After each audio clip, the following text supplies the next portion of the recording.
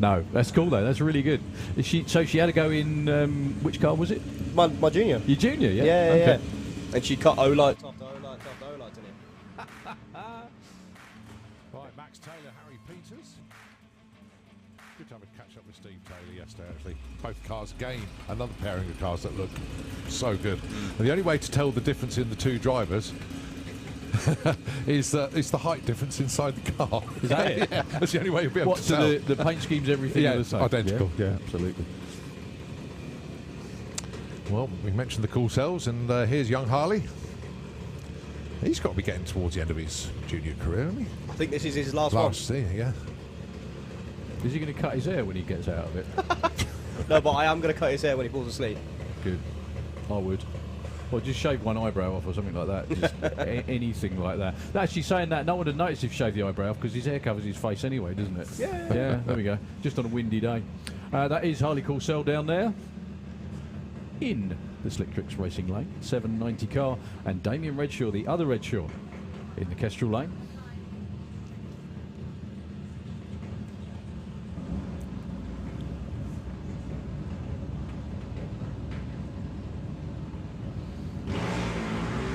Oh, that was a very, very good try from Harley. 004 red. Oh. Damien goes 05 green, so he goes into number 6. Harley slots in at number 20.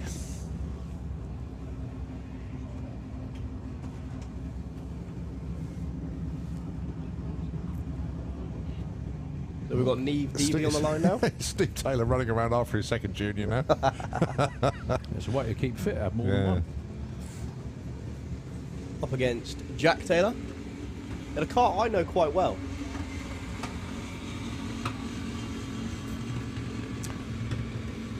Quite well or very well? Oh, I've been in it for quite a while, yeah. Obviously, it's my old car. But I must say, it looks a lot better now.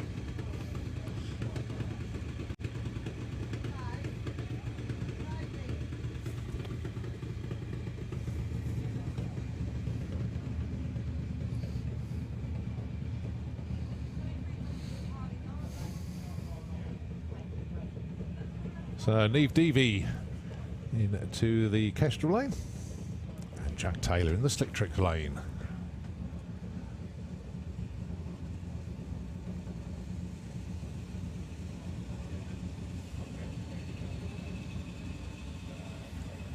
There you go. Sulky response to "I know it's bank holiday, but" message sent.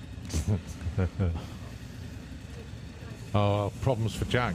What a shame. So it's going to be a solo for Neve. Watch Caitlin. She always gets that twitch when car leaves the line. Former racer, as you know.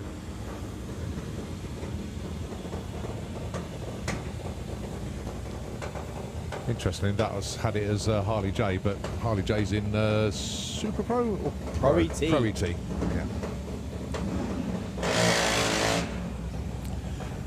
I think this year more than ever, there's an awful lot of new stuff.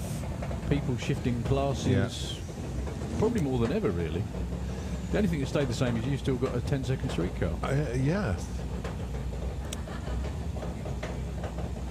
Right, one to watch this season, I think, Luke Mugridge. Championship runner-up last year. Very, very consistent driver. Very good car. Came on strong at the end of last season. Yeah, he didn't certainly did. That was a great three-way tussle for the championship, and they all stayed in it right to the end, and obviously we just couldn't do the final. Yeah. But no, it was a really, really good tense climax to that junior dragster season from Lucas Oils. Well done to everybody that took part. Ada Cassisi with Cherry Bomb. That was good. Someone's got a good light. Oh, they're both 07. I'll say sometimes the timing screen takes a while to come up. It has to think about it. But yeah, both the right side. Ada goes 10, Luke goes 11. Good opening shots from everybody. And still more juniors coming round.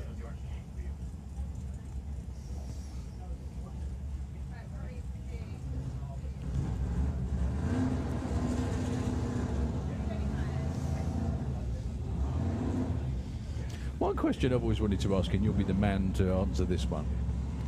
What do you do on Thursday and Friday qualifying at the European finals when you're supposed to be at school?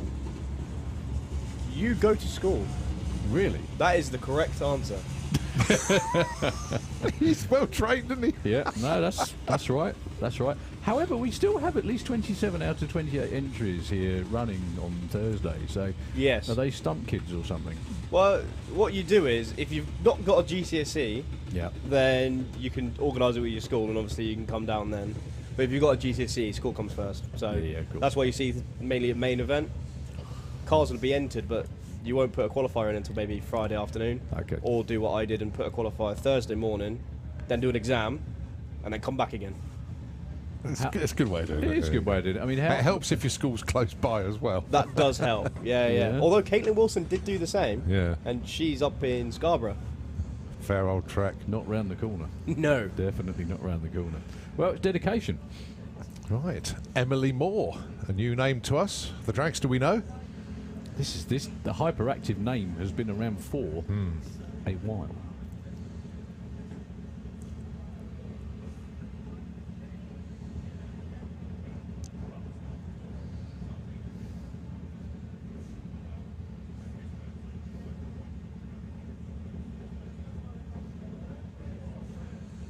Don't forget, we got Pro ET coming up next. Super Pro should be in the lanes.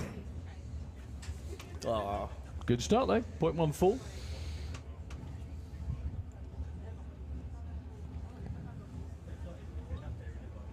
Similar issue to what happened to Jake Cooper. Just hit the throttle and the car's cut out. What causes that, do you think? Any ideas? There are many reasons why it can happen. Sometimes it's down to the fuel starvation from the carb. Okay. Or it can even be down to the weights you've got in your clutch. So if your weights are too strong in the clutch, that clutch throws open and engages way too early, and it just stalls the engine Just out. stalls it, okay.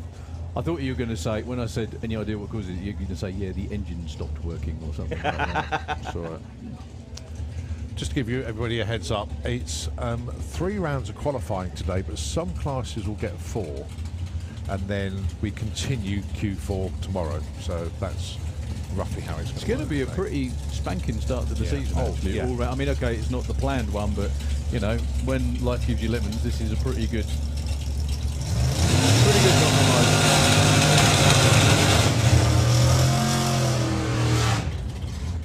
So, Pro ET.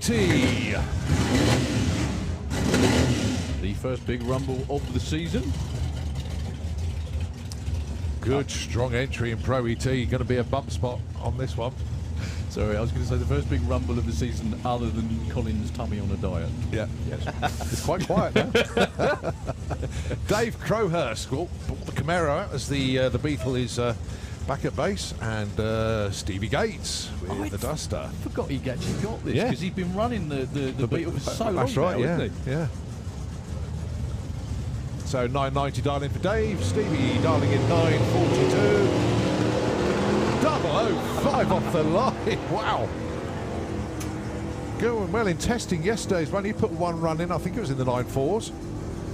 It's 10.26, not quite what he's looking for on that one, but Dave Crowhurst goes 9.97 on a 9.90. Don't think he ran yesterday, so that's an option trailer run, 700 off.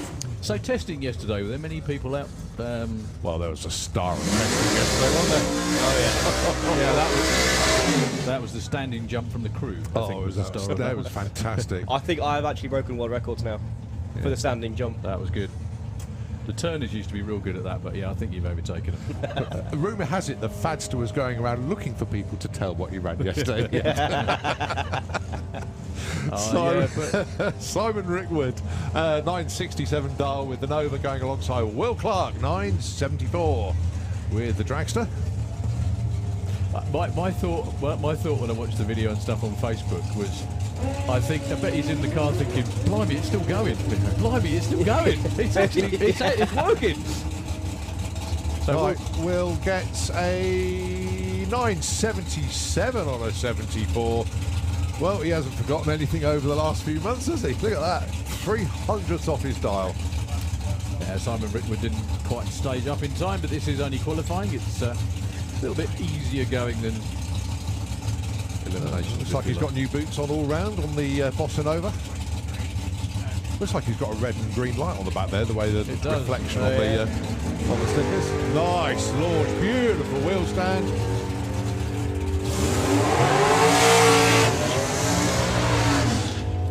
It's officially summer when that happens. 973 on a 67, 600ths of a second off. So a new name from junior dragster up into Pro ET. Jess Bishop down there in the Kestrel Lane, 9.10. That car has been well loved, but I bet she's going to love it more than anyone. Well, she hit 150 yesterday. She did it, yeah. Testing, so yeah, she enjoyed that. That car is the Hemi Hunter under there still, It is, isn't it? yeah. Yeah, Unbelievably. So the car is more than about 3 times Jess's age. I think, just a rough calculation. Then Darren Law on the other side, 9 flat for him. Should be a good race this week. Spot the tree. Spot the ex-junior dragster driver in no time.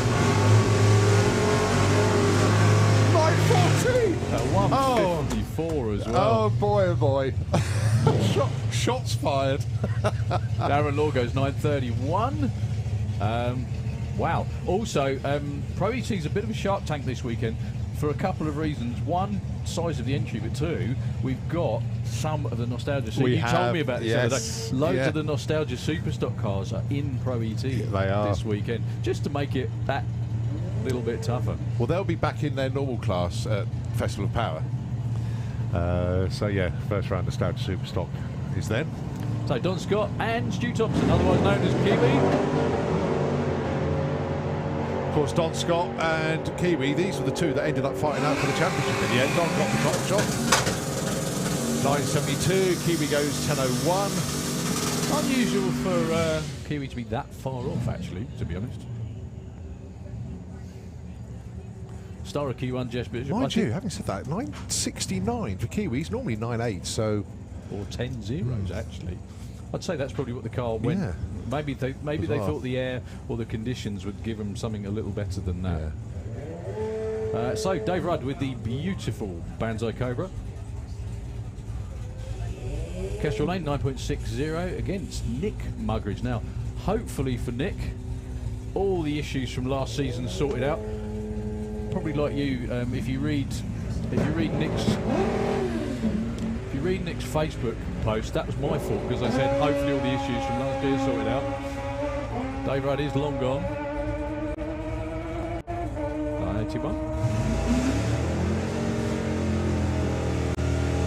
1067 and 131 for Nick.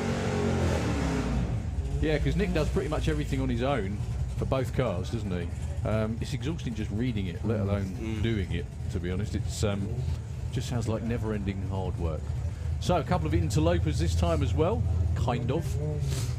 And I say kind of because Huckley's has been around a long, long while. However, not in this car. Am I right in thinking that's their drift car? It is. Yeah. Yeah, this is Darren Huxley. Okay. But it does hang about. It really does move.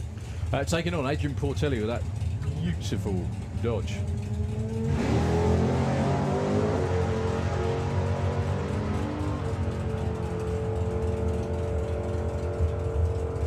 Who is long gone, looking for a 1080. And the boot comes open at the finish line as well. Did you see that? No, but I was looking at the screen. He gets a 1081, goes into number 1. Darren goes number 12. Breaks out though. 1196.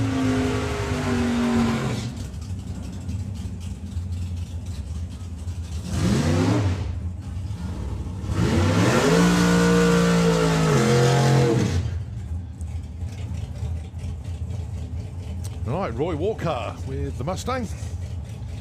Going alongside Pete Dodd. I had a chat with Pete. He wasn't quite sure if he was going to get a run in yesterday, and he goes, well, yeah, okay, I'll do a run. And ran a 9:16 and was rather disappointed. He thought it was slow. I said, what, off the trail? You haven't driven the car for 7 months, you go 9:16. And he goes, yeah, it just didn't feel quick. Well, fine, okay. Some people are more used to it than others. Yeah, I that's think true. That's probably the way to put it. So Pete Dials 908, Roy 9 flat. Roy debuted this car late last year. Now for a full season. Roy, I am never racing again. Walker, yeah? Yeah. Yeah.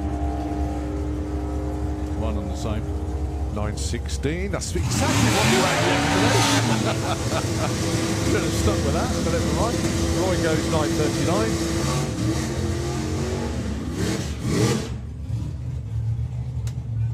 Right, the defending champion hasn't changed his race number. He likes his 2025 on there. So Brett Featherston, Nova Scotia, the 67 Nova, going alongside Mason Griffiths, the appliance dragster. 9:11 on the dial-ins for Mason and 9:45 for Brett. Very good morning if they're watching in too. Mr. Goff and Mrs. Goff. Must be strange sitting at home watching together. Yeah. It means I can actually insult both of them at the same time for a change. And get away with it. Yeah. No.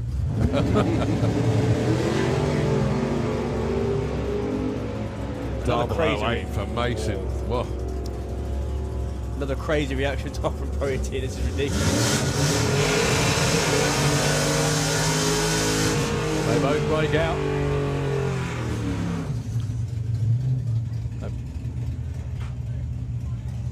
Simon Ennis and Laura Bainton, the Plum Crazy Racing Barracuda and the Capricious Capri. Did Laura race last year?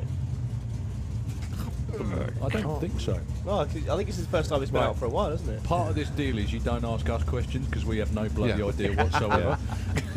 Sorry. Simon Ennis testing yesterday, got a few runs in. Every time he went past me, I was beyond the scoreboard, so I couldn't actually see what he ran, but he was going well.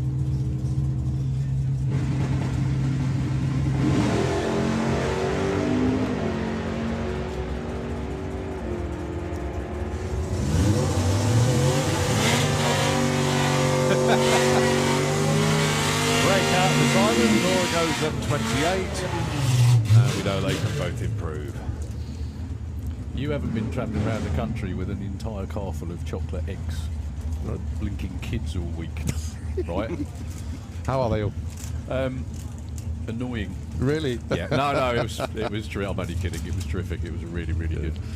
The only downside was going to the Black Country Museum for the day, and it was typical Black Country weather.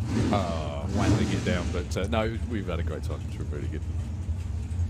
So Bob Molden, Lee Morris. Two of the races, I was just saying junior dragster races move on. Have I done that already? These two have been around for 30 years, I think, in the same cars. I don't know about Lee, but Bob Molden's certainly retired. He's retired from working. 9:53 for Bob. That is a cracking run. Nicely done, start. sir. Well done. Lee goes 10:39. Lee's car, there's footage of that surface from the 80s. Same, exactly Well, the same. Bob's is probably the same. Yeah, it could be. He was racing when he was 10.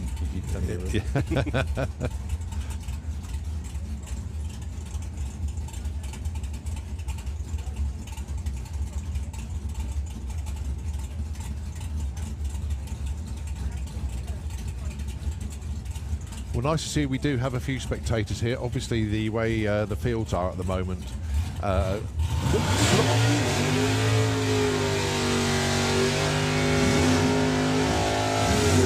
Slightly waterlogged is an understatement. If you look at some of the entrances to the fields, they are almost swamp-like over there. Very, very bad.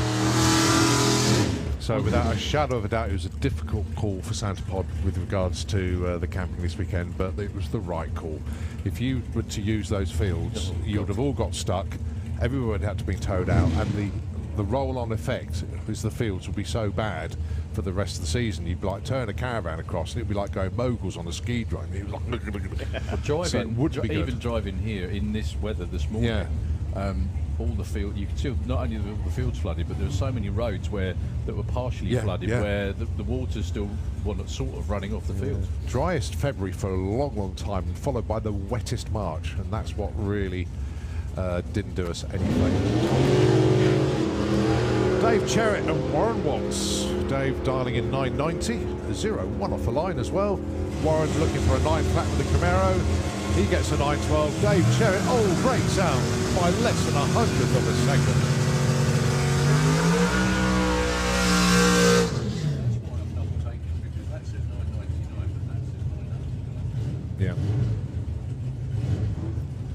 Yes, hieroglyphics on the scoreboards telling a few porcupines at the moment, so listen into commentary and you'll be able to know what's going on out there. Good morning to Barney. Right, Dan Fulton. Oh, painted the Firebird. Used to be orange and black, it's now silver. Going alongside Ronnie Mercer. Now, had a chat with the team, actually. Not running nitrous this year, unless it's a heads-up meeting. Makes perfect sense. So that's the plan. They want to get the car consistent without nitrous. However, 1024 no nitrous is possibly one of the quickest dials yeah. I've ever seen for Yeah. that car. It's normally like, it normally runs like 11s, doesn't it? Yeah. Without But then with that nitrous. car will go into the 8s with nitrous, so... Isn't that amazing, though, Yeah. that nitrous has that much ability, however you wish to put it? So, see, that's weird, because scoreboard shows 1024, but on the dial-in it's 1020. It really does, doesn't it? It's very odd. Well, that's completely screwed me up because I read the scoreboards. I read the scoreboards because they're easier Yeah. to read than the screen. Yeah, they are waiting for it to be corrected, though, actually. Yeah. For Very whatever weird. reason. Can we get Street Eliminator and Super Street Bike on the burner? Well, whilst they're doing that, can we have Street Eliminator and Super Street Bike into the pairing lanes, please? Street Eliminator and Super Street Bike, can we have you into the lanes, please? Right, so slight timing issue, because the scoreboards wouldn't reset. The scoreboard was reading 1024 dialing, which is what the driver sees, and he won't go into stage, because if he does, he accepts what he thinks is on the scoreboard. Yet on the computer system, it said 1020, which is what his dial-in actually was. So a little bit confusion. So they're just going to have a reboot of the timing system and just have a quick look at that. For once, it was not just us. No. No. More often than not, it is, really. But there we go. Wow, first time to full silent. Everybody, good morning in the grandstands, and all 6 of you on the bank. 7? How can I count? Anyway, morning. Nice of you to wave at us. Thank you very much indeed. That cheers. proves that you can hear us. Thank Does you very make much. make us feel better. Yeah. Yeah, go on, sorry. No, as I say, first proper chance to welcome Thomas Cook-Abbott into the tower. Thomas, a very warm welcome to the Tower of Power. I've been wanting to say this for a while, but I've told people that I'm going to do it, so I'm going to say good morning as I start my vlogs. But I'm going to do it in the tower now, so it's more official. Good stuff. Good stuff. Thomas has joined us for this event, and if he's any good, we might have him back. We've just got to see how it goes, really. Well, what am I still doing here then? Well, you know, I just keep turning up and no one bloody notices, do they? That's what it is.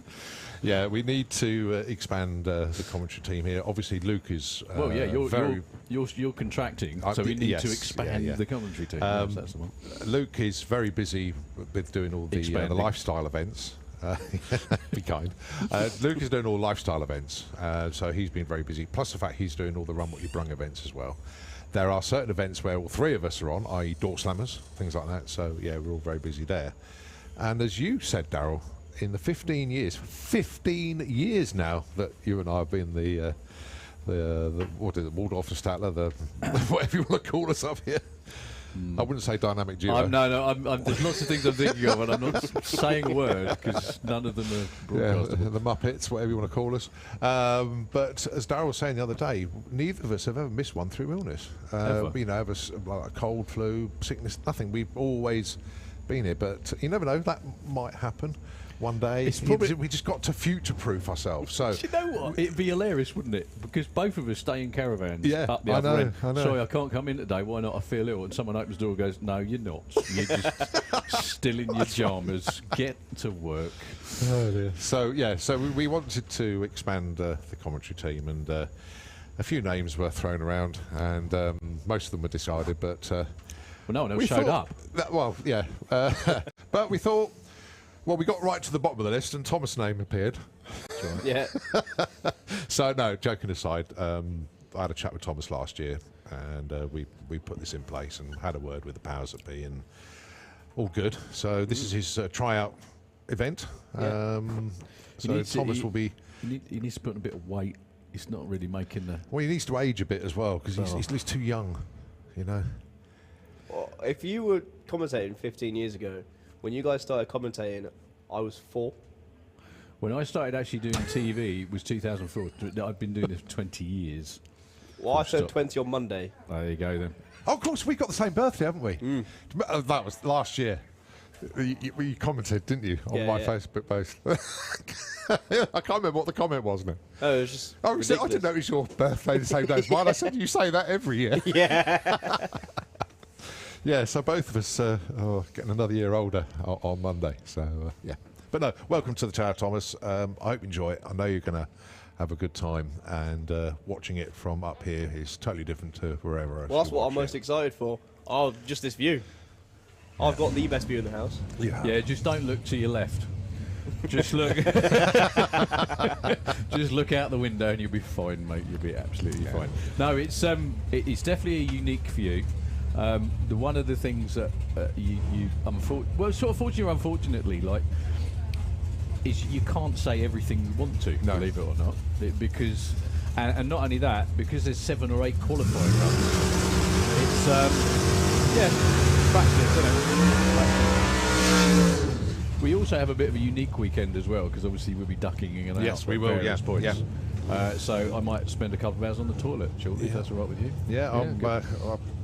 well, we can. But that's the great thing is because there would normally only be one commentator of that. Exactly, Darryl and I decided to share this one. So yeah, we will duck in and out, and one of us will go early one day, and one of us go early another day, and yeah, we'll just chilled out as long as we have cover up here. That's the important thing. So basically, Thomas, you're on your own. We're off. So, for the second time of asking, Daniel Fulton and Ronnie Mercer. I wonder how much, seeing Daniel pull forward down there as well, another one of the Fultons that are racing, I wonder how much Lukey's been pestering the hell out of everybody, his dad and all the other members of the family, to drive one of their cars now he hasn't got a junior. Well, like I said, this is the weird one because the Falcon's up for sale. The Blitzkrieg Falcon. So, yeah, that's right. And I don't know if nobody's bought it yet. It's because I don't know if it gets the phone call and Luke answers the phone and goes, no, you don't want it. you don't want it. That's a very good point, yeah. Reaction time was nothing to write home about. In fact, you've had time to write home by the time they went through.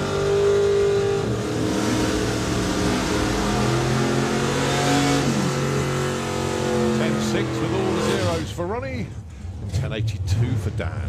Well, the good news is it looks like the scoreboard is reading the same screen for us. So John Bean with the shotgun Mustang 958 and Alfie Ratton with Mijuli Corolla.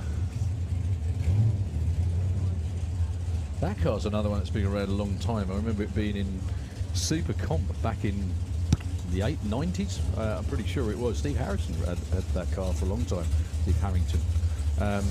It was very, very competitive, and it's so nicely put together as well.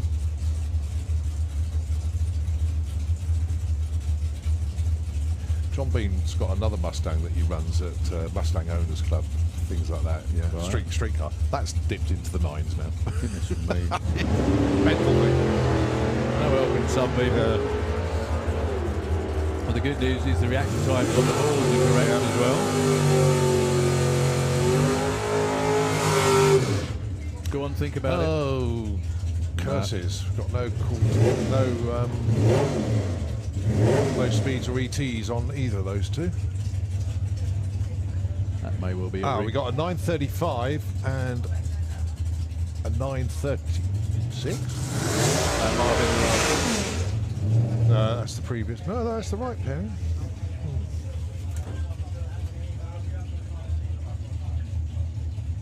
Has it received a whack?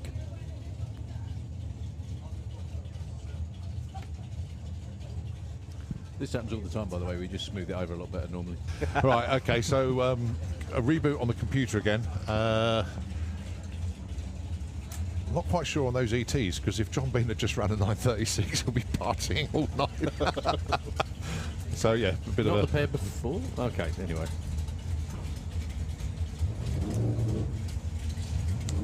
Right, young Mark Huxley with the Can-Do 2 Reborn Toyota 982. He's got a bracket 9-second car now. Before this weekend, it was like low 10s, high 9s, but now it's consistently in the 9 zone. He's Yeah. very, very happy with the setup on that car now. Was it, did it even carb work done by Jeff Paul, which I think has made a little bit of the difference? Someone will correct me if I'm wrong, because I normally am, but I'll tell you what, that's an ET and a half, isn't it? Yeah. 543 miles an hour.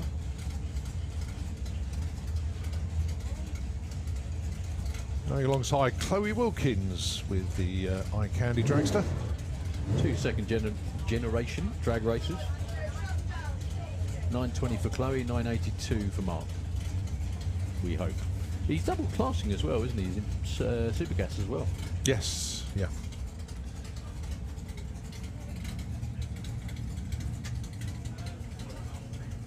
Super Pro not too far away as well. Yeah. Obviously the reboot's taking slightly longer than anticipated.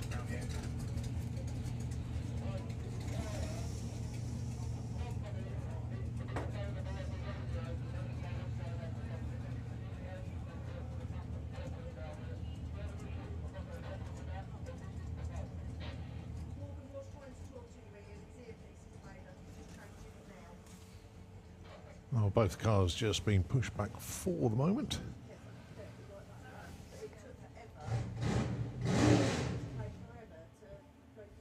Oh, we've got behind the Huxley car is Dave Fulton with the Nova. Lovely new colour, well, big sponsor on right? Dave's car, looking very, very sharp indeed. Is that right? Yep. New sponsor, Yeah. Nexon tyres is all over it. Yeah. And it actually, it looks the part, that it car. looks- it looks so absolutely. good.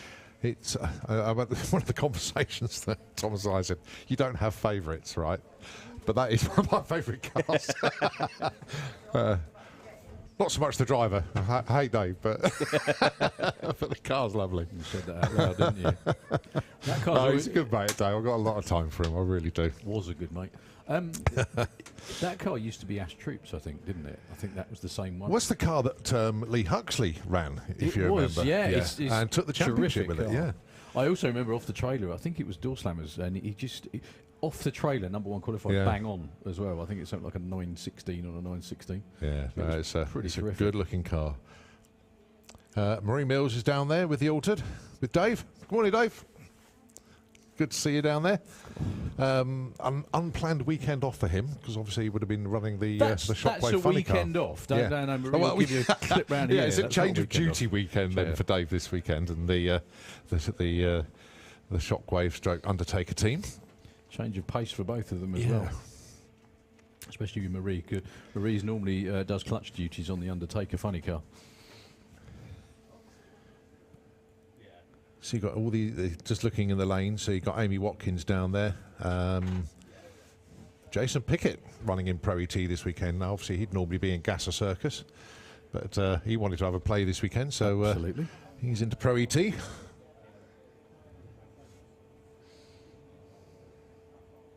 I think that's Tom Kay. So Yeah, yeah. Here's Tom's car, is it down there? Yep. And the Rattler. Oh, good to see that back. That could be in the 8s, couldn't it? Could be. Yeah. He's got enough engine for it. Yeah, interesting social media post from Dan this week. Picked up his new road car or something like that. Yeah, I don't know if you saw that. It No, looked, I didn't see it. well, I don't know if it's his or it's a company car, but rather nice big Merc. Well, I can't remember what they call it. It's not a G-Wagon, but it's one of these. It was a baby G-Wagon, I think. Yeah, was the yeah. phrase the phrase you were looking for. wasn't Yeah. it? Right. Get the thumbs up. So, fingers crossed. We just need to wait to hear from the race director about what to do regarding the last pair.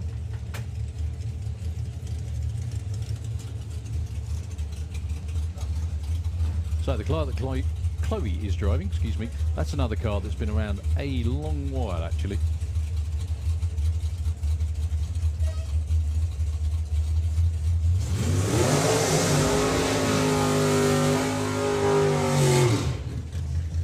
So Mark entered Supergas, this is Pro ET still obviously, but he entered Supergas a couple of times last year, but like you said, Cole, wouldn't quite run the numbers, would he?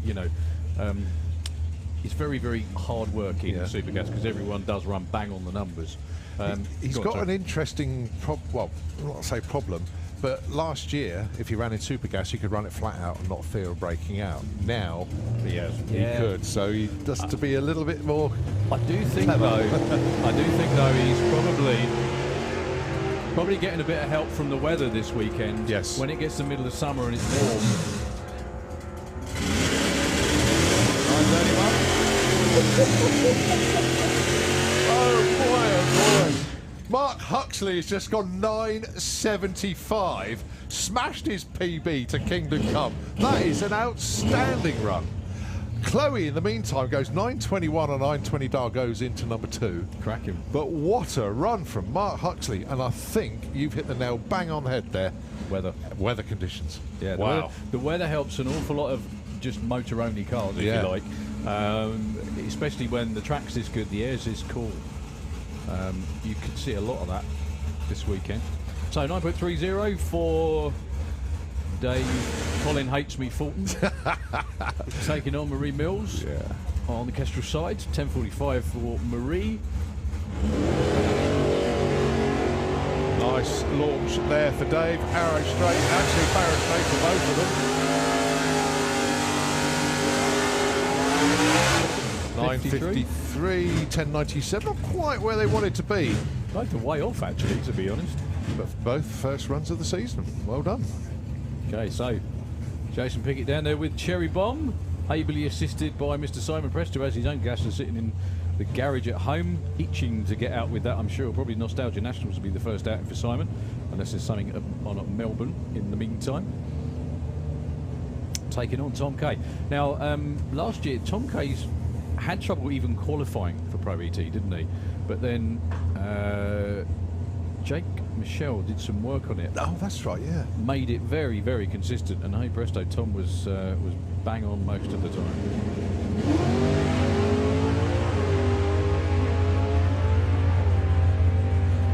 Nice looking run for Jason, looking for 11 flat. That is a good looking run. 10.83 at 120. Even Simon looks surprised. That's his quickest run ever, I think. He'll be framing that timing ticket. Yeah, that's his best ever. Is that his first 10 or is that? No, he's 10.9 he's been. Okay. But again, 10.83, that's a PB for Jason. We may mention this a few times this weekend. Yeah. Weather. Not often you get air conditions and everything this good, combined with virtually zero breeze, especially not headwinds too. So is that Bailey Ashdown? Yep. In the Banks nightclub car, Kestrel Lane, 9.38, taking on Amy with a 9.47. So when you run yours, Thomas, do you think you're going to be Super Pro or are you going to be racing in Pro ET with this lot? I'm aiming for Super Pro. Excellent. Well, with the blower, you'd hope so, because otherwise the Corsels will rib you forever. Oh, They've just got a little baby yeah. small block, and they run in Super Pro, don't Yeah. they? Yeah. Right, I'm going to send Bailey on her own. Just a little bit of fluid to clear up in the slick tricks lane. 9.84, 127. A little bit of a wobble towards the top end, but she had it covered.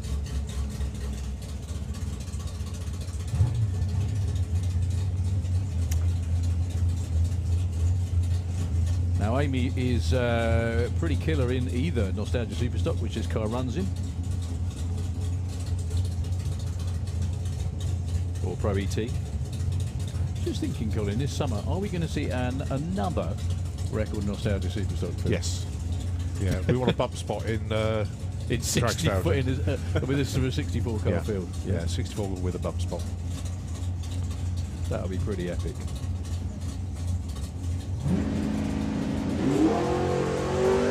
Beautiful launch.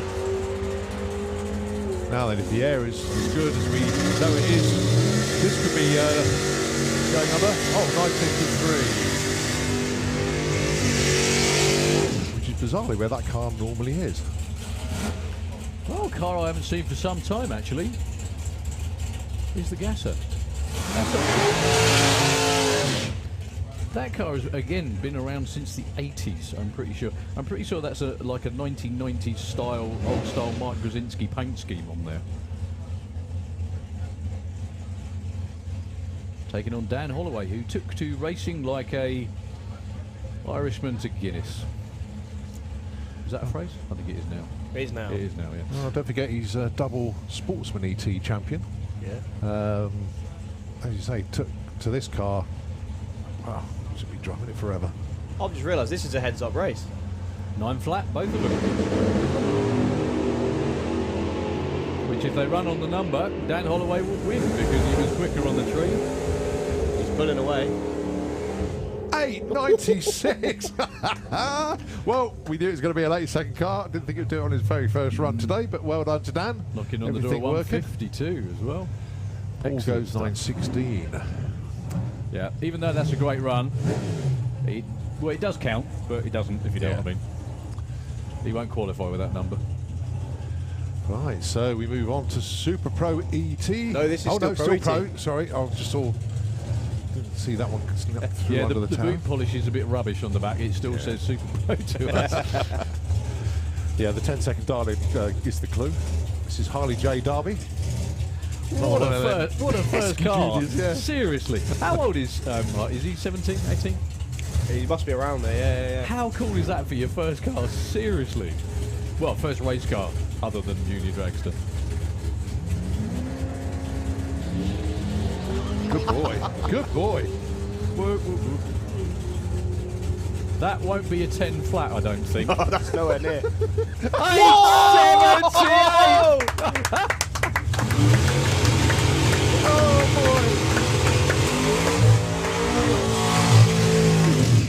Right, you'll be able to spot him.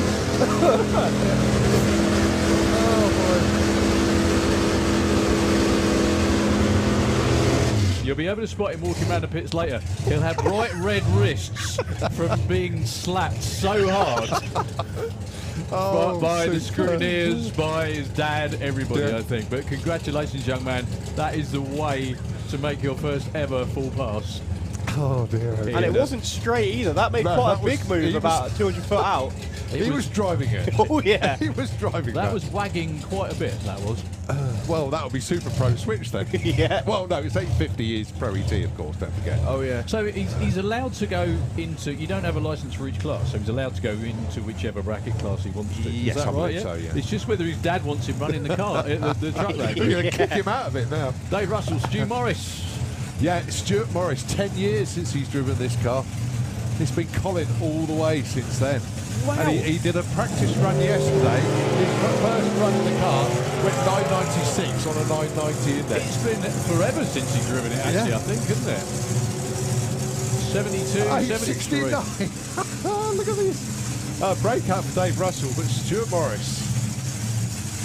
No, it's not a breakout. No, 870. he's right side. Oh, well, breakout today.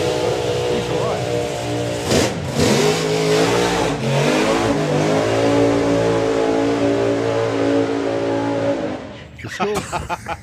The scoreboard's still doing its funky thing. It says 873 up there, and Yeah. 863 up here, doesn't it? So that was a breakout.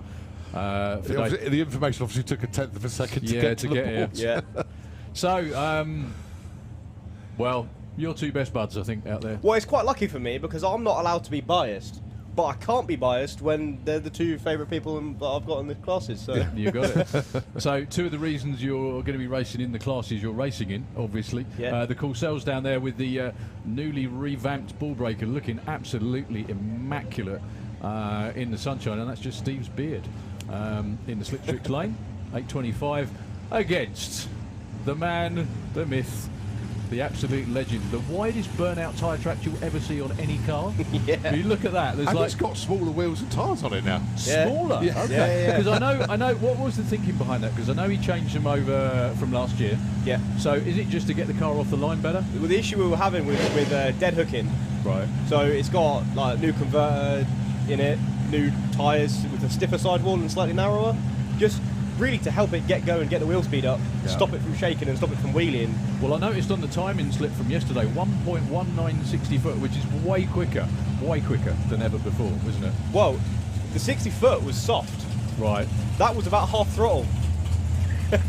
But the thing is, when I said earlier, when he made that run yesterday, he must have been sitting in the car thinking it's still going, Oh, yeah. because normally at some point it breaks traction, goes sideways, does all Yeah, sorts yeah. of mad stuff, but yesterday it really worked. So let's see what he does today.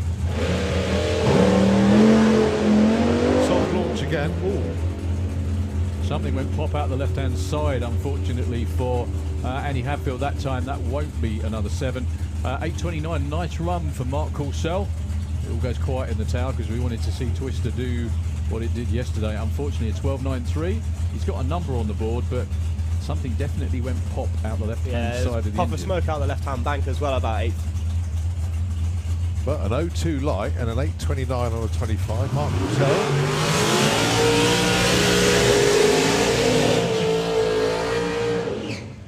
Good opener. Very good indeed. And Lynn looks happy down there as well. Very happy. Morning, Lynn. Do you know, it was the hair. Sticks out a mile. Looks fabulous, darling. Yes, really does. Right. Good to see Alan's still got this car. Obviously, he sold the dragster, but has managed to keep hold of this one, going alongside Tom Atkinson. I thought this was the one that was sailed, though. Yeah, It things was. change. Oh, right, okay, fine. So someone wanted the dragster instead. Was that right? Sort of. Yeah. I don't know the full... Even though I had a chat with Alan this morning, we never got round to that. It's a cracking car anyway. 8.38 is the dial. He's definitely made it his own with the paint scheme change. Against young Tom, dials 840. Have we ever had a dial in that late? Not far off. I don't think he has gone that quick. Obviously the new Steve Schmidt didn't really help with the car. Someone's doing a bit of throttle hopping. Good looking side-by-side runs. 850, 863. So Tom, a little way off where he wanted to be, but look at the speed though, 162. That was probably with a bit of a pedal to make sure he didn't end up in the wall. 850 for Al Schofield.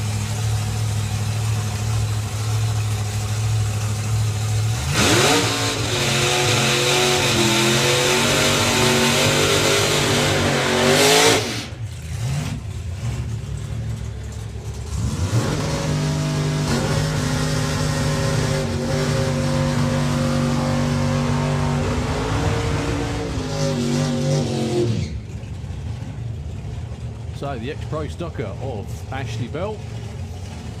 Still got to go around one day and find out whose that was. Because it looks for all the world like the car Magnus Hansen drove, and then Joran Perschulka had as well, and so on and so on. So there are quite a few of those Firebirds up there. He's being clipped off by Dave down there on the start line though. It will be Jack Brewster with the Just Mustard. Now this car is, I would say it honestly has 650 potential, not 750 potential actually. Oh, maybe not. No, I thought Dave was clicking him off. It will be two-door cars side by side. 750 for the blown car, Slick Tricks Lane, 8.80 for Ashley Bell. Can we please have Super Cop into the lanes, please? Super Cop, come on down.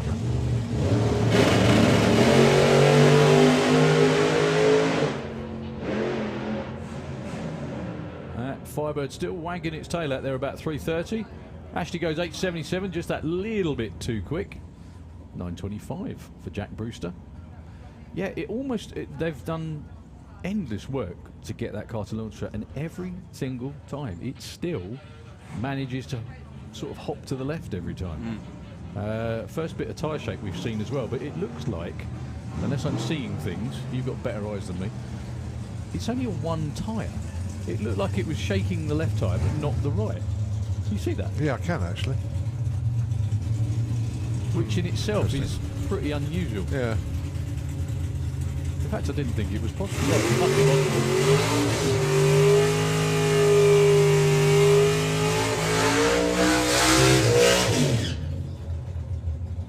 I beg your pardon as well, that wasn't Ashley Bell in the car. That was AC Bell. That was his lad in there. I do apologise. I think that was probably his quickest ever run as well.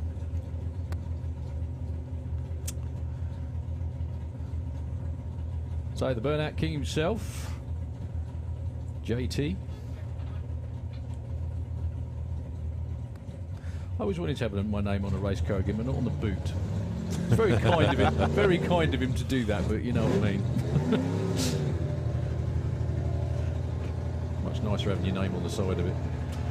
Anyway, John Sevenham, 8.95. Now, actually, today could be the day for him to go over 150 in this car.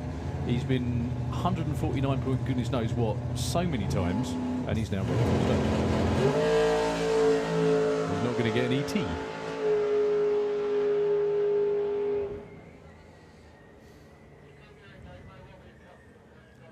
Rolled through stage, unfortunately.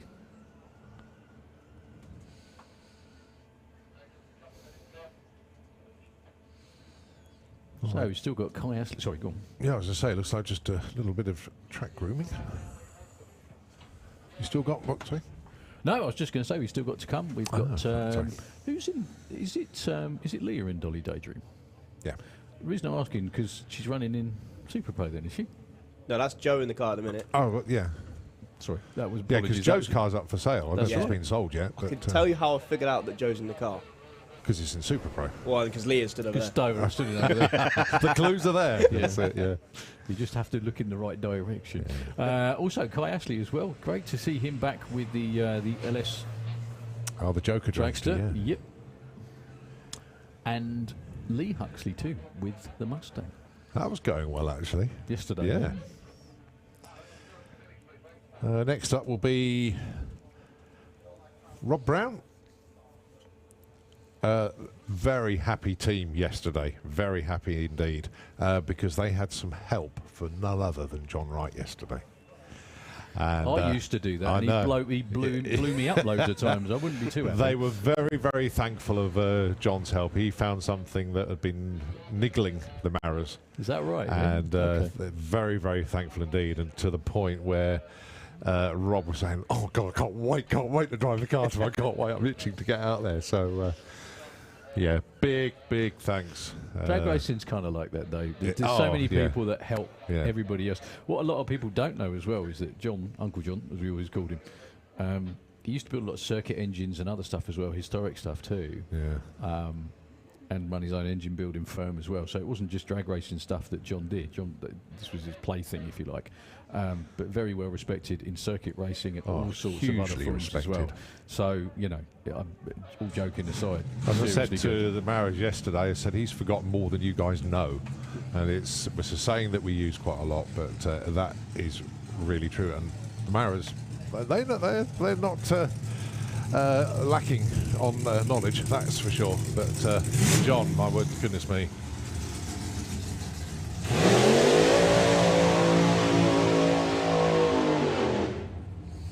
Well held. Also, a rather slightly optimistic 6 flat dialing, if it is a 6 flat dialing. You know, I don't think it'll be there's that. being happy. There's a with, darling. yeah, 850 hand. Spin it around the other way. 858. I think it is 850. It is, I Yeah. think. Yeah. Yeah, 850. He's still got. That's it. There we well go. done, 850. Yeah, you've got to strangle yourself to do it properly. Come on.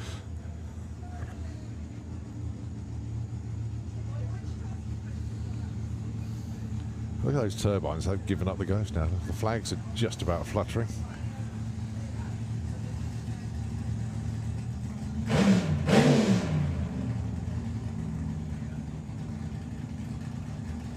When you said they were very happy, I can't imagine they ever have a bad day at the racetrack. No, they Those don't. guys, they you know. I do actually speak to the Maras quite a lot. They've just bought a original 1960s foil race suit. You know, because they're into they collect nostalgia masks. Yes, yeah, They've yeah. now got a nostalgia suit. Whee. Whoa! Well, it's certainly lively. That's what happens when you let Johnny get hold of your car, right?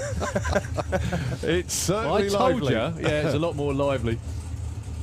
Well held there by Rod Brown. That Yeah, was insane. very well held. Well, things like that can go wrong quickly. You're dead right. That was nicely saved.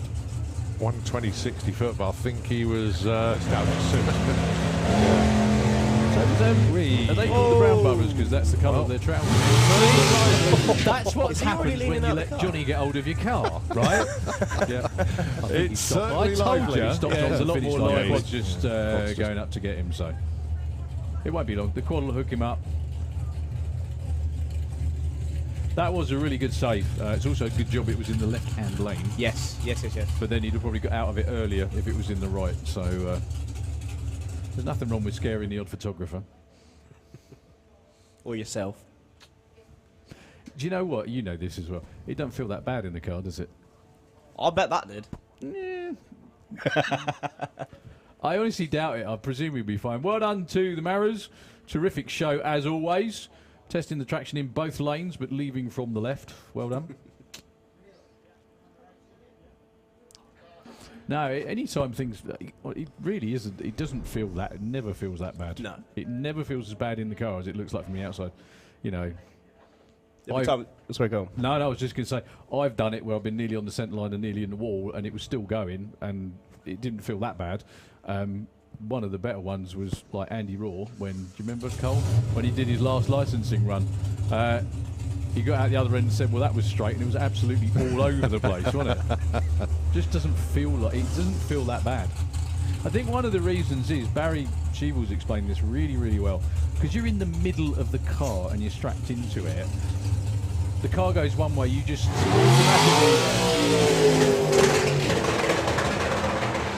automatically steer the other, yeah. So it just doesn't feel that bad. And provided you've still got that Santa Pod sign in front of you somewhere-ish, yeah.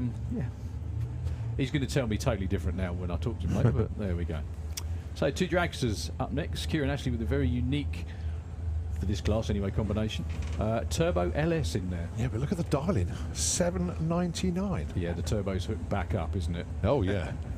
They were fed up of you taking credit for unhooking the turbo last year. Oh, dear. Did you see what he did in testing yesterday? His No, I first didn't. run. 174 miles an hour. Goodness me. Wheelie bar needed soon.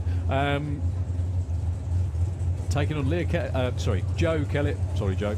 7.70. So basically, instead of running 2 cars, they're going back to running 1 car double class for the same car. Yeah. The only problem is Joe's got to drive a car called Dolly Daydream now. I think it suits him well. You know better than I do, and you can run faster than I can as well.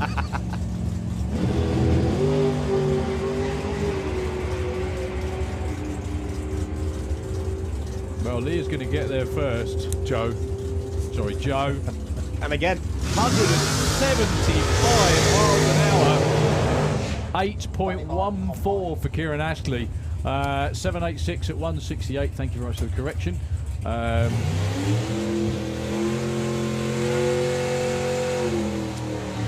Joe Dolly Daydream Kellett goes to number 5. Actually, Kieran, higher up. He's number 3 with that 814. 175 out the back door, Was that an 804? Yeah. 804. That's not an 814. I know, that's what we. Sorry, my fault again. I'm reading that, not that. That car is going to be quite difficult when it comes to eliminations. Yeah. Because 175 mile an hour is fast Big closing for an speed. 8-0. Yeah. The only thing is, 1.35 60 foot is nothing. Look at Leah's, 109. Yeah. There's another half second in that, easily. But that's the turbo, obviously, spooling, giving it more power. Call out into the lanes, please. Funny bike and comp bike, please. Funny bike and comp bike into the lanes. So well done to both drivers. Matt Peters taking on the long cars now in the Kestrel lane. 758, 880 for Lee. Mine's running. They just honestly. Any ideas? Oh, well. So Lee Huxley, good to see him in Super Pro. Like Super Pro wasn't hard enough already. 776 for Matt Peters. No, it was 766. The scoreboard, folks, in the Kestrel lane is a tenth off. Yeah. So he was pretty close to his dialing. He was number 5. Lee Huxley, number 3 though, 884 on an 880. We'll probably step over it in a minute, mate. Sorry. No idea.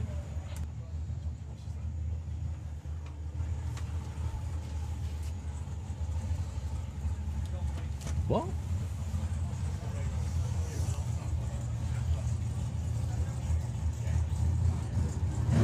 I can't read it. I'm trying to read it, sorry. He's got bionic eyes. For me?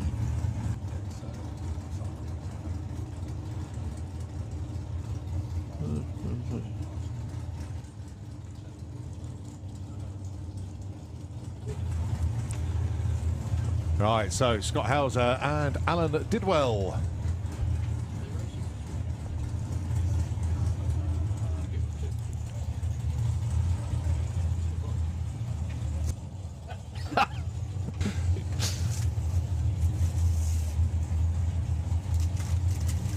So 740 plays 766. Both away well.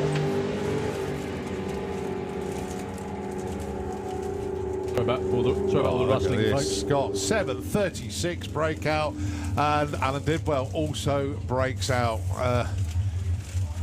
Goodness me. So it's the correct number when it's 736, Yeah. but not the rest of it. Yeah, so double breakout, no help for either of them, but good tune-up runs if you like. But 765 with the 2 on a 766. Alan, oh so close to it. That's one of the nicest things I've ever seen. That Yeah. is spectacularly.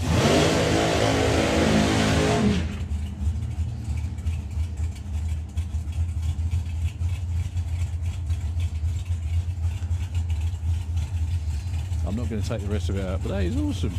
I love it. It's got a small mug just for me. Yeah, but Yeah. Martin and Ruth Kirbishley, if you're listening in, thank you greatly. I'm absolutely touched. It's very, very kind of you. Thank you so much. I love that. That's absolutely brilliant. I won't let my kids anywhere near that. no, it's a lovely gift. That's So really, Martin really and Ruth Kirbishley. Fabulously. Thank you very, very much. Martin, I've just obviously just gathered there. Daryl's just opened his one up. And, Yeah, that's terrific. Isn't lovely. It? What a thing. I'm still wearing the hoodie they gave us as well. Yeah. Hello? I'll be able to sit down into mine as well. Right, Ashley Bell, the teenage dream, the Chevelle. So Ashley's driving the Chevelle, obviously. Yes. And his lad's driving the Yeah. Pontiac. Yep. And it's Barry Giles behind the wheel of the Giles and Hartley dragster, former champion. I tell you what, I wish I looked as good as that car does now. It's nearly 40 years old. It's I think that car was built by S&W Race Cars in the US about 1987. It's one of the founding members of Super Pro, isn't it? Yep, absolutely. Just looks mint.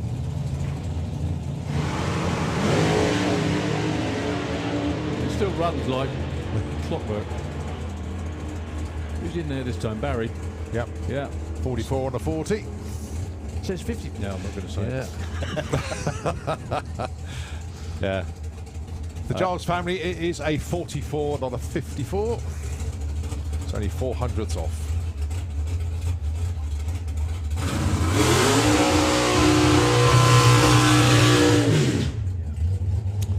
I've been looking forward to this. It was a bit of an abbreviated debut at the end of last year for Stevie Saunders with the absolutely awesome looking Rusty Dog. Built in his garage by him and his wife. That's Babs out front. I think with the engine out of the Zephyr as well, wasn't it? I think the engine's the same Ford lump in there. Yeah, but 632 cubic inches of it. Yeah, it's not going to hang about. So yesterday was a launch. He was looking to put in a 60 foot and they went 1.19 I think yesterday, which they're rather happy with. 118 on this one. Yep. But, It's an awesome car though. That's a real, it's a real cracker. looking piece. A lot of work done I think by Dave McCallan as well. And the whole team, well done. That was superb. A little bit quicker than yesterday. You can't have given him breakfast yet. That's what it was. Makes a world of difference. So that is it for Super Pro. Who's your number one qualifier, Cole? It's going to be those pesky wild bunches. I know. I know nothing about them. yeah, Mark Cressell. know nothing about them. Barry Giles in at number 2. Stuart Morris on his return in at number 3 at the moment. Lee Huxley 4. Kieran Astley number 5. Matt Peters, Alan Schofield, Joe Kellett, Tom Atkinson and Jack Brewster rounding out the top 10. Thomas has got this new gig down really well, hasn't he? I said, who's number one qualifier? And he said, I've known nothing about them. Well done. Well, That's the way one forward. of Mark's prized possessions is his number one off the trailer that he's got in the middle of the slingshot. yeah. Well, he's just got it again, He's isn't done he? it again. Oh, yeah. Yes. So the Super Pro award scheme, are they running that this weekend Yeah, for yeah, the yeah. number one off the trail? Yeah. So he's gone and got that again. Terrific. Good lad. Well He's done. gonna love that. So, Top Speed Automotive Street Eliminator. I think we have... Strong entry. Oh. Yeah. 13, I think it is. The only question I want to know is, where's Mr. Todd? Good question. I know he's here with Daniel. Daniel's here, so I know he's here with Daniel. I just wonder... Mark sort of dances to his own tune anyway. I know he's such a cool guy. I just thought that this weekend would have been perfect for him. Especially looking at the weather as well, you know. He's probably thinking, damn, I should have brought one. Anyway, still a whole bunch of hitters in the field. We've got Davey Murdoch's new Pro Mod to look forward to soon as well. He's going to belt me the first time he sees me again. Proper belt you, I think. Yeah. Okay, so Nick, the Hales. Staunch supporters of Street Eliminator. What's really, really cool about both of these is, let's be completely frank about it, they don't have a huge chance of winning if the other cars run up to par, but they turn up every weekend, they have fun every weekend, and they run like that every weekend. 10:53 for Nick Hale in the Kestrel Lane. Is that Ricky in Ricky, there? yeah. 10:61? Yeah, that's moving. That's way quicker than usual. Yeah, that was a very, very good run. And that was with a pedal as well. Right, Andy Bond.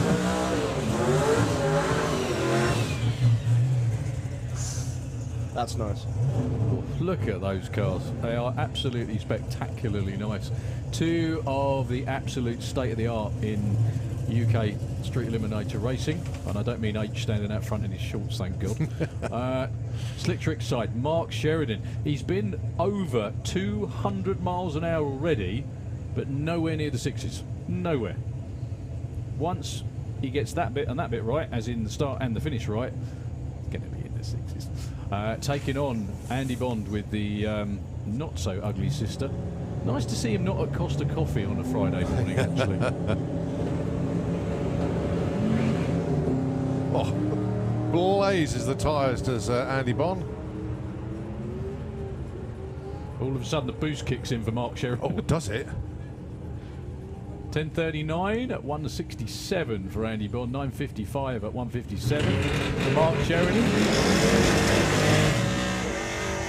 Well, who'd have had money on the quickest 60-foot out of those two being 1.67? Actually, just a point of interest, actually, Mark Sheridan, one of the cars that will be appearing at the Silverstone Festival end of August, which is the Silverstone Festival, which is like the new Silverstone Classic, if you like. Massive celebration. And there's 10 hot rods and 10 drag racing cars represented. The Maras are taking Rebel and Wrathchild. Mark Sheridan is taking the Cuda. Tony Betts is there with the coupe. With the coupe? Yeah. Ooh, excellent. Yeah. I was hoping you were going to say that. Yeah. Tim Moore Awesome with stuff. the Chevy. Bruce will be there. Had to lower the tone a little bit. Yeah, but as what? Yeah, but as what? We're car? just representing. Thank you. Representing 10 second It's a street street cars. car. So yeah, going to be a very, very good show indeed. So, pair of Robs this time. Rob Carter with Percy the Passat, who is off in the Oh, distance. that's looking good. In the Kestrel Lane, taking on Rob Slater. 8:47, 163, 10:58, 138. Nicely done. Well, Oh, Rob just actually remembered- drove the car in, didn't he? They did. Yes. Yeah, all the way. Sorry, mate. go on. Yeah, I was going to say, another car that's going to be featuring there, which obviously going to draw a lot of attention, Wayne Allman's Mental Breakdown is going to be there. And we're going to have fire-ups as well. So it's really going to be Do you know what? good. Like, it's kind of what I think the phrase is eclectic collection It's of drag racing. quite a bizarre mix. Which always, like, the amount of times that when I say about drag racing, whatever, a lot of people look at you and say, well, you lot of bonkers. Yeah. And when you see a collection of cars like that and you stand back and you go, actually, yeah. If you think about it. Well, then you've also got two junior dragsters. We've got the Kai and Jake Cooper cars there. Aaron Fensom's Super Pro dragster is going as well. And then there are two cars that we can't announce. Right. Because they're not 100% confirmed yet. But it's a brilliant mix of vehicles going. Yeah, that will so be, really, really good. Superb. Two fabulous, again, talk about mix of cars, look at this.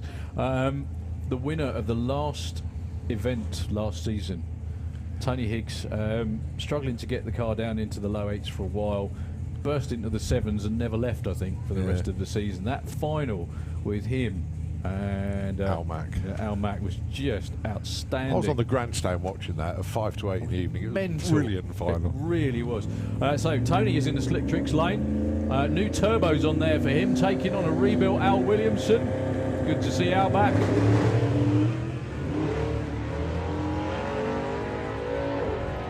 Well, nice to see Tony's running it in.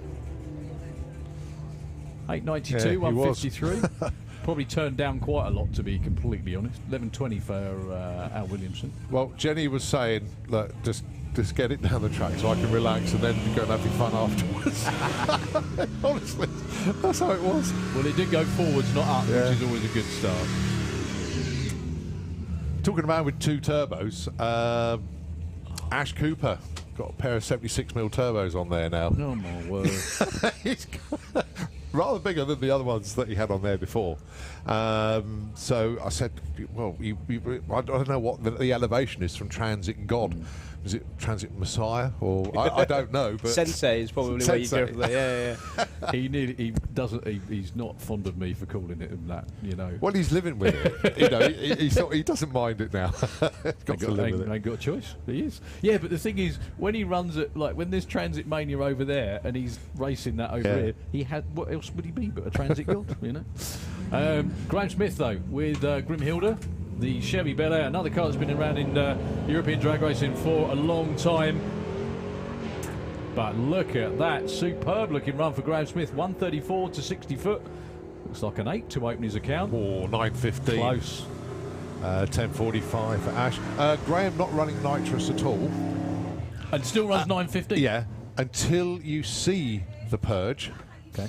And then once he's done a nitrous pass, then he's never not going to run nitrous. I think is the way his psychic is I working. thought you were going to say he's not going to run nitrous till Rachel's not looking. And then, okay, so wonderful to see this guy back. Joe Stevens with the Sunbeam Stiletto. Joe hasn't been around for a while. We had a bit of engine, well, a lot of engine detonation a little while ago. I think it might have been at the Door Slammers as well, back in 2021. So I think he was out all last season rebuilding. And in typical Joe style, it's even meaner than it ever was before.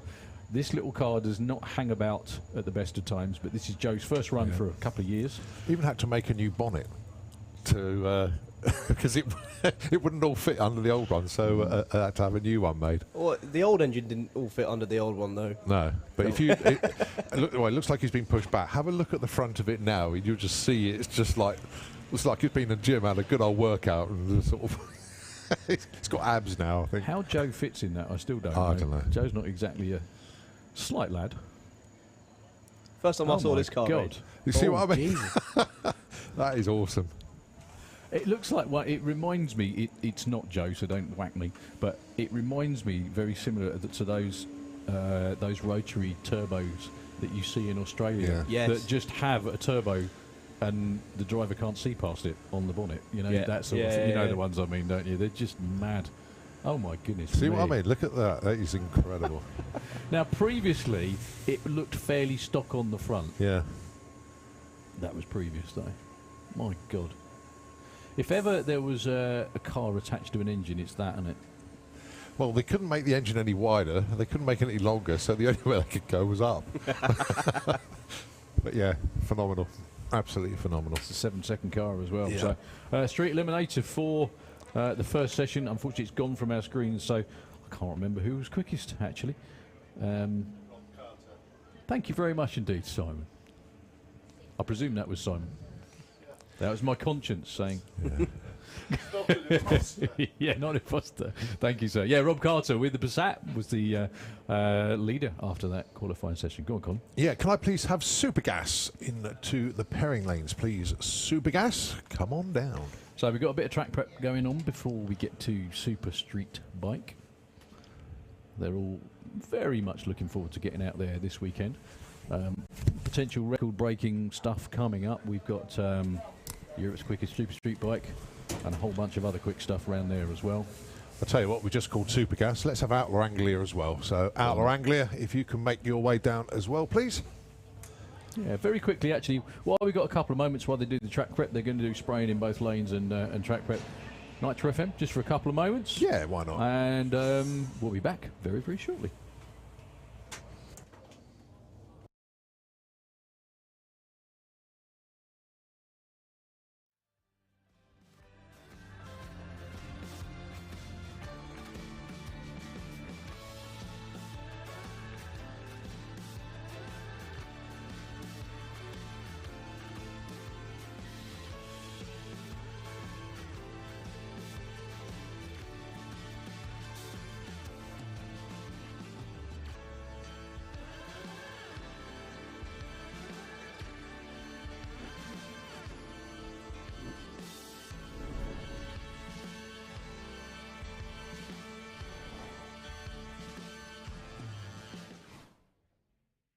Debuted this car late last year. Now for a full season. Roy, I am never racing again Walker, yeah? Yeah. Yeah. One on the same. 916. That's exactly what you ran yesterday. Get away with it. Yeah. No.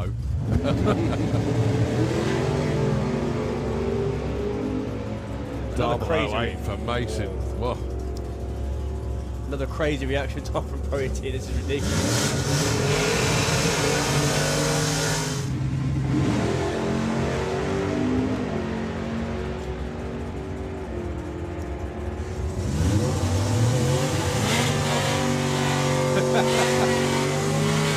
Breakout for Simon. Laura goes 728. And we know they can both improve. The junior dragster racers move on. Oh, I've done that already. These two have been around for 30 years, I think, in the same cars. I don't know about Lee, but Bob Molden's certainly retired. He's retired from working. 9:53 for Bob. That is a cracking run. Nicely done, start. sir. Followed by the wettest March, and that's what really didn't do us any favour. Dave Cherritt and Warren Watts. Dave dialing in 990, 0-1 off the line as well. Warren looking for a 9 flat with the Camaro. He gets a 912. Dave Cherritt, great sound, by less than 100th of a second. And Luke answers the phone going, no, you don't want it. That's a very good point, yeah. Reaction time was nothing to write home about. In fact, you'd have time to write home by the time they went green.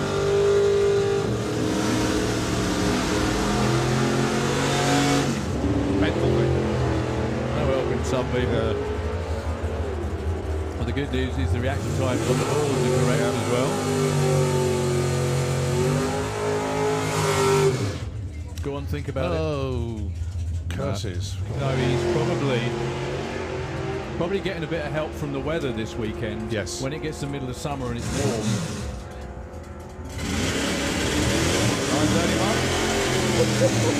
9:31. Nice launch there for Dave. Arrow straight, actually barrel straight for both of them. 9:53, 10:97, not quite.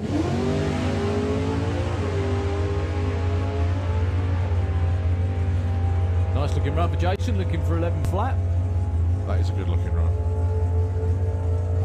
10:83 at 1:20. Even Simon looks surprised. That's his quickest run ever, I think. He'll isn't be it?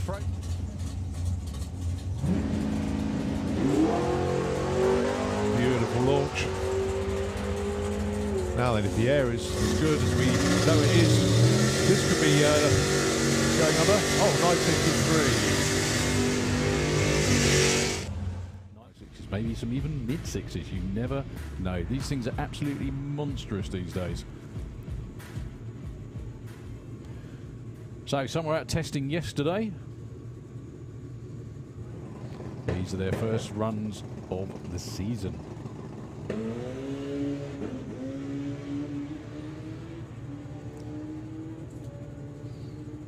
Nice A to B run. Not going to be the quickest. 8:18 at 1:69, but first pass of the season, you'll take that just to make sure you get there from one into the other. It sort of settles the nerves as well, doesn't it?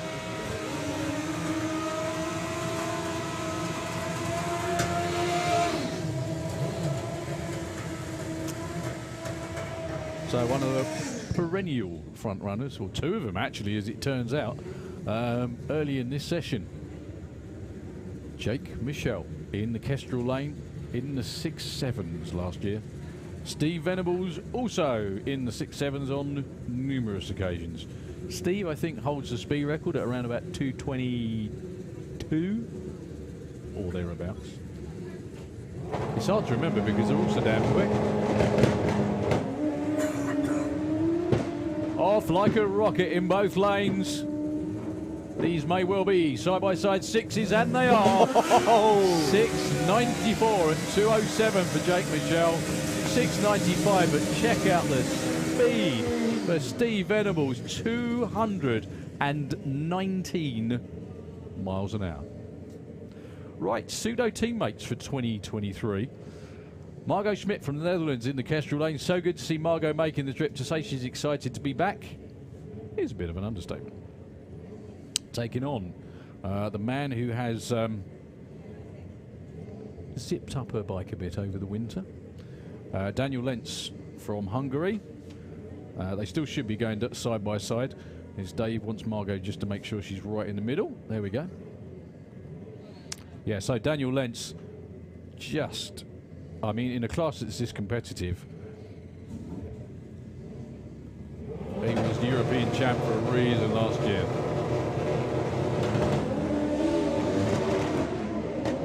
Tyre slip for Margot, no problems at all for Daniel.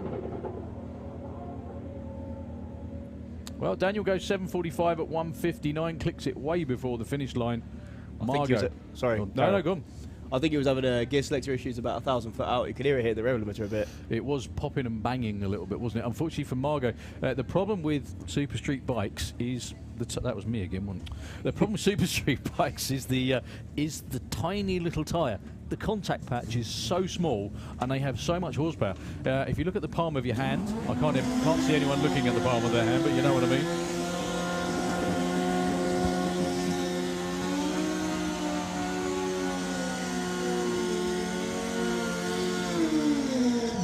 The contact patch with the racetrack is tiny, absolutely tiny. So we have Ross Morrison, Kestrel Lane, taking on Al Morrison Jr., Miracle Boy from a few years ago. Came off the bike in one qualifying session at the finish line and was back for the second session. That takes some doing, doesn't it? Oh, that is ridiculous. I genuinely couldn't believe it was like, it was him again. Really not. Tyre slip for Ross. So Al's got problems at the top end as well. Yeah, slows to a 7.76 at 1:50. Number one qualifier, I think, at the end of this session will be the 6.94.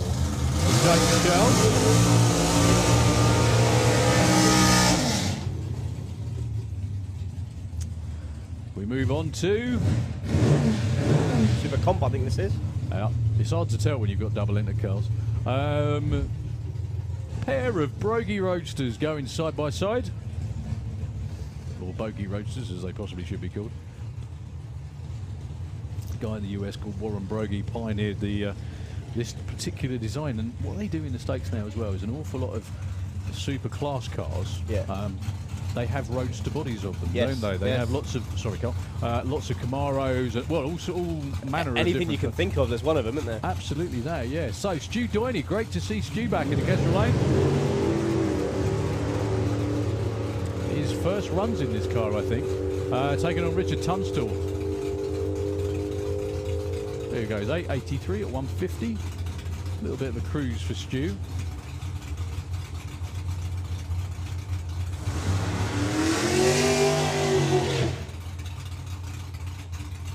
I think as well, because both of them cars are double glass, but they're now going to get to the top end, run around, put super gas all in the lane. Yeah, it must be a fun way to race. I mean, it's one of... Everybody says that obviously motorsport is expensive, but because Richard shares driving duties with Jasmine. Yeah. So they get back, they both have fire suits, but they share the same car in different classes. So to say it's a cost-effective way of going racing is really, you know, like two different drivers, two different people get to race on the same weekend. Yeah. It's really good way of doing it. Speaking to people like Joe Kellett and Leah Kellett, very intense, especially if one of them breaks the car, then you've obviously got issues there. Good point.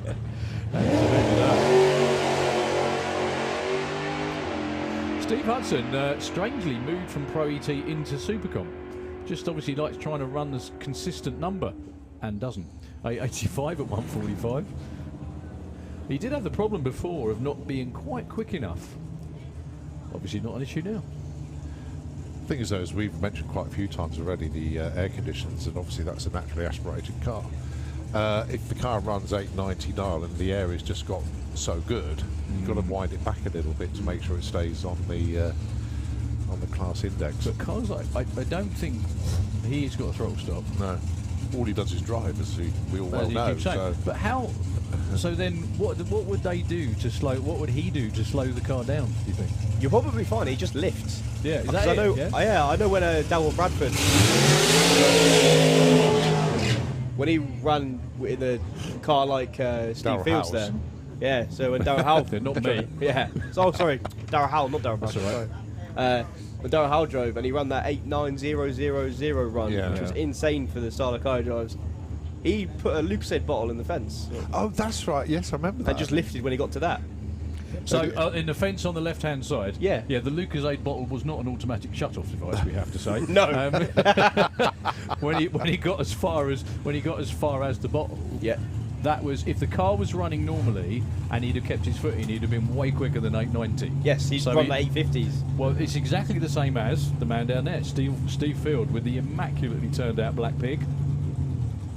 The thing is, though, Darryl came round and ran an 884 in his next pass because the litter pickers took the bottle out of the fence. Yeah, that's a really good way to him up, isn't it? Really, just move the bottle.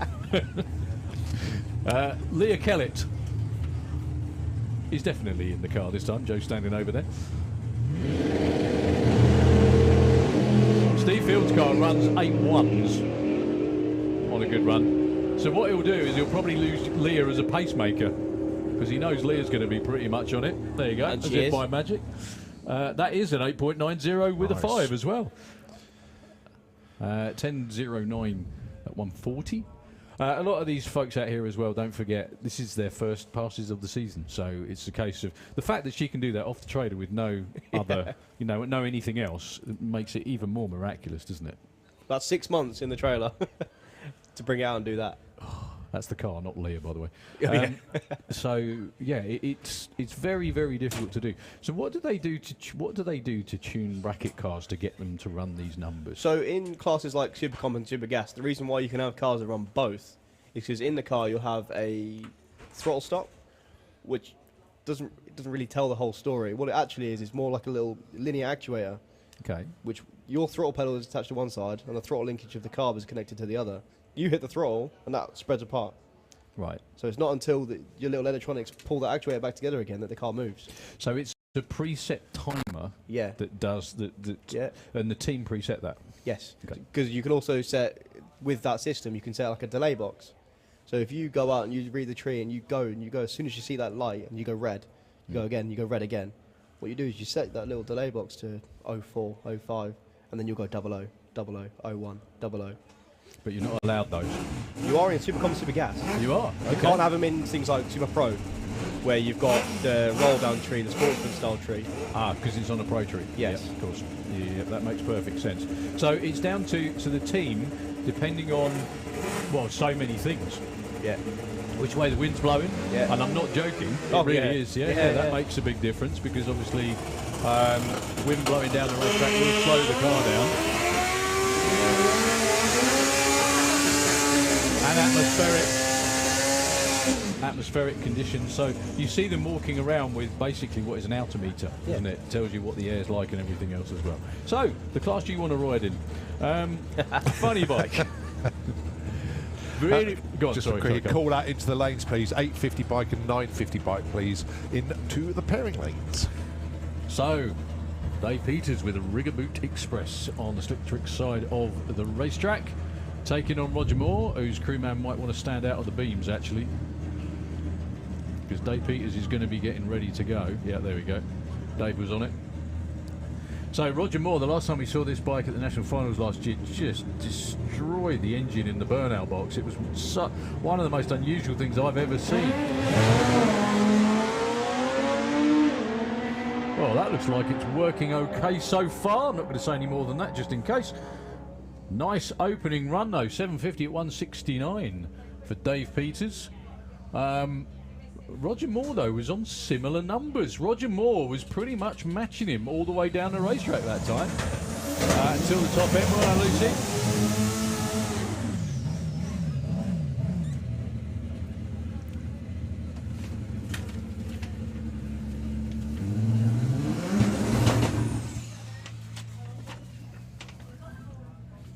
I can't see who's underneath us.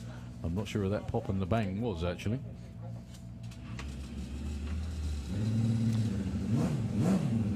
One thing that's really good about this season, again, is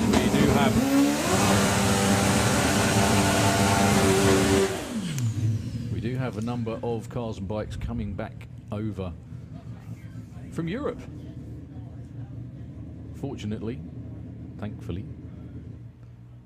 some of the travel issues have been solved, or races have had their time to get their head around them, if nothing else.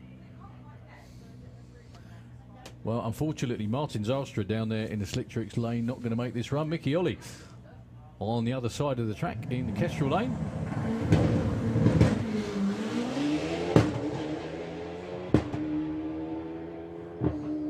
Nice looking run. That'll be a 7. 33, 182. Yeah, unfortunately for Martin Zylstra, something popped on the burnout. He's still got a number of qualifying runs coming up throughout the weekend.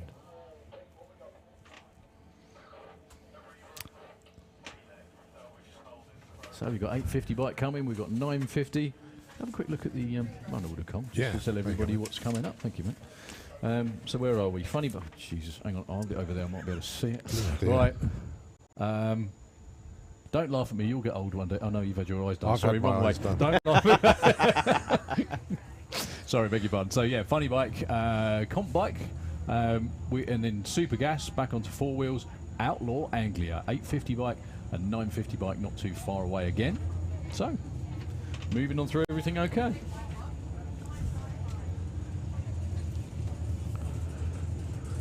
So Pro ET, now this must be the rerun of John Bean. It is. It is indeed. And Alfie Ratton, exactly as we thought it would happen.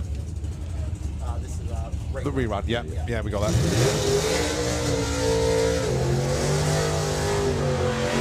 Sportsman ET, into the lanes, please.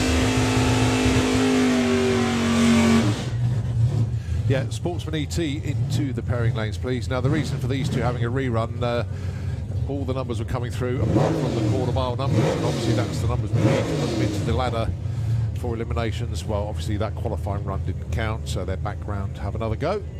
And to keep it completely fair as well. Exactly, yeah. That's the way to do it. So Alfie Ratton with the lovely little Corolla. The only difference is they've swapped lanes.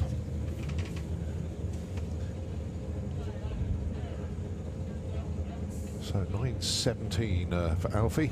John Bean dialing in 9:58, which I believe were the same dial-ins that they had earlier.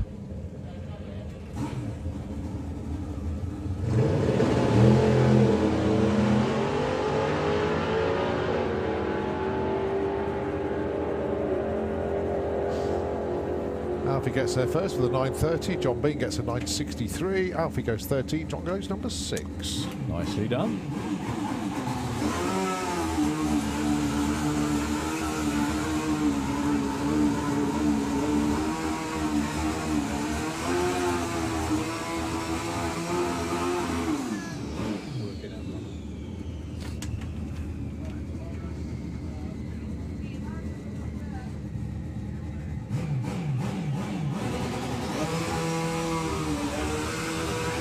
Have a quick timing system reset going on as well.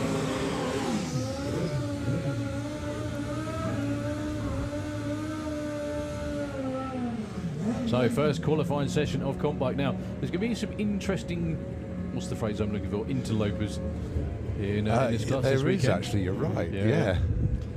Well, there's a couple I'm very much looking forward to seeing. That's Graham Dance down there, I think. It is. Now, Graham normally runs in Super Street.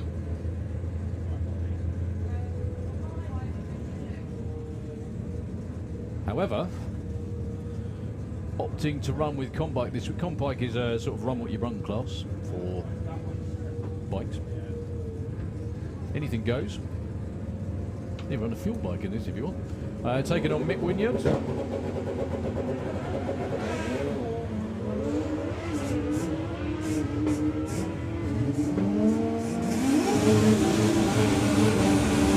Nice run for Graham.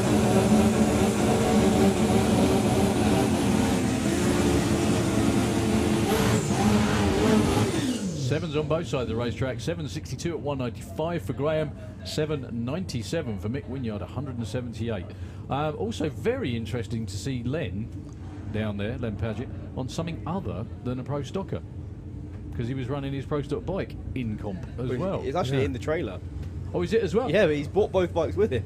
Okay, so whichever one runs best is probably what he's going to run? Probably. Probably. Sounds like a plan. Either that or he plans to break one or have a spare.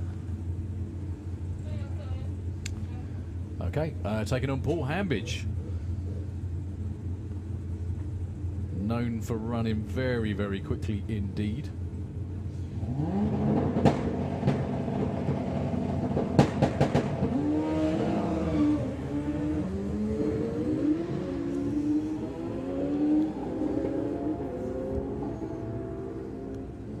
A 87 at 173, booming speed for Paul Hambidge. 10:33 for Len.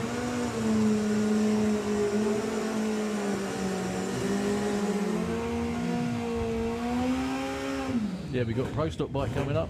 We've got a couple more Super Street bikes. We've got all kinds. So Chris Neary against Anna Sasiak. Anna.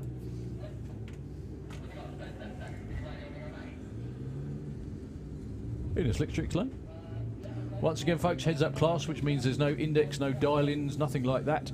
First to the finish line wins. They're going to go out there and try and run as quick as they possibly can. Oh, Anna was lucky not to bump through stage there. Good looking run for Chris Neary, though. 761, he'll take that. Nicely done, Chris. Booming speed again, 190 miles an hour. I think that's a PB by a fair old margin, actually, there for Chris, so well done.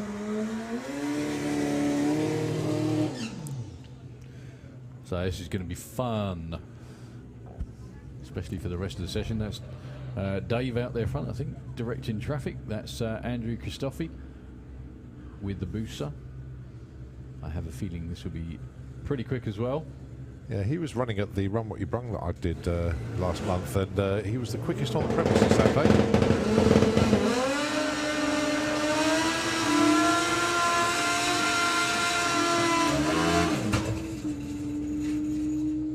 8:15. 05. Sorry, 05, I beg your pardon. Yeah, I'm reading the scoreboard again. 176 miles an hour.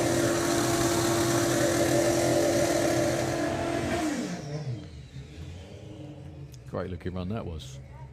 I think this is going to be a solo as the bike in the slick trick lane just tried to start his burnout and it went pop. Oh dear. That's Aslan the Noble with the Pro Stocker. Well, normally Pro Stocker in comp bike this weekend.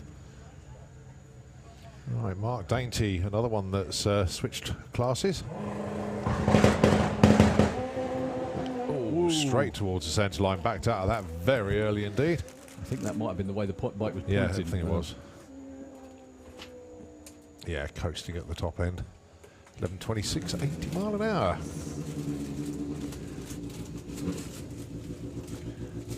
So last combine, we've got Super Gas and Outlaw Anglia.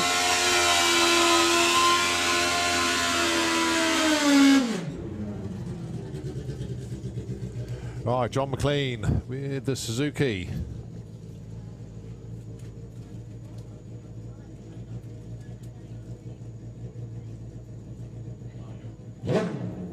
So the McLean bikes really well presented, always have been.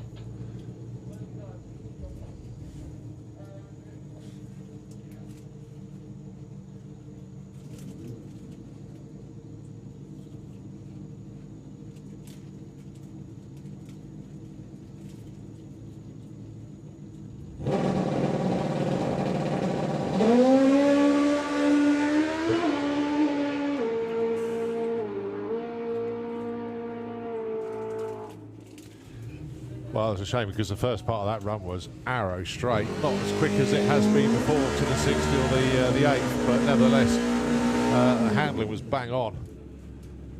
But yeah, 979, only 99 miles an hour there for John. All right, Jasmine Cordell down there.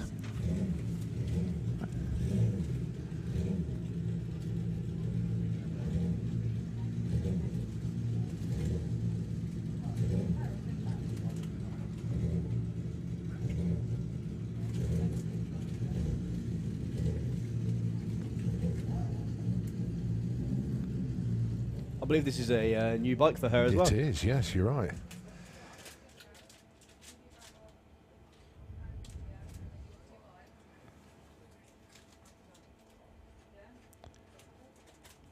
was just trying to roughly work out how long Jazz has been racing, and you know, because obviously she started in junior drag bike, and been a few years in the full quarter mile classes, so to speak. So yeah. Very experienced rider indeed.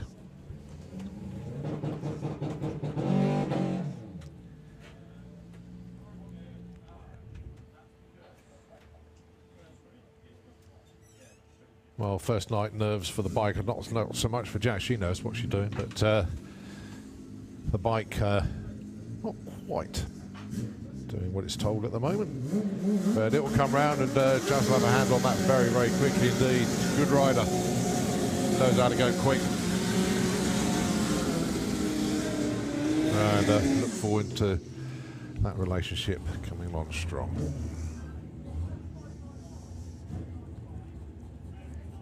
Right, Sigmara Profas from Amsterdam, one of our foreign visitors this weekend on the Booster.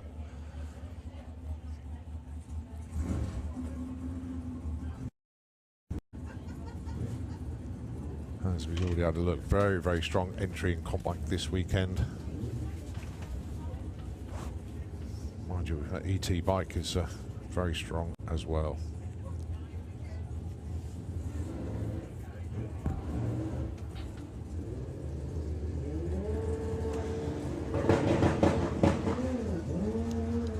Oh, just a little bobble off the line on the throttle, and that wasn't rider related as such, and unfortunately not going to get time or speed on that one.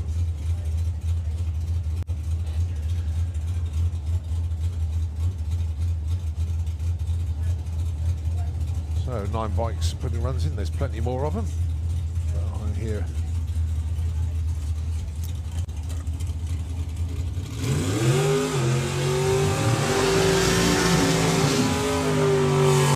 Super gas below us then.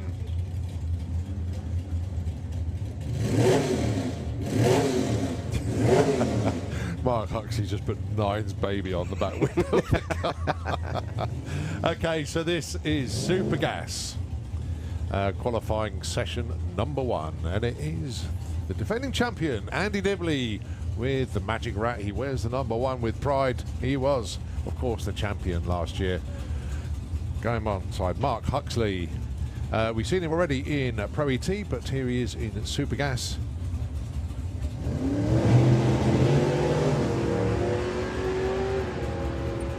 Big old throttle stop for Dibs, and then that releases, and off he goes. 9.99 for Mark Huxley, 9.96 for Andy Dibley. Both of them with 0 lights, the better one going to Mark Huxley. If that was a race, Mark would have won that on a whole shot.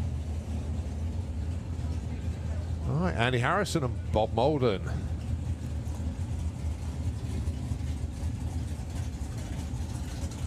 Lauren Molden down there as crew. Happy birthday to you. pink sash on to say birthday girl, I would imagine, on it.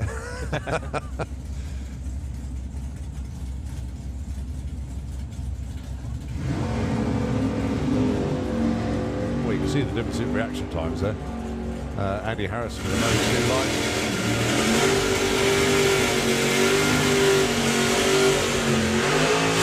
And he gets there first with a 9.93, takes the #1 spot for the time being, and it's Bob Molden with that 10.03. What you can see as well is really important about the with the throttle stops. You can see why people use them. If you look at the top end speeds of them two cars, then Yeah. you know, I said to Darryl earlier, I enjoy chasing. It's a lot easier. You can control the race then. Bob Molden's speed was only 127 mile an hour compared to the other car, which was 142. So you gain that run up on them at the finish line, which essentially allows you to chase them up the track. How about this then? Dan Page with the No Hair Racing Camaro, running as a tribute to the late John Ball. Going alongside Dave Fulton, both of them with 06 lights.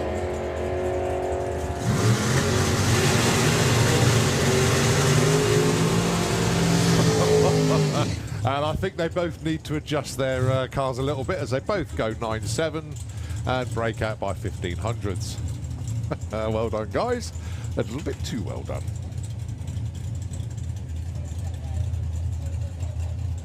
Got to say a big shout out to Dibley Junior and Senior, actually. Really helpful with the No Hair Camaro, bought the drummer fuel to aid their racing That's this really year. nice. So nice touch, and I said I'd mention in commentary, but that was a very, very good thing to do. It's the Supergas family coming together there, so well done to Andy Dibley and the family there. Right, Stuart Morris, Simon Fulton.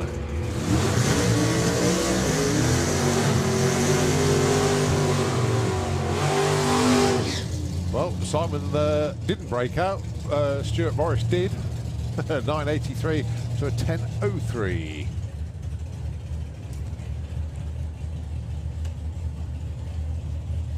Right, Tim Moore, Wayne Hiscock. Wayne, good to see Wayne in Supergas. We normally see him in Pro ET.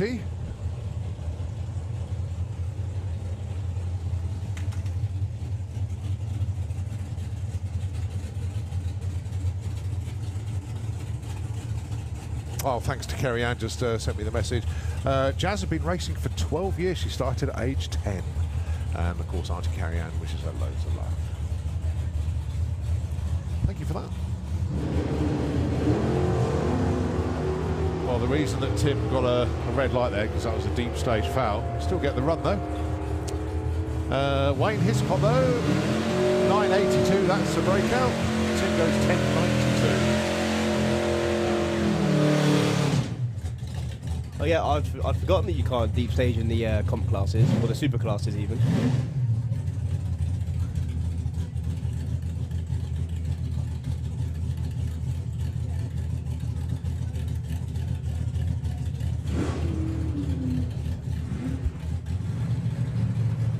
Kieran Turner with the pickup 990. I think he started in Super Pro with this to get it honed in, if you like, but now switching over to gas. Was it Super Pro or was it Pro ET you started in? Yeah, sorry, Super Pro ET, Yeah. right, yeah. Did put the truck up for sale. I saw that. Didn't sell it. Glad he didn't now.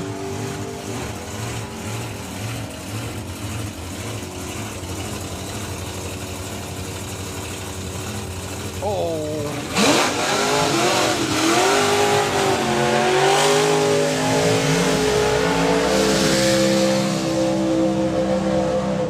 9.89 with an 8, breaks out by 2/10,000ths of a second. Oh, so close to hitting the nail plumb on the head. Just a little bit off centre there, but very, very good run indeed. Right, Outlaw Anglia. I'm very excited to see John back out in this. Oh, yeah. Well, it's actually a double result for John Webster, actually, because obviously he would have run the Pro Mod at the Festival of Power, but he's waiting on transmission parts. Oh, right. So he booked him with the Anglia, and then obviously the Festival of Power date changed. So, yeah, worked out bizarrely quite well for John. Going alongside Mick Taylor with the Banshee. 2 7-second cars here. And I believe at the moment John has got the 60-foot record in the class 102. Oh, which is ridiculously quick. I believe John Webster's car's still for sale as well, isn't it? Yeah, but don't go around there just yet, because you want him to enjoy this. 101 60-foot for John Webster, but it is way out of shape at the 8th. Clicks off it early. 846 and 866, but 101 60-foot for John Webster. Wow, that's Pro Mod territory. It really is. Outstanding launch. Well, that's another one for the books.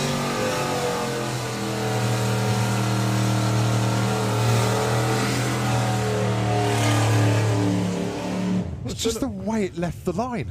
Still Just amazing. Just went. Sorry, it was still amazing me about that.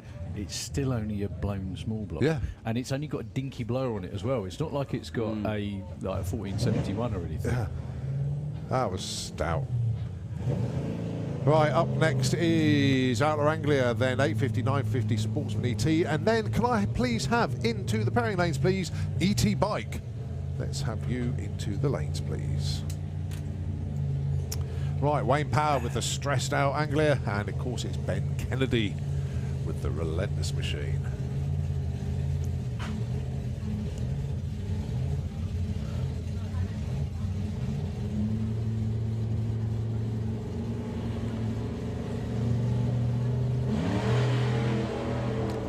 I do wonder if Colin Miller went on his holiday to South Africa because it's on the same timeline. So he's sitting out there watching. If you are, Colin, like you're having a fab holiday. Colin's been in touch. He basically says, wishing everyone a fast and safe weekend. Weather looks fantastic all the way from sunny South Africa. 10:28 that time round for Ben and 11:58 for Wayne Power.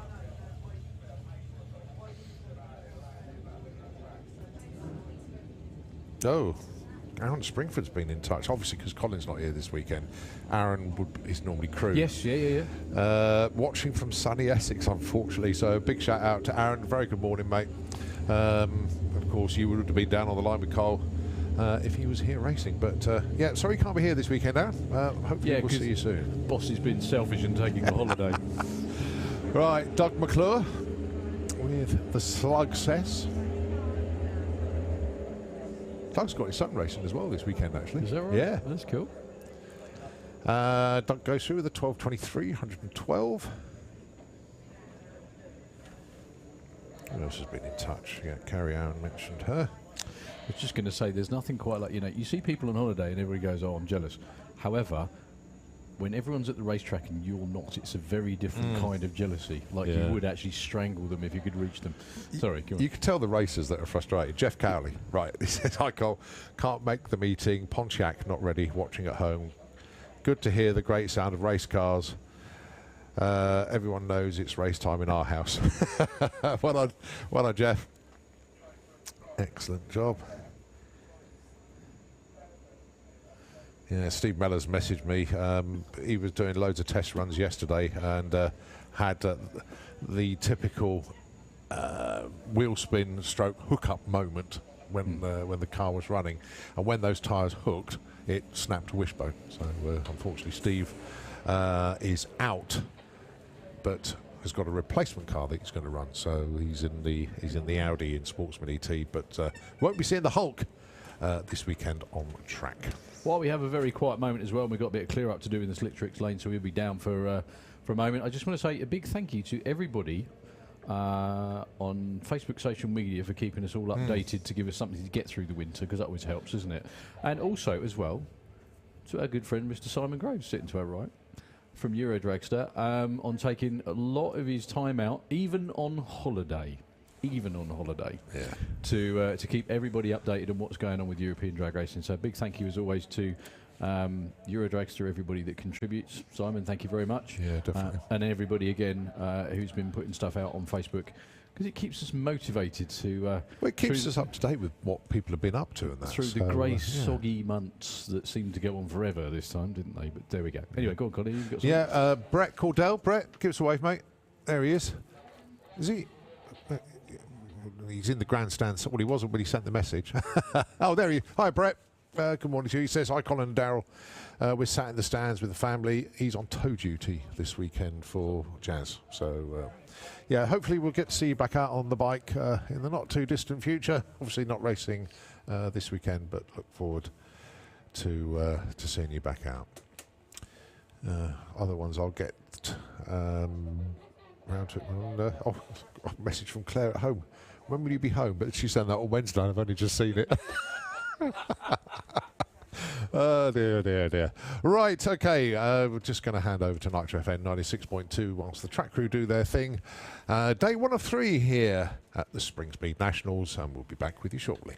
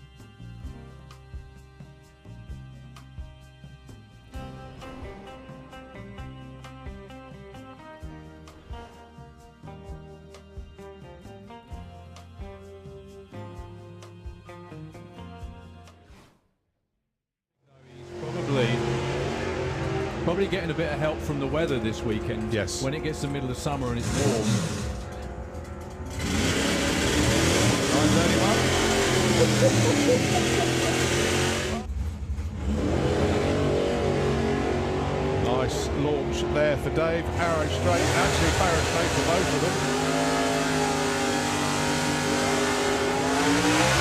9:53, 10:97, not quite.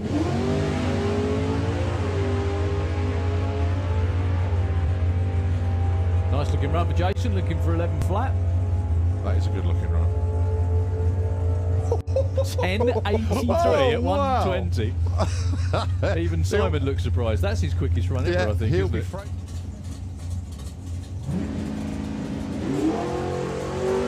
beautiful launch. Now then, if the air is as good as we know it is, this could be going under. Oh, 9:53. 9 flat, both of them. Which, if they run on the number, Dan Holloway will win because he was quicker on the tree. He's pulling away. 8:96. Well, we knew it was going to be a 80-second car. Didn't think it would do it on his face. Good boy. Good boy. Whoop, whoop, whoop.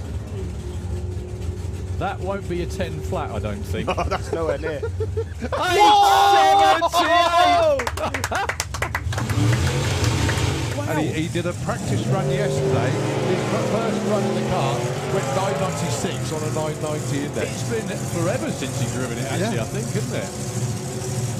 72, 73. 8:69. Look at this. Soft launch again. Ooh. Something went pop out the left-hand side, unfortunately, for Annie Hadfield that time. That won't be another 7. 8.29, nice run for Mark Corsell. It all goes quiet in the tower because we wanted to see.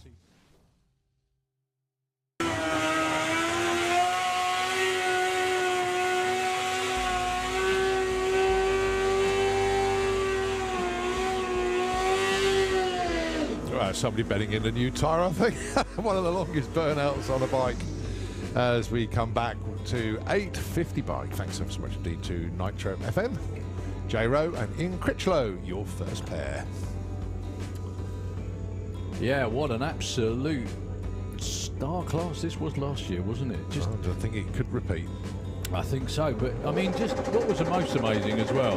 Well, there were so many amazing parts. So competitive. Incredibly close racing, everyone bang on the numbers. 8.42 too quick, and 8.51. That is actually a 51 for Ian Critchlow.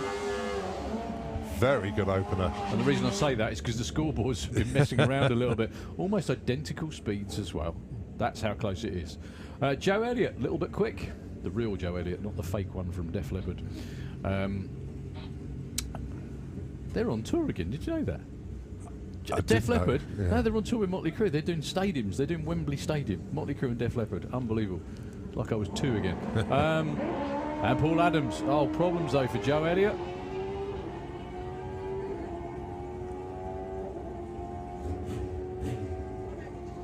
.896, the right side of the number. Probably a little too far the right side of the number.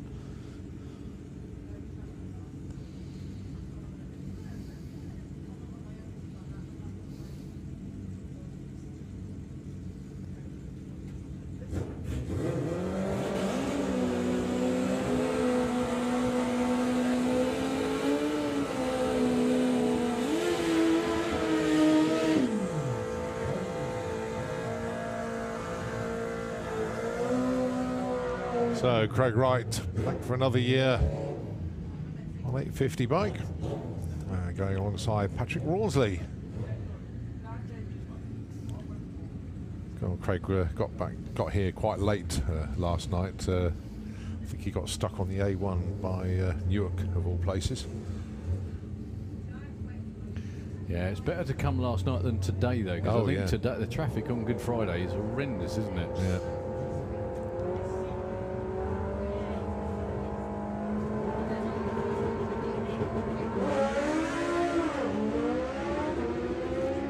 Good looking run for Craig until, oh dearie me, that stopped almost dead at 3.30. 9.56 for Patrick Rawlsley, nowhere near. So it's funny, it's gone to 10th out again. It's 46, yeah. Yeah, really weird. It's quite important when you're on 9.50 and 8.50 classes. Yes, though, it is, yeah. But Craig, yeah, it looked like something went wrong gearbox related, because it just seemed to come to an almost immediate halt out there at 3.30. Which was a shame. Good looking run to that point. Yeah, Craig has pulled off the track.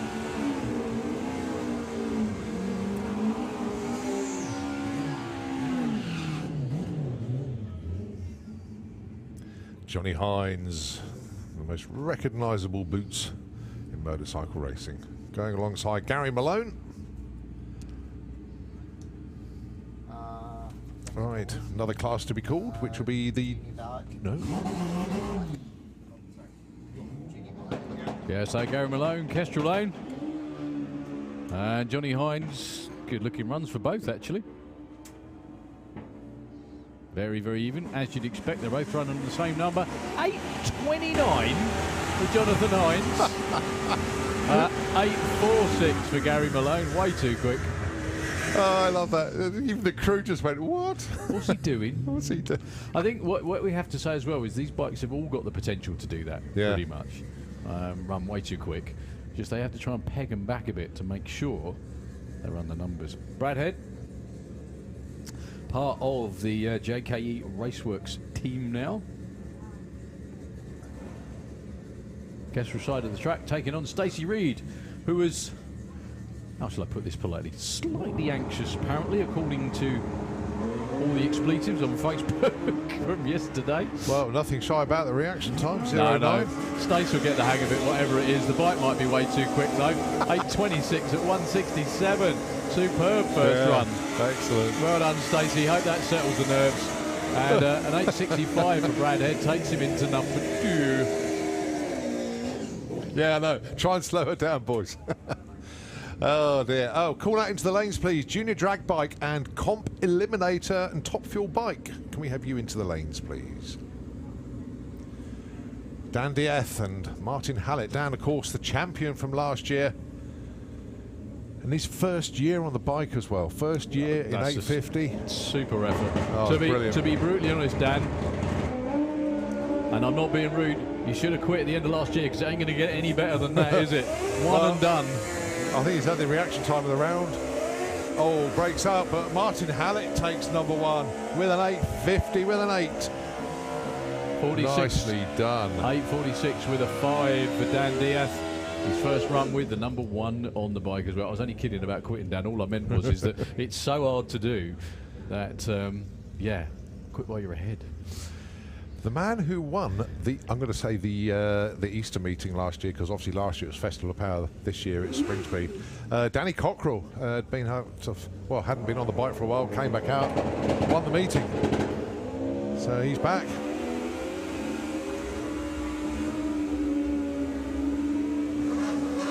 Good looking run for Dan.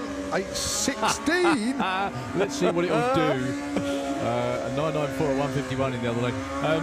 I'm sure everyone knows as well, but Dan Diaz, he used to crew for Danny when Danny raced in Pro Mod. Yeah.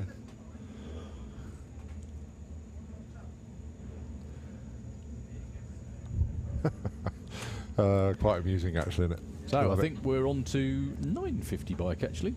When we reset, we've got ET bracket bike as well behind them. Sportsman ET. Yeah, junior bike and comp and top fuel bike. Loads more good stuff coming up.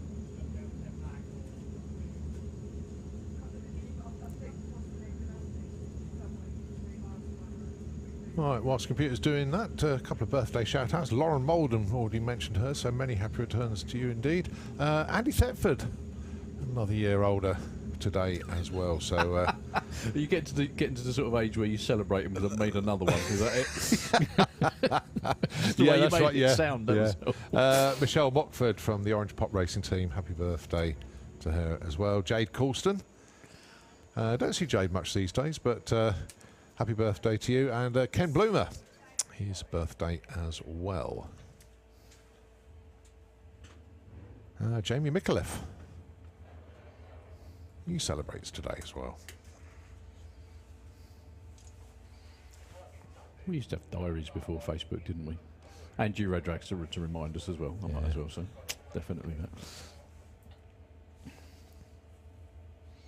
that. The wind is almost completely stopped. Look, the turbines are barely moving, and neither of the flags actually. In fact, the only flag that's fluttering is the Norwegian one, I think. Yeah.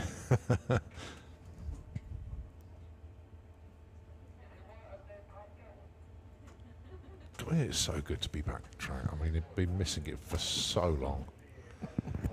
And yeah, everybody was struggling to get ready at the last minute, as per usual. Oh, 2 weeks 2 weeks between points rounds and everything gets nailed back together. 7 months between race seasons, and it's a mad rush right at the end of it every single time, isn't it? Yeah, but I think the thing is, though, the weather was telling us not to try, not to try too early. Although this weekend the weather's beautiful. If it had have rained as much as it has, this would still be the Festival of Power would have been. Yeah, and we do have to say as well that we start our racing season a lot earlier and finish it a lot later in the UK than they do pretty much anywhere, other than Malta, of course. Yeah. Italy, I think, start pretty soon as well. But yeah, as for full-time racetracks, Santa Pod is running pretty much, well, as much as it possibly can.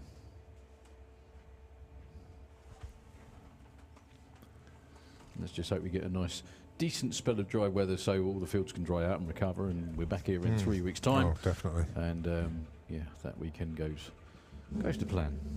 So we're back with 950.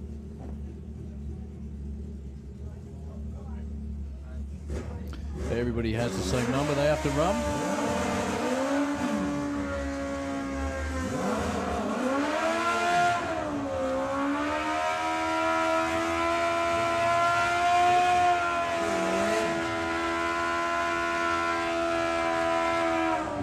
So it's multiple champion Rick Sawatsky in the Kestrel Beer Lane, and Zoe Hallett representing Morrison Racing.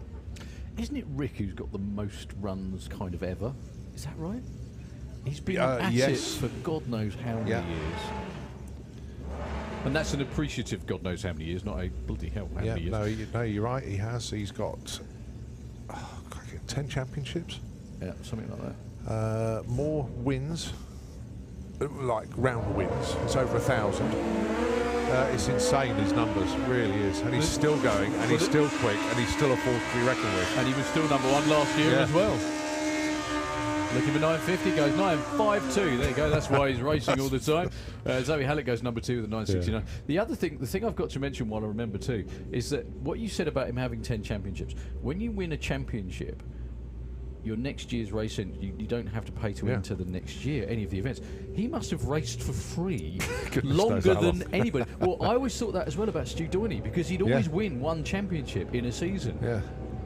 He can't have paid to race. Did the quadruple double when he was 4 years gas and comp. He didn't pay a race entry for 4 years in 2 classes. Yeah. Rob Stanley, Dave Hall, 941 for Rob Stanley, too quick. 42 for Dave Hall. So it does actually make a championship very worth winning, because it means that your next season is, well, it's not free, but you know, a nice chunk of it is. So Carl Thomas on the Witch Hunter. Hayabusa in Slick Tricks Lane.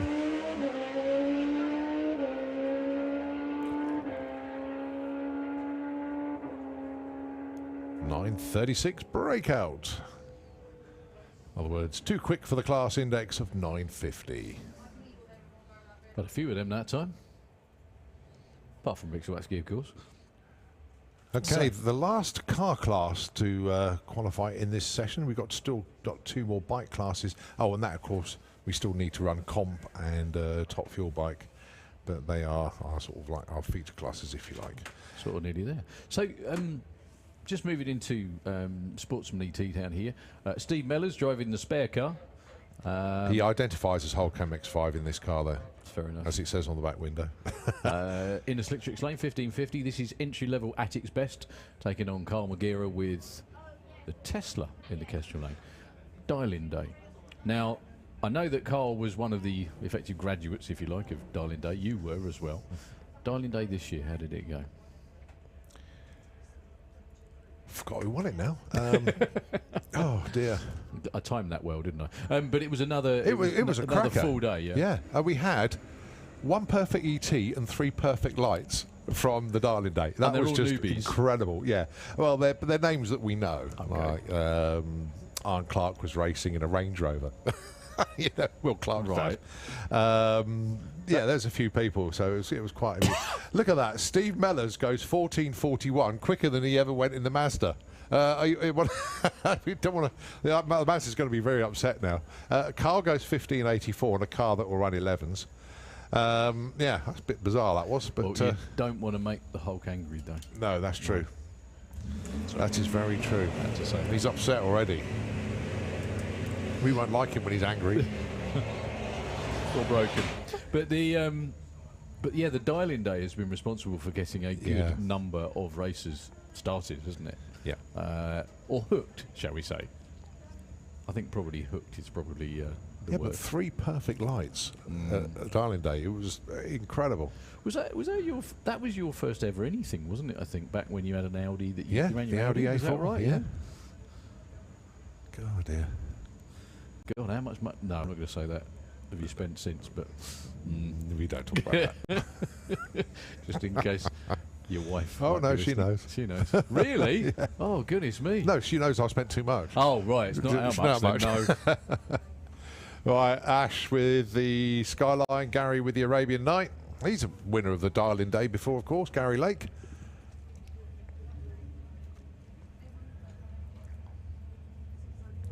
And of course, champ from last year, actually, Gary. Doesn't change his number. That's optional. Oh, 004 light for Ash. I was looking at Gary's 09, but then Ash was 004. So 13.25 plays 14.11. Ash will get there first with a 13.42. 14.16 though for Gary. He goes into the number 1 spot.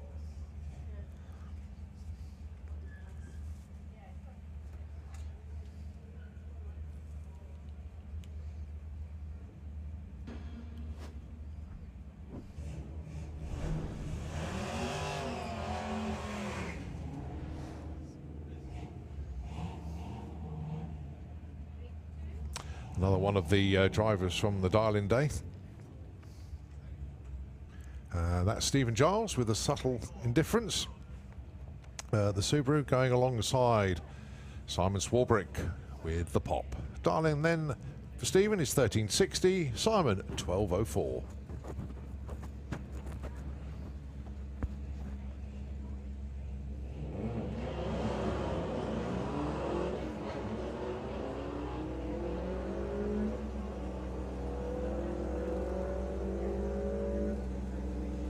So the pop gets there first with a 12.11 on a 12.04, nicely done, and a 14.25 for Stephen on a 13.60. Simon goes number 2.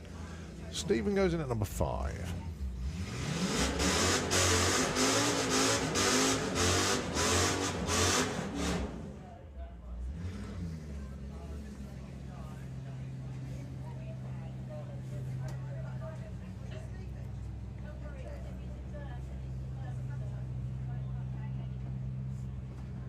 Right, Leon Sturman with the power flow supported Jag, dialing in 12 flat.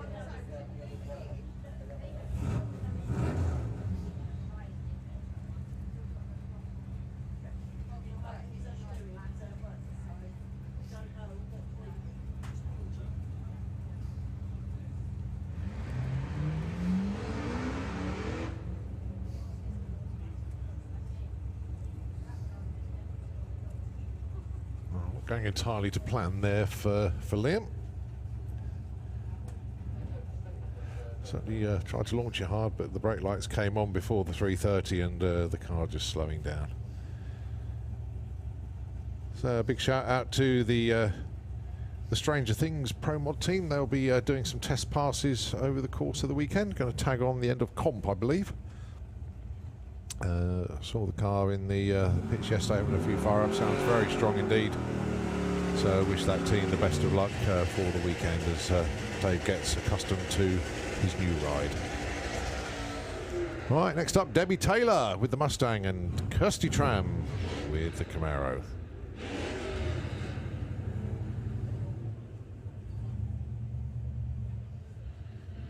So Kirsty dialing in 12.20. 13.23 for Debbie.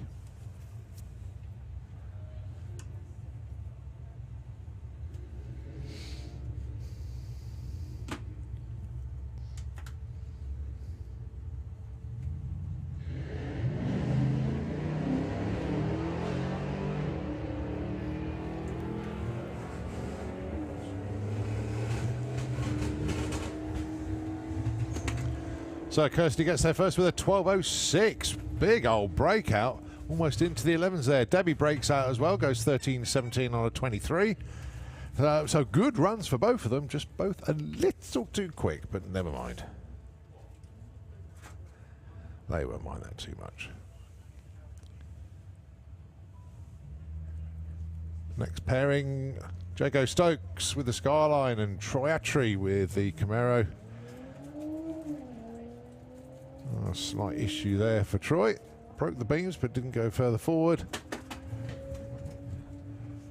Jago looking for 13.50 and gets a 13.23 breakout, a little bit too quick. And Troy, I'll try it again. Dave Batchelor's been in touch. Very good morning to you, Dave. Would you wish everyone a great and safe weekend watching from the workshop and enjoying the racing? Cheers, mate. Well, Dave, all the best, buddy. Look forward to seeing you back here, hopefully sooner rather than later.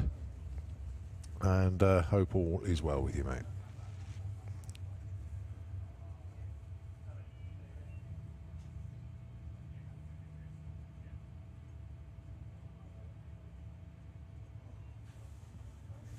Next pair, Georgina Smith and Chris Cresswell. 1590 plays 1515. So many frustrated racers tuned in from a home that want to be racing. Interesting hearing from them all, including Liz. I know she's here tomorrow. And I'll say it in advance, I'll get it in first, but happy birthday for Monday, Liz. And of course, that's Liz McCarthy-Charman. So let's have a look at Chris Creswell goes 15-15 with a 4 and takes the number 1 spot. Very, very nicely done indeed. 1570 on the other side there, a little bit too quick. But hey, you're not breaking out. Occasionally then pushing the car to its limits. The Doobie, of course, the Super Impreza of Richard Palmer, 14.70. Going alongside Brian Huxley with the Focus, 14 flat. Got a feeling Brian might be going a bit quicker than that in due course with this car. Good to see it at the racetrack. Taking a while to get this one together.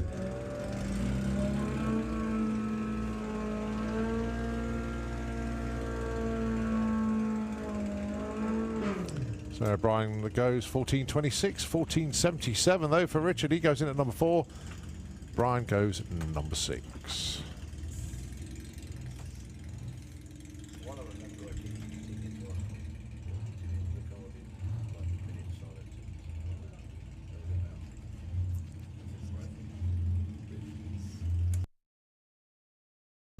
Okay, Jane McCready with Ben's van, the Mark IV Escort.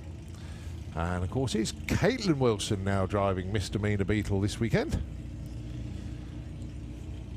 Tiling in 17.10. Oh, 04 light, first time in competition for Caitlin in that car. And she pulls an 04. Nicely done.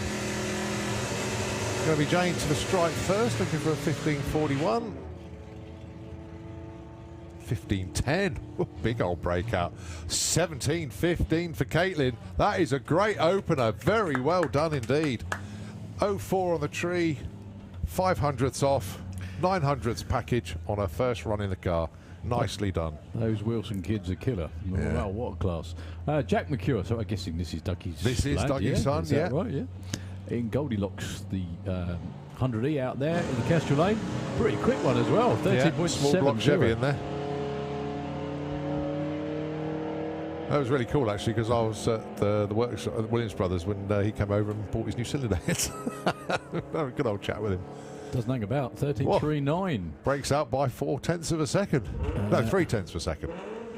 And Susie in the Silver Snail. I do hope that wasn't the clutch on the start line and it was actually tyre smoke or something. Well, the 60 foot of 4.35 might tell a story.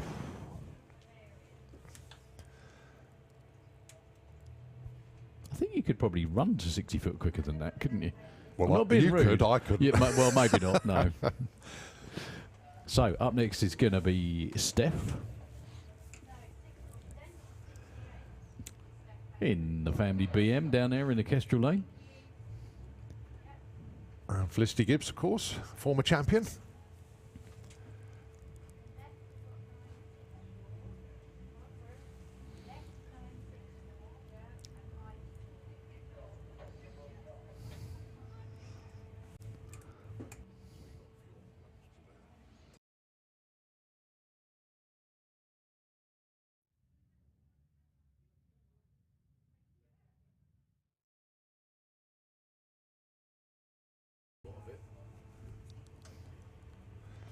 Lights go green on both sides of the track. 0-3 light for Felicity.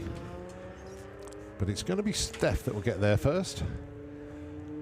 She wants a 13.77.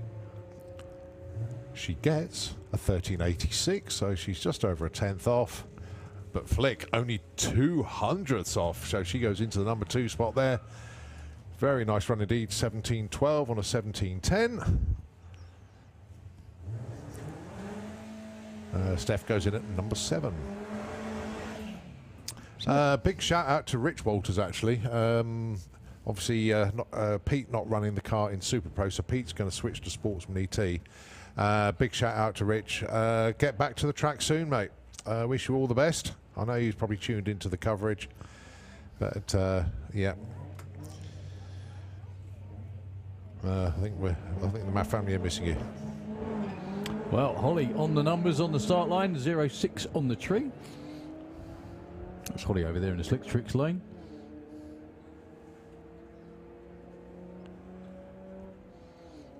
Taking on Matt Halsall with the little escort. Looking for 15.94, goes 16.39. Holly, though, goes into number 7 with a 15.56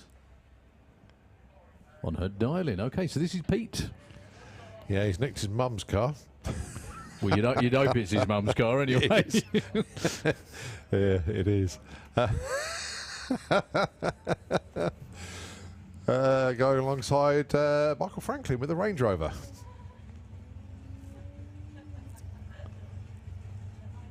It's interesting as well because you always see these cars on the street and wonder if they are actually really that quick. Yeah. It's good to see them out there because you do get a direct comparison. So Pete goes 15.38, 2 tenths too quick.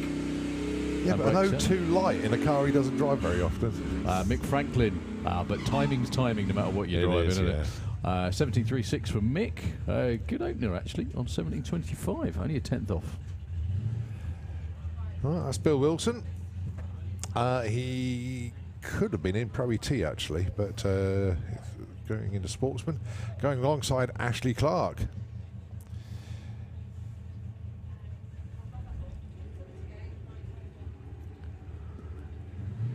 Now, Ashley's driven all sorts of cars in Sportsman ET. So, you know, remember Topo's toy, the Audi that she was running 12s in, but she's in the VW. I was going to say Bill Wilson as well with that pickup. That's the quickest you can dial in. Yep. Sportsman. 12.69 at 102. Nice looking run. You can tell she's a Clark, can't you? 18.33 on a 20. That was pretty cutthroat actually. Top 10 off the trailer for, well, they're not on trailers really, are they? In Sportsman. Only just over a tenth of a second apart in Q1. Right, ET bike. There's a few of them here this weekend. Yeah, anyone that wins in this class is certainly deserves it. So, Gary Hester. Well, in the 6 years of ET bike, there's only ever been one national champion. And it's Phil. It's Phil, yeah, every year. Apart from the COVID Cup year, but that wasn't a national championship. So, yeah, he's the one to beat. Right, this is Gary Hester. Heading for the wall. Yeah, you got to wind it back a bit there to straighten the bike up. 991, 144. Dial-in of 870. It's a little bit off there. So this is Ryan Davidson. Now, is he licensed? I'm just only checking. This is actually Phil Crossley's previous machine. This is the box shop machine. Low 7-second bike. That's Phil down there helping him out. Also, a bunch of ugly blokes as well helping him out. I can see most of Greenfish Racing. I can only... Sorry. It's only because I know them well I can insult them to that level. There is one bike that's going to come round that I'll tell you a little bit when it's here. But real masterpiece.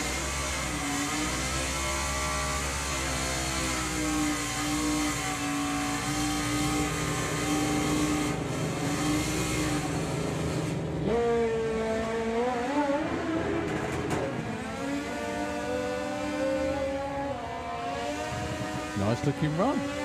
It only has to run the number, doesn't have to run quick. The 967 at 139 is a really, really good run off the trailer. Well done, Ryan. Current number 1 qualifier. Stop all qualifying right now. He could be number 1 in his first ever qualifying session. Not going to happen though, obviously. John McGill and Dave Grundy, next pair. 1201 plays 1032.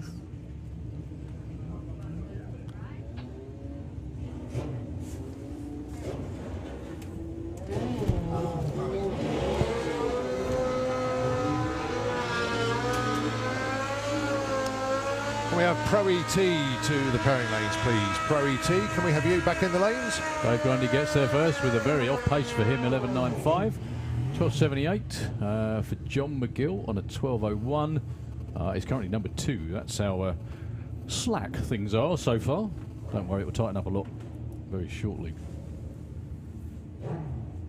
Peter Harrison and Justin Moulton, your next pair. Peter in the Slick Tricks lane, dialing in 1080. Justin in the Kestrel lane, dialing in 1017.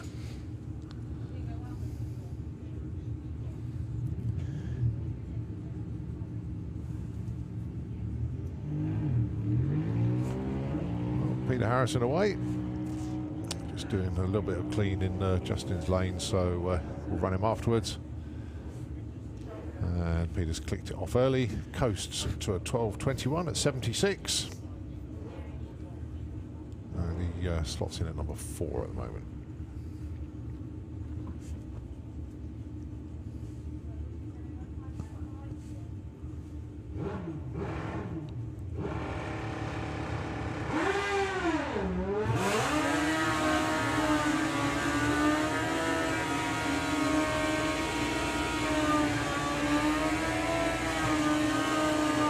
.41 on a 17. Good enough for number 1 for the time being, though. That will slip back as everybody else finds improvements.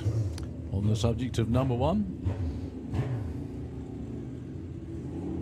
taking his place in the Slick Tricks lane with the 9 flat is your defending champion again,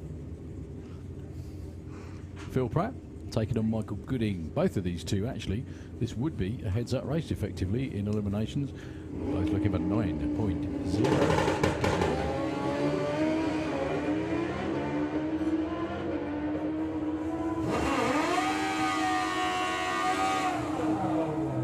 Phil goes 9.06.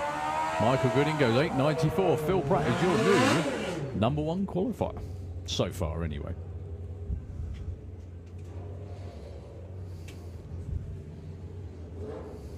Casey Holgate and Liam Holgate. No, we used to see these two run side by side in junior bike. Now they're side by side in ET bike.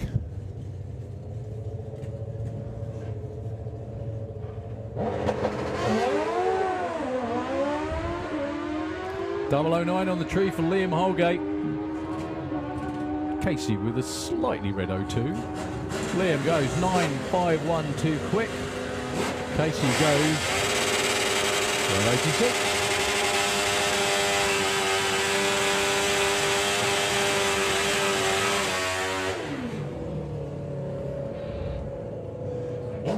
All right, Blade King and Jake Bowden are your next pair.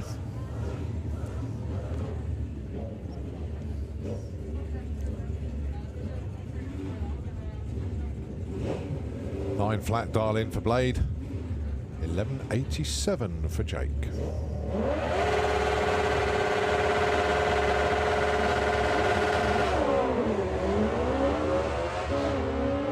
That looks like such a comfy way to ride, doesn't it? It does, doesn't and it? you could actually sit up and eat your dinner at the end on it as well.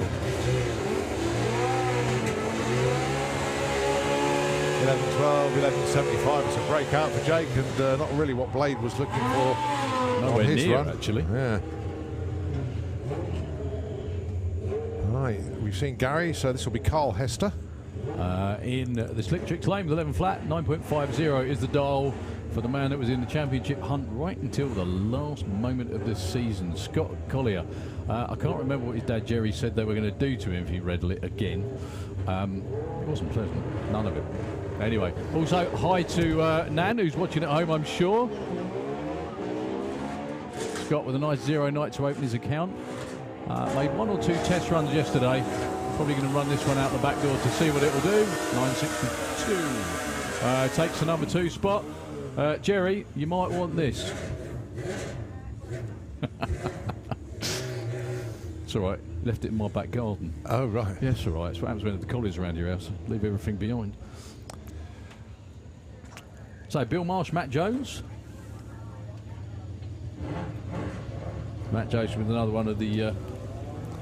Now, this is the bike in question. Literally just finished. It's just so innovative. Some of the things he's put on this, yeah, it is still. It's like a bobber. It's still, yeah. It's so cool what he's put on this machine. Totally home built. 1188, 134. Good speed there, but 2.2 foot, a little bit of a line. But that bike is really going to come on strong. Heading towards an 8-second run, I would imagine, at some stage. Bill goes through with a 1648. Right, Robbie Dobby on the Super Penguin, going alongside Chris Venn on the big red machine, the Harley. He does 9.75. Robbie, a 9.97.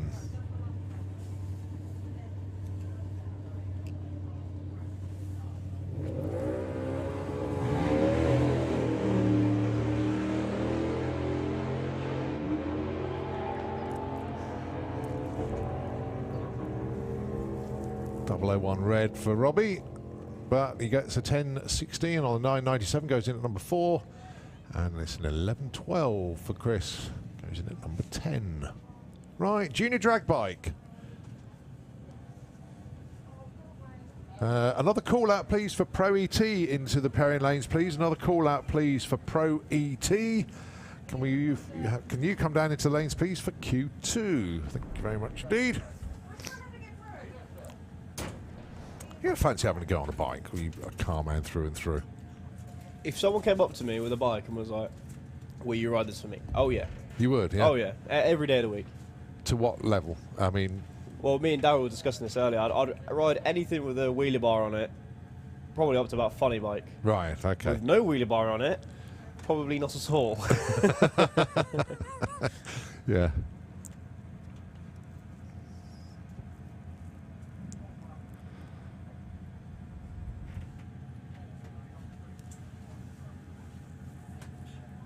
So let's have a look. Just waiting for the timing screens to show the diamonds, then we'll get to all the information up on the screen. Okay, so now Maggie Smallman in the Slick Tricks lane and Lyra Humber on the Honda in the Kestrel lane can come forward. 1550 is Lyra's dial-in, 1050 for Maggie.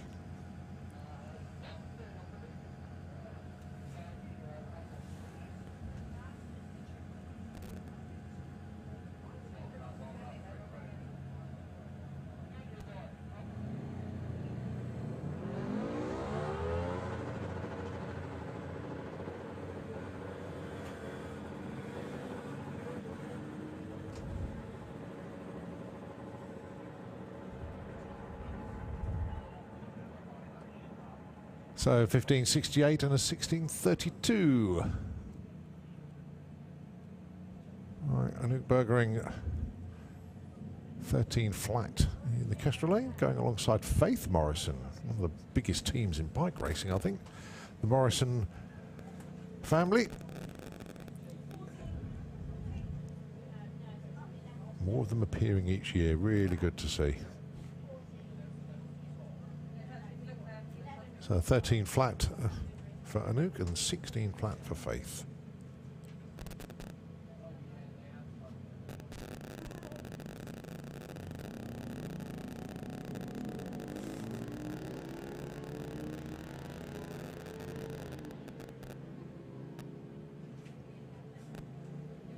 Well, Anouk going to get to the 8th mile marker first. Gets there in 14:44. And Faith goes through the 17:03. Oh, sorry, that's the 3:30. I don't think she's there yet. No, that was the 3:30. Sorry, looking at the wrong part of the timing system. 27. Plenty of junior drag bikes to come around. I can also see Comp Eliminator in the lanes. And also we've got Top Fuel Bike to come round. We've also got the first appearance of Stranger Things in the pairing lanes as well. Of course, yes. We look forward to that. Dave Smith acclimatises himself to his new ride.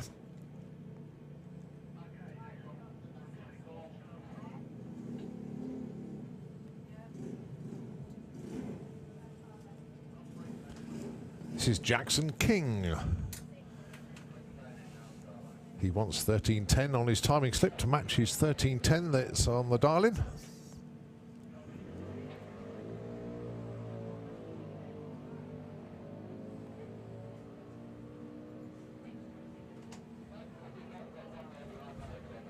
This won't be far off. Well, it won't be far off. It's way under, actually. 11.77 on the 13.10. I'm not actually too sure on the indexes for junior drag bike. Is he allowed to do an 11.7? I don't know. Because I know for junior dragster it's 11.90 is the index for the junior stocks. I don't know. How it works in. I must find out. Every day's a school day, Yes. as we all know. I'm going to find that out right now, I think. Okay, Harry Isaacs.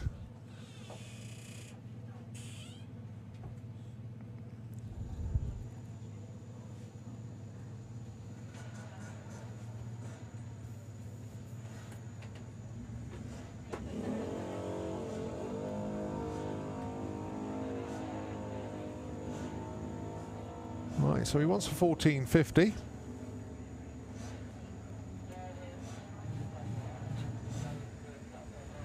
That's a 13.94 breakout, just over half a second under where he wanted to be.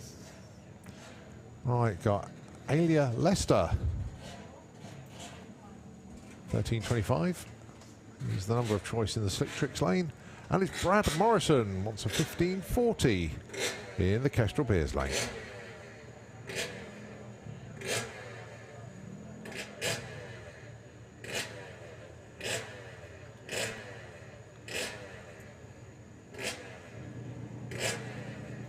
Right, the lights count them down.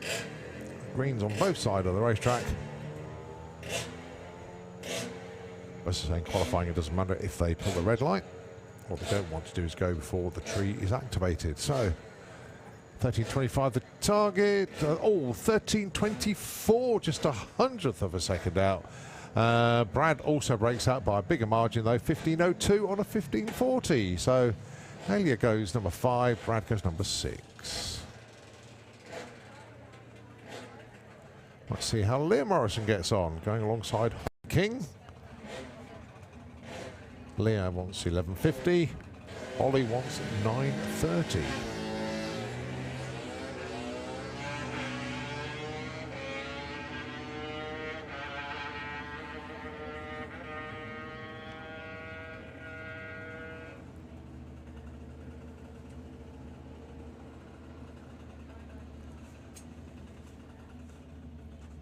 So 11.49. It's so close.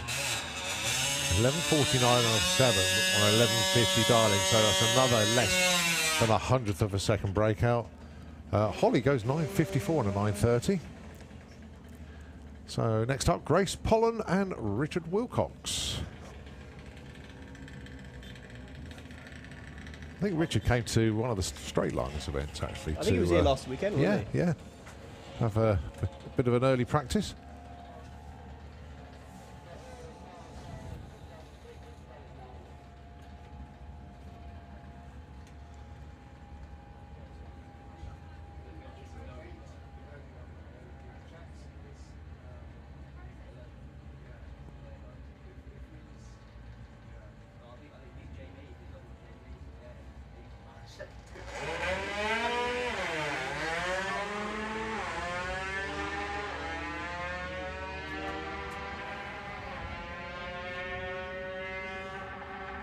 So Grace gets there first with a 9.29. Richard goes 9.81. Breakout a little bit too quick there for Richard. But Grace goes in at number 3. Richard number 9. Just got word on the indexes then as well. So 8 till 11 can run up to 12.90. And then you go 8.90 and then 7.90. So it's very similar to junior dragster. So yeah, he was about a second too fast. Oh, right. Okay. So it's what we say is a trip to the headmaster. Did you ever have to go and see the headmaster in your junior career? Yes, I was too loud. Ah, right. I Sort of makes sense. Oh, dear. It was when all the mufflers were installed. Oh, right, yeah. Then there was a bit of query on what cars are loud enough and which one aren't to need a muffler. Mine was Right. too loud.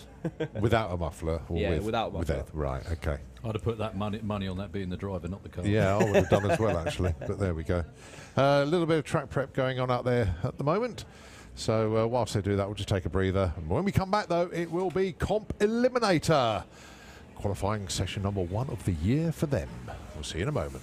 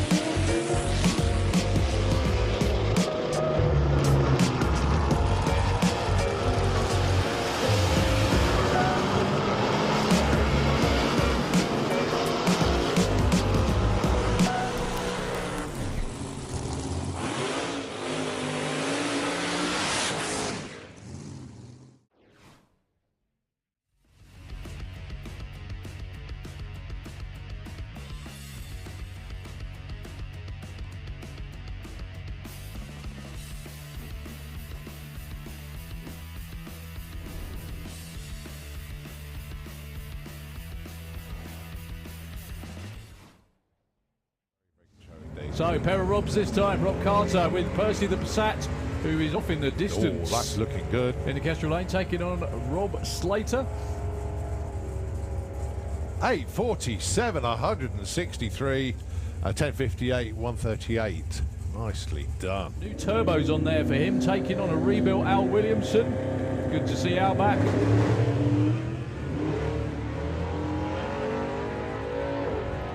Well, nice to see Tony's running it in.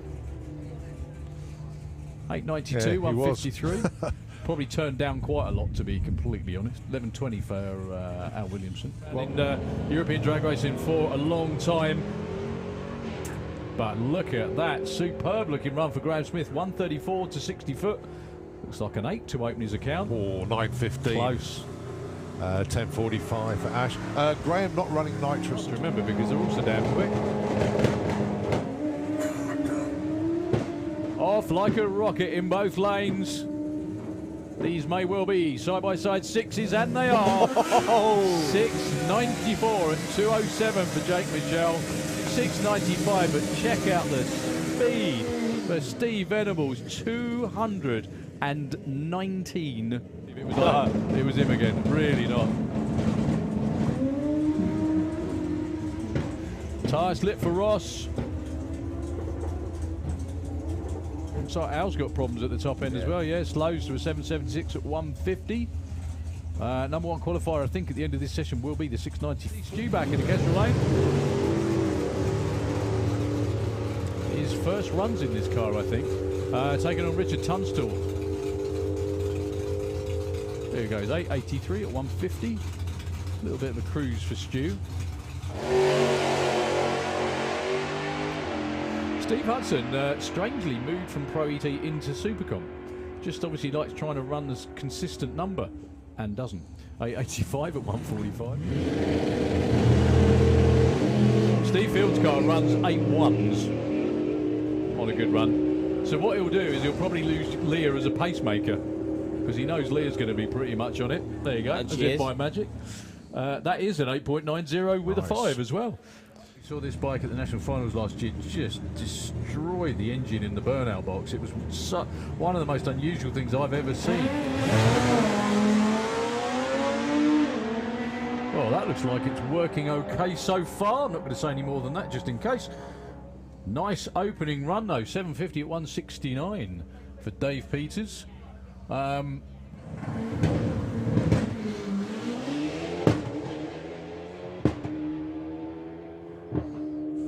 looking run. That'll be a 7. 33, 182.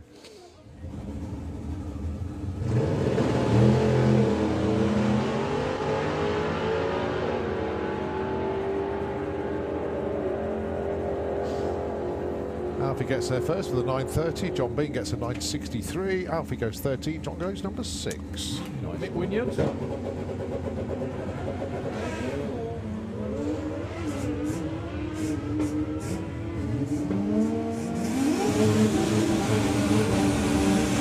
run for Graham.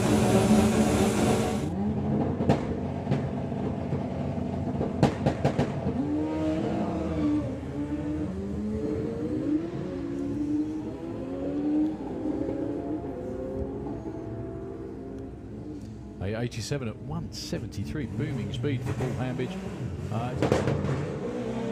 Oh, Anna lucky not to bump through stage there. Good looking run for Chris Neary though. 761, he'll take that. Nicely done, Chris. Last month, and he was the quickest on the premises that day.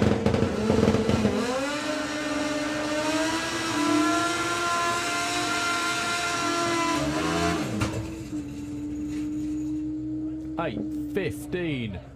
05. Sorry, 05, I beg your pardon. Yeah, I'm reading the scoreboard again. Oh, straight towards the centre line, backed out of that very early indeed. I think that might have been the way the bike was pointed. Yeah, I think it was. Yeah, coasting at the top end. 11:26, 80 mile an hour.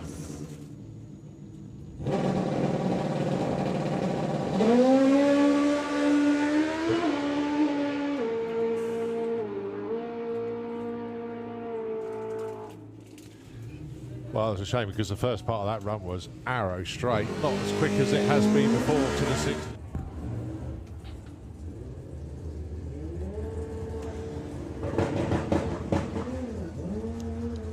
Oh, just a little bobble off the line on the throttle, and that wasn't rider related as such. And unfortunately, not going to get time or speed on that one.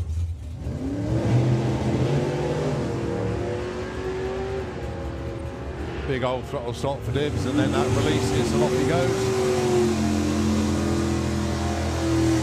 9:99 for Mark Huxley, 9:96 for Andy Dibley. Well, you can see the difference in reaction times there. Andy Harris with a nose in line.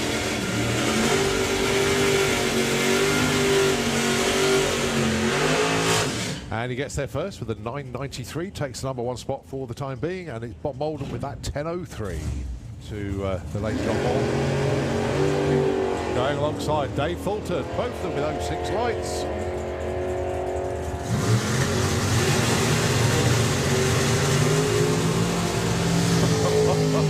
And I think they both need to adjust their cars a little bit as they both go 9.7 and break out by 1500ths. And the family there. Right, Stuart Morris, Simon Fulton.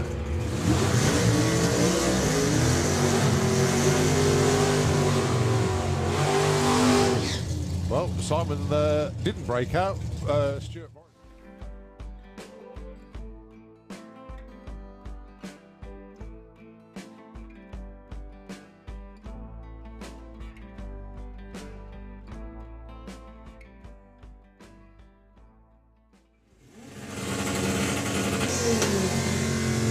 I know we have weird mixes in all the classes,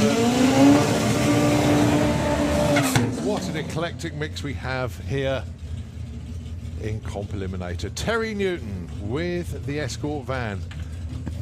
Off the trailer yesterday into the low 9s. He's heading for the 8s. He's got a really good chance as well, isn't he? Yes. I mean, with the front-wheel drive, like the turbo front-wheel drive cars having a 920 index, there's a lot of them that could jump in and do really well. Yeah. Well, that Spencer's index certainly isn't 799. No. And I think Spencer will... I don't know what his index is, but it's certainly not 799. It'd be in the 11s, wouldn't it? Yeah. Yeah. I think the thing is with this, they can change it after it's right. It's not like a dial-in that you run to, is it? So anyway, I think it's probably $10.99 actually, at a rough guess.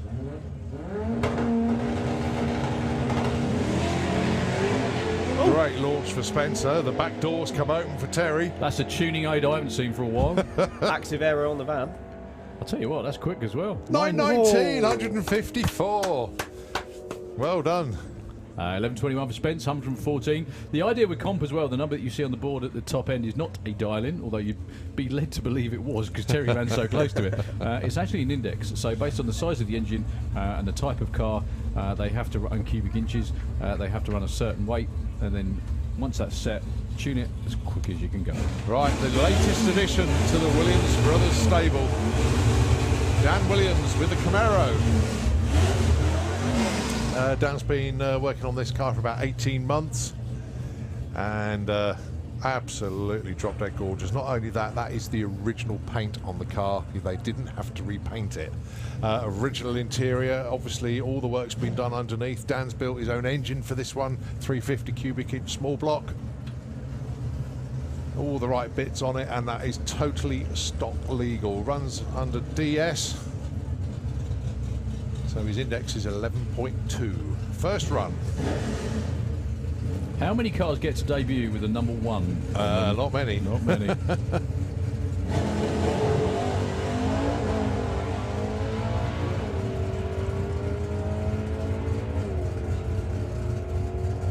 That is a great first run. 11.05 under index already. Well done.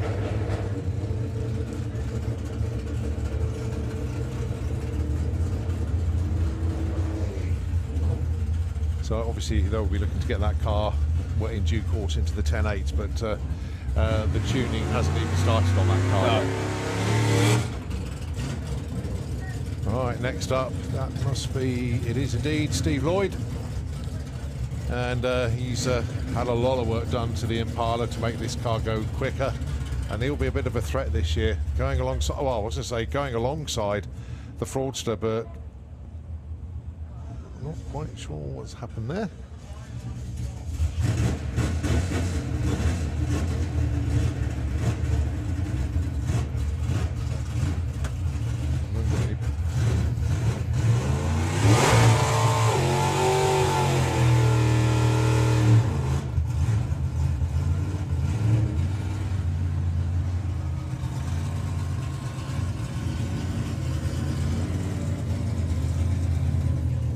So Kev Jenkins with the Fraudster then, an index of 7.8, going alongside Steve Lloyd with the Blue Pearl, the Impala 11.25.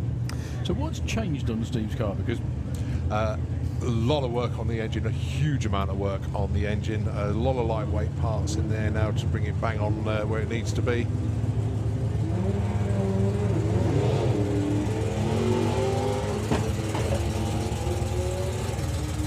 Fraudster doesn't look very happy there. problems in both lanes by the look of it. Not what they were looking for, but it is the first run of the season. Yeah.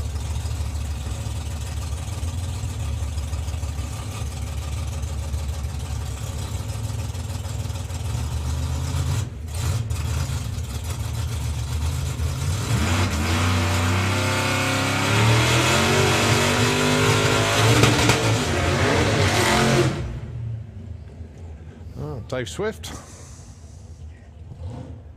Now, interestingly, Nick Williams was walking around in civvies, so he's obviously not running in this session because he was booked in to race. Probably getting everybody else squared away, I think. Yeah, I think that's probably it. New car and other new stuff too. What cars he brought with him? 69. Oh, yeah. I saw Camaro and I had my fingers crossed. Oh, no, I don't know when you'll see that. Possibly door slammers. You may see the other one. Do know you can't say Camaro because that's the right way to say it, by the way. What did I say? Don't you start that on It's like you can't say Camaro. Everyone says Camaro or something like that. So it's some sort of American inflection on it that we're not. Mine's frankly. a Camaro. Yours is what? Mine's a Camaro. A Camaro. Yeah. Right. Why is it spelled M-A-R then? It's Anyway, the way whatever. they Dave Swift moving swiftly on, literally moving swiftly on.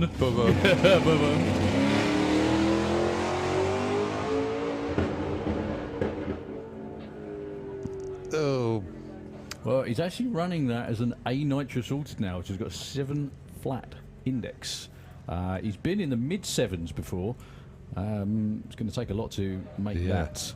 We'll take it under the index. However, it's still a terrific looking car. And we're very, very, very glad that he's back after a long winter break.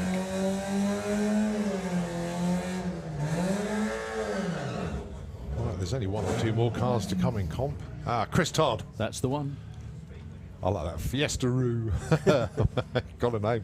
Mind you, 780 index he's got to run to. Goodness me. Again, that's because of the size of the engine and the size of the turbo. Well, actually, it's the same class as Fraudster. Yeah. So the car that he tunes for, because he tunes it that well, it's ruined his own index. But then it's an 8-second car, this. I don't think it's ever going to be competitive with the index.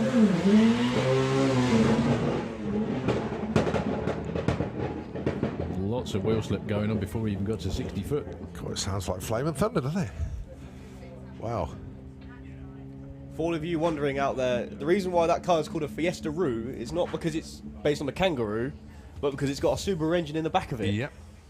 It's But if you see it run, you would think it was also related to a kangaroo. Yeah. well, I didn't expect 919 to be the quickest run in Comp Eliminator for Q1, but as you say, first runs of the season. And number 1 qualifier with a debut of the car is Dan Williams. Yeah, unbelievable. Unbelievable. Top Fuel Bike, ladies and gentlemen. The only nitro machines on the property this weekend are of the 2-wheel variety. There's 5 actually entered this weekend. Not sure we're going to see all of them in this first session. Whether they're going to be running an 8-bike field on an abbreviated ladder or they'll be qualifying for a 4. First out will be René van der Berg from the Netherlands. It's like we practiced that, isn't it? With the supercharged 4-cylinder machine. These turn somewhere between 15 to 1800 brake horsepower. And the riders are somewhat... Funny enough, actually, if you talk to all of them, they all seem quite normal, don't they? Yeah. All of them, I think. That's once they've gotten out of their straitjackets, that is. That's the one. As I say, get that man a straitjacket, definitely. René has been nudging towards the 5-second zone on this bike for a number of years, actually. I think his quickest ever run was a 6.1. That was in Hockenheim now, quite a few years ago, actually. However, he has been killing them with consistency. Last year, he was oh so close to being European champion, mainly because he just kept running 6.2s and 6.2s and, you guessed it, 6.2s. It's just all about whether they decide to get after it and try and take it into the 5s. So, first run of the season for René, who is not shy with his right hand at all.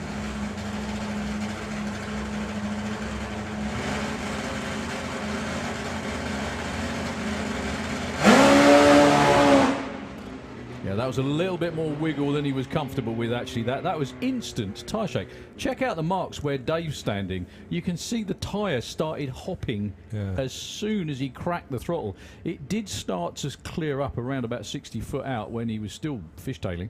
But unfortunately, that sort of tyre shake, you do get it on bikes as well as cars, folks. It unsettles the bike and does exactly what you saw, which is make the back end move around. Now, sometimes they can ride through it if they're feeling brave or stupid enough, or I'm not sure what. If they had enough Weetabix, whatever it is. But René thought better of that one.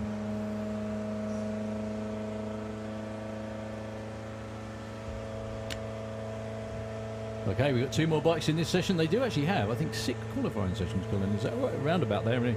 3 today and 3 tomorrow, maybe even 4 tomorrow, possibly. There's a few. 3, I think. 3 today, definitely. So it will be 3 tomorrow. So, because they've got a lot of runs, Top Fuel bikes are finicky at the best of times.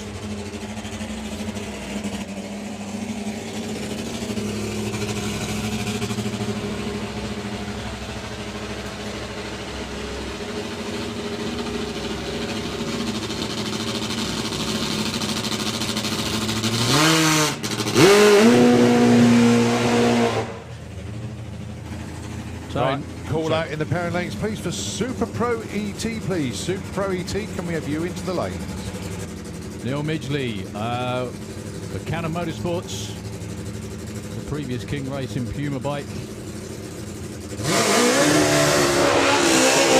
One of the world's most successful top fuel bikes itself and teams as well. Championships with every previous rider on board.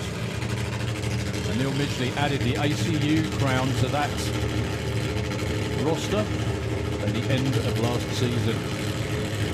Ian King's down there on the start line. So, in fact, there's more top fuel bike riders watching than there are on it, actually, than in this race.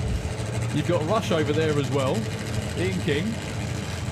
On the other side of the racetrack, Mr. Steve Willett, who is always present. In fact, it was Neil beating Steve that won him the ACU crown at the national finals last year. Here we go.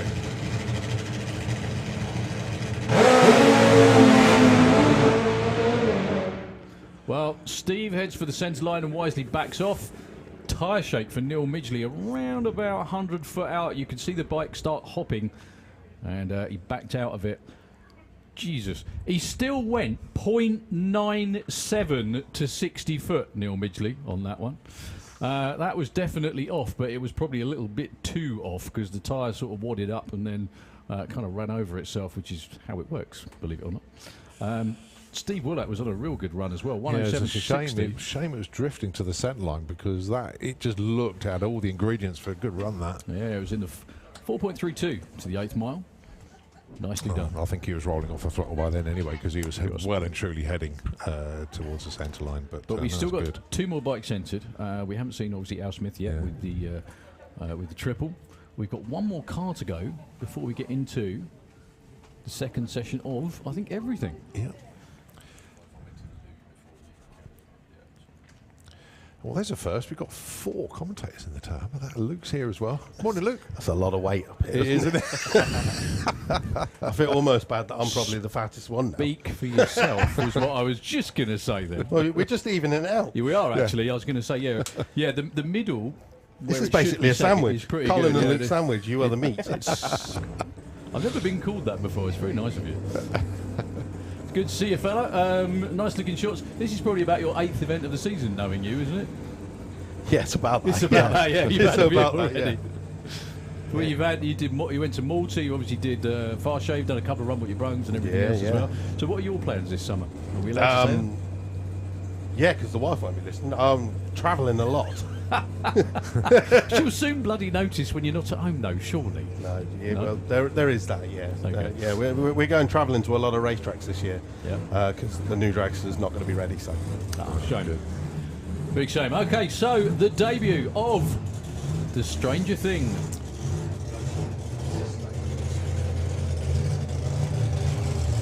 Pro Mod with Dave Smith at the wheel. What a gorgeous looking race car built by Robinson Race Cars.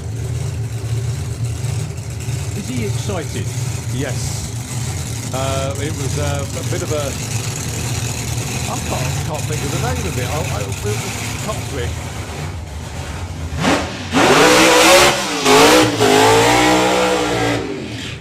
Well, he's got that bit sussed.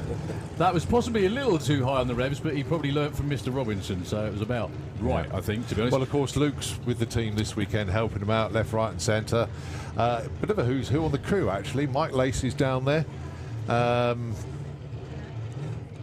So basically, Matt Wright's there as well. so a bunch of nobodies, bunch of has-beens. Jim's obviously there, because yeah, that's- basically if there's a pro mod on site, he will turn up and wear the jacket. There you go. Also, I was just thinking out loud again. For Dave Smith, this is kind of a dream scenario. I know that Pro Mod's got moved to 3 weeks' time. Oh, it's perfect But for for him. it's perfect because he gets to test on his own and he gets Luke's full attention. And he for the gets whole to weekend. license before the event, Correct. not at the event. Yeah. So, yeah. So, explain license. What does he have to do? Right, burnout and launch, half track, and then he needs to do 2 runs. And I can't remember what the numbers used to be, 740 at 180 mile an hour, but I don't know if it's changed with the speed and speed increase and ET drop on Pro Mod now. Yeah. But it was 740, 180. I think it's still similar. I mean, I've seen people licensed before and get their license with a 7.3 or a 7.4. Yeah. The thing is, though, it's more about controlling the car, everything else. Yeah. Dave Smith's been driving door slammers for a long time. However, nothing quite this angry, shall we say. Setting up the wheelie bars for half an hour is always part of the pre-race procedure on a Pro Mod.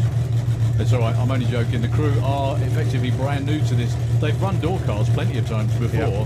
They obviously know what they're doing. I'm just being silly. Matt right there, closing the door. He's got a pretty damn stout car of his own sitting at home. So Luke arms the data logger, or is he arming the chutes there? Not sure, because if they're electric. Half, actually. Quite a bit of both. Yeah. So Dave Smith is going to be dropping the clutch on a Pro Mod. If anyone can hear me down there, it doesn't actually look like the left-hand side of the bonnet is anchored down. I hope he's only going to 60 foot. It may well be fine. Can you see the gap? You've got bionic eyes. Looks right. Yeah, I think, like you said, licensing. Bottom panel, yeah. Yeah, the panel is actually sticking out. But anyway, only to 60 foot shouldn't be an issue. Depends how much he enjoys it, though. Well, to find out if he's English or if he's Maltese, don't we?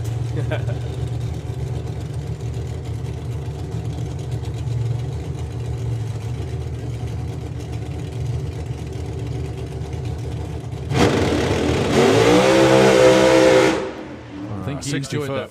that. Yep, excellent. Absolutely bang on. There was a little bit of a double on the start line, but that wasn't him. That was the car. That was not a 132 60 foot either. That was definitely something tripped it before he started. But anyway, you'll never see so many people delighted with a 14-second pass. Good start. The Stranger Things gang, well done to all of you. Yeah, all I was saying is that if the body panel is flapping or not secured at the front, Matthias Vulcan ended up on his roof at Mantorp about 14 years ago, something like that, because it actually lifted as he was on the run and it turned the car sideways and he went over.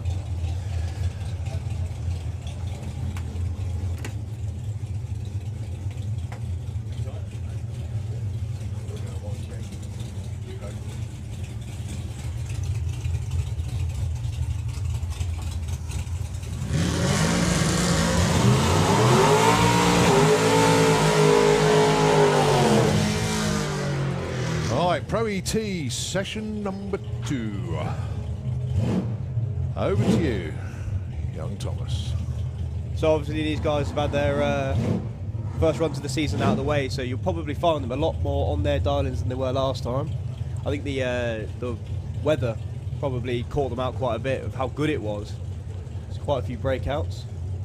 That's fine. We need to check with Simon in due course, because we had what we class as mine shaft conditions for Q1. We'd imagine that the air density is levelled out a bit, I should think, by now. It does tend to rise during the middle of the day and then drop off again in the evening. Yeah. That's when you usually get your fastest runs.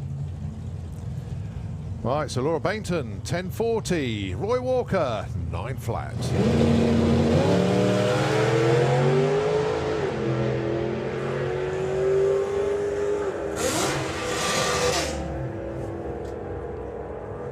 So 906 on a 9 flat index there for Roy Walker.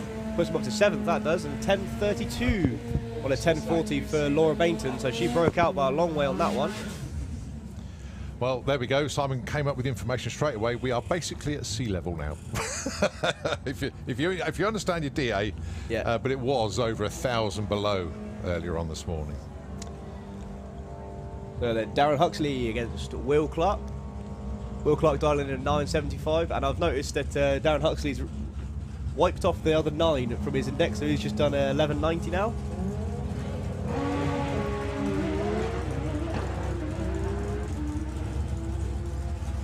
It does show you some of the variety.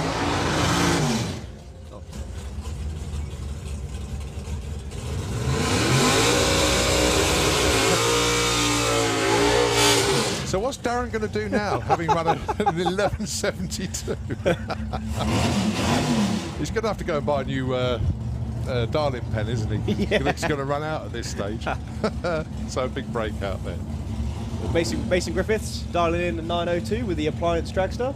against Dave Crowhurst, usually driving a Beetle in the VW DRC, but he's bringing out his Camaro for this weekend, running it in Pro ET, dialing a 951. Yeah, so Mason, if they were going into eliminations now, he'd be an alternate. He's only number 33. Oh, big plumes of smoke, but it seems to have cleared. I don't think it has. No, it hasn't. It's getting worse now, actually. He still goes 9.31, breaks out by 0.2 of a second. Mason, what a move from him. 33 up to number 3. But that's a huge amount of smoke. That's going to take a little bit of while to...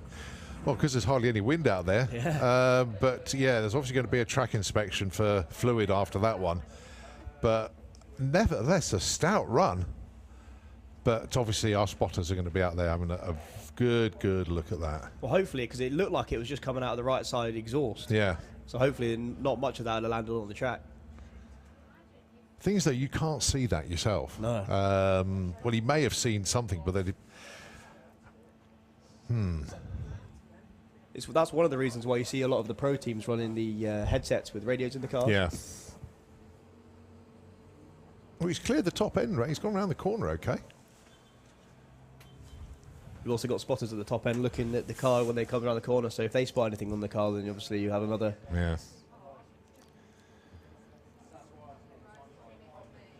Well, it was quite bizarre because obviously that happened quite quickly on the run. Then it stopped, Yeah. and then it just went big time. again, Yeah. Got a tractor going out, so obviously they've spotted something. Oh, frustrating. But fingers crossed. That's just... well, push the gasket out. Well, I don't know. But, yeah, I'm no mechanic. And everybody knows that. I can't really guess. When I see fluid on the track, I know what it is normally. If it evaporates, it's fuel. If it doesn't, it's water. And if it's slippery, it's oil. If it's red, it's transmission. Yep. That's about it. Quite easy to spot the differences between that lot. But, Well, I'll tell you what, well, whilst the tractor is out there attending to what might be in the lane, we're going to hand it back over to Nitro FM. But we will be back with you as we continue Pro ET session number 2 here at Springspeed Nationals.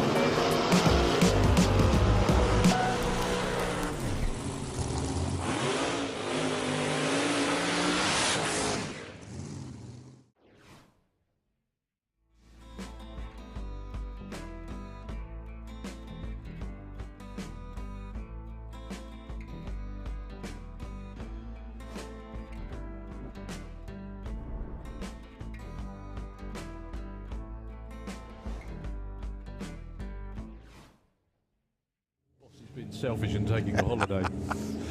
Right, Doug McClure with the Slug Cess. Doug's got his son racing as well this weekend, actually. Is that right? Yeah. That's cool. Doug goes through with a 12.23, 112. So competitive. Incredibly close racing. Everyone bang on the numbers. 8.42 too quick, and 8.51. That is actually a 51 for Ian Critchlow. Very. And Paul Adams. Oh, problems though for Joe Elliott.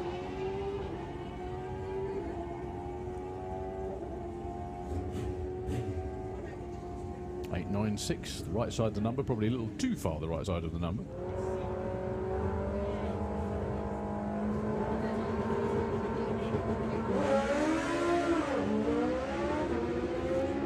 Good looking run for Craig until, oh dearie me, that stopped almost dead at 3:30. 9.56 for Patrick Rawnsley, nowhere near. So it's funny, it's gone to 10th out again. It 46, yeah. Yeah, really weird. It's quite important when you're on 9.50 and 8.50. You see on the screen, so obviously Mason Griffiths in the last pair went from 33 up to 3. Yeah. Dave Crowe has got bumped down 1. However, we haven't got the numbers on the boards for these two just yet. No. Here we go then. So 9.75 for Simon Rickwood. So there you go. You can see that their qualifying positions. Yeah. Where you go? Come on. So you've got Simon Rickwood in the Bossa Nova dialing in at 9.75. Previously number 9 against Adrian Portelli with a big red 6. He's actually number 1 qualifier in a minute. Dials in a 10.81. Two lovely straight runs there from the pair of them. 9.66 for Simon Rickwood. So that will be no improvement for him there with a big old breakout. And 10.85 on his 10.81 dialing. Keeps him where he is. Exactly that, yeah. No moving around, but how close is he to his number? Let's have a look. 10.81 with a 7, so there's room in there, but someone's got to be pretty much bang on, haven't they? Yeah.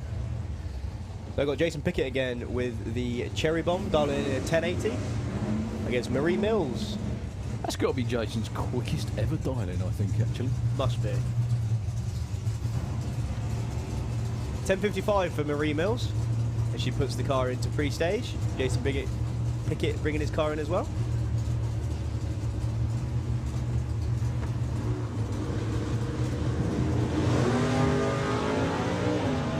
Jason goes red, but it doesn't matter yet. That was an 0-1 red as well, pretty close.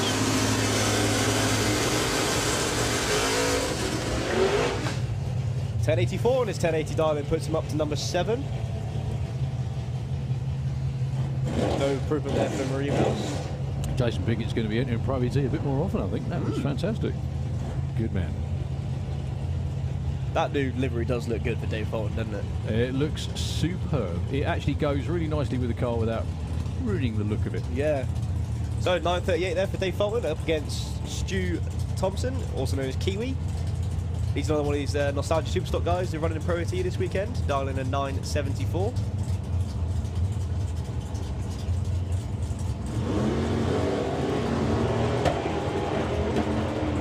Bit of a pop in the bangers. Kiwi moves away. Good lights from the pair of them, 05 and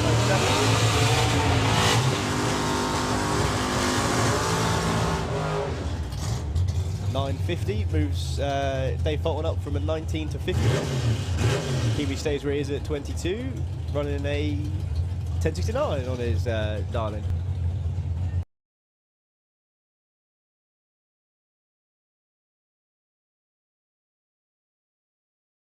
Steve Gates out there with the Duster, currently perilously close to the bump, number 29. You can move that higher if you need to. I'm gonna. This is just, I'm sat on the floor. It's all right. I think. How do you actually? He just enjoys looking at people's tummies when they walk past. I think that's what it is. So Bailey Ashdown in the Slick Tricks lane, 9.45 for her, 9.42 for Steve Gates. You can swap it for that if you need to. I don't think it goes up anymore. There you go, mate. Thank you very much. Both really nice on the tree. 0-2s a pair.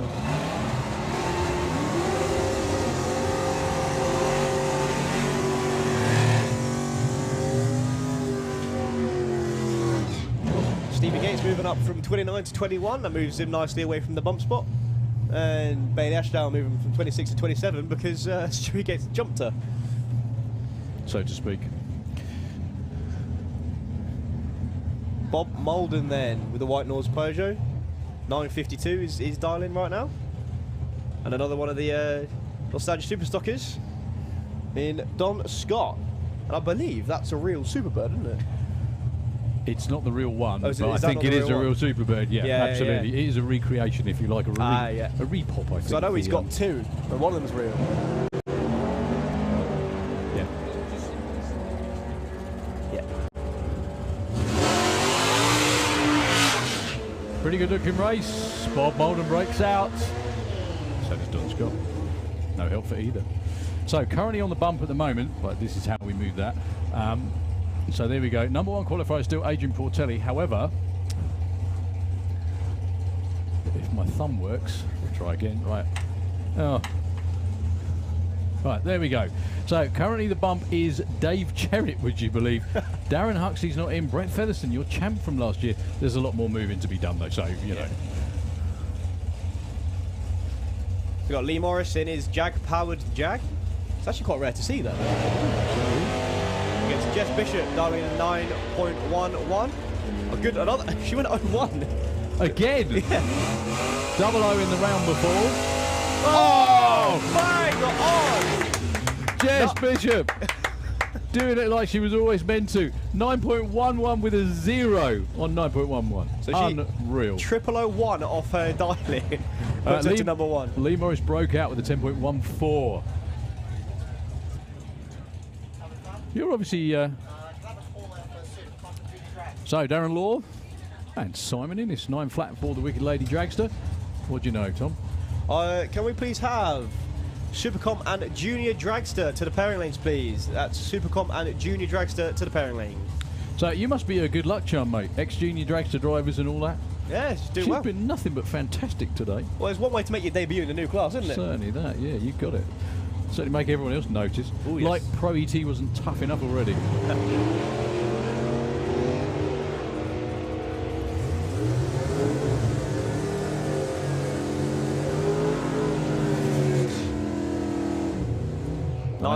Sorry, go on. No. 9.16 for Darren Law there. That moves him up to number 19. Simon Innes has just moved himself just below the bump now to 33, but obviously with a breakout. Yeah, Darren Law and the team looked very happy with that one for the simple reason, I think, that the car has been behaving itself. Towards the end of last year, they had a misfire with it, I think. It just wasn't doing what it was supposed to do. Talking of doing what it's supposed to do, or not doing what it's supposed to do, there's a perfect lead into both of these, actually. Mark Huxley went way too quick. 9.75 is his dial this time. Up against Harley Darby. I've raced him in Junior Dragsters, and, well, he's obviously learnt a thing or two because he drove that thing pretty well last time. 890, that's the quickest. No, it's not the quickest you can dial in Pro ET. No, anymore, 850 now. It is 850, that's right. Although he did run an 870 last time, so I don't know what they're planning for this one. Maybe turn it down slightly. Oh. Right, give me half an hour. I've got your problem, look. 09 light for Harley Darby and 0.14 for Mark Huxley. A much straighter run there for Harley. Oh, with a bit of a wiggle at the top end. Rose 885 to break out against Mark Huxley. 978 on his 975 dialing. Yeah, Harley, just very quickly, thank you very much for that message, Colin. Harley Darby is only just 16. Only just 16. I tell you what, as the Cool Kids Club goes, that's pretty much it. Yeah, I think he's in it. Yeah, he's there. Found a member, I think. My goodness. Yeah, that was his first run against someone in the class. Thank you, Colin. My goodness me. That lad's got a bright future.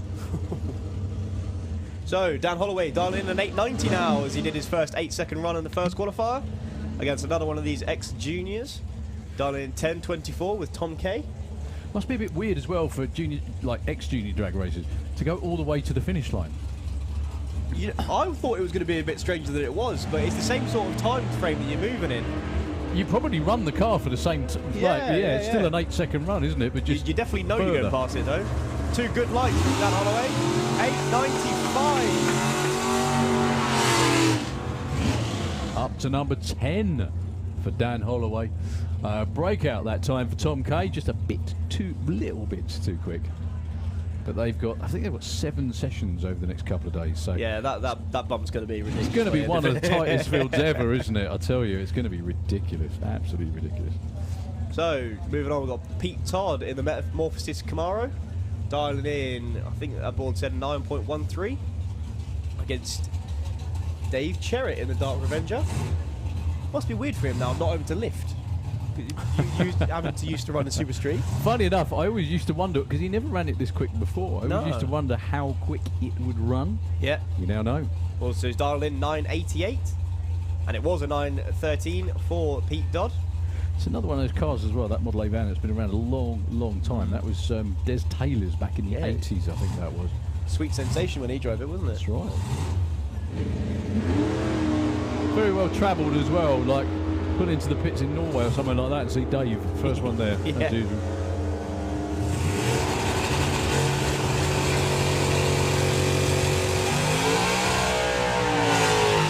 .919 on a 913 dial-in for Pete Dodd, moves him up to number 11. No improvement for Dave Cherritt, as he did have a little bit of a breakout.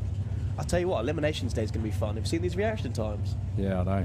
They're all. It's just going to be like anyone who hangs around to late rounds in these classes just deserves a trophy anyway. Oh yes, win or not.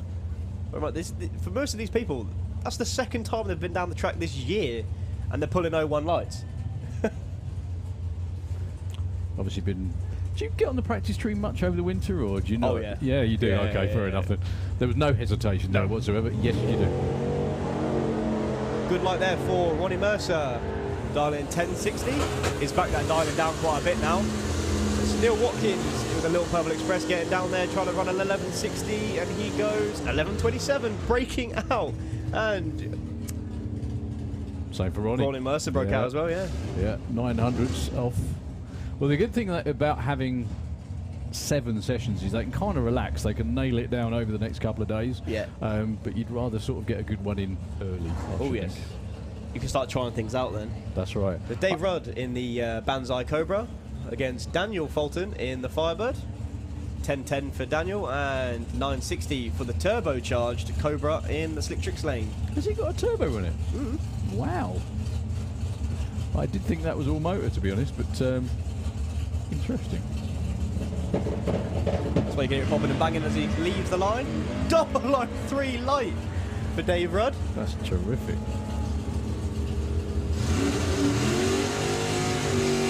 962 on his 969 move. That only moves him up to 5th though. Up to number 5. Dan Fulton runs a 1046. That moves him up to 21. Now, traditionally, bump spot is probably at the end of tomorrow. It'll probably be about 04 or 05 off. So that tomorrow will be mid-pack, I should think. Oh yeah, if he's lucky. we normally have a good 10 or 11 double O's, like bang on. Oh yeah. Tom Watkins now in Doris, the Charger, looking for a 902. Tom's first run of the day, actually. Oh yeah, he wasn't in first Didn't make one, was Q1, he? yeah. Going up against Paul Marston in Grumpy's Dodge, looking for an 895.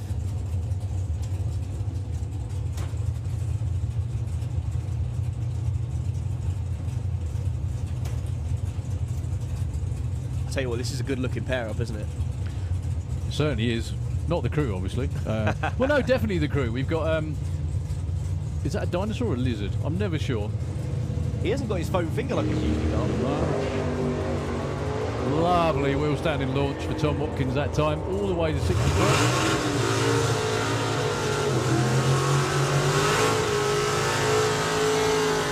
Each other's diamonds. Yeah, numbers the wrong way round that time. Too quick for Tom Watkins though, but a terrific 8.95, a breakout run, and a 9.03 for Paul Marston.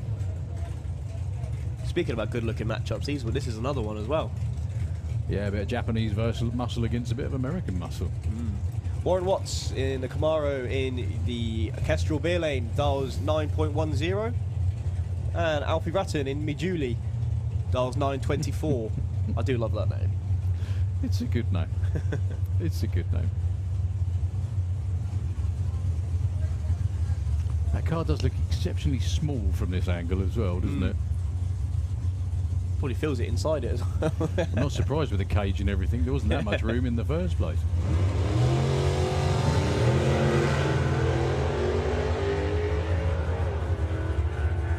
Is that fuel? It must be, yes, evaporating very quickly. Yeah. 9:17 too quick and a 9:01. Guess Way what? too quick. Way too quick.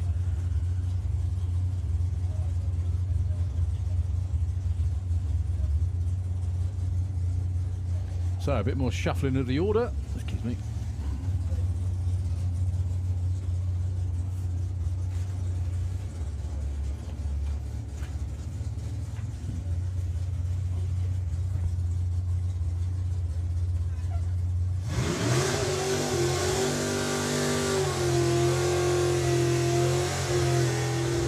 Now both of those two are already in the show, but again there's so much more moving around and jockeying for positions to go.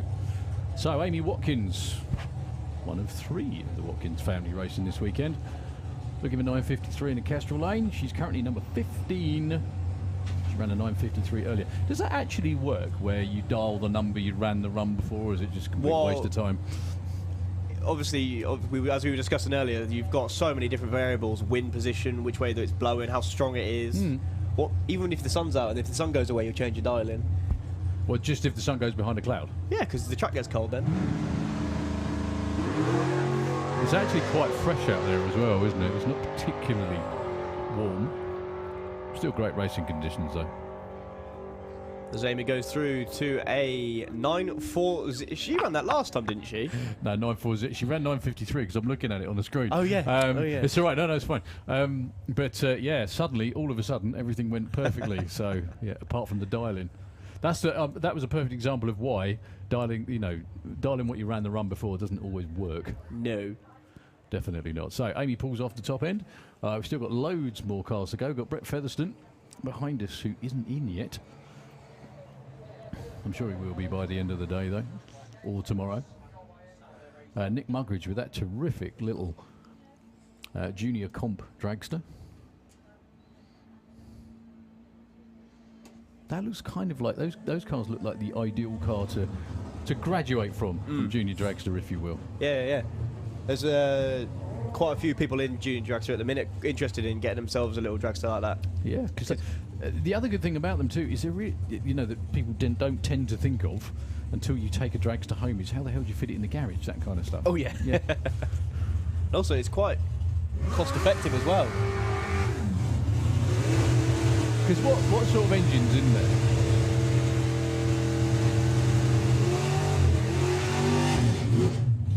Yeah, so the engines in them are usually just your Suzuki bike engines. They vary from GSXRs to Hayabusa engines. So again, they're not expensive, exotic, big blocks or anything like that, no? No. You could buy yourself a bike that's been dropped and put the engine in from one of them in it. Or just knock someone off and then buy their bike off them. Yeah. So Brett Featherstone, I would say wearing the number 1. He's not, however, he is number 1 from last year. That's much better for Nick Mugridge. Smoother, definitely. 9:40. Gets in at number 11. I think is that Nick's quickest run. 10.11132. Sure he's been that quick yet. If it's not, it's definitely close to it. Wow, the ugliest bunch of Easter bunnies I've ever seen. I shouldn't say that out loud, they can probably hear. Or the trouble is, as I found out when I said that about you, everyone rewinds it and watches it, don't they? Oh yeah, that's the problem, you can't get away Also, with it. there's no speakers on the start line now, so we can hear it anyway. Oh, great. I did wonder why I was even less popular than usual. So John B, 960 in the door car against Chloe, 921.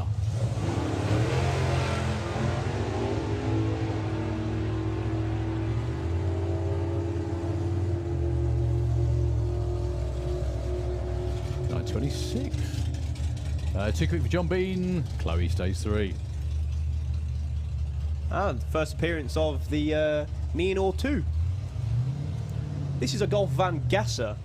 Usually, I think he ran before in VW Sportsman, but not with that chassis under it. Okay, I'm just sort of confused at what I'm looking at here. So that's that is a gasser, but with a Golf body on it. Is Yes. that correct? Yeah. Okay. Now he dials 1199, which is the lowest or slowest number, if you like. Yeah. That's Jake Fronda. I think this is just a checkout pass, seeing as it is a brand new vehicle. Making sure nothing falls off.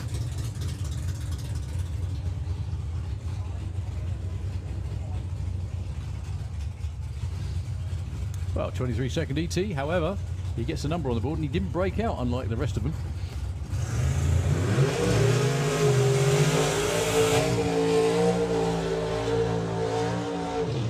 Okay, moving on to Super AT. First, rewind. Super Pro ET. First of all, commiserations to one of your team guys. Just tell us a little about what, you know. Yeah, what so the Twister car is unfortunately retired for this round and probably the weekend, as made quite a good launch, but as it got to about 330 foot, had a bit of a puff of smoke out of the left-hand bank, and it's done a bit of damage. Unfortunately, in drag racing, you sell it well. I don't know where you celebrate the highs or don't worry about the lows, but you kind of get loads of both, don't you? Oh, That's yes. the problem. However, that one moment when it all works makes it all worthwhile. Unfortunately, if you bust it again the next day, Yeah. it's just really, really unfortunate. But anyway, commiserations, Andy. The whole team was looking good up till that point. Tom Atkinson then in the Time Is Money Cortina. Dials an 840. That characteristic moves to the right, but he had it under control. Oh, into the 8.3s, 161 miles an hour. 8.37. So he stays at number 9 then.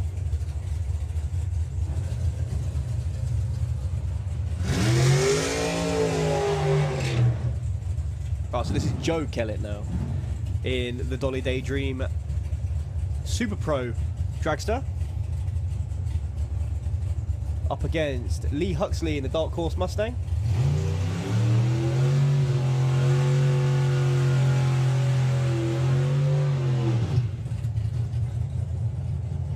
So has he got nitrous on that Mustang, or has he just put a bigger engine in it? I think it's all motor. I don't think it's a nitrous thing. I think they've hopped it up. Yeah, 630 cubic inch engine in that Mustang. There we go. That's what it is. Yeah, that'll do it. That will certainly do it, wouldn't it? So Joe, multi-championship winner in junior drag. He used to sweep all before him, didn't he, in junior drag? Oh, yes. He used to travel a lot as well. Won a lot of stuff up in Scandinavia, and He won the European Championship, I think, a couple of times. he did. He's very, very good indeed. Never won a championship, I don't think, in Super Pro yet. Anyway, Lee Huxley, multiple-time champ in Pro ET, sorry, but not Super Pro just yet. Okay, can we please have 850 bike to the pairing lanes, please? That's 850 bike to the pairing lanes.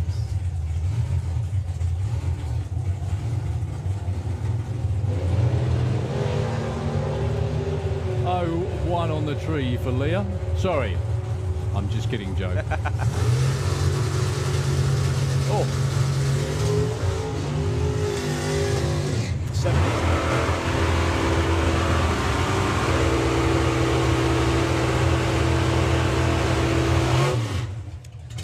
Lee Huxley goes to number 1 with his 860 dial and 865 dialing.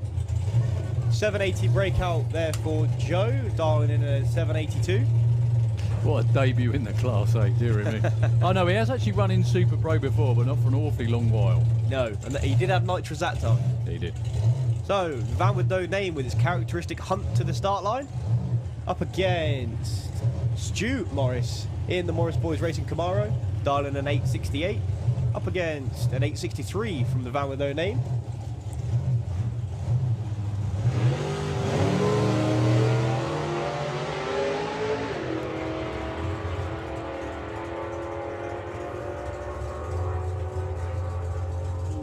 .64 on his 868 dialing breakout, and then an 860 on his 863 dialing. So 2 breakouts there from the pair of them.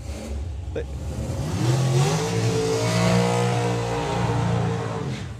Stu Morris stays the same. But Dave Russell actually moves up from 17 to 15 with that one. Try and have a chat with Kieran later just to find out what it's like to go like 175 through the top end. Simple reason that he's been nothing like that fast before. No. Nothing like. And look at that, 799 dialing again for Kiasley. Up against Alan Didwell with this dragster, dialing a 763. And what you'll probably notice now, even though Kieran will be almost half a second slower than Alan Didwell, he'd probably be the same mile an hour over the finish line, if not faster.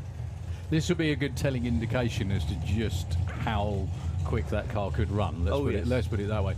Alan Didwell may have Kieran come flying past him in the traps. We'll wait and see.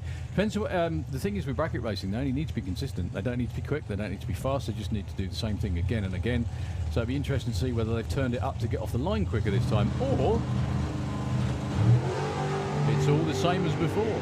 Alan Didwell gets out there, he's at 330 foot before Kieran even probably got to 60, and 60, Alan gets through, 762 breakout.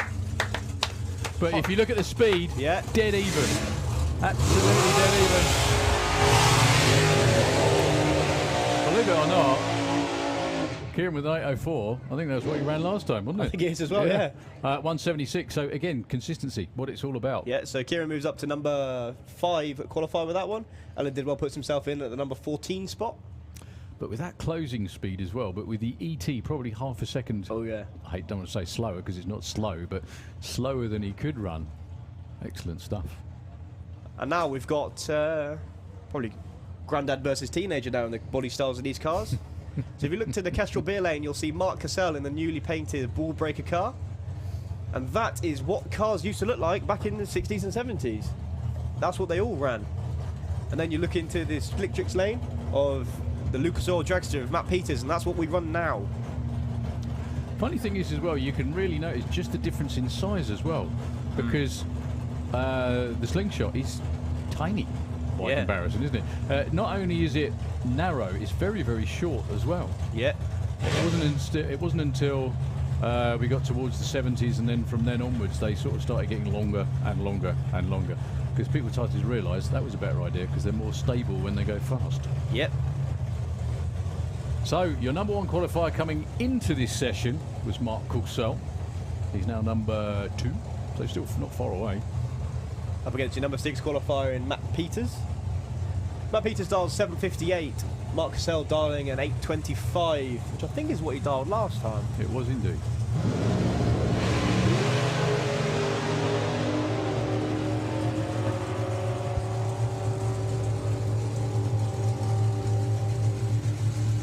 Oh, too quick there for Mark Cassell. Goes 822, 161 mile an hour.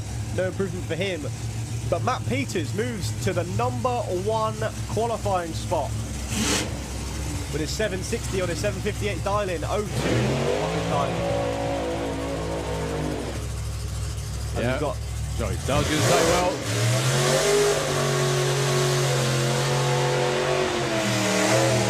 Very well spotted, but I just got to say as well, very, very happy for Matt Peters, because he's been trying for years. He's also got the Pro Mod as well. Trying for years and years to get going, to get licensed with the car, at all kinds of issues. Every time it looked like he got a good run going, something happened. And it's so nice for him to be in a car that, well, number 1 qualifier. Terrific stuff.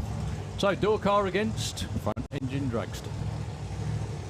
So the Slingshot you have, is it going to look similar to Pete's car down there? I'll tell you what it will look a bit like. Yeah. If you remember the Chris Mannon's Villain. I do. That's what Lovely car. I'm going off. Lovely car. 850 dial then for the Brown boys. Roll behind them. Second burnout attempt for Jack Brewster in the Just Mustard. Yeah, that was nearly a crew killer effort, actually. That was. Tyres didn't light at all. Jack just obviously jumped forward a little bit too, or quicker than everybody thought he was going to. But they managed to get out of the way. Jack kept it away from them. Now, both of these two, this could be an interesting pair, both of them went all over the place in their runs earlier today. Indeed. Rob actually crossed lanes. See if Jack actually hooks to the left this time, or it goes nice I think and Rob's straight. going to run as a single on this one. Nice and straight launch. Had a 1:14 60 foot. He's out of it before the finish line, though, unfortunately. Close to a 9.75. Right, we've got to wait for him just to get off the racetrack before he can send Jack down there. Won't take too long. He'll just pull off nice and gently. They'll know whether that was what they wanted from the incrementals anyway. Yeah, he's actually pointing to the left again. You can see Martin standing out the back saying, right a bit, please, Jack.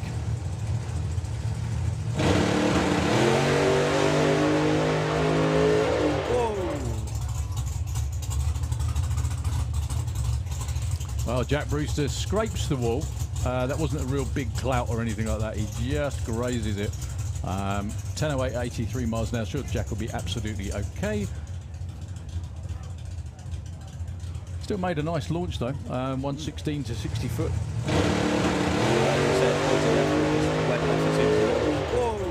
Tried to hold on to it.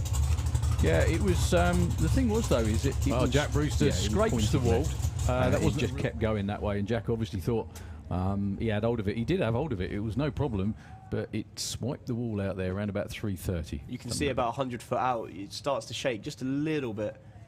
And that does not help matters at all. The one good thing about the racetrack here at Santa Pod is they do actually prepare the lanes evenly and all the way to the wall and all the way to the centre line as well. So we'll be down just for a couple of moments. Nitro FM with quick track sweep, make sure there's no debris, and we'll be back as soon as we possibly can.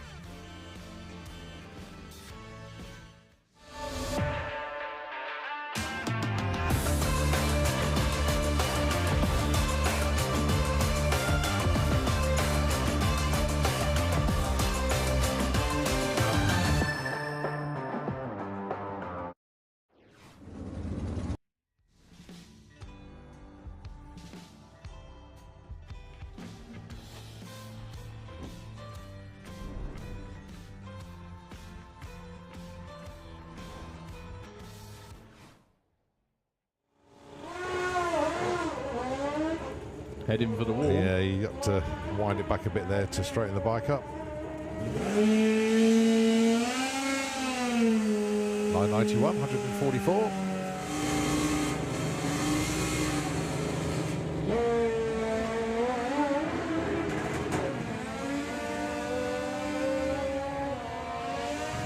Nice looking run. It only has to run the number, doesn't have to run quick. The 967 at 139 is a really, really good run.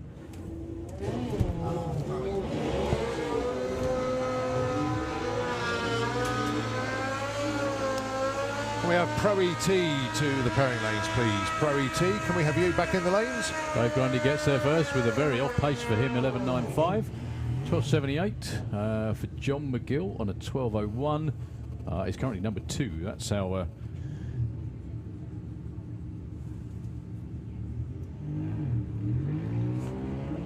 Peter Harrison away. Just doing a little bit of clean in Justin's lane, so we'll run him afterwards. And Peter's clicked it off early. Coasts to a 12.21 at 76.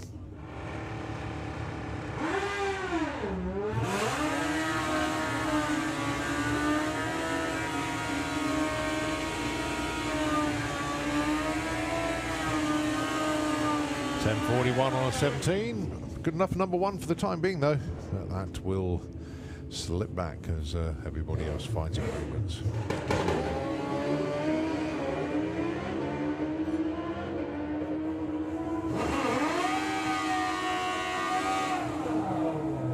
Phil goes 9.06. Michael Gooding goes 8.94. Phil Pratt is your new.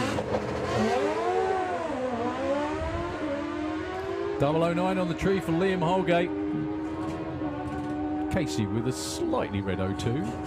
Liam goes 9.51 too quick. Casey goes.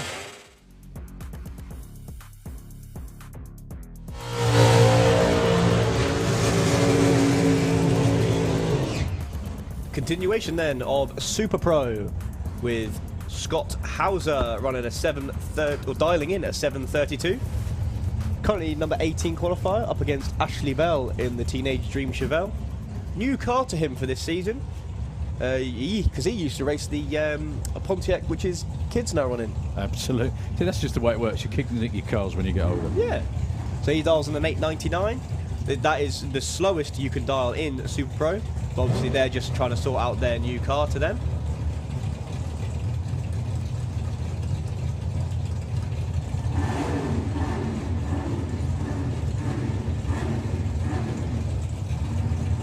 Up against the Houses, who have been around for, well, forever really.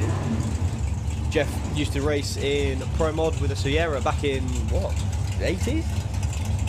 He was one of the original Pro Mod guys. Yeah. Pro Mod actually started in the UK. Back in 1988, it was the first Pro Modified Championship anywhere in the world.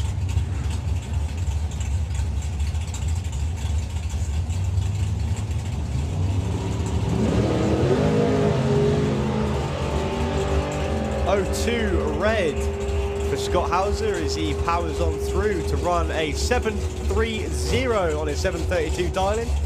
Breakout, but he still moves himself up to number 16. Ashley Bell runs a 947, moving him up to number 10.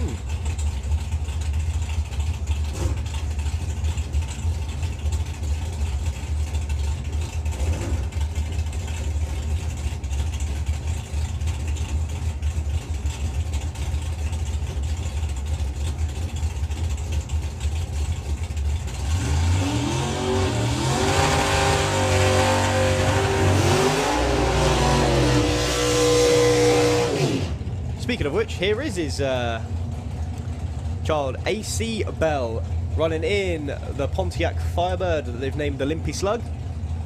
He dials in an 8.77. Up against Steve Saunders with his brand new Rusty Dog 32 Coupe. So Yeah. it's actually quite rare you see these compulsors running in Super Pro, isn't it? Yeah, it's what everyone's taken what they'd like to run, to be honest, isn't it? I mean, I think a door car must be one of the hardest things to bracket race with because you don't have much vision. Yeah. You know, I always think that something like a front engine dragster is probably perfect because you're sat as far back in the car as you can.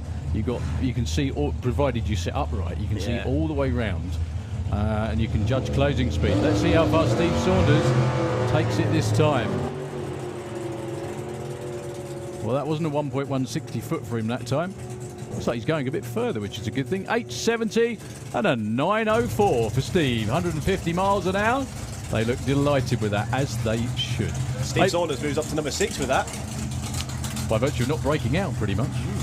So, can we please have Super Street Bike and Street Eliminator into the pairings, please? Super Street Bike. And Super Street Bike and Street Eliminator into the pairing lanes, please. Of course, now I'll mention that these compultors are very rare in the class. The next one comes Yeah, to exactly. two turn up at once. It always happens like that. But these cars, perfect queue.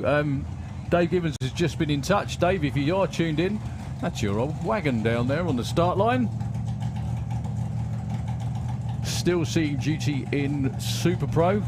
This was previously the Rough Diamond Altered. That name's been around a long, long time in drag racing. Dave Gibbons now, in conjunction with Tony Morris, helps out an awful lot of racers and an awful lot of cars in different classes. Sponsors Super Gas, Pro ET, and Outlaw Anglia. I think that was all three. I hope I remembered all of them. Thank you very much indeed, Dave, for getting in touch. And I do hope, I don't wish this on anyone, but I do hope words fail you so we can't get any more crap jokes. Thank you very much.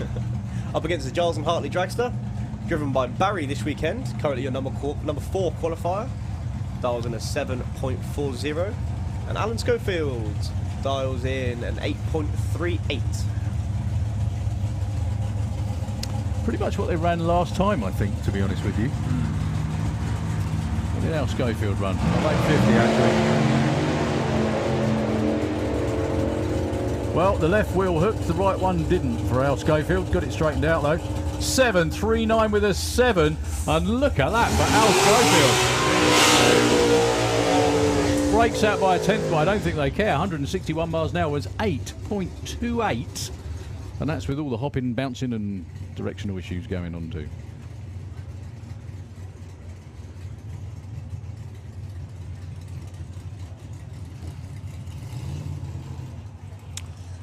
So we're on with Supercomp. Paul Hudson taking on Richard Tunstall.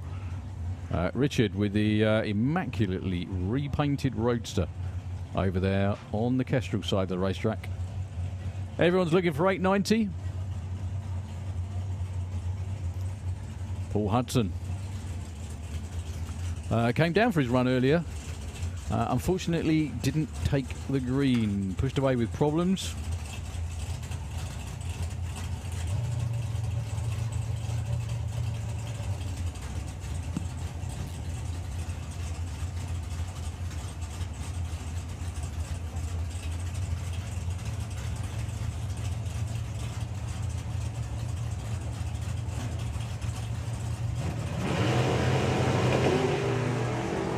Well, Richard Tunstall bang on the money on the tree. 017.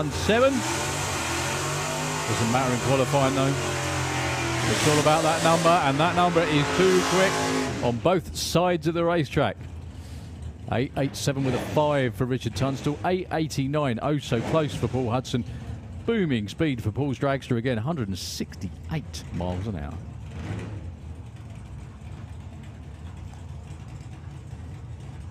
Okay, your next pair, Stu Doyney and Steve Hudson. Stu Doyney been around in superclass racing, comp and gas, for a number of years now. However, first time I think he's ever driven a Roadster.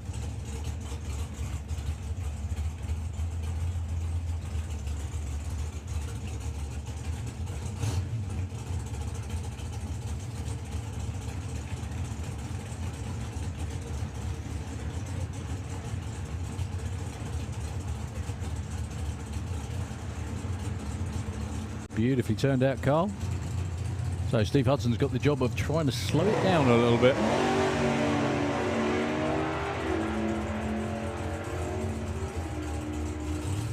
Stu Doyney may have the wrong throttle stop on that.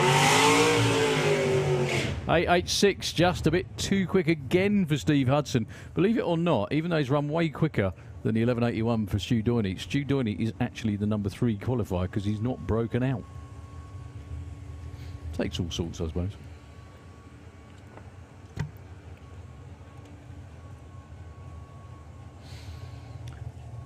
So, last out, I think, is going to be Leah Kellett.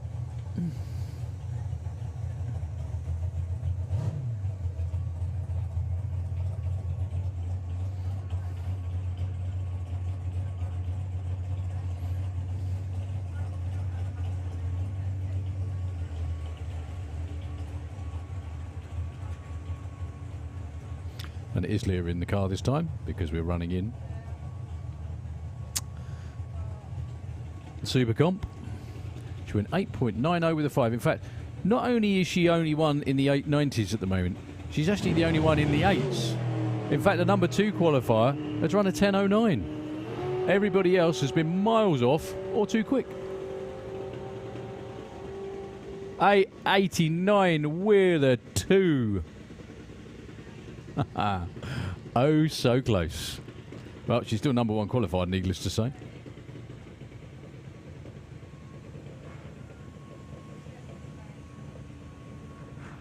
So, Junior Dragster Q2 coming up next.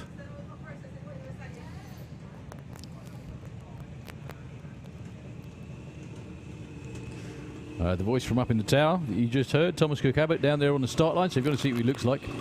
That's him. Standing down there in the Slick Tricks lane in front of Jack Taylor's car. Jack didn't get a run in earlier today. Chevy Checkett did though in the Kestrel lane. 8.90 is her dial. She's number 2 qualifier. They qualify based on reaction time. Hers earlier on was a 0.02. Very good afternoon to Emma and Letty. If you're up there watching, I'm sure you are somewhere.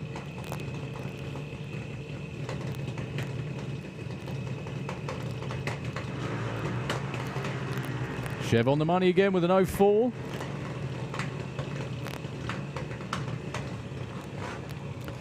.005 red for Jack Taylor, though. Oh, so close to a perfect reaction time.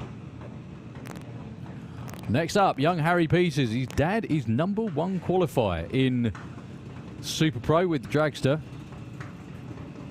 over in the Kestrel lane. And Harry Redshaw is in the Slick Tricks lane. He's number 26 as well.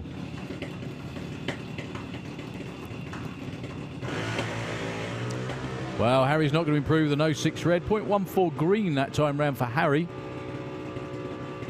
Peters. Sorry, I should say that. Harry Peters moves up to number 15. And Harry Redshaw stays put at 26.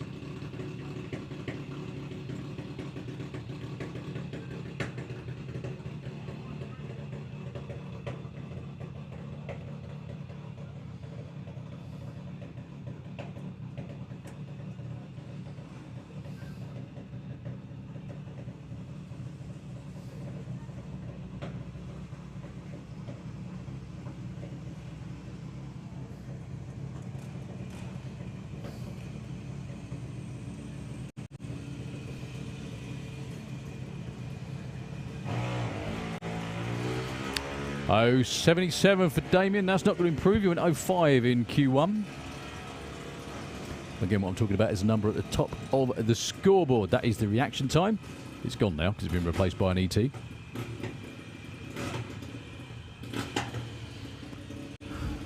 So, numbers 21 and 22 up next. Eddie Fagg in the Kestrel lane. And Harley Corsell.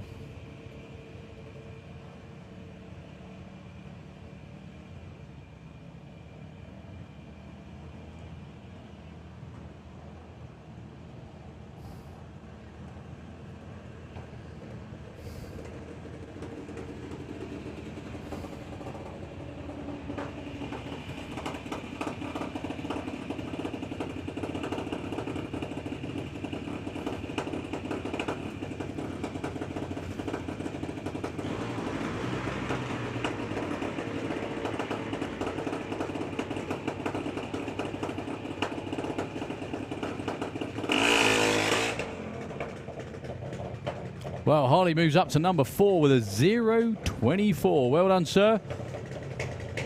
No improvement on the other side of the track.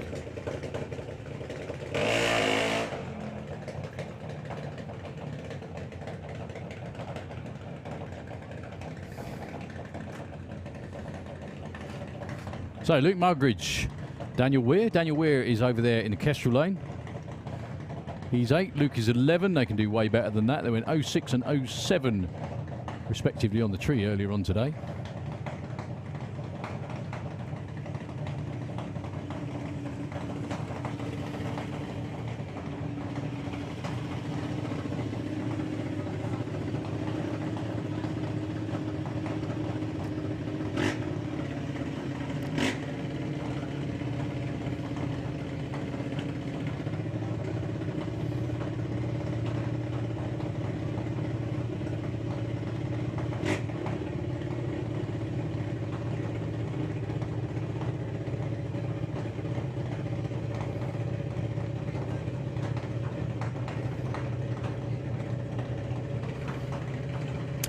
So, tree runs, here we go.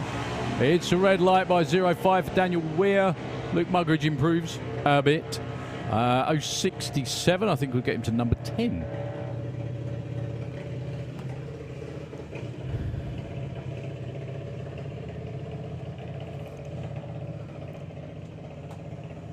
So, Daniel Todd with the Dragon Slayer, excuse me, even.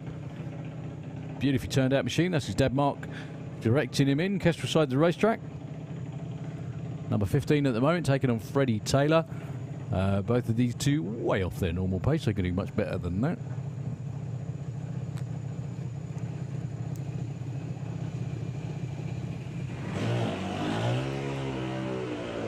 Red light by quite a big red light actually for Daniel Todd that time, 0.9 to a 0.08 for Fred.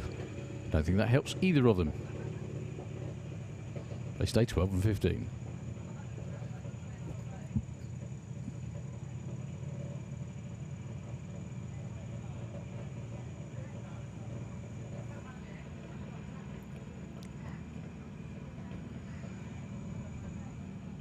So Max Taylor this time. In the Kestrel Lane and Mackenzie Love. Slick trick side of the track.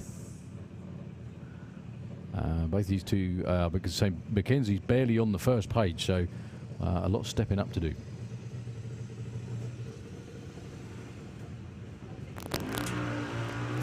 Well, that's going to help a lot. Mackenzie Love with an 0.37, which will get him, I think, up to number 6, actually. Max Taylor, 0.4. That's not going to help at all yet. It does. Mackenzie Love is your number 6 qualifier.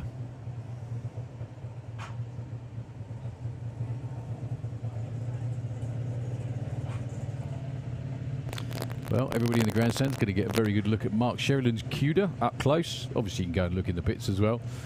Mark not going to be making this run in the qualifying round of Street Eliminator, who are down there waiting to run.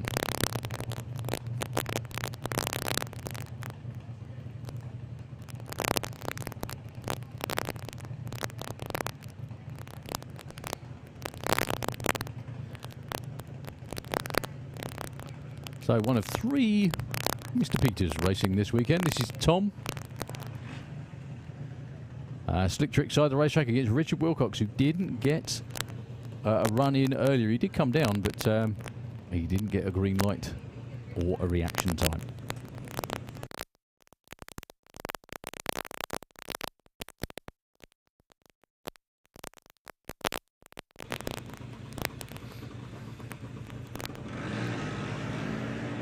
That looked very close, actually. It was an 0.3 red for Richard Wilcox. He will be qualified, though.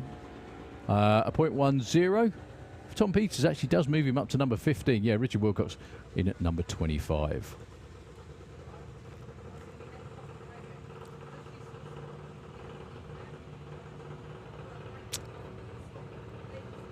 So, Emmy Cromwell with Violet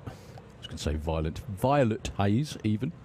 Kestrel side of the racetrack, and Grace Smith. Both these two not on the front page, which means the top 16. To get there, you need to be 0.67 or better at the moment.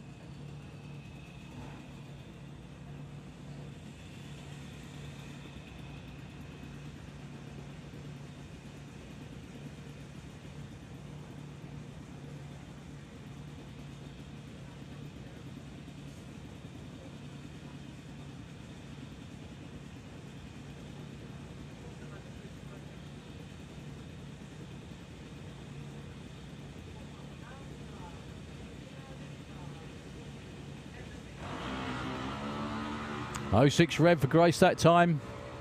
Emmy with a 0.14. I think that's going to help a little bit. Maybe not, actually. I think she's going to stay 18. No, she does move to 17 with that one.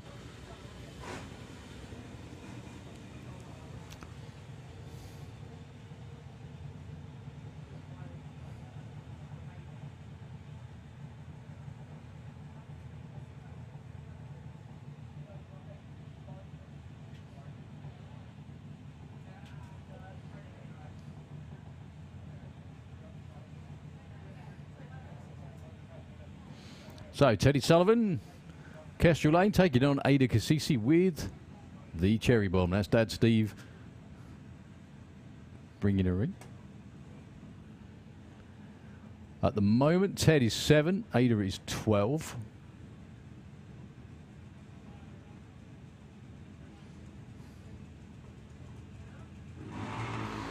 Nice move for Ada. That's going to help a bit. In fact, I think she's going to pinch Teddy's number 7 spot. She does. She moves up to number 7. Teddy gets bumped down to number 8 by virtue of the young lass in the other lane getting quicker.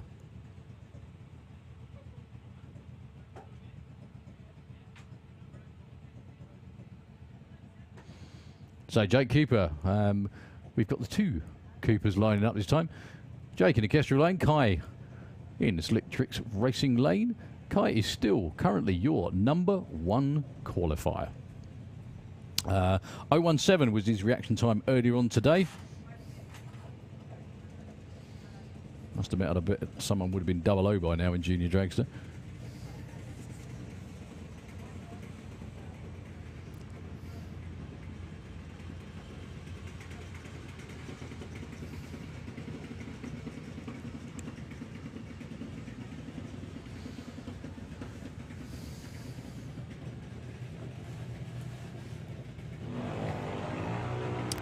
0.39 for Kai. Consolidates his #1 spot. That'll be a red light, big red light as well, actually, for Jake Cooper. 0.08.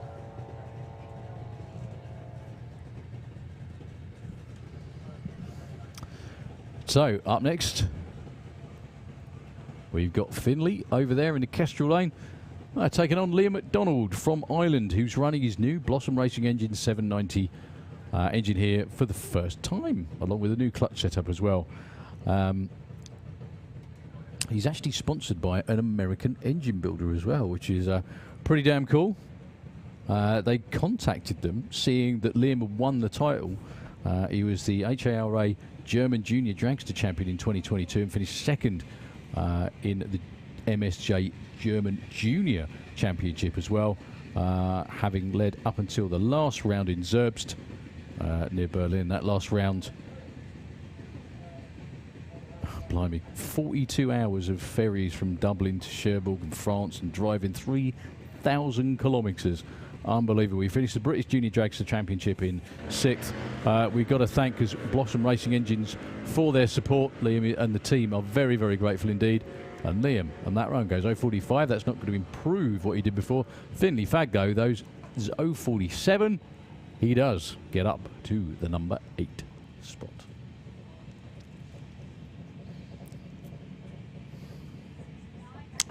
So, Lola Bell Kent, who again, her number got scrubbed probably because she went too quick in the Kestrel lane.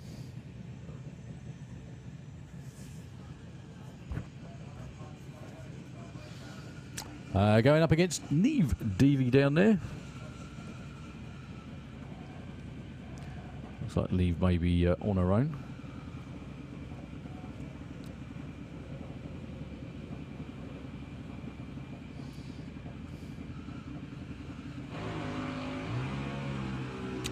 Neve actually deep staged, which never helps your concentration, I don't think. Unfortunately, problems that time for Lola Bell, so she will be back again with one or maybe even two more chances today to qualify in Junior Dragster.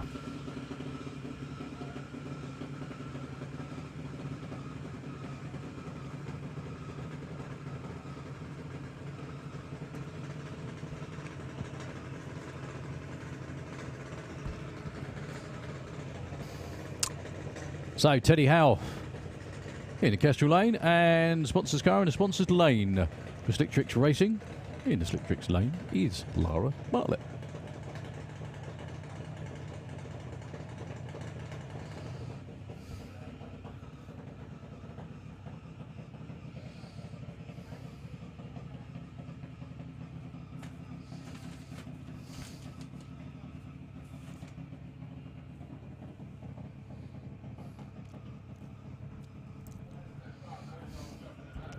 So it looks like Lara's going to be on a bye run. She's number 21 at the moment. Not quite on the front page, which now takes a 0.10 or better. 0.14, I don't think that's going to help. Well, it's not going to help much anyway. 794, right on the number though. 80 miles an hour over the stripe. She does actually move up a couple of spots to 19.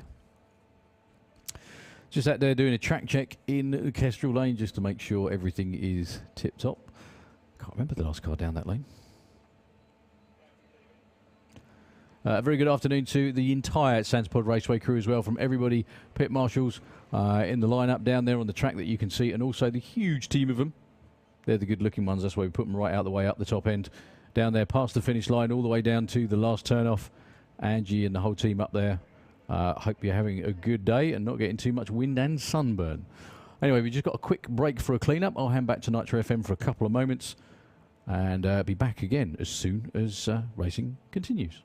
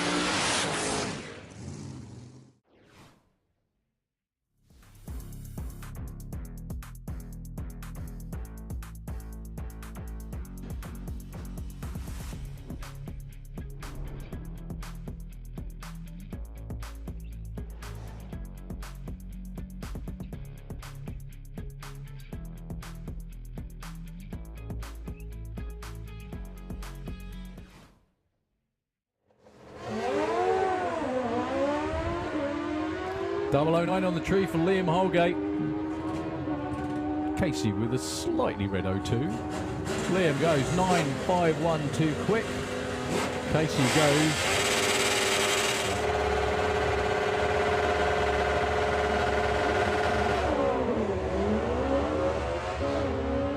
that looks like such a comfy way to ride, doesn't it? It does, doesn't and it? you could actually sit up and eat your dinner at the end on it as well. 11.12, 11.75. It's a breakout for Jake, and not really what Blade was looking for Nowhere on his near, run. actually. Yeah. Anyway, also hi to Nan, who's watching at home, I'm sure. Scott with a nice 0 night to open his account. Made 1 or 2 test runs yesterday. Probably going to run this one out the back door to see what it will do. 9.62. Takes the number 2 spot. Jerry, you might want this. So innovative, some of the things he's put on this. Yeah, it is still, it's like a bobber. It's still, yeah. It's so cool what he's put on this machine. Totally home built. 11.88, 134. Good speed there, but 2.2 foot. A little bit of a.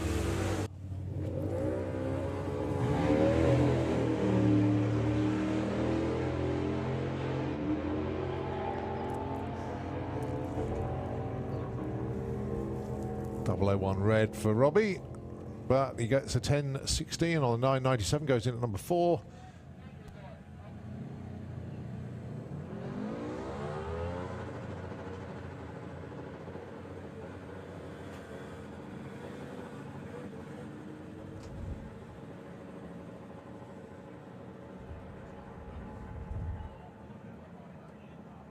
So 15.68 and a 16.32.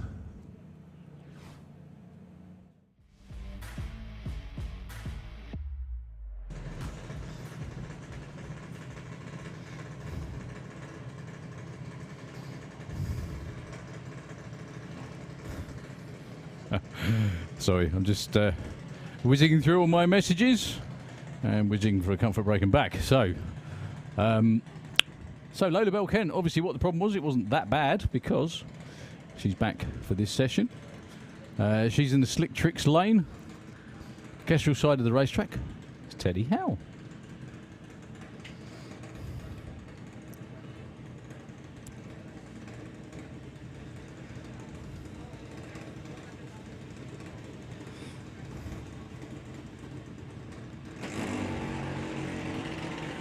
Well, 0.33 for Teddy Howe. He was number 12. That's certainly going to improve him.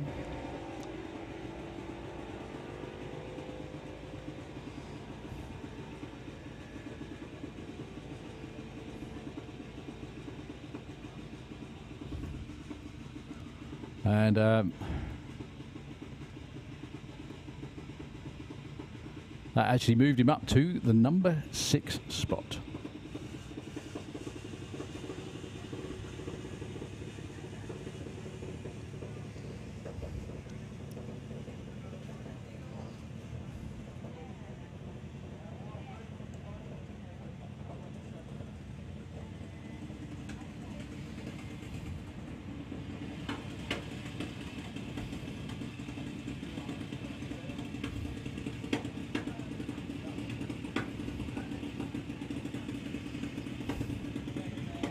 All right, Dan. Everyone else has left. Unfortunately, they've left a new kid in charge. Sorry about that. Right. If you haven't already, What do we need? we get comp bike and super gas core, please. So, comp bike and super gas, please. If you tick them off the list.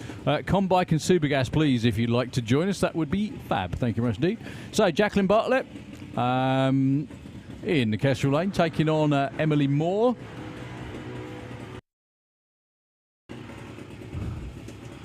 Uh, 096 for Jacqueline. Emily's first, nice catch, run of the weekend. She slots into the number 25 spot.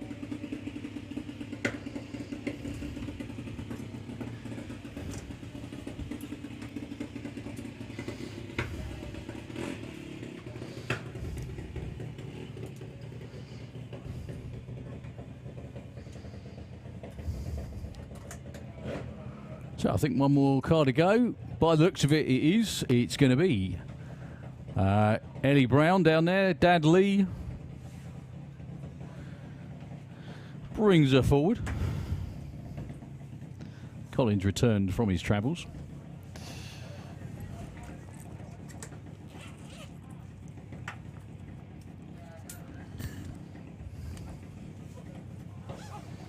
It's warmer up here than it looks, isn't it? It's actually warmer outside than it looks.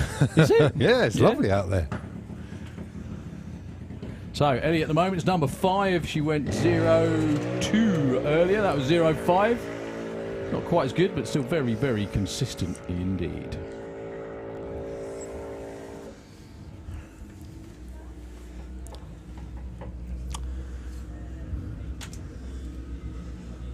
So we move on with the 50 bike classes. Looks like 850 bike coming up next. I love the fact that Dan Diaz has managed to nab both Splinter and Danny Cockle's crew for him. Well, Danny's racing as well, so I don't know how he's managed that. Well, Dan's there. Look, he's got one of his shirts on. Yeah.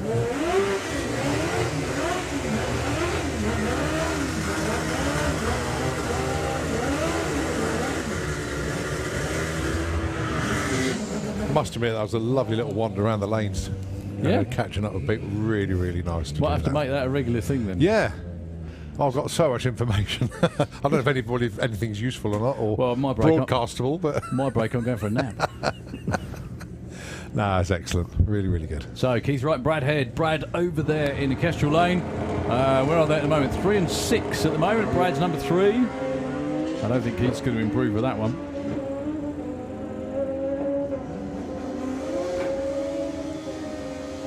Eight, 5, 3 with a 5 for Brad Head.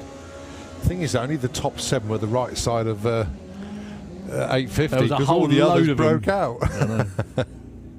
The same thing in Supercomp as well. Do you know what? In Supercomp, Leah is the only one in the, not only in the 890s, she's also the only one that's run quicker than a 10 something. Right. That's the right side of the number. Dear. It's pretty mad, isn't it, really?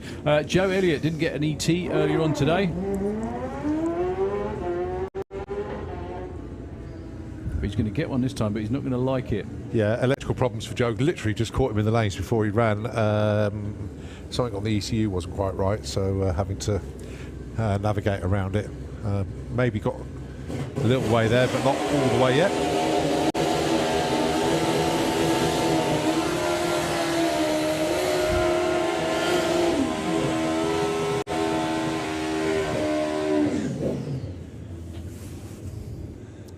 So that man we're talking about, Dan Diaz down there. Let's see, Danny's down there in shorts. Splinter's down there as well. Taking on Craig Wright. This is a pretty serious matchup as well. Craig at the moment is number 8. He was one of those.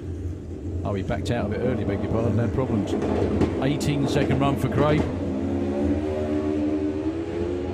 That's more like it. For both of them. 8:31 for Craig. I think that's a PB, but Is it? way too quick for his 8:50. But Dan, in the meantime, moves up from 10 to 4 with that 8:69. Because he didn't break out, Yeah. mainly.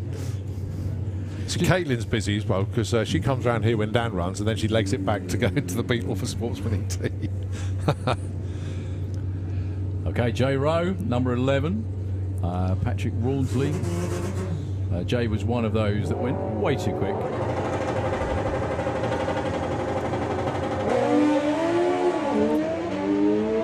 Be interesting to see if he backs off a bit at the top end, because that looks like another corking run. Whoa, look at that. 8:52 only, 142 miles an hour.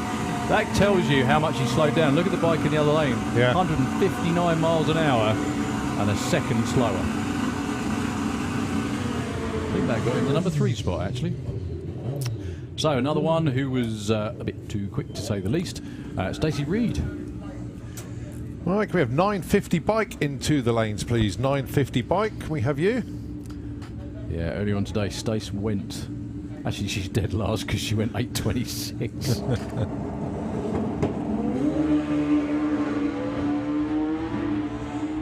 Well, she's away first. She gets to the stripe first, but how quick? 8:38. She was slowing. Look at the speed. Only 130 miles an hour. Gary Malone, though, 8:53. Now, bearing in mind they're going to get 6 qualifiers in Q2, Nuts, the number isn't 5 bike is 8:53. That's mad, isn't it? It's so close.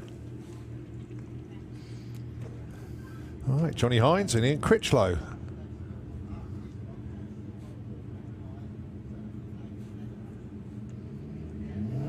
I saw Johnny in the pairing lanes and he said, well, my boots were fading a bit, so he's actually polished them. He's got some leather repair on his boots. As you know, he's got the best footwear in bike racing ever. And he goes 8.76 with them. 8.48. Critch breaks out by 200ths, but then he's already got an 8.51 in the bag, so he's got a hunt for that 8.50, hasn't he?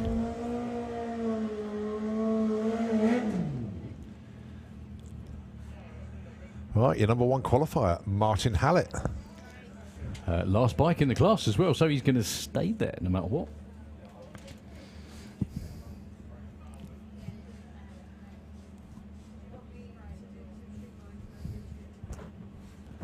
So Thomas didn't like the low chair. He wanted to be a bit higher up, did he? Oh, you got the stall now. Oh, goodness. Do you want me to swap? Do you want to swap? Yeah, no, I'll get back to that one in a minute, yeah. So Martin Hallett gets this time 8.57. He'll stick with his 8.50 from earlier. Consistency is what does it, isn't it? Okay, we've got both Super Street and Street Eliminator. Your 2 street tyre classes coming up next. That is why Dave is out there with the glue. Go on it.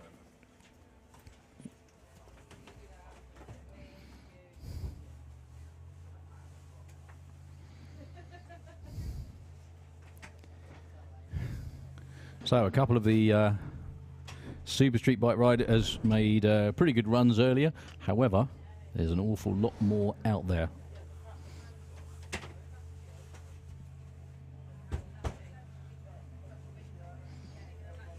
All right. Back in your spot.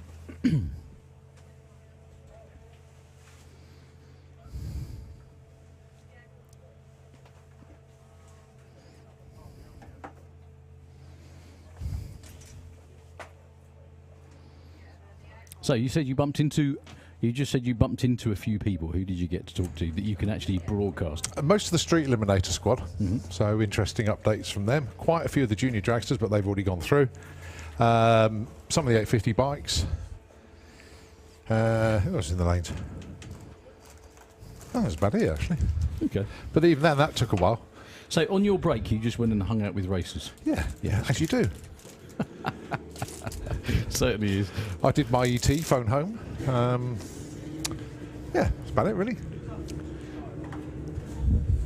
Right, next class into the lanes is Comp Eliminator, please. Let's have Comp Eliminator down into the pairing lanes, please. I was just going to ask you, actually, so when's the next outing with Bruce? Because he must be itching to come out the garage by now.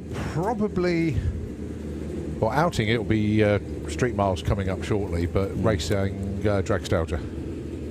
So obviously, because there'll be 3 of us here for that one, so I'll duck out and get some laps in. Look forward to that.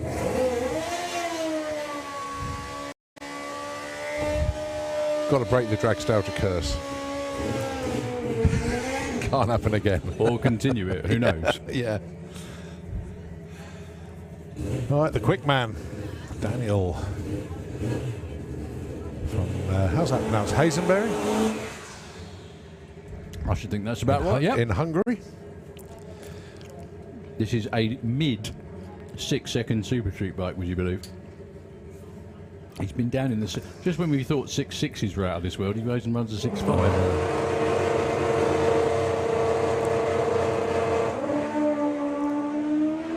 127 to 60 foot. Arrow straight. Looking good. 6 something. Yep, 687, 220. And that puts him in the number 1 spot for the time being. So that's now 3 bikes in the 6s. And it's only Q2.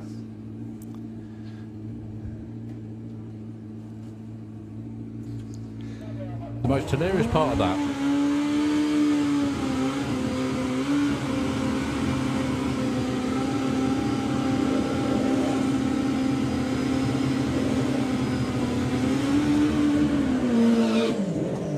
the funniest part of that was That was probably just a banker to get down the racetrack. Yeah. 220 mile an hour. 6.8. Well, it was only an 8.18 from Alan Morrison earlier on, but this is a man who's capable of going low sevens and dip into the sixes.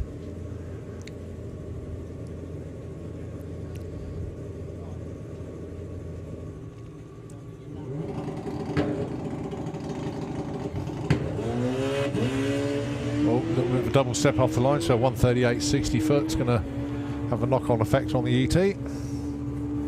Still 806 177.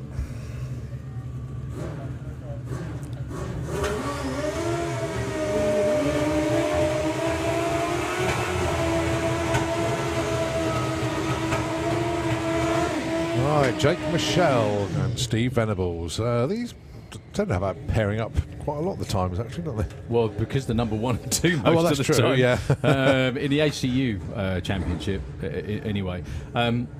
Now, Ven's bike is a DME bike, which is the same as pretty much what Daniel Lentz runs. However, Jake's is all his own design, all his own build. It noticeably runs differently as well. It runs like a stabbed rat off the start line. It hasn't got as quite so much legs through the top end, but still runs 200 plus. Ven away first this time. Ven is on an absolute flyer here. It was a 123 to 60 foot, which turns into a 689 at 217 at the stripe. Jake 729 at 200, but Ven second bike into the 6.8s this weekend, and he is in the number 2 spot.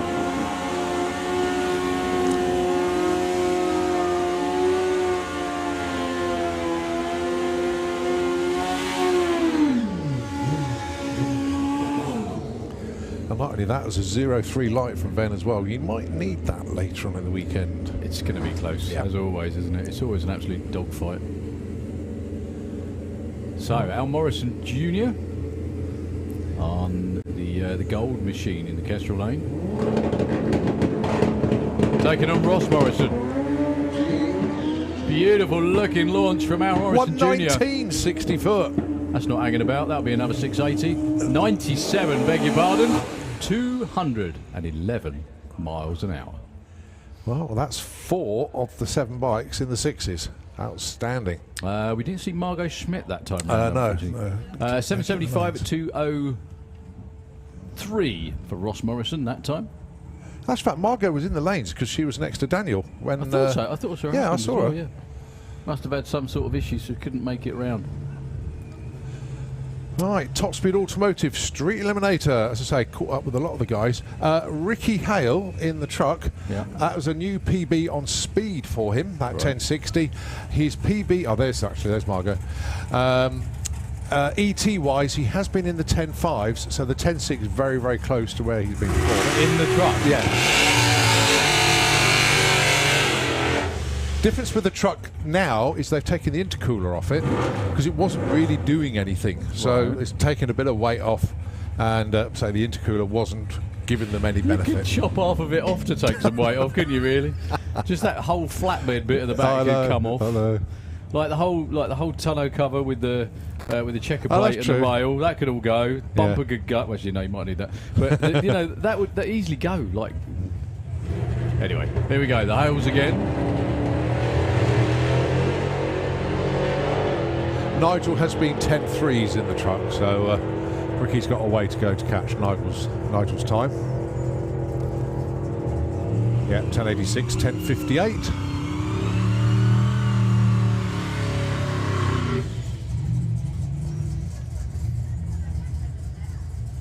Didn't have a word with Ash because he was actually getting his crash helmet and his hands device on when I went past the van.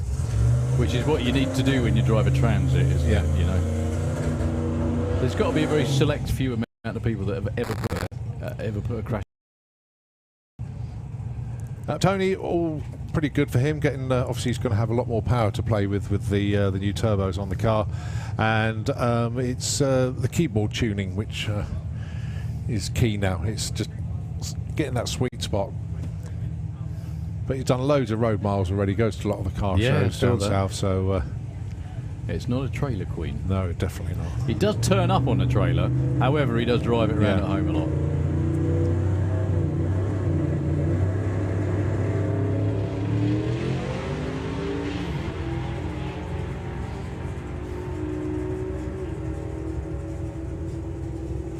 9:04, 10:47.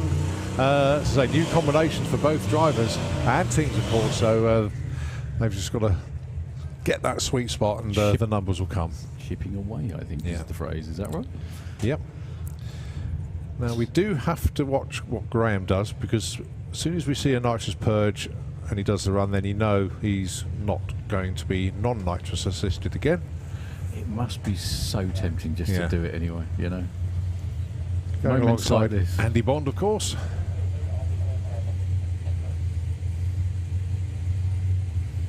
So this more than likely will be a banker low 7-second 200-mile-an-hour run for Andy Bond, which I still can't believe I say about a street car. Look at those two classic Chevys. I would say side by side, but Andy Bond's gone. There you go, 760, 596 and a 908. 547. So do you think he's going to try and run an 8 non-assisted? That would be pretty sharp, wouldn't it? Just a thought, that's all. I know he needed the nitrous to run an 8 with Snow White years ago, but if he can do it now without the nitrous with the new car, then yeah. Well, he's got 3 runs today, 3 runs tomorrow at least. Yeah. So plenty of time to turn it up. Yeah. Had a quick chat with Al. Again, he was in the car strapped, ready to go. They are literally using at least today as testing, because everything's new. And the problem they had, they were getting the car off the trailer into the pits and the steering rack broke. Oh my God. So they had to replace that on site here before they could even race. So that's just one of the hurdles they've had. He was just so relieved it happened here doing that than anywhere else. Going alongside James Murray with the Cortina. He's going quicker than ever. I think he's got a new combination in there. That's why it's going even quicker. Yes, he has, yeah. Which is about to become evident.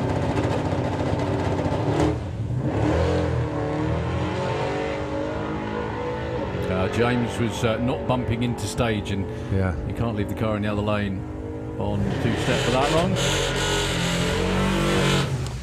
Nudging in the right direction, 10:36, 129, no time. I think James is LS powered, if I remember right, yeah, that's what I was thinking. It didn't hang about before, did it?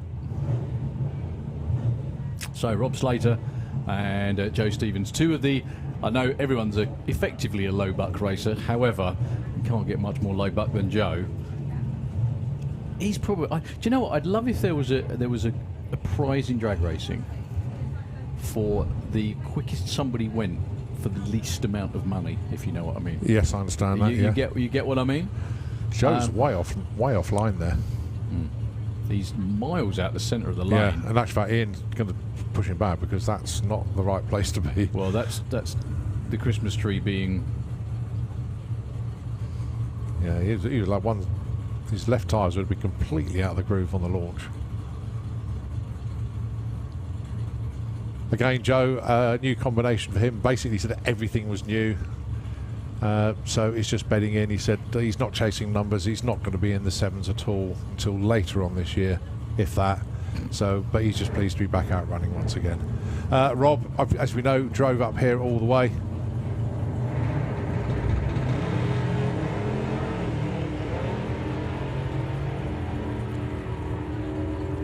Still a nice run for Joe. Probably a 9.96, 136. 10.62 at 1:30 for Rob Slater. Yeah, I was amazed to see Rob driving it down there in the teeming rain. Yeah. I mean, two terrific looking cars, these. Rob Carter with Percy the Passat, with his Chevy LS under there. Single or twin turbo? Pass, haven't looked, don't know. That's Passat, mate. Oh, very good, very good. I set him up, you knock him down. Well, it wasn't a joke, was it? Because, you know, jokes are supposed to be funny. That was a Dave Gibbons special, actually, that one. Dave, you should be proud of that. Slick Tricks Racing for Rob. Rob was number 1 for a little while. He went 8.47 earlier on. First run of the year, I think, for Al Mack with the Evolution. Got to check out that car's Facebook page. It is literally an evolution of a car that's been in the family probably for 40 years, something like that. Been all kinds of cruises, all sorts of stuff. It's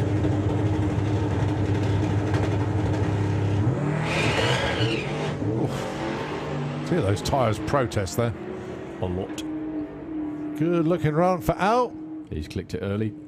To an 892, only 124. 979 for Rob Carter, no improvement, unfortunately. So, Street Eliminator number 1 qualifier. The end of that session will be, to nobody's surprise, Andy Bond. Mark Sheridan didn't make that run. He was in the lanes. He was, but he drove back to the pits for whatever reason. Probably late for lunch or something, you know.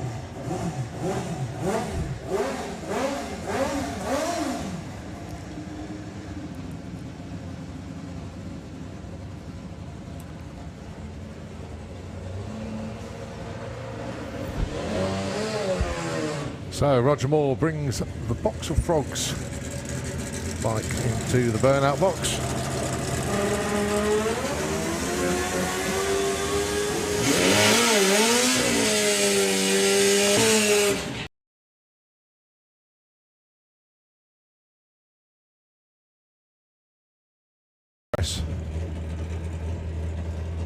So 750 in Q1 for Dave Peters, 817 for Rog.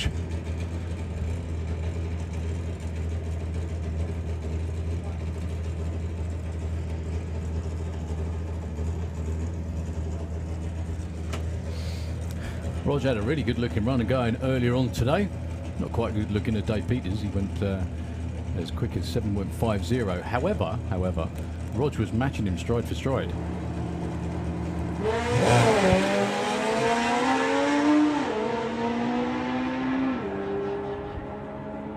Cool, that'll do. Yeah, look at that. 736 and 742 for Rog. 189 miles an hour as well out the back door for Roger Moore. Congratulations to the whole team. Yeah, 736 as well, picking up really nicely for Dave Peters. That takes him to, well, still the number 2 spot. Well, there's actually. only 3 funny bikes, but they're covered by, what, less than a tenth? Oh, that have run so far. That have run so far, yeah, obviously. Yeah, there's more here, and one of them as well. Now, this is another team, the Storm funny bike. It's a compound turbo funny bike. One of the quickest on the planet as well. He's run in the mid-6s with this machine before. It just makes me... It wears me out reading what they've been doing over the winter. You know what I mean? When you read their Facebook page and think, gee, getting it all nailed back together for the first race of the year as well. So that's Lorcan Parnell on Storm. It's an incredibly quick machine when everything hangs together and goes. Taking on Mickey Ollie, who is the number 1 qualifier at the moment with a 733. However, the bike in the Slick Tricks lane, if it runs anywhere close to form, will nail that number no problem.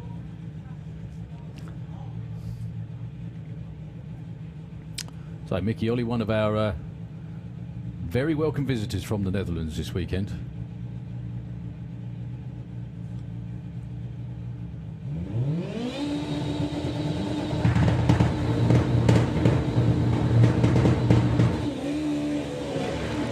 Right, well, this one's all Lorcan. That looks like a Sunday cruise, doesn't it? To a 715, 183 miles an hour, your new number 1 qualifier. That was relatively pedestrian for that bike. But first run of the year, nicely done.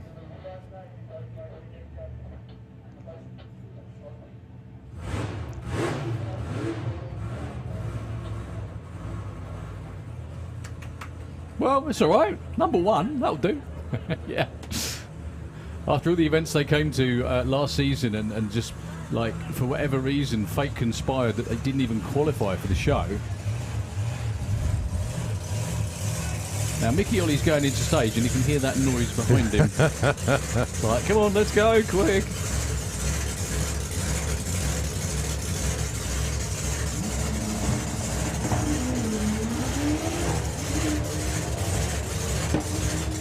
Well, that's a riding job.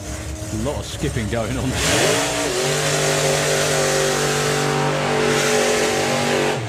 7.49, 182. He did very well to hang on to that. So we're on to Outlaw Anglia. Got to mention sponsors, who are Tony Morris, Dave Gibbons, although I'm not entirely sure there's one of their carbs on either of these cars. Definitely not on John Webster's. Probably not on Ben's pot.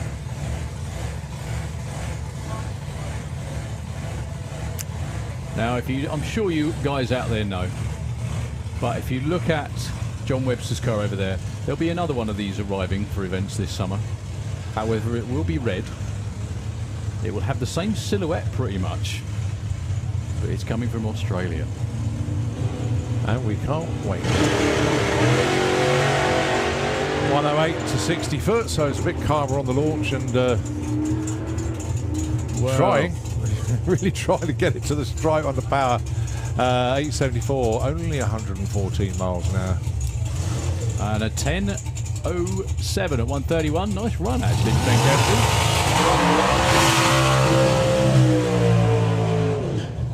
It's funny, isn't it? You think the high horsepower, quicker cars, or potentially quicker cars, are the ones that are going to do it, but it never quite works out that way, does it? Well, as Outlaw Anglia are running at the moment, there's probably a chap tuned in from the southern hemisphere at the moment. Colin Miller, away on a break at the moment.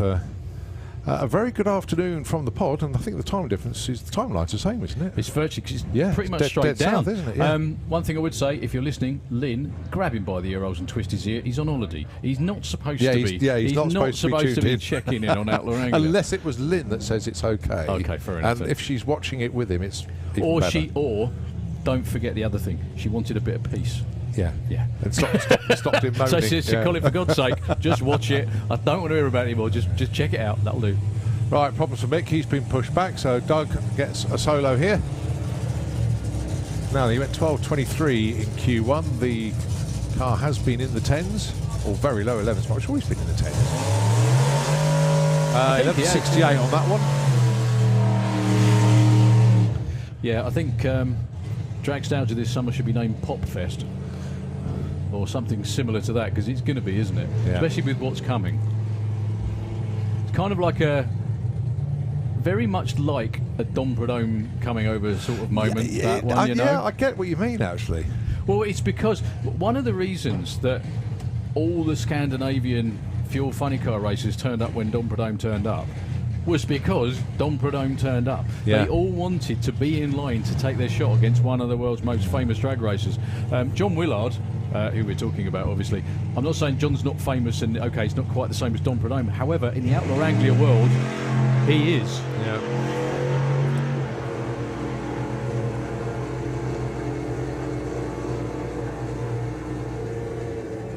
Well, that's Wayne Power with a 10.68, 124. His best of the day so far with the stressed out Anglia. Problems with Mick Taylor just getting the safety gear off. So we've got Comp Eliminator around there. We've got Comp Bike as well. Yeah, we've got Comp Eliminator being called.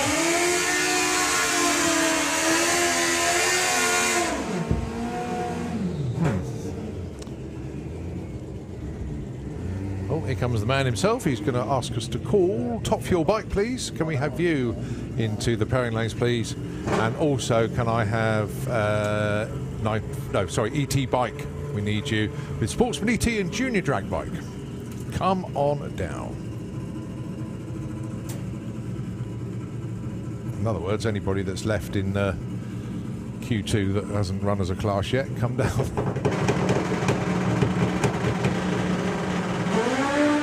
Anastasiak and John McLean. John currently on a 979 and on a 980. I think those numbers are going to change around a little bit. 796 for John McLean. That is a superb run. And it goes 937, 164.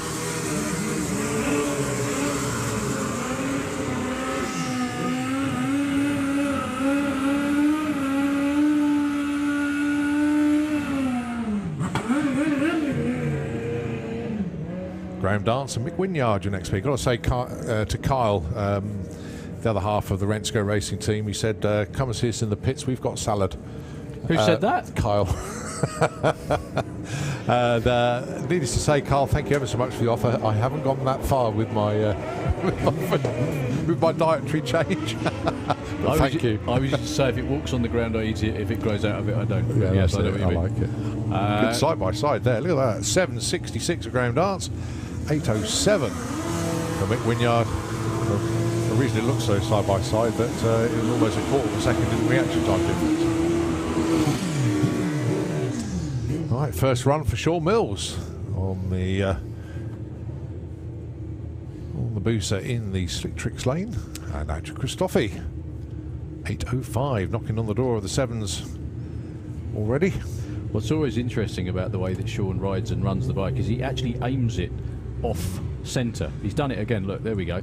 He's actually aiming it at the wall, probably about the 8th mile. Yeah. But the way that the torque works, the bike just brings itself round nicely. He is. He's actually saying that. That is knowing your bike, isn't We're it? saying that it's not 8th mile. It's probably about 3:30 actually. Yeah. He's facing the wall.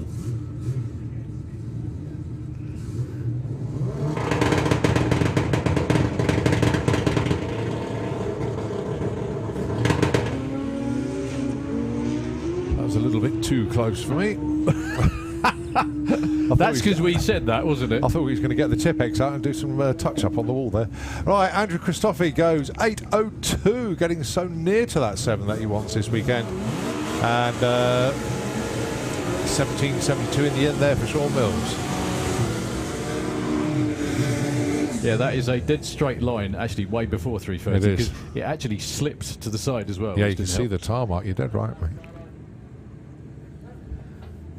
Okay, Sigmaro Profus from the Netherlands, taking on Chris Neary. Sigmaro is in the Kestrel lane. It's another bike that's run in Super Street, I think, actually. Cracking run for Chris Neary on his first pass, 761. Woo! Too much up and not enough forward for Sigmaro. Brings it down expertly, and he's still going. Look at that. Whoa. 765, 192. Chris Neary stays number 1. 823 at 1. Is that 83?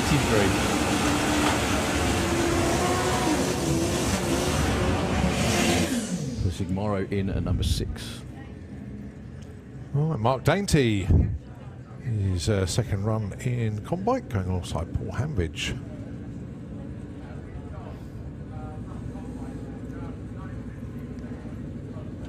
Mark is number 10 at the moment with 11-second run. That is a low 7-second bike. If he runs anything like that at the moment, he'll be number 1. Paul Hambidge went 8:87 again. Potential for being much quicker than that.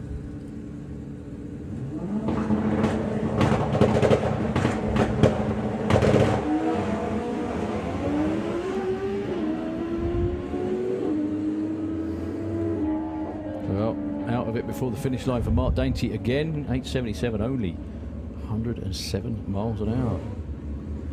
Problems again for Paul Hambidge.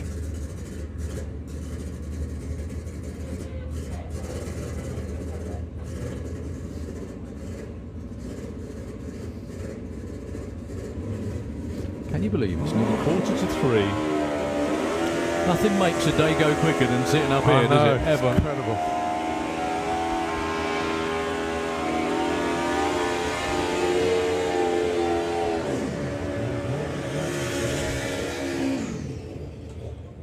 All right, Gary Bowe, Danny Cockrell.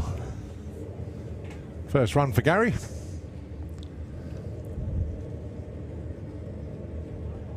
Now if he runs to form, wow.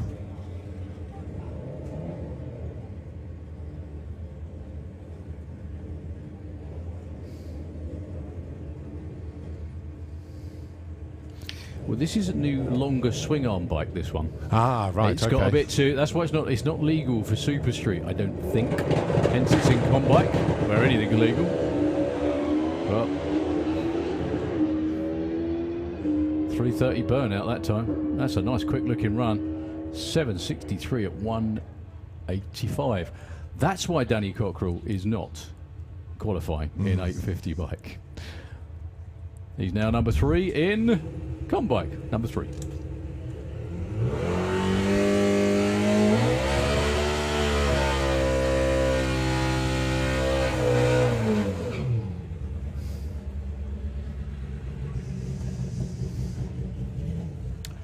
So this is Jasmine Cordell. I'm not sure whose pro stock bike that used to be, but it looks for all the world like it still is one. Fantastic fact about pro stock bike, Colin. Go on. Right, Colin Miller messaged. Of course, I'm watching from South Africa. Lynn gave me the green light. She's a good girl for sure. Keep up the good work. That's good stuff. Cheers, Cole. Yeah, silly fact about pro stock bike. I've got a bit of one in my back garden, would you believe? When Mr. Collier did some fab work on my house, he very kindly put a pro stock bike wheelie bar wheel on my gate. Ah, that's very nice of him. It works perfectly as well. So Jasmine Cordell sounding a little off song. The bike obviously not jazz. Still goes 946 at 147 miles an hour. that'll do. Yeah, absolutely. Yeah, I've got a metal glass gate, and to take the weight of it, it's on one corner, right, yeah, and yeah. it opens and closes. So yeah, I've got a little pro stock wheelie bar.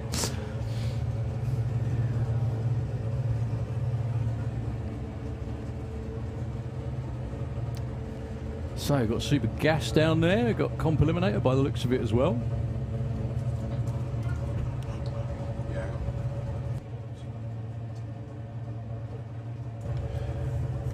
Comp due to run at 10 to 3, so hence that's why they've come down.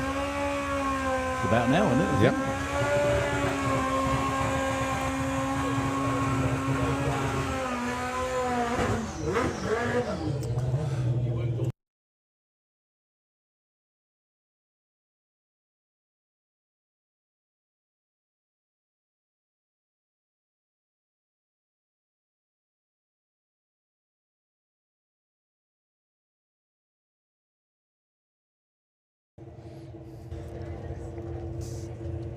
So Adam Burns, his first run.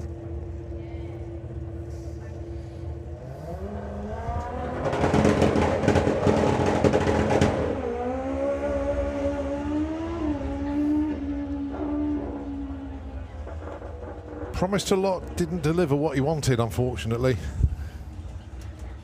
You could even hear the yes/no moment. Yeah, it was almost like when the you know, the bike just found a bit underpowered, if you like. It was just like, it just wanted to go, but it just wouldn't give him what he wanted. But it will come. It will come. So it looks like Supergrass. Supergrass. Supergrass.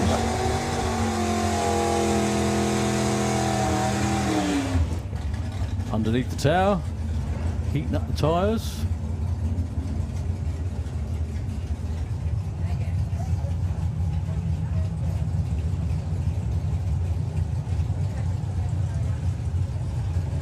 So looking over in the lanes, obviously we can see Supergas making their way forward. You can see Comp, as you said, down ahead of the lanes. First run for Nick Williams coming up.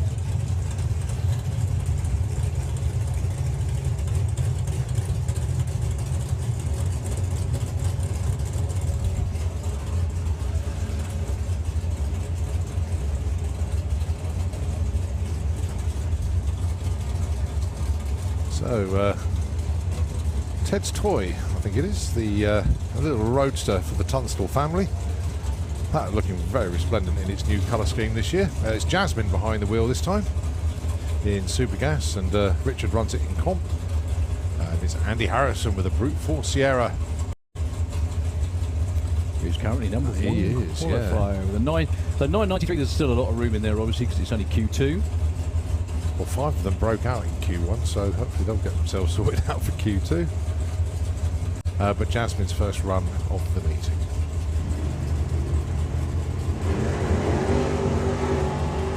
Well, Andy Harrison, problems with the line lock, more than likely. Yeah, left before the tree was activated, so he's not getting numbers this time. Jazz will. Gets a 996, goes to number 2. She'll take that one. Right, the breakout stars from Q1. Kieran Turner, oh so close to running bang on, but he went a thou under. 989 with an 8. He went 2 thousandths under. Dan Page, he went 1500s under, quite a way bit quicker. But he's basically said the car feels the same as the other cars that John used to run, but because this car is lighter, it's faster, and that's where he's got to adjust.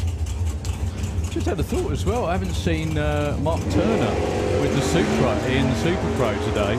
He's definitely here. I know, he was here yesterday testing. I just Yeah. wondered, obviously, if something had happened.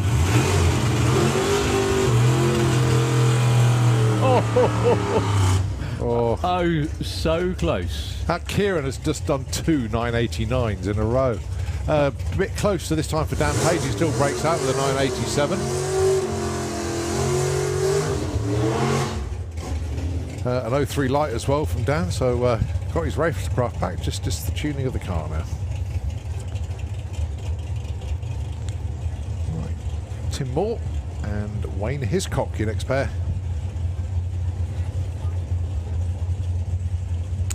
Great to see Wayne back out in competitive racing again. He kind of flip-flops between doing lifestyle events and seen him at dragster, and he's run it in Supercomp as well, wasn't he? And Pro ET. Yeah, Pro ET's the normal berth for this car, but no, I think Gas is a good home for it. Well, unfortunately, he's not going to get an ET.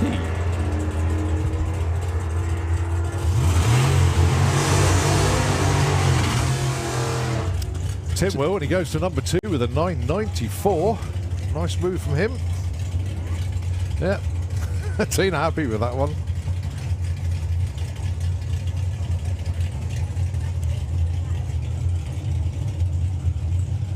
It's definitely a great colour for a car, that, isn't it? Best colour. Best colour. Is it yours by any chance? Simon Fulton with the Roadster. Now, I'm assuming this is the ex-John Giles Roadster then, You got it. because the one that he did drive last year, Stu Doyney's got. Right, yeah. You keeping up with it? Yeah. I knew the one that he ran last year was the one that Stu's got. Yeah. Yeah, okay, fair enough. Because Yeah. I thought Stu and Pete were building a Corvette. Still got that. Fine. So they're going to have one each, are they? That's the eventual plan, I Okay. think, but we'll see how it goes. Gibbs goes to number 2 with that one, a 992. 1001 for Simon Fulton, goes up from 7 to 6. So Mark Huxley with the wonderful job of having to slow the Corolla down. Small block Ford in there, I think. Isn't Yes, there? it is, yeah. Taking on Stu Doyney. I think it's the same Sorry, engine Morris. and transmission Yeah. as Annie, the 4-pop. Wow. Yeah, What a difference. Same combinations. What a difference. Nitrous, Yeah, mate. well, yeah, that's the nitrous difference, isn't it? Just a thought, Mark. Don't do it. You know. Just a thought, Mark. You know you want to. 013 for Stu.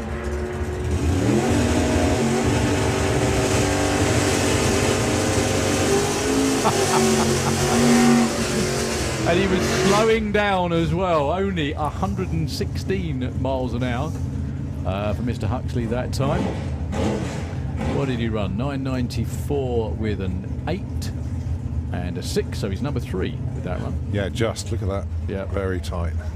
But that was very well judged though, but only 116 miles an hour. It shows just how much he's got left. All right, Dave Fulton with the Nova, and of course it's the Yorkshire Terrier himself, Bob Malden, with the White Noise 205.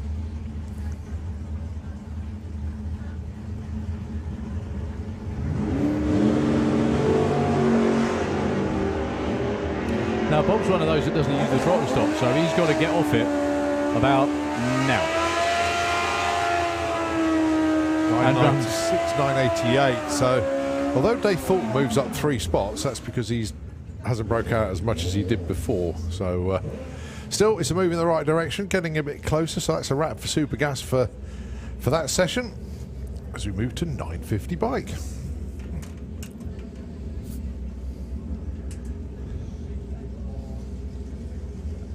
Dave Hall and Rob Stanley.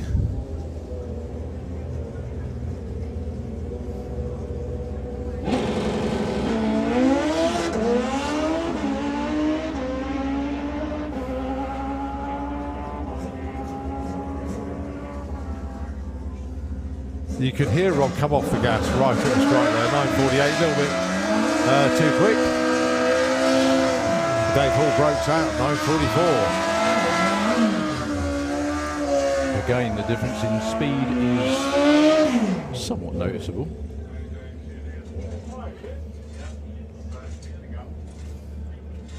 Carl Thomas and Zoe Hallett, your next pair. Very tidy run for Zoe on her first pass, 9:69. Carl Thomas went 9:36. Needless to say, a very quick run, but a little bit too quick for the class.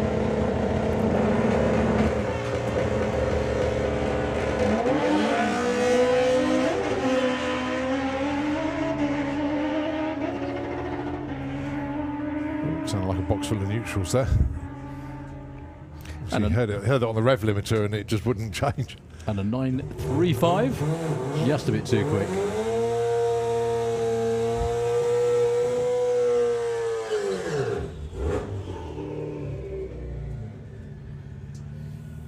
Right, Comp Eliminator. Been looking forward to this. They've all had one go, apart from the cars that didn't appear in Q1. This is Chris Todd, Fiesta-Roo. Did he get an ET? Oh, we did. He's number 7.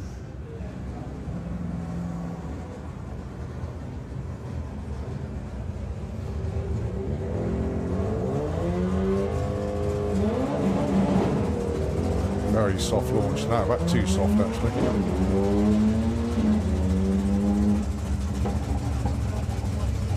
I can only guess the reason Chris Todd's come along to an event like this is he wants more track time. Yeah, he's almost like data logging, referencing. I don't know. Well, also prep track as well, compared to a lot of the run you run stuff that he normally does. That car normally just hops all over the place.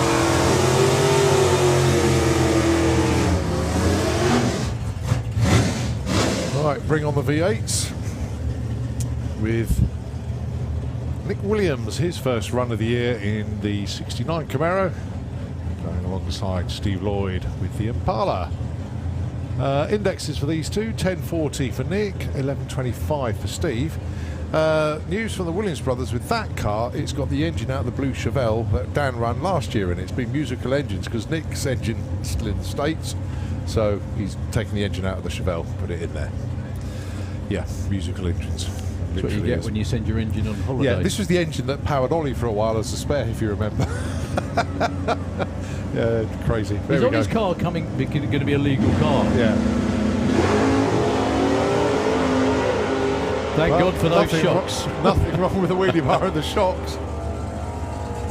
1040 is the index. That could go in the 9s. Oh, my goodness me. That's a PB on the car. That's huge. That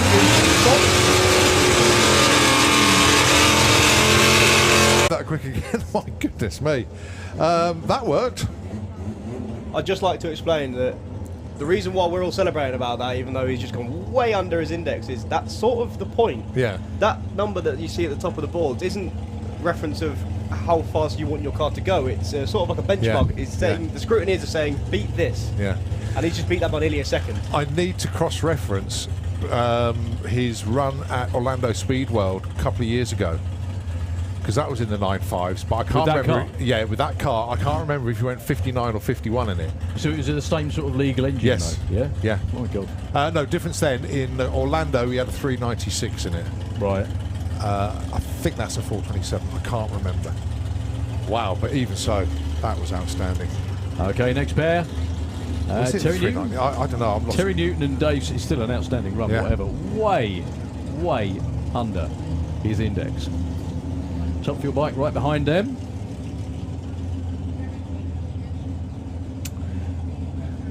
So Terry with an index of 9.20. Went 9.19 earlier. That's not the idea. He wants to go 8.19. Whether he can or not, different thing. Dave Swift with the AMX.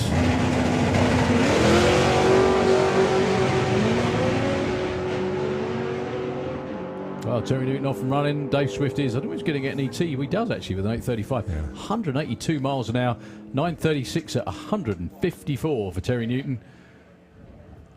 Getting closer and closer Yeah, I've just double checked it actually. Yeah, he's got the 427 in the Chevelle. Right. I think the run he did in America was with the 396. So, nevertheless, wow. It wasn't hanging about. What always makes me laugh as well is if there are any spiders that have moved into that car over the winter when it's been in the barn, all of a sudden they go, ah! Because they're underneath the car. Oh dear. Anyway, Top fuel bike. the unique sound of the rocket. One, I beg your pardon. That is the unique sound of the rocket, even.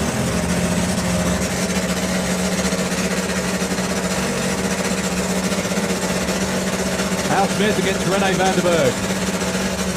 Now you notice here, Rene does his burnout across the start line. Al always does a short burnout, then rolls to the line, so they do start up separately.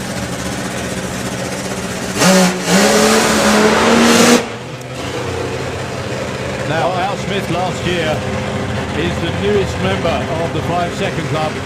Absolutely outstanding run, 5.93, 230 miles an hour.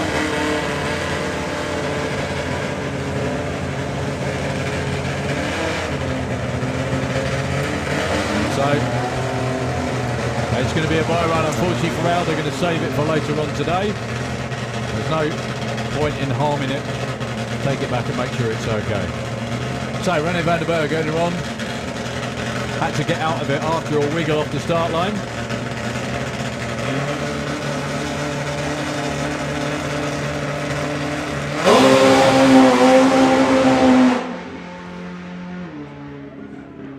Well, he got one block. He was making that decision as to whether to He was, wasn't he? try and steer. You could see it happen, couldn't you? Do I steer it back and try and save it, or do I just go around it? No, I'll go around it. And he still didn't quite go around it. You can't really steer those things with a big old 16-inch slick that well. They tend to go where they want to go. They only punted the block slightly, so no real harm. Commiserations to Al Smith. That was the first burnout of the season after the usual major winter rebuild. It's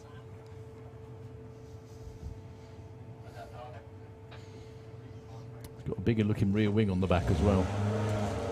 Oh yeah, just spotted that actually. Oh, it's always a Interesting connector to the wheelie bar as well. case of constant evolution. The thing is, if you're gonna put a brace on them, where else would you put it? Yeah. There is nowhere else to put it other than on the wheelie bar, is there?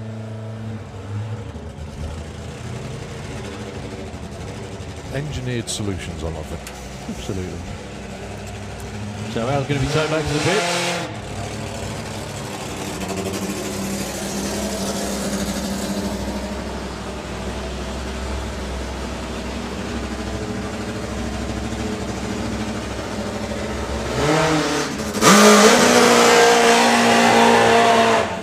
Next one will be a pair. And they will probably do what the other two did, where one burns out over the start line and the other does a short burn out. There we go.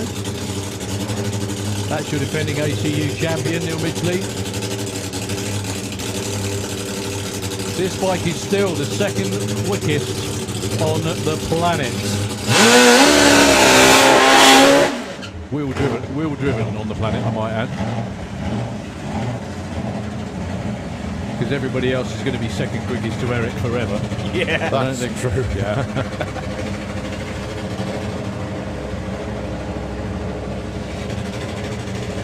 So Neil Midgley, that's Rush who takes the pin out the handlebars.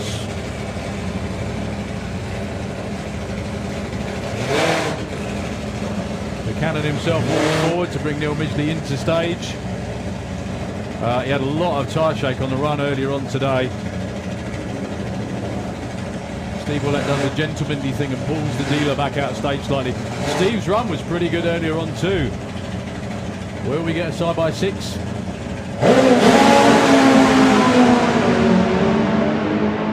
Might even get a 5. Oh, Neil Midgley's out of it. Steve goes 6.28. We did get a side-by-side 6.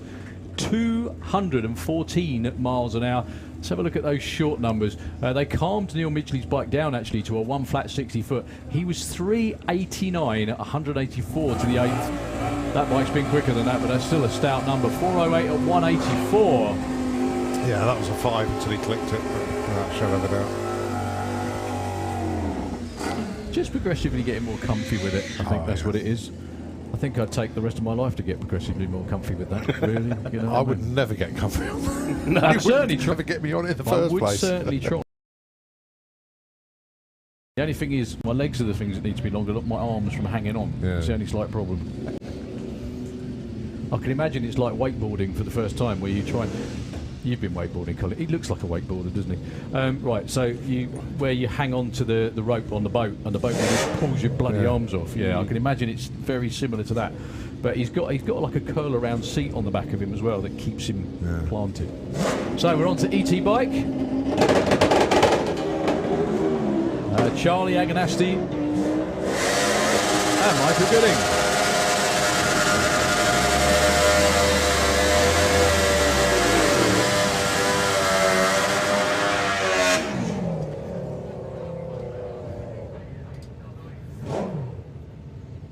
So Michael Gooding goes through the 904 and a 1092 for Jake.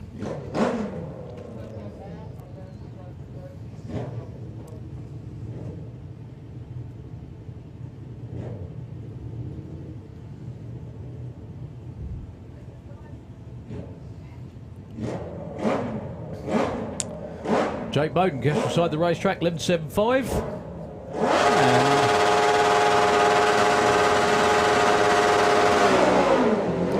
Robbie Dobby. To get his foot on the pegs to 330 foot on the track.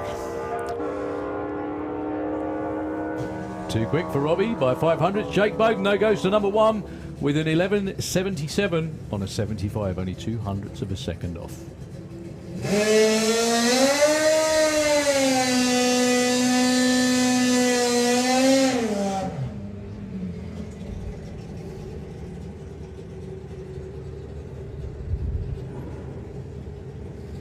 Really, the difference in temperature now compared to what it was like at 6 o'clock this morning. My goodness me. I looked out, there was frost everywhere. Well, I walked down onto the start line to help run my old car, and I actually nearly lost my shoe. The track is sticky now. Yeah. Ryan Davidson debuting in ET bike on Phil Crossley's previous machine. That's Phil down there behind him helping out. If you get the chance, go out and check out in the pits. Phil has actually got his V4 here this weekend for everyone to admire.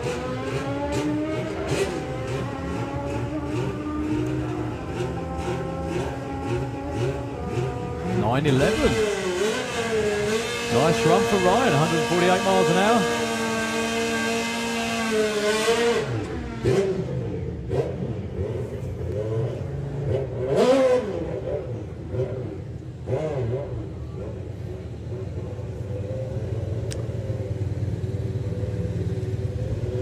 So Gary Hester, Dave Grundy, your next pair.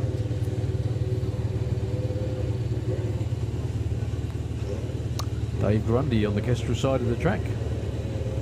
Slick Trick side for Gary Hester.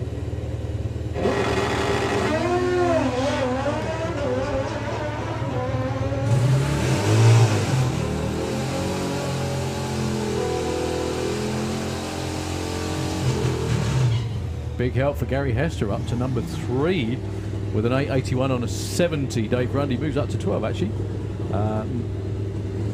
With 1128 on a 1032. Really? Wow. Now that bike will come around. Dave's been doing a few run with your brungs this year already. You know, do you remember when he first started? We called him the accidental racer. If you remember when he appeared on the Triumph with the big handlebars up high. Well, he sticks with the Triumph. But he does so much now to get other people involved in the racing, helps crew with other people. Top bloke, actually, is Dave. Got a lot of respect for him. So 975 for the noisy bike of Christopher Venn in the Slick Tricks lane, and a lot of smoke as well through the finish line.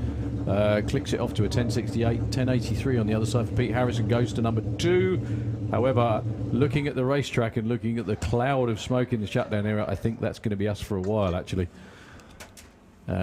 we have yet to confirm, but I think I can see a trail out there from around about half track, maybe 1,000 foot on actually.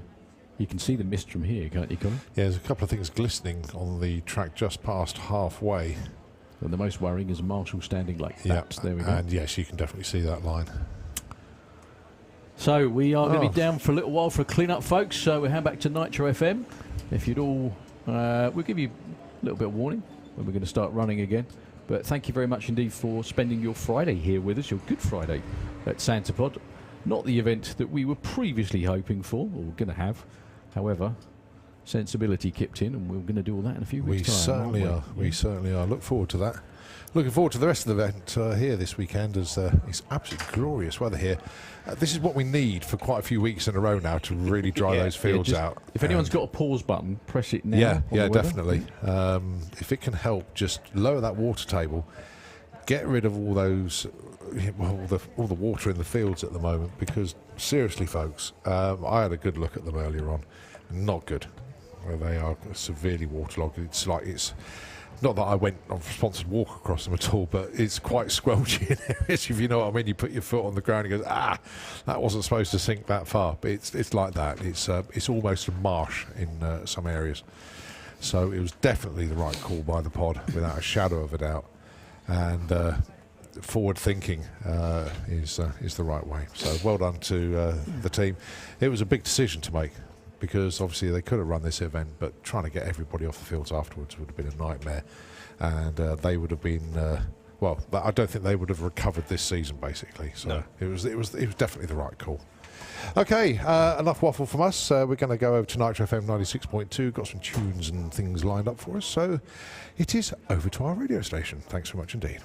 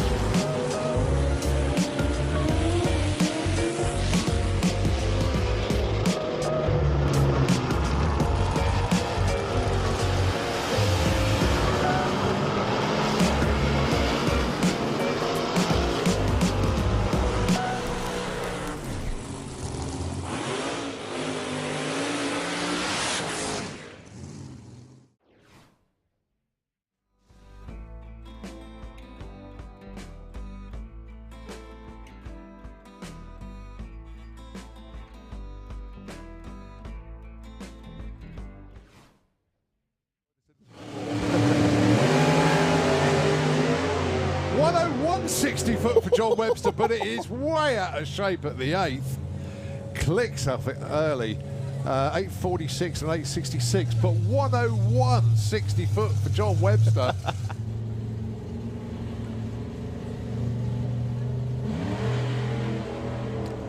I do wonder if Colin Miller went on his holiday to South Africa, because it's on the same timeline. So he's sitting out there watching. If you are, Colin, like you're having a fab holiday. Colin's been in touch. He basically says, wishing him. Boss has been selfish and taking a holiday.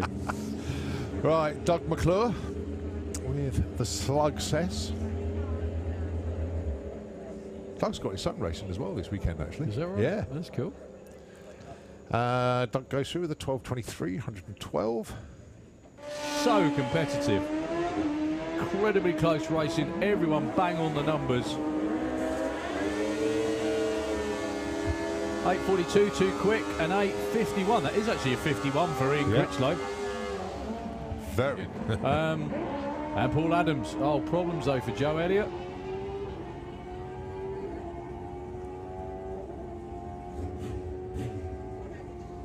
.896, the right side of the number, probably a little too far the right side of the number.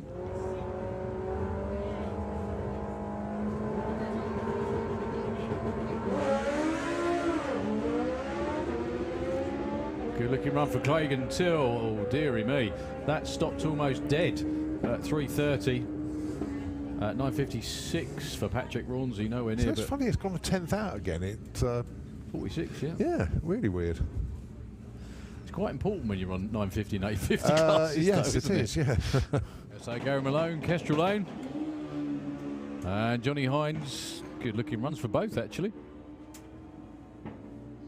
Very, very even, as you'd expect. They're both running on the same number. 8:29 for Jonathan Hines. According to all the expletives on Facebook from yesterday. Well, nothing shy about the reaction times. No. Stace will get the hang of it, whatever it is. The bike might be way too quick, though. 8:26 at 167. Superb first run. Excellent. Well done, Stacey. Hope that's brutally honest, Dan. And I'm not being rude. You should have quit at the end of last year, because it ain't going to get any better than that, is it? One and done. I think he's had the reaction time of the round. Oh, breaks up, but Martin Hallett takes number one with an 8:50, with an 8. 46. Nicely came back out, won the meeting. So he's back.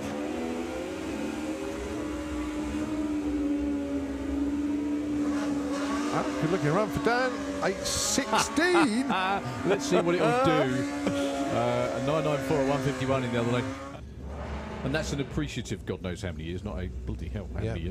No, you're right, he has. He's got 10 championships. Yeah, something like that. More wins, like round wins. It's over 1,000. It's insane, his numbers, really is. And he's still going, and he's still quick, and he's still a force to be reckoned with. And he was still number one last year as well. Looking for 950, goes 952. There you go. That's why he's racing all the time. Zoe Hallett goes number 2 with a 969. The other thing, the thing I've got to mention, Hayabusa in Slick Tricks Lane.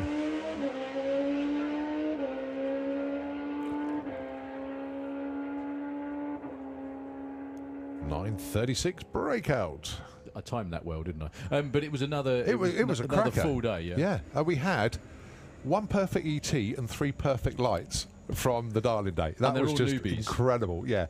Well, they're names that we know. Okay. Like Arne Clark was racing in a Range Rover. You know, Will Clark, right? Yeah, there's a few people, so it was quite. Look at that. Steve Mellors goes 14:41, quicker than he ever went in the Mazda. You don't want to champ from last year, actually, Gary. Doesn't change his number. That's optional. Oh, 004 light for Ash. I was looking at Gary's 09, but then Ash was 004. So 13.25 plays 14.11. Ash will get there first with a 13.42. 14.16 though for Gary. He goes into the number 1 spot.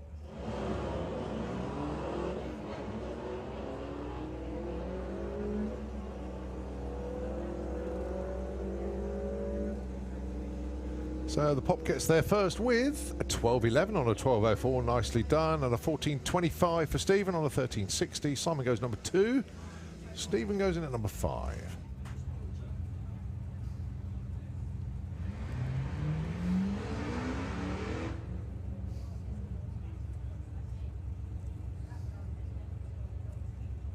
Well, not going entirely to plan there for Liam. Certainly tried to launch it hard, but the brake lights came on before the 3:30 and the car just slowing down.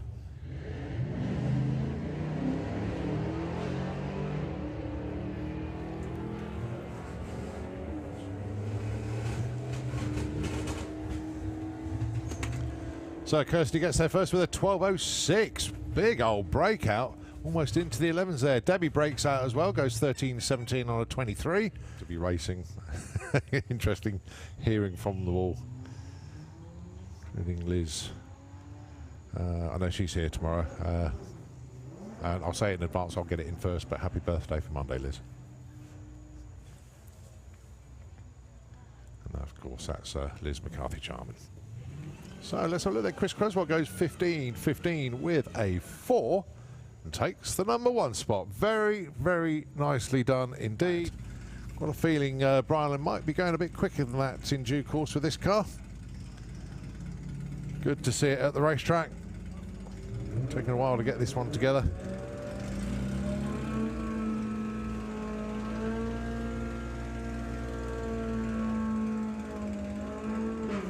So Brian goes 14.26, 14.77 though for Richard. He goes in at #4. Brian goes #6. Starting in 17.10.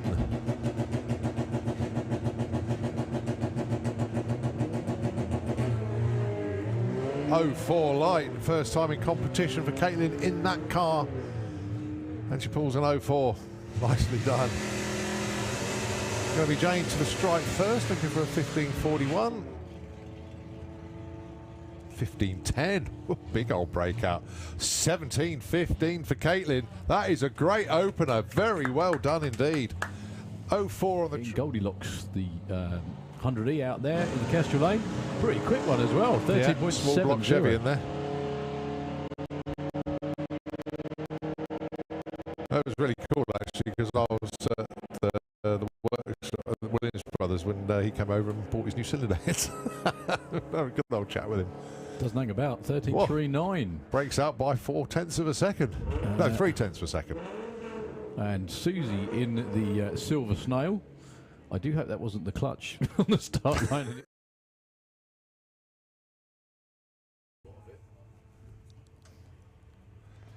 Lights go green on both sides of the track. 0.3 light for Felicity. But it's going to be Steph that will get there first. She wants a 13.77. She gets a 13.86, so she's just over a 10th off. But Flick only 0.02 off, so she goes into the #2 spot there. Family are missing you. Well, Holly on the numbers on the start line, 0.6 on the tree. That's Holly over there in the Slick Tricks lane.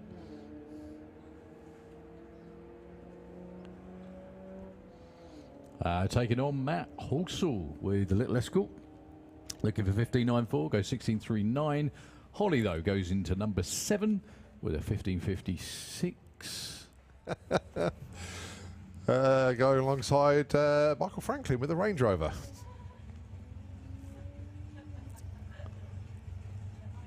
It's interesting as well, because you always see these cars on the street and wonder if they're actually really that quick. Yeah. It's good to see them out there, because you do get a direct comparison. So, Pete goes 15.38, 2/10 too quick. Yeah, but an 02 light in a car he doesn't drive very often. He's driven all sorts of cars in Sportsman ET. So, you know, remember Topo's toy, the Audi that she was running 12s in. But she's in the VW. I was going to say, Bill Wilson as well with that pickup. That's the quickest you can dial in Sportsman. 12.69 at 102. Nice looking run. You can tell she's a Clark, can't you? 18.33 on a 20. This is Gary Hester. Heading for the wall. Yeah, you got to wind it back a bit there to straighten the bike up. 991, 144.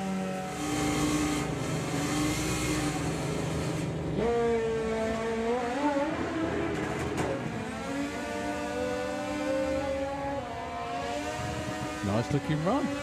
It only has to run the number, doesn't have to run quick. 9.67 at 139 is a really, really good run.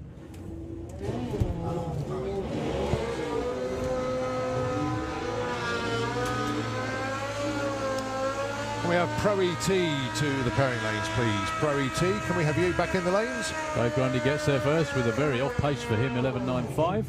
12.78 for John McGill on a 12.01. He's currently #2. That's our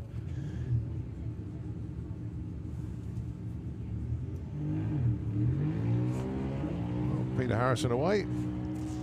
Just doing a little bit of clean in Justin's lane, so we'll run him afterwards. And Peter's clicked it off early. Coasts to a 12.21 at 76.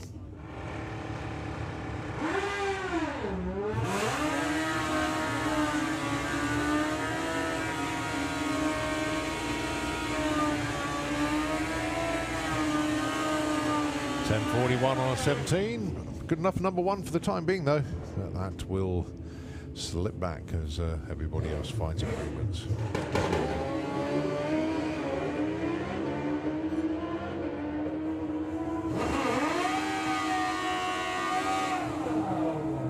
Phil goes 9.06. Michael Gooding goes 8.94. Phil Pratt is your new 009 on the tree for Liam Holgate. Casey with a slightly red 02. Liam goes 9.51 too quick. Casey goes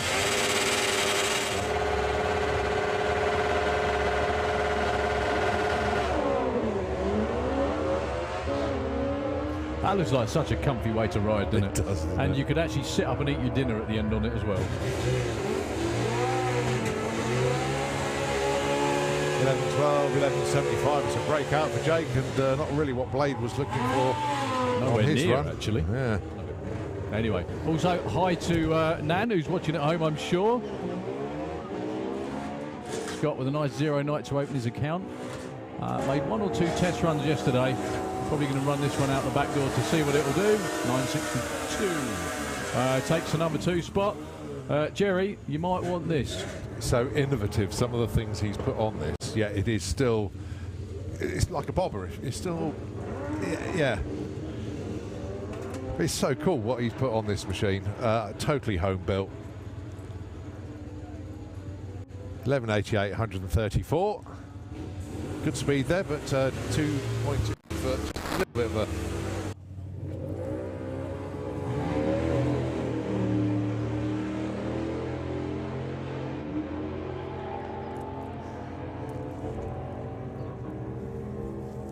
.001 red for Robbie, but he gets a 10.16 on a 9.97, goes in at number 4.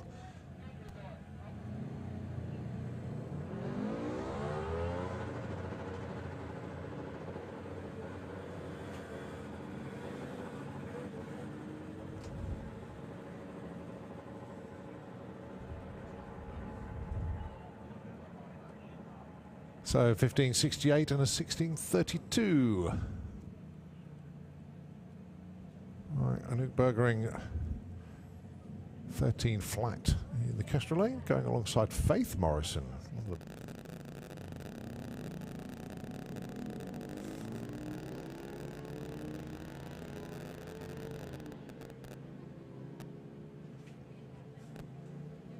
Well, Anouk going to get to the 8th mile marker first.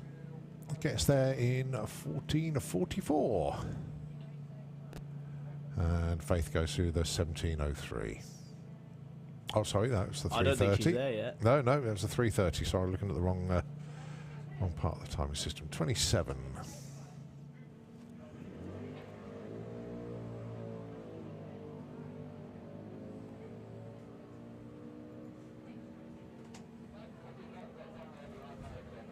This won't be far off. Well, it won't be far off. It's way under, actually. 11.77 on the 13.10. I'm not actually too sure on the indexes for junior drag bike.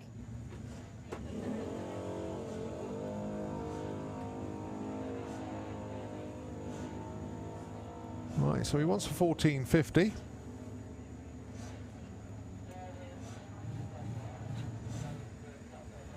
That's a 13.94 breakout, just over half a second under where he wanted to be. Right, got the lights, count them down. Greens on both sides of the racetrack. As I say, in qualifying, it doesn't matter if they pull the red light. What they don't want to do is go before the tree is activated. So 13.25 the target. 13.24, just a 100th of a second out. Brad also breaks out by a bigger margin though, 15.02 on a 15.40. So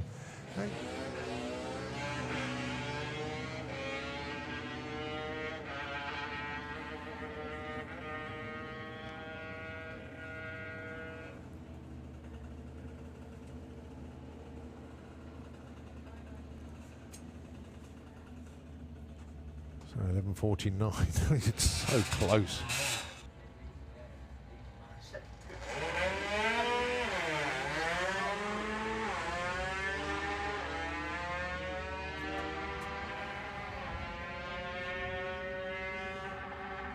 So Grace gets there first with a 9:29. Richard goes 9:81. Breakout a little bit too quick there for Richard.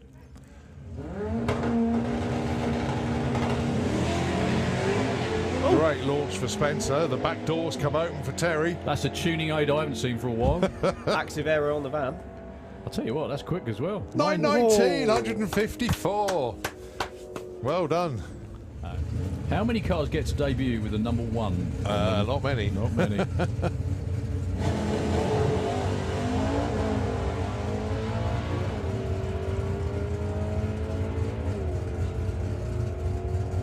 That is a great first run. 11:05, under index already. Well done. Where it needs to be.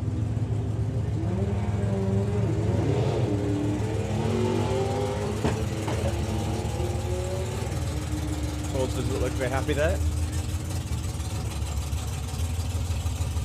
No problems in both lanes by the look of it. Not what they were looking for, but it is the first run of the season. Yeah. Actually moving swiftly on. Boom.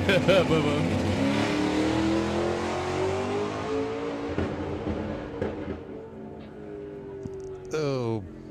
Well, he's actually running that as an A nitrous auto now, which has got a 7 flat index.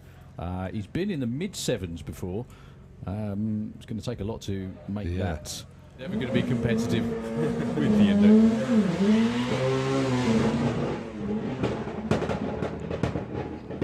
Lots of wheel slip going on before he even got to 60 foot. God, it sounds like Flame and Thunder, doesn't it? Wow. For all of you wondering out there, the reason why that car is called a Fiesta Roo is not because it's based on a kangaroo, but because it's got a Subaru engine in the back of it. Yep. No, it's Although if you see it run,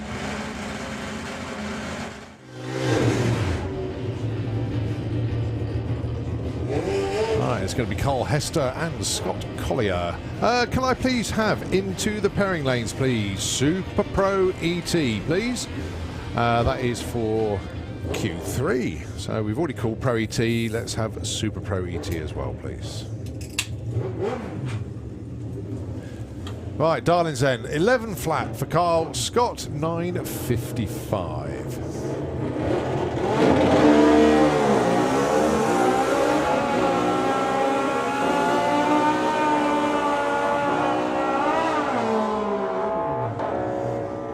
.966 and a breakout 10.93 for Carl. They actually stay put. Scott stays 5, Carl stays 7.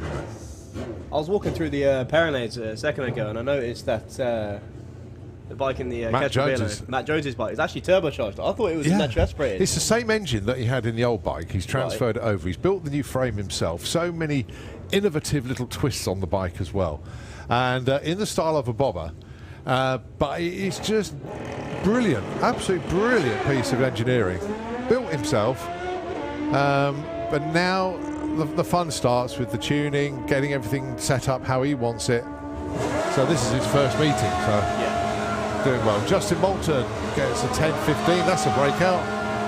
Matt Jones, a 10.79, 141 speed there. Just getting there. Couple of ex-junior drag bike riders now. And to be fair, this is probably the best class for them to move up into because it's the same sort of format, and it's the only one really of the quarter mile classes that has the similar format of dial your own racing. The amount of times these two did line up against each other in junior drag bike. Well, they're usually 1 and 2 in the championship, weren't they?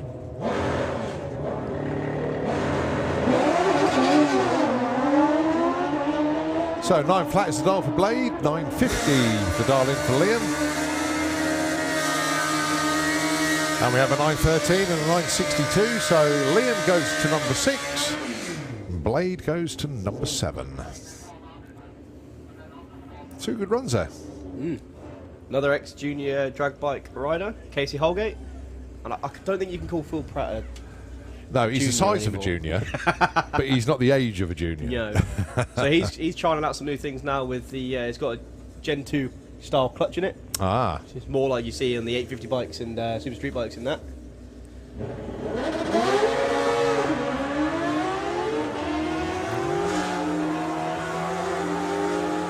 Well, let the burnout finish. 906 on a 9 flat dial. He stays number 3.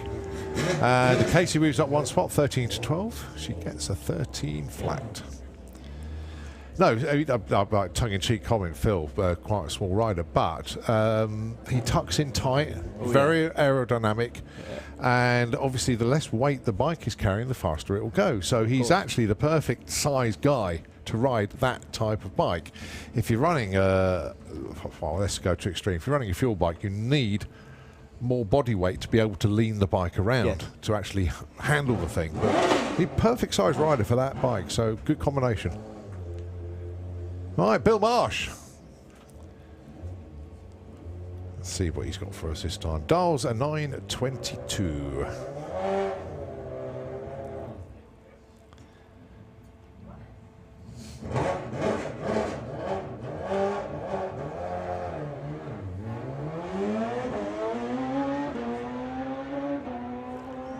Almost sounds like he's short shifting there.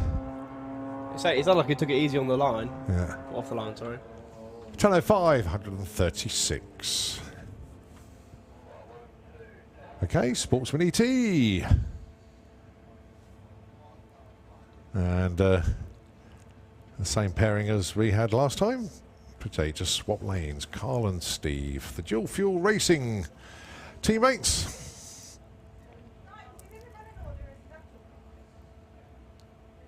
Apparently Steve's car identifies as an MX-5. As it says on the back window. He's probably got the radio on in the car as well. Always trying out if they put the hazard warning lights on as they're going up the track, we know they're listening. Oh, okay.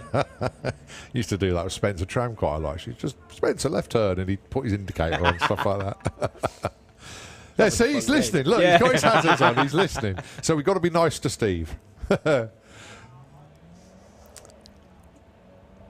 a fun game. I like that. So the Australopithecus Tesla, as Carl calls it. I had to read that about 10 times before I tried to announce it. But Steve Mellors disappears into the distance. My goodness me.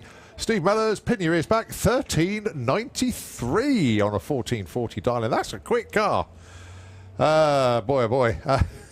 15.82 for Carl with the Tesla. All right, Chris Cresswell, your #1 qualifier coming into this session with the Fiesta ST.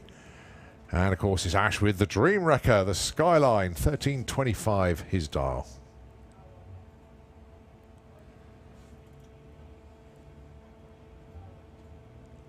So whose name are we going to see at the top of the timesheets after this pay? Will it be Chris Cresswell holding that #1?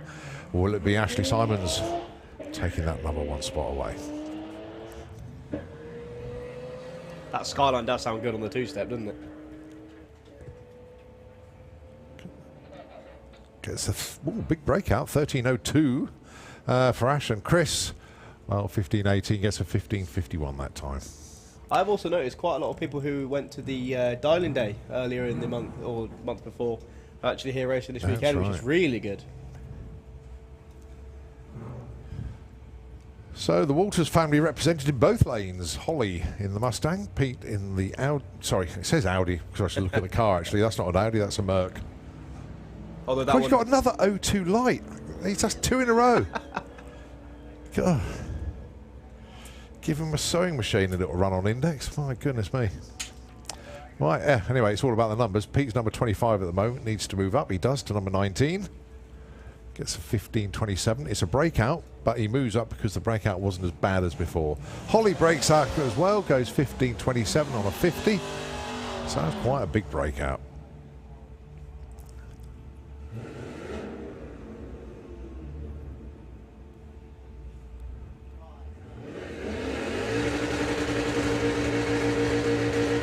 Sounds like Debbie Taylor.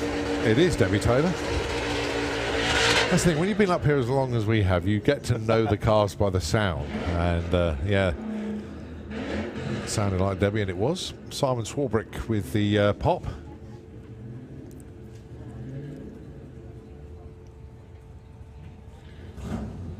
So let's have a look then. Simon, currently number 6. He dials 1204.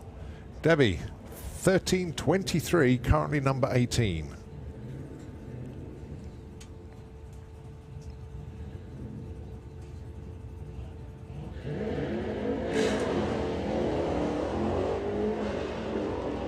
Well, they won't be proud of their reaction times, but it's all about the ETs.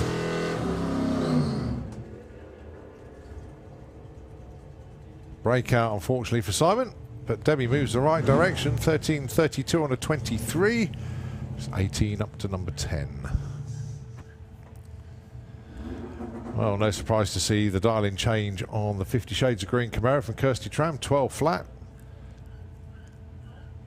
Car glistening in the sunshine, very nicely prepared for the race season. Going alongside Georgina Smith, 15.69. That's a bit of a move on the dial-in. Very good afternoon to you, Pike. Good to see you, mate.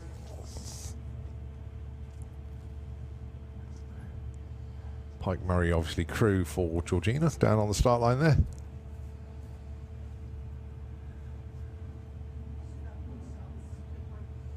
And Dibs down there looking to see how the other Camaro gets on.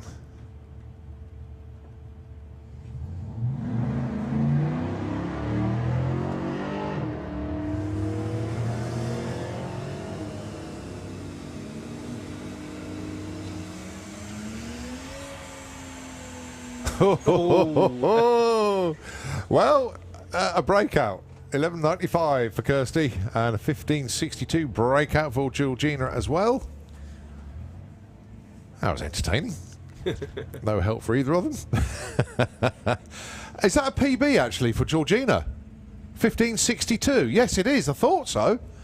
I thought the dial-in was stout, but she went even quicker than that. So well done, Georgina. PB in that car. She has been quicker down the quarter mile when she had to go in Phil Toppin's altered, yeah. Oh, yes, it was the vet, sorry. I always remember Phil for the altered, but yes, of course, it was the vet. Right, Gary Lake and Jago Stokes. I do like Jago Stokes dialing. 13.20, yeah. Oh, yes. Well, Gary Lake from Risborough and Jago Stokes from Didcot, not a million miles apart, actually. Probably, what, 25 miles as a crow flies? 14.16 for Gary Lake, moves up from 4 to 3, but Jago makes a big move there up to number 8. He runs a 13.27. Only 700ths off. Moves to number 8. Shot. That's good.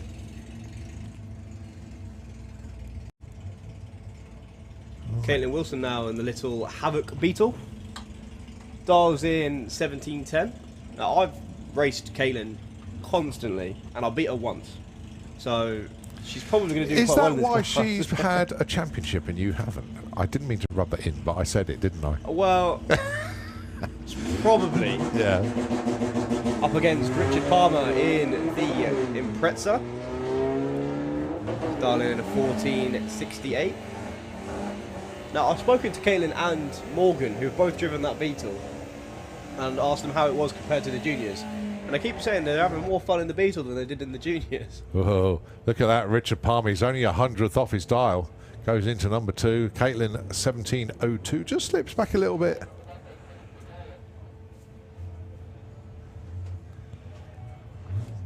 Right, Matt Holsall with the Moonshine Escort Mark II and Steve Giles with the Subtle Indifference Subaru Forester.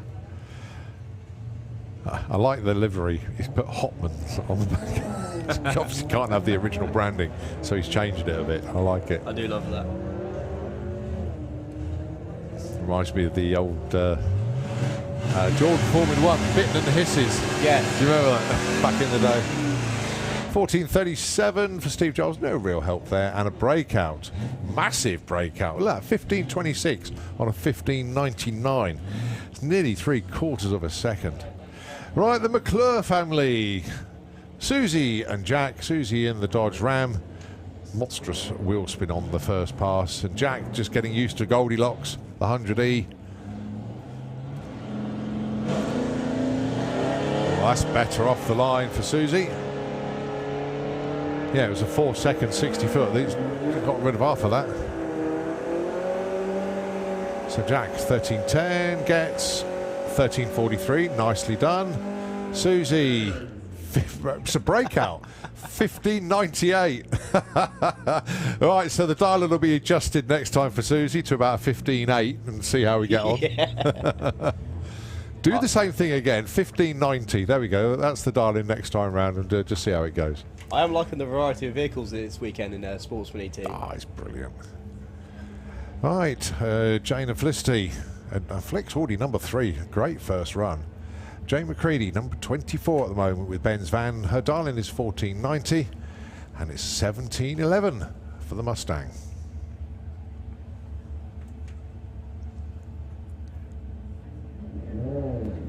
God, you can see Felicity move way before the green. Yeah. And yet when she crossed that beam, 0.3 reaction time. Beautifully done. Good racer. Former champion, of course. And starts to try and win another one this year. And she gets a 17.09, breaks out by 200s. Good move from Jane, though. Moves up to number 18 with a 15.53.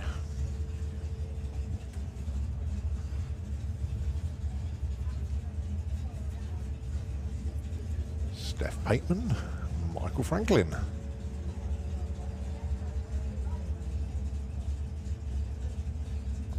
Staging duel. I don't think it's meant to be one, but because only qualifying. Michael rolls in. There goes Steph. So Steph dials 13.83, Michael 17.33. You saw Michael move before the light went green, and still went green on that one as well. Yeah, it was 08 light.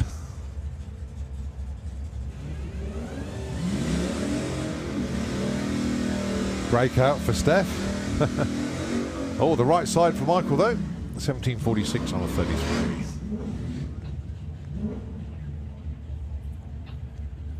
Now that is a tidy truck. I like that. Bill Wilson with the F100. 1260 is his dial.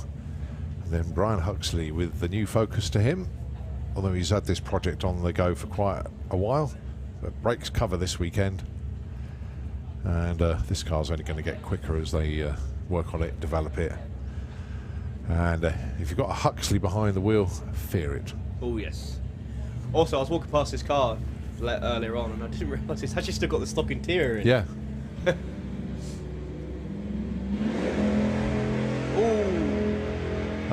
Well, that's going to need a lot more work.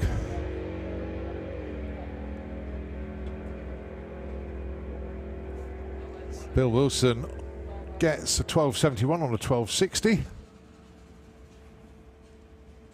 As Brian clambers from the car. That's a lot of fluid and whatever is out of the car there. You can just see it. I think that's just burst. Oh dear.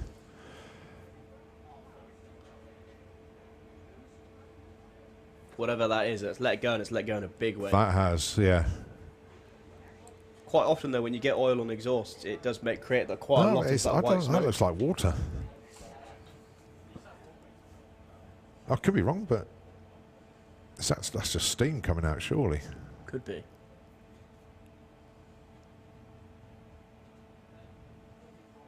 But Brian's out of the car. He's all A-OK. He's fine, yeah.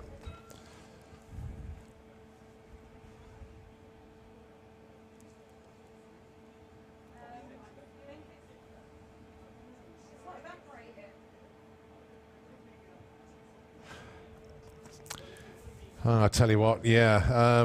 So we were just looking to see what, if it was knight to bishop 4, whatever the next move was going to be. But yeah, they're just having a good look at everything down there at the moment. There's a huge trail of fluid, literally from when Brian dropped the clutch. That's where it gave up the ghost, literally straight away. Rolled forward about 30 foot. So yes, we do have a bit of a clean up down there. So Nikki, we haven't spoken yet today. How are you? Good. It's one of those. It's so good to be back at the track, though, isn't it? Eh? Too long.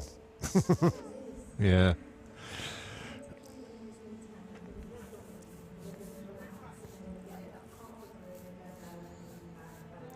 Yeah, no, you're definitely right. I know you've got a load of great tunes in there. You've been playing some pretty stout ones so far today. I know you've got some more epic ones to come up. I'll tell you what, it could be time to hear a couple of 2 or 3 of them. So I'll tell you what, Nicky, it's over to you.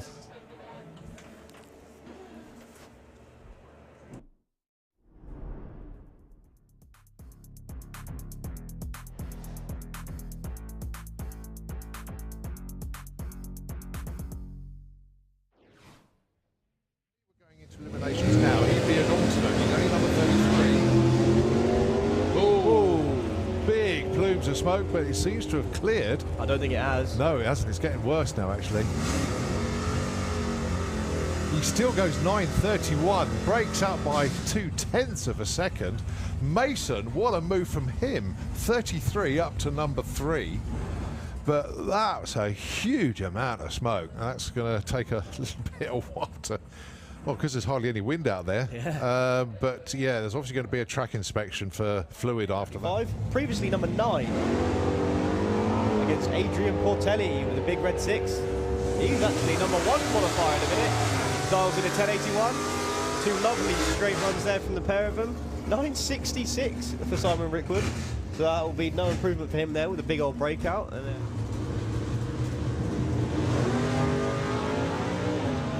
Jason goes red, but it doesn't matter yet. That was an 0-1 red as well, pretty close.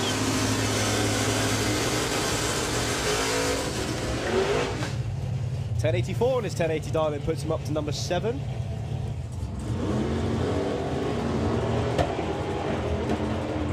Bit of a pop and a bang as Kiwi moves away.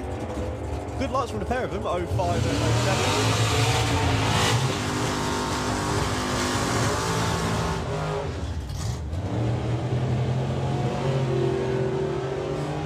Both really nice on the tree. 0-2s a pair.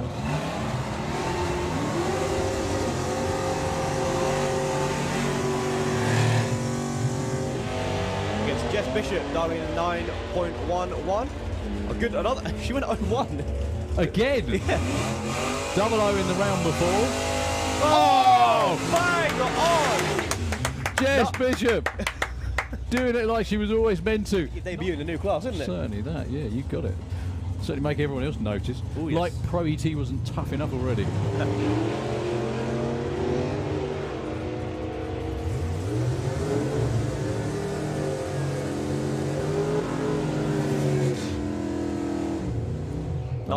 Sorry, go on. No. 9.16 for Darren Law there. You're right, I've got your problem, look. 09 light for Harley Derby and 0.14 for Mark Huxley. A much straighter run there for Harley. Oh, with a bit of a wiggle at the top end. Rose 8.85 to break out. All the way to the finish line. I thought it was going to be a bit stranger than it was, but it's the same sort of time frame that you're moving in. You probably run the car for the same it's still an 8-second run, isn't it? But just you definitely know further. you're going past it though. 2 good lights from Dan Holloway. 8.95. Long time. That was Des Taylor's back in the 80s, I think that was. Sweet sensation when he drove it, wasn't it? That's right.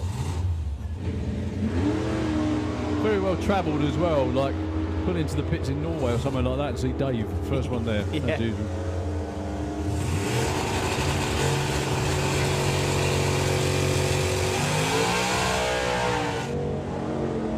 Good light there for Ronnie Mercer.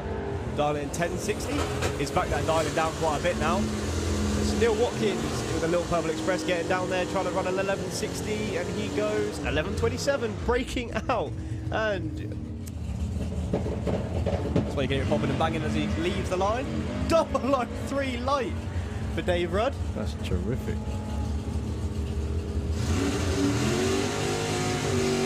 On his 969 move. That only moves him up to 5th though. I'll tell you what, this is a good looking pair up, isn't it? Certainly is. Not the crew, obviously. Well, no, definitely the crew. We've got, is that a dinosaur or a lizard? I'm never sure. He hasn't got his foam finger like he's usually got. Lovely wheel standing launch for Tom Watkins that time, all the way to 60 foot.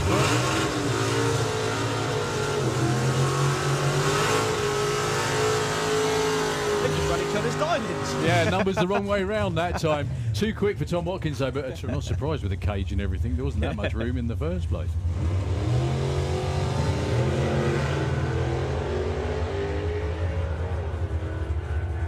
Is that fuel? It must be, yes, evaporating very quickly. Yeah. 9:17 too quick and a 9:01. Guess what? Way too quick. Way too quick.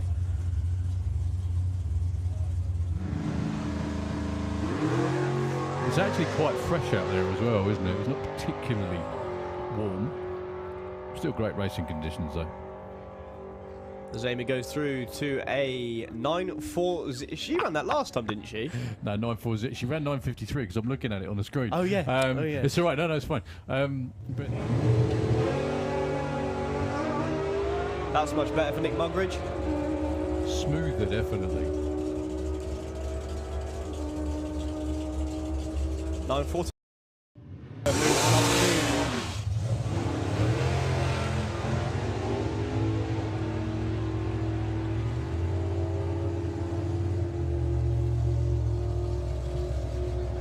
9:26. Too quick for John Bean. Chloe stays 3. Now we dialed 11.99, which is the lowest or slowest number, if you like. Yeah. That's Jake Fronda. I think this is just a checkout pass, seeing as it is a brand new vehicle. Making sure nothing falls off.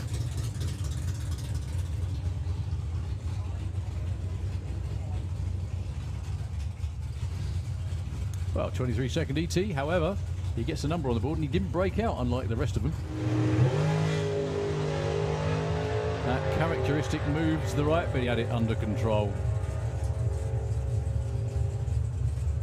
Oh, into the 8.3s, 161 miles an hour, 8.37.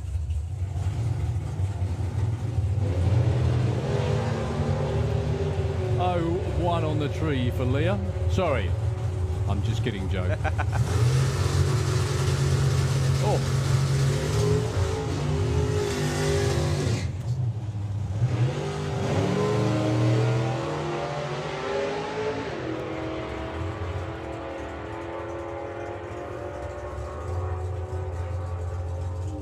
.64 on his 868 dial-in breakout, and then an 860 on his 863 dial-in. So two. Whether they've turned it up to get off the line quicker this time, or it's all the same as before. Alan Didwell gets out there. He's at 330 foot before Kieran even probably got to 60, and 60. Alan gets through 762 breakout. But if you look at the speed, Yeah. dead even.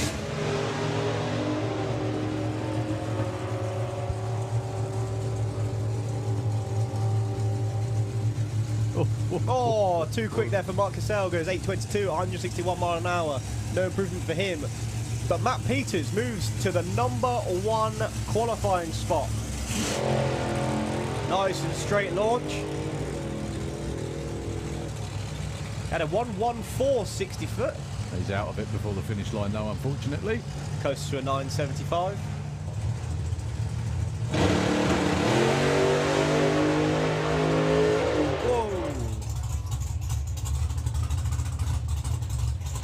Well, Jack Brewster scrapes the wall. That wasn't a real big clout or anything like that. He just grazes it. 10:08, 83 miles an hour. Sure, Jack will be absolutely okay.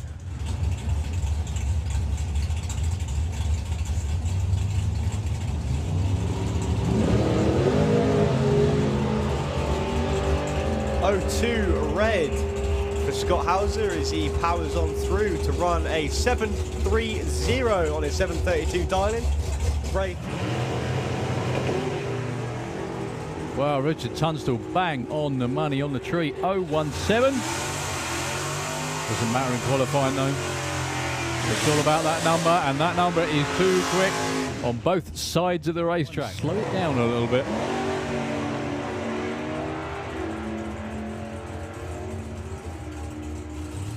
Stu Doherty may have the wrong throttle stop on that.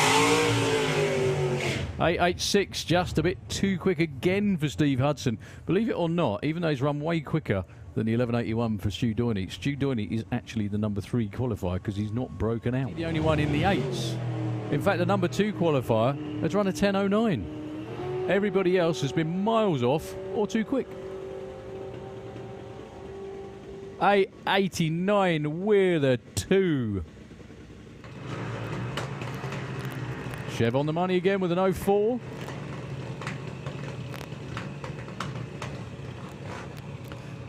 Double 0.5 red for Jack Taylor though. Oh, so close to a perfect reaction time. Well, Harry's not going to improve the 0.6 red. 0.14 green that time round for Harry. Peters, sorry, I should say that. Harry Peters moves up to number 15. And Harry Redshaw stays put at 26.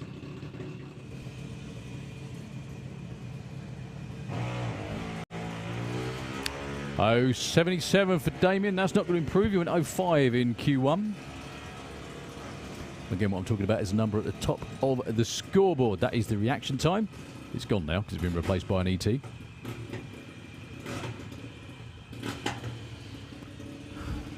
So, numbers 21 and 22 up next. Eddie Fagg.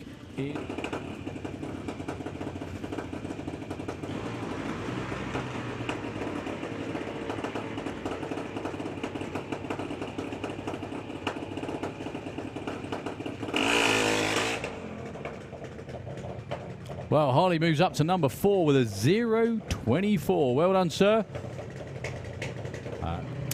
So, tree runs. Here we go. It's a red light by 0.5 for Daniel Weir. Luke Muggeridge improves a bit.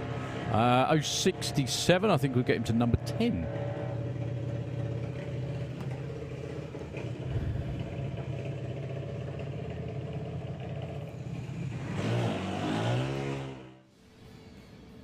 Off she goes.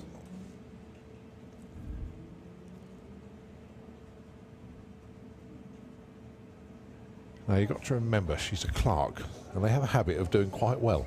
Yeah. Well, look, she did quite well at the Darling Day as well, didn't she? She did very well. Well, no, it was Arn that was running the Range Rover, if you remember, this year. Yeah. I think he was runner-up overall, actually.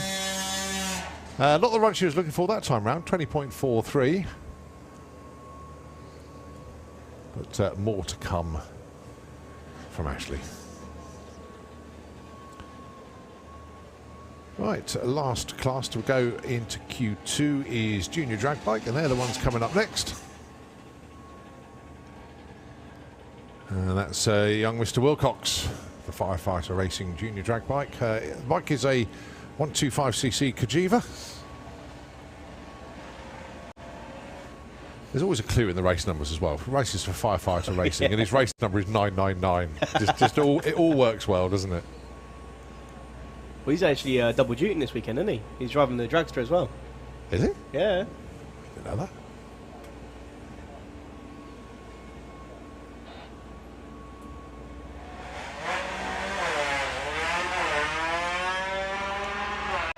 Good strong launch there from Richard.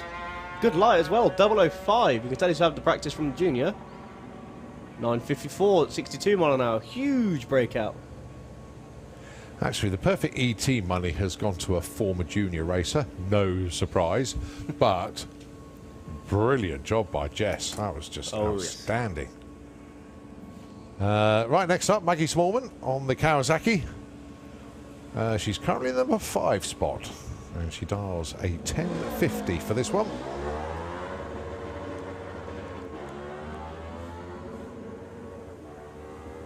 I think I need to remind everybody we have a tailwind at the moment. Ooh, happy days. 10.78, 64 mile an hour.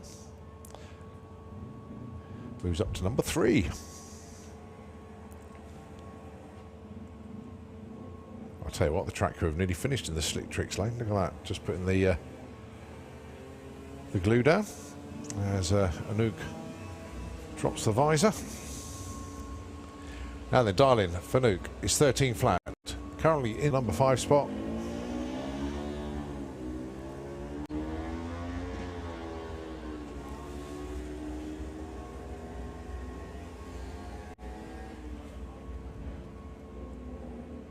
Oh, breaks out. Oh, by 2.5 hundredths of a second. Oh, so close. Next up, Brad Morrison. And I think next we will see both lanes in action as the Slick Tricks lane looks good.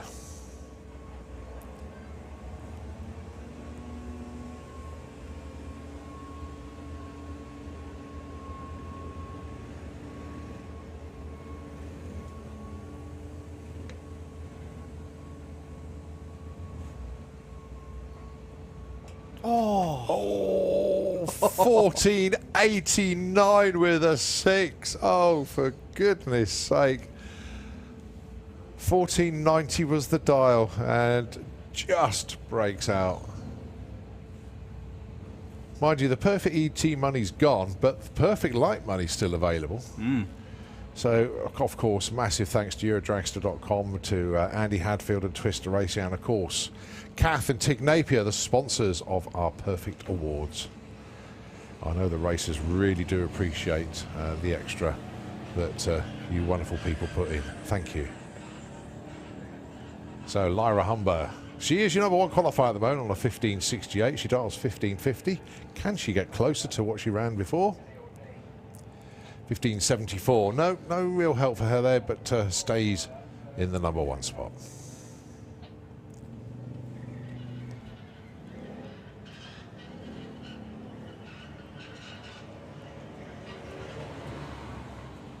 Section 59 racing from Waterloo. I love that. Alia Lester looking for 13.22.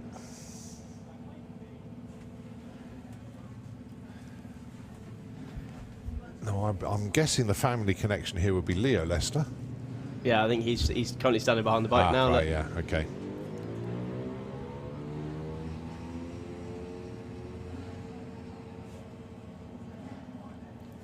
As we learned last time, this is a junior bike, so this is the slowest of the classes, but also the youngest of the riders. But look at that. Into number 1, 25 on a 20. Number 1 qualifier at the moment. Well done. Yeah, happy dance. I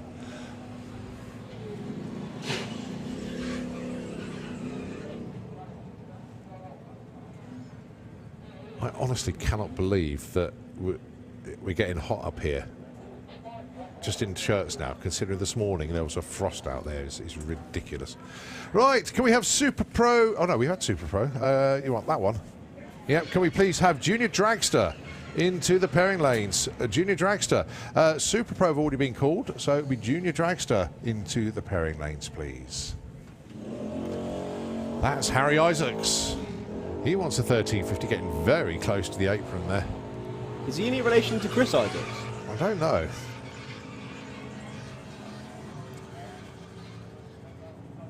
I was going to say that's way quicker than 13.50. It was a 12.78. Well done, Harry. I would say no.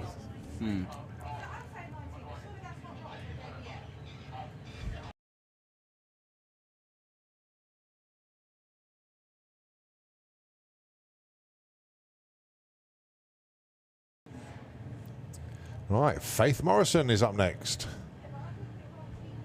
Now she will definitely get nearer her dialing this time, which is 19 seconds.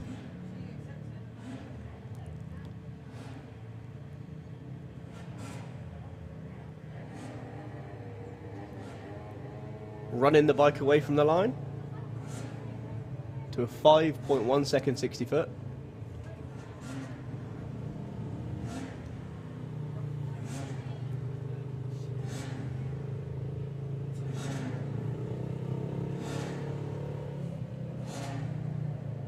.21.64. Newwood should get closer. I think the last one was in the 27, so found 6 seconds there. Well done. And we're back to 2 lanes now with another one of the Morrisons running the JBM. So it's a slightly quicker class. It's the second one, so riders aged between, I believe it is 11 and 13. That's Leah Morrison dialing 11.40. Up against Jackson King, dialing in a 13.20. Favourite dialing again. Oh yes.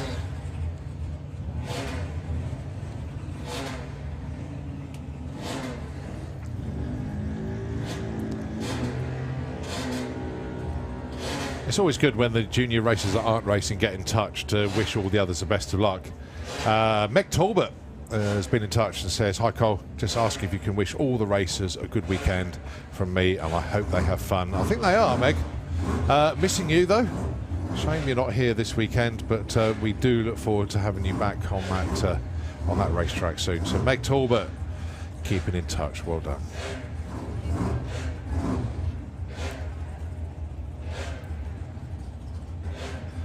Pete Mathias, Pete of the pod, if you know Pete. Absolute star of our charity auction, if you remember. Oh, yes. He got some good experiences there. He's in Mauritius at the moment. He's tuned in and watching. So, Pete, well, mate, hope you're keeping well. As we look down at Grace Pollen and Holly King, your next pairing. Grace is in the Slick Tricks Rain looking for an 8:30, and Holly, she's in the Kestrel Beer Lane looking for a 9:20.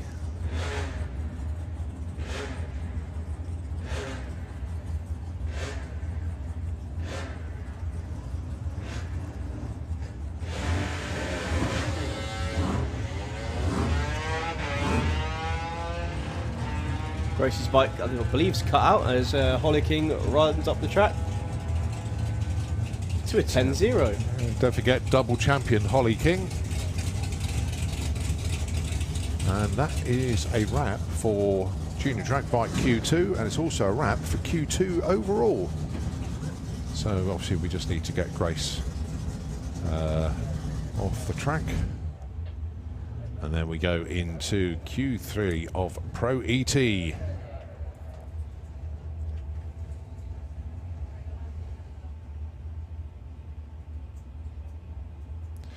Now, it's a good opportunity to actually get the whole roster of sponsors out for Pro ET for this season. So a big shout out to B&H Construction, Bean and Bannatyne, Properties Limited, and Buddy's Paint Shack, CSK Building Limited, Hauser Racing, Independent Scaffolding, John Turner Upholstery, Modgestang of course, Nemesis UK, SG Commercial Vehicle Repairs Limited, SIB Plumbing, Supercharged Outlaws, Three Brothers Brewery Limited, TMC with RDR, of course that's Tony Morris Carburettors with Rough Diamond Racing, Performance Carburettors, UK Scaffolding, and VP Fuels. And a big thank you to Maverick Diagnostics. They have come on board good and proper this year for Pro ET, so big shout out to them. Thank you ever so much indeed to all of the sponsors of the Pro ET scheme. It is highly appreciated, and big thanks to them.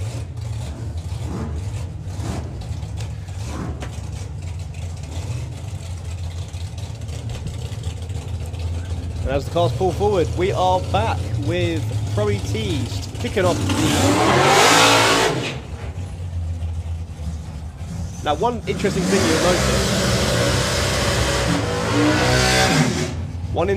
you'll notice about this class is no one burnouts over the start line. That's actually a rule. You cannot burn out over the start line. If you did that, the run would be disqualified. If you did it in eliminations, you'd be out. That's why you notice no one's doing that. So here we go then with Darren Law, the Wicked Lady Dragster in the Slick Tricks lane, dialing in 9.10, up against Simon Rickwood with a Bossa Nova, dialing in 9.67.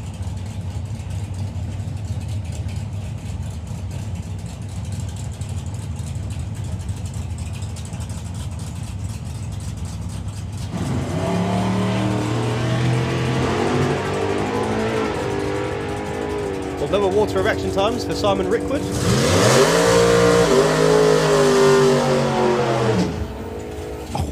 Oh, just missed the dial in there by less than a hundredth. Simon Rickwood running 966 on his 967. Darren Law running a 930 on his 9.10 dial in. Does the sun make a difference? I know when it gets lower, it does.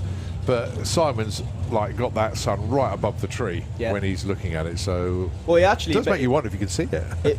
It makes a difference when you're thinking about lane choice. Yeah, you do actually take that into consideration. Yeah. So we've got Roy Walker now in the 60 Shades of Grey Mustang.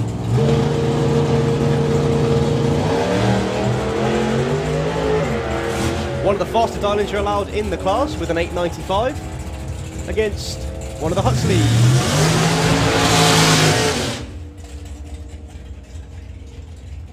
9.21 there for Roy Walker. A little bit off his dialing. And Darren Huxley goes 12.01 on his dialing. Important thing there for Darren, he gets in the show at the moment because he was yes. number 37. He's just moved up to 28. Don't That's forget, only 32 will be here on a race day. Those wheelie bars on the Rattler are new, aren't they? Yep. That's- And they are needed. Oh, yes. That's a Rattler of Dan Holloway, dialing in an 8.93 after he did his first 8-second run this morning. Up against Bailey Ashdown in the Banks dragster, dialing in a 9.32. Crew leaning in there of Bailey's car. There'll be a solo then for Dan, unfortunately. Little bit of a wiggle around 400 foot out, but seems strong. Goes to a 9.01. No improvement there. Thing is that, as you well know, when you race, if the car moves around, you just feel it and you adjust the car accordingly. Everybody on the outside's going, whoa! You know, it's like going out of shape and everything, but it's a lot calmer inside the car than when it is on the outside. Well, the issue is when you're driving the car, you can't think about the fact it's moving around, because as soon as it's moved and you think about it, it's already gone and happened. Yeah.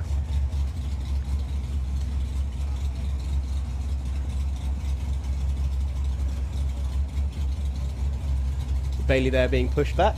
Yeah, great shame actually. But good team, they'll be back.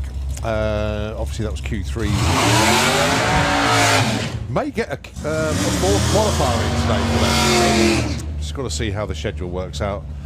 Obviously if we do start Q4, we don't need to finish it, we'll just continue it tomorrow. Marie Mills with the... I said to Darryl earlier that alters aren't very common in this bracket racing, but I'm seeing more and more of them now. They are. So she dials in at 10.45, up against Mason Griffiths with the appliance dragster. LS power in that, running a 9.03, or dialing a 9.03, sorry.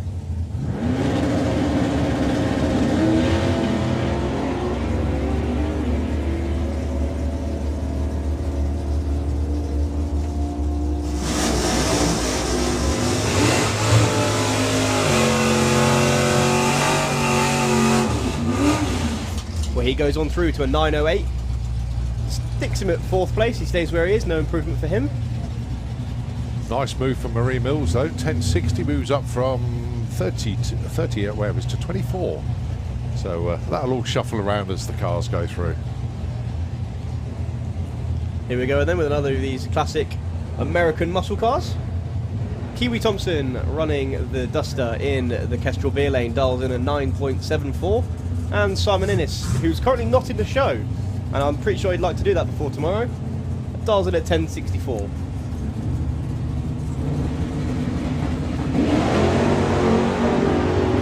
Oh, that was nearly the perfect light. 007 red.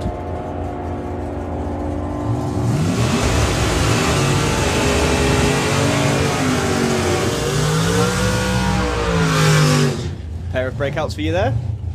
That's a shame because they're really close. Oh yeah. A couple of hundredths, both of them. Ronnie's dropped his dial in again. So Ronnie Mercer with Annie, the Ford Anglia, dials in at 10.49. Obviously he's running it this year with no nitrous when he does this bracket rounds. Obviously double classes the car in with the Outlaw Anglia against John Bean with a shotgun. Big old engine in that Mustang. I didn't realise how big it actually was. 598 cubic inches. So that is a heavy car. He dials himself in at a 9.58.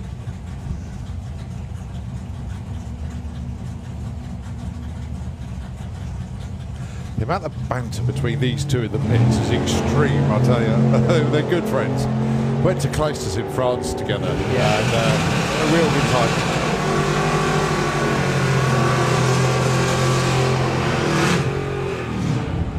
9.62 then for John Bean. Did that move him up? I didn't. Yeah, Ronnie gets, well, he was 31 up to 22, so a nice move. No improvement for John. Don Scott then in Superbird. Another big engine in this car, 572 cubic inches in that. Dials in himself in at a 9.52. Lauren Baton in the capricious Mark 1 Capri. Dials herself in at a 10.20. She's currently 33 qualifier. And obviously the bump spot's going to be 32, so she needs to get herself in the field. Don Scott currently at 21.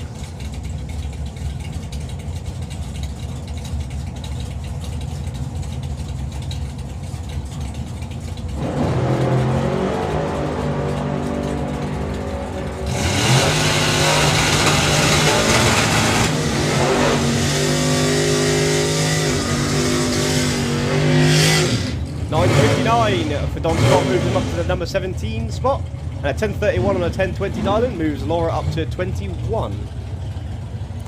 Yeah, it's a nice move, but it's not safe yet. Not yet, no. Yeah. As we've still got, what, 3 or 4 more qualifiers? Yeah, yeah. So I think it's 7 scheduled, 7 isn't altogether, yeah. Paul Marston then in Grand Prix Dodge. Dials himself in an 8.95. Another one of these sub 9 second runs. Obviously, the index for Pro ET was dropped from 9 flat to 8.50. Against Stevie Gates, running the Duster.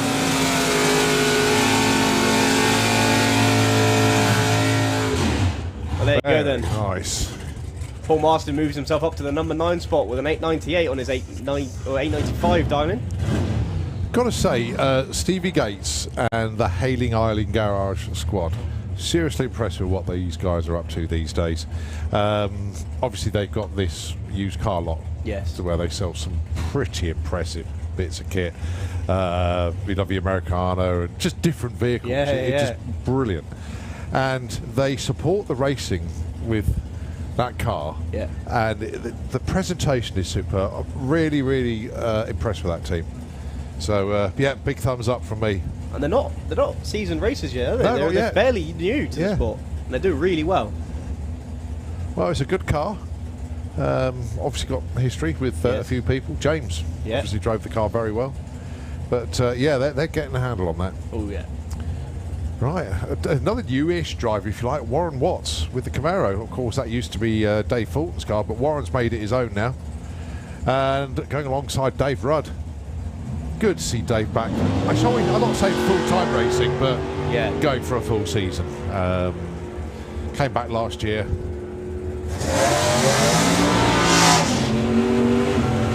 And look at that. Warren Watts goes to number 8, but Dave Rudd, 961 with a 2 on a 961 dial, and that's goes only to number 2. Yeah, well, of course, you got Jess, who's top of the shop and will not be moved from there. But speaking of which, she's on the line now. Yeah, outstanding performance from Jess this weekend. Despite the ribbing from the family and the crew, or Jeff as they all call her. Yeah, absolutely fantastic debut. You couldn't ask for more. Number 1 qualifier, perfect ET. Double O lights. Yeah, and in your third full pass. No, your second pass in qualifying and your third full run in the car. Unbelievable. Pete Dodd with the Metamorphosis Camaro. He changes it to 916 now because he's run 2 916s in a row. This is where it goes 908. Yeah. No. We've had this issue before with Mike when he ran the car, and we tried to dial it from the tower, and every time we were bang on or 100th off. But yeah, I'll never forget that.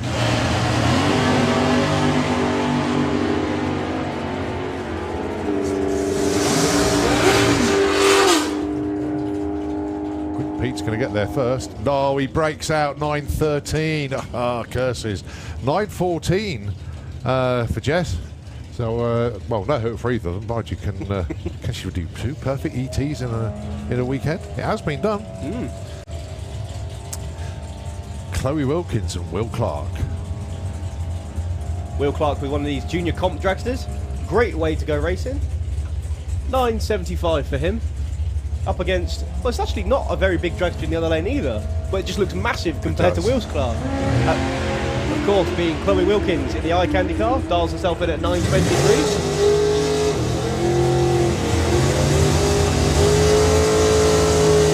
9.31.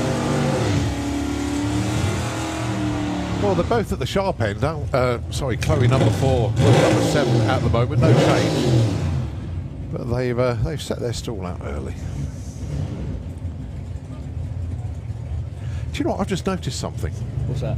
The grandstand is all repaired at the end there. Seats on it now. Oh yeah. I don't know why. I've only just spotted that.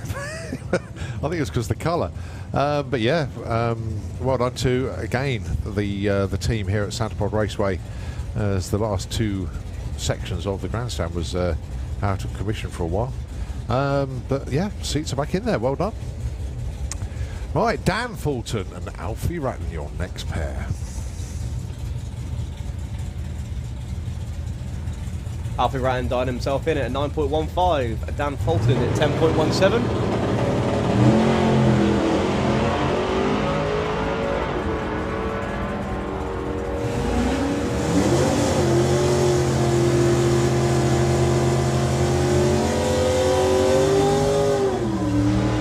No improvement for either of them there. Yeah, 24 and 25. You've got a 9.28 I suspect and a 10.31. I suspect the DA's gone up a little bit now, because you see people pushing their dial-ins and they're not improving as much as they thought. It's not a wind, it's a puff, isn't it? Yeah. But at least it's the right direction. So imagine later on, when the temperature drops, the air comes down. Yeah. The heat in the track from the sun Stay. could be quite interesting later on.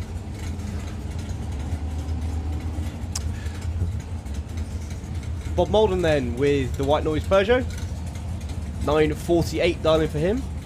And Adrian Portelli with the big red 6. 10.48 for him. He's another one of these Nostalgia Superstock races coming in to support Pro ET this weekend.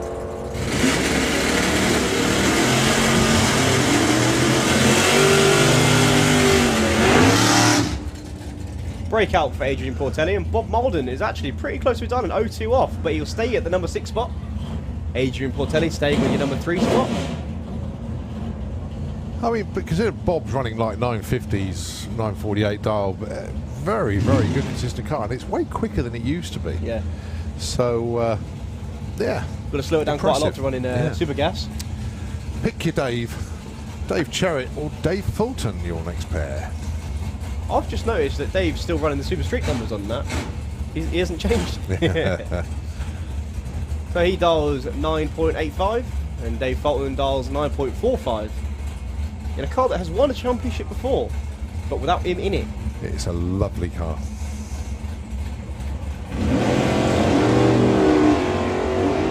Big move there towards the centre line from Dave Cherritt.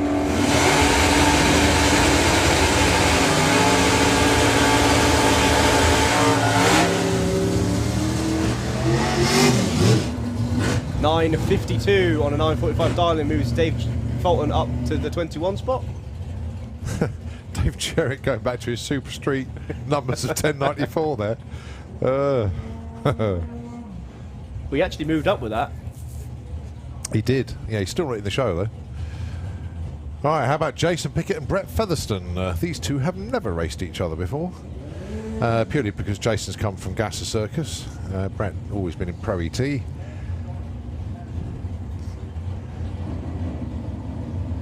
So the Cherry Bomb. What's his dial this time? 1080. Car's going well. 9.43 for Brett Featherstone.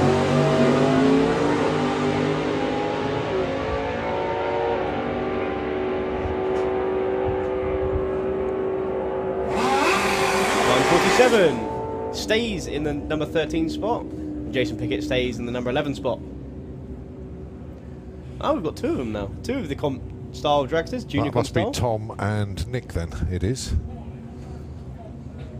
Now, the main difference between these 2 cars is Nick runs an auto shifter, because most of the problems he's been having is because, obviously with the new track with the concrete, it's quite bouncy. So every time he hits a bounce, the rev spike. Ah, right. And it shifts. Because Tom Kay had that car, had it fitted to his car as well, but obviously he's abandoned it now to just shift it manually.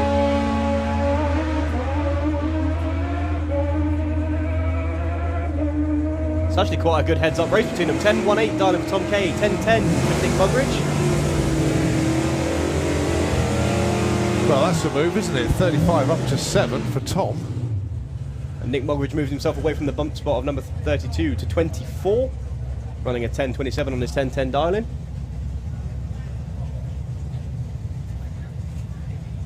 only 300s between them at the stripe, those two.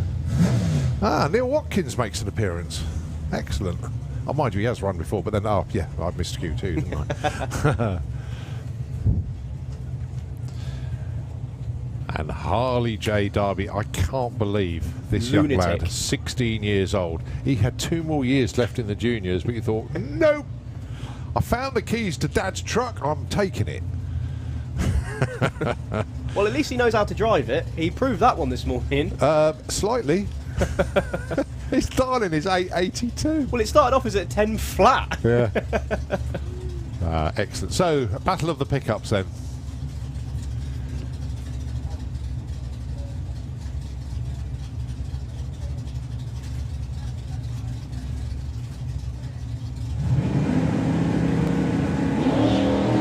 Both away well. And that Nino 2.0 Redneck. Give it his full title. Isn't this how they came out the factory then? Yeah, but which factory?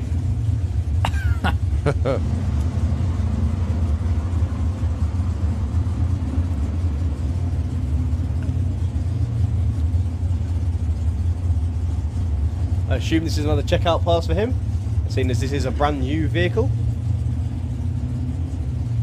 Probably a new engine for him as well. He's had issues all the way through yesterday and today. He'll come good. 20.37. Right, so it is the Watkins family represented this time by Amy and Tom.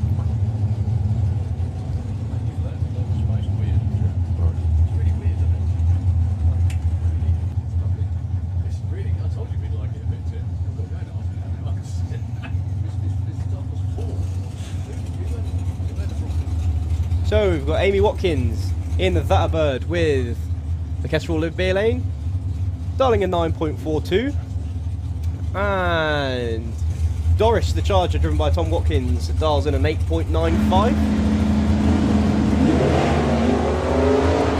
2 huge wheel stands a pair. Both look refusing the wheelie bar option. 8.90 for Tom with a breakout. Up to number 5 though for Amy with that one. That was a 9.43. I just realised one person we're missing. Well, not missing, I can still see him around, or smell him. John Turner. Not here this weekend with the green. I was going to say no, long time. Just the green thing reminded me. Just a case of, I know he's helping out the bike this weekend. Yeah. But yeah, unfortunately for Johnny, not racing. Lee Morris then with the Green with Envy Jag E-Type, dials in a 10.10. Against the consistently 9-second Can-Do 2 Reborn Corolla of Mark Huxley. As it goes over the line to run a 9.75 and a breakout as well for Lee Morris. It runs a 10.07 on his 10.10 dial-in.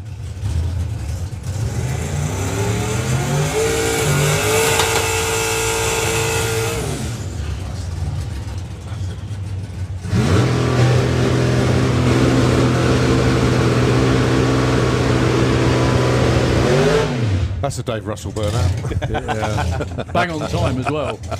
Okay, so that's a wrap for Pro ET for Q3. This is Super Pro. And can I please have Street Eliminator into the pairing lanes, please? Street Eliminator. Yeah. First run of the year for Andy Thetford in the Black Pearl twin turbocharged 69 Camaro. And he's running against, of course, Dave Russell with the van with no name, with a 540 cubic inch supercharged combination in his Austin van. Not that you need telling though, because of the noise. So Dave dials himself in at 8.59 and an 8.79 for Andrew Thetford. Andy Thetford's unfortunately rolled through. Won't get any lapse time this time round. He'll get some run data, but that's about it, unfortunately. 8.63 for Dave Russell. That'll help. Up to number 6 on a 59. Lovely. Unfortunately, no ET on the board for Andy Thetford.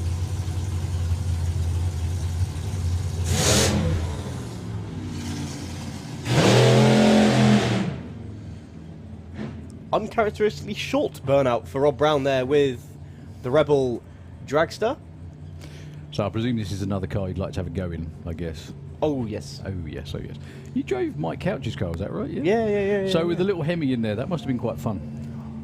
It was actually worrying because now I want a Hemi, but I can't afford one. Well, yeah, it's just... The thing is that, unfortunately, going fast is fun. And a good friend of mine always say, there's only one letter difference between drugs and drags. And one costs more than the other, definitely. yes. And they're both as addictive as each other, I think, really. So Rob Brown had a huge move this morning, but a planned half pass on the Q2. So I believe this one should be a full pass for him now. Oh, that was planned, was it? Yes. Yeah. Okay, I went fair. and spoke to him in the pits earlier, and yeah. Heading for the centre line again, but pulls it back.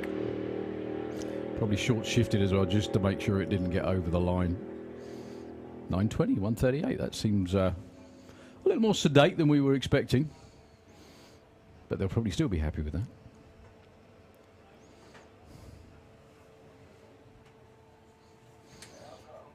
that. Tractor's coming out now for the slick tricks lane. They've obviously spotted something in that lane. Yeah, that's way out there as well, up at half track and a little bit further on. So we'll just rest our voices, even though I've only just turned up again. Yay. Nitro FM for a couple of moments, hopefully, and we'll be back with you shortly. Loads more to come.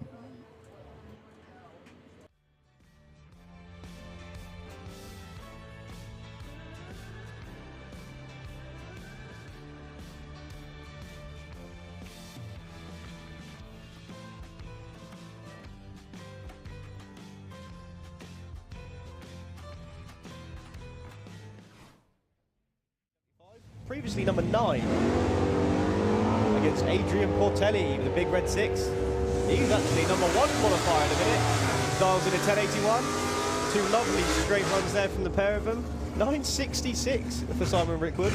So that will be no improvement for him there with a big old breakout. And then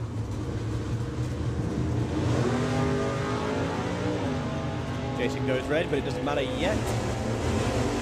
That was an 0-1 red as well, pretty close.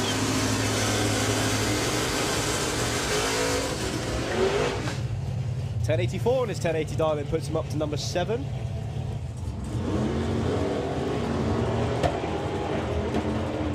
Bit of a pop in the bangers.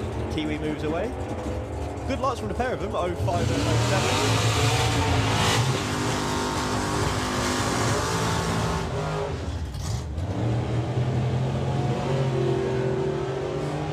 07. Both really nice on the tree. 0-2s a pair.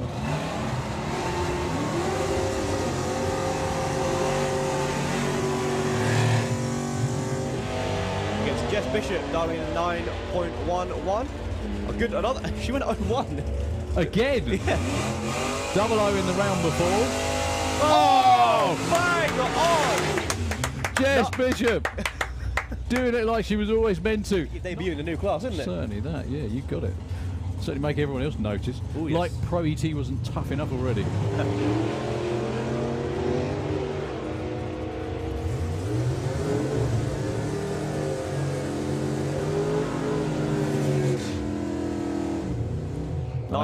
Sorry, go on. No.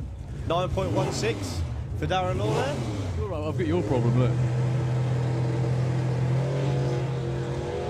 09 light for Harley Derby and 0.14 for Mark Huxley. A much straighter run there for Harley. Oh, with a bit of a wiggle at the top end. Rose 885 to break out. All the way to the finish line. I thought it was going to be a bit stranger than it was, but it's the same sort of time frame that you're moving in.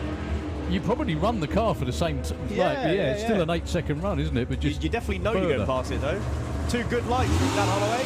895. Long time. That was Des Taylor's back in the 80s, I think that was. Sweet sensation when he drove it, wasn't it? That's right. Very well travelled as well, like put into the pits in Norway or somewhere like that and see Dave, first one there, Yeah. as usual.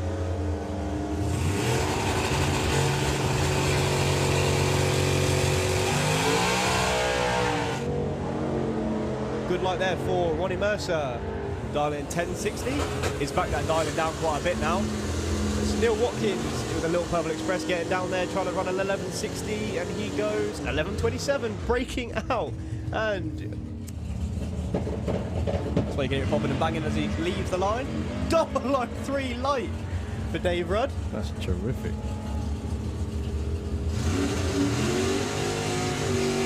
962. On his 969 move. That only moves him up to 5th though. I'll tell you what, this is a good looking pair up, isn't it? It certainly is. Not the crew, obviously. Well, no, definitely the crew. We've got, is that a dinosaur or a lizard? I'm never sure. He hasn't got his foam finger like he's usually got. Lovely wheel standing launch for Tom Watkins that time, all the way to 64.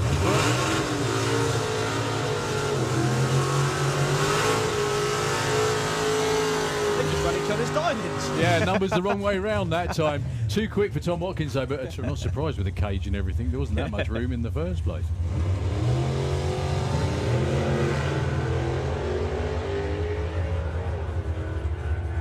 Is that fuel? It must be, yes, evaporating very quickly. Yeah.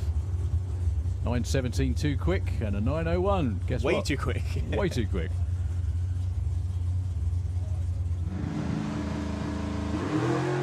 It's actually quite fresh out there as well, isn't it? It's not particularly warm. Still great racing conditions though. As Amy goes through to a 9.4. She ran that last time, didn't she? No, 9.4. She ran 9.53 because I'm looking at it on the screen. Oh yeah. Oh yeah. It's all right. No, it's fine. But that's much better for Nick Mugridge. smoother, definitely. 9.40.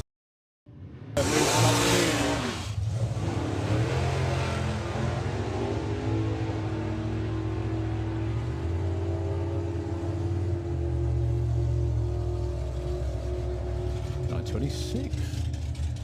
Too quick for John Bean. Chloe stays 3. Now he dials 11.99, which is the lowest or slowest number, if you like. Yeah. That's Jake Fronda. I think this is just a checkout pass, seeing as it is a brand new vehicle. Making sure nothing falls off.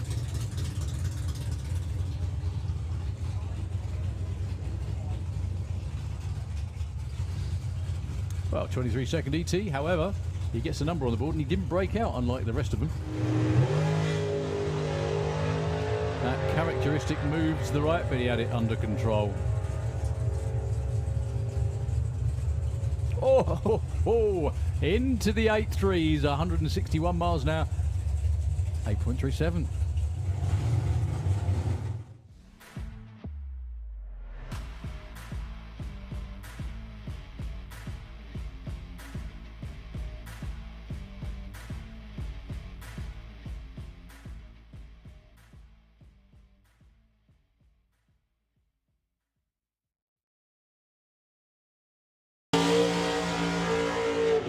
So we are back to noisy stuff, otherwise known as drag racing.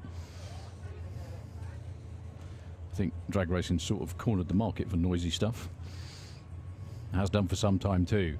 That is Tom Atkinson, now down into the 8.3s with the family Cortina.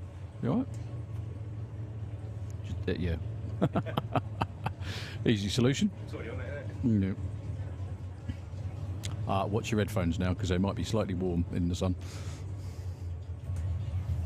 Yeah, so Tom Atkinson, after a great run earlier on, another breakout run. He's currently number 11 qualifier, excuse me, get my teeth in straight.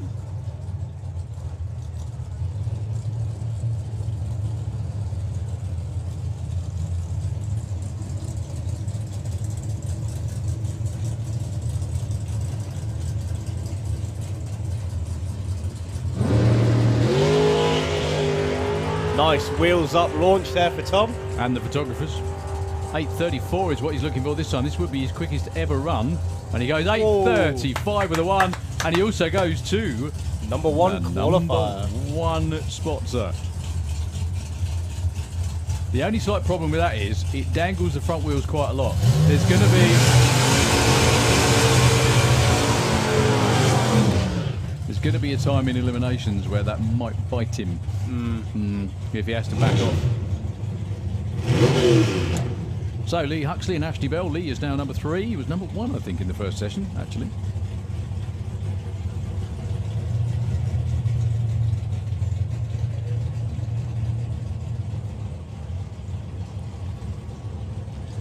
Taking on Ashley Bell. 8.99 with the big Chevelle.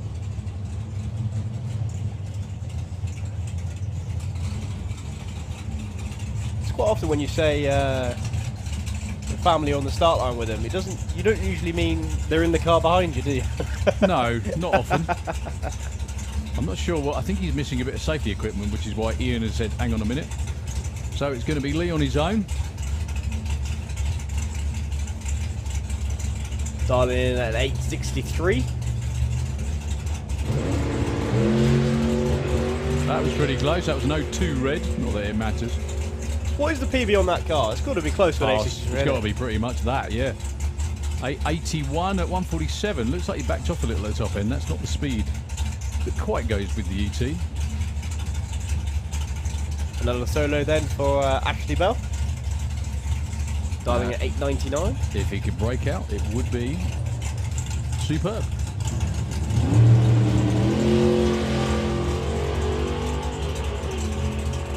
Little bit of a move over to the wall on the launch. But he gathered it in nicely and he goes through to 953. 137 miles an hour. With the way that the bracket classes overlap each other, so you can go as quick as 850 in Pro ET, as slow as 899, not slow, but you know what I mean. Yeah. In Super Pro. I wonder how they. I guess they determine which class they want to run in based on whether they want to be the slowest car in the class or the quickest car, I suppose. doesn't it? Yeah. And it does genuinely help being the fastest, although you get people like Billy Gain, the Super Pro champion, reigning champion at the minute, who he quite enjoys being the slower one. Because he's got enough engine to be one of the faster ones, but he's found his car's way more consistent and a lot more stable, turned down. I think most of them would be, to be honest with you. Well, yeah, again, because perfect example here is AC Bell with the Pontiac down there in the Slick Tricks lane. Dials an 867. He could run in either class. He could be the fastest car in Pro ET, but he prefers to be, I don't want to say the slowest, but you know what I mean. Yeah. Up against Kieran Ashley. Kieran having a great day at the drags with the LS Turbo Dragster. Now, he told me he was going to dial a 7, because that's what he's aiming for at the minute. Going to break out instead. Oh, 807. Super consistent though, 175 miles an hour again. And an 870 for AC Bell puts him up to number 3 on his 867 dialing. Do you know, for Kieran Ashley, that's 3 8-0s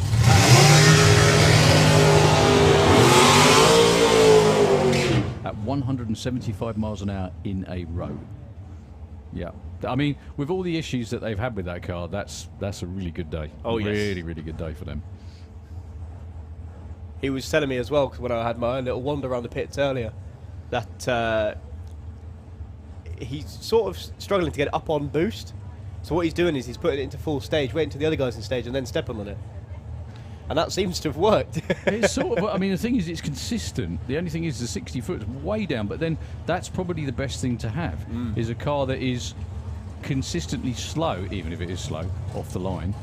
Less room for tyre slip and screw-ups, I think. Yes, and then you just horsepower down the back. You got it.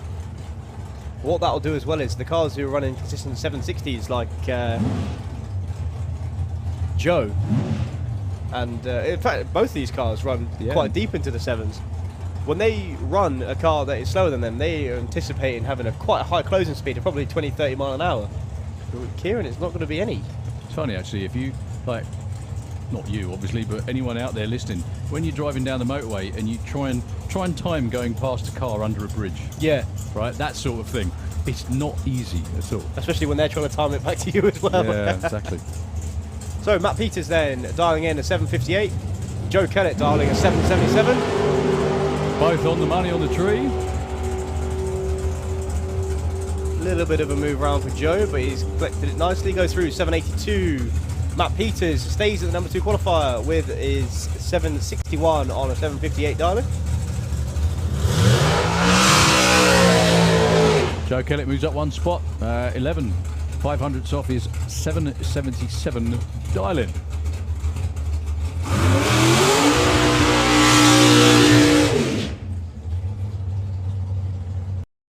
Scott Hauser with the Bang Tidy Dragster. He'll probably dial in something around 732. Oh, 729. He's raised it just a little bit. I don't think I've ever seen a 7.2 second dial-in for that car, actually. Up against Steve Saunders with the Rusty Dog, dialing in an 8.70. He's just getting to grips with his car now. Or the Dusty Rog, as I called it earlier. Sorry, Steve. No offence. At all. Yeah, supercar. First 8-second run earlier on. Or was it a 9.0? I think it was a 9.0, wasn't it?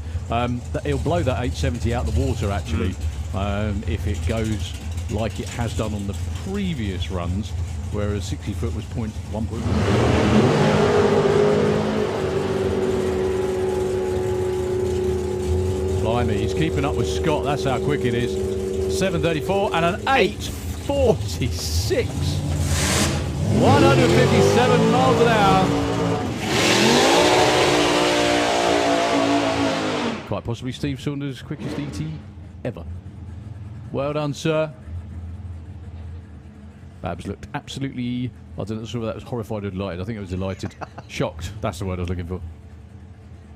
Mark Cassell then in the Kestrel beer lane. Nice big burnout for him. Actually, if you watch Mark, it's quite good to see how grippy the track is, because he doesn't lift. He just waits till the tyres to grab to let off the throttle. And that's how it works. Yeah, so do you know something? When I was learning years ago, everybody said to me that's the one thing that you make sure you hold on to the wheel when you back off after the burnout, because when the tyres grab, that's when you get sent in different directions or whatever. And you can see it happened out there as well. You can see, yeah, just the other, actually both their burnouts, just a little bit of tyre shake as the tyres come down to grip. And of course, in the Slitrix lane, you've got Alan Didwell. Starting in 7.59, 8.20 there for Mark. I think he ran that one last time. I think that's what he ran last time, isn't it? Pretty close to that. They've had a consistent car so far today. Actually, so far this season. There we go. Same thing, really. Ah, good. We've got Mark Turner in the lanes as well with the now supercharged. And that thing sounds angry as well as it comes around the back of the corner.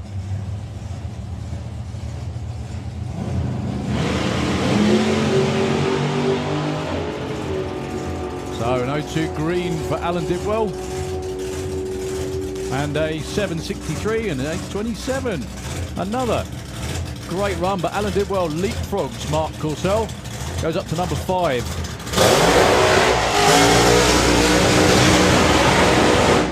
With that 7.63. Well, now I've just had my bones rattled out of my head. Is Mark Turner with the, as you said before, freshly supercharged Supra. The supercharged Supra is a phrase that needed to be said since they first invented Supras. Let's put it that way. Call it supercharged. Supercharged. There you go. You've got the job. I'll go home. Thank you.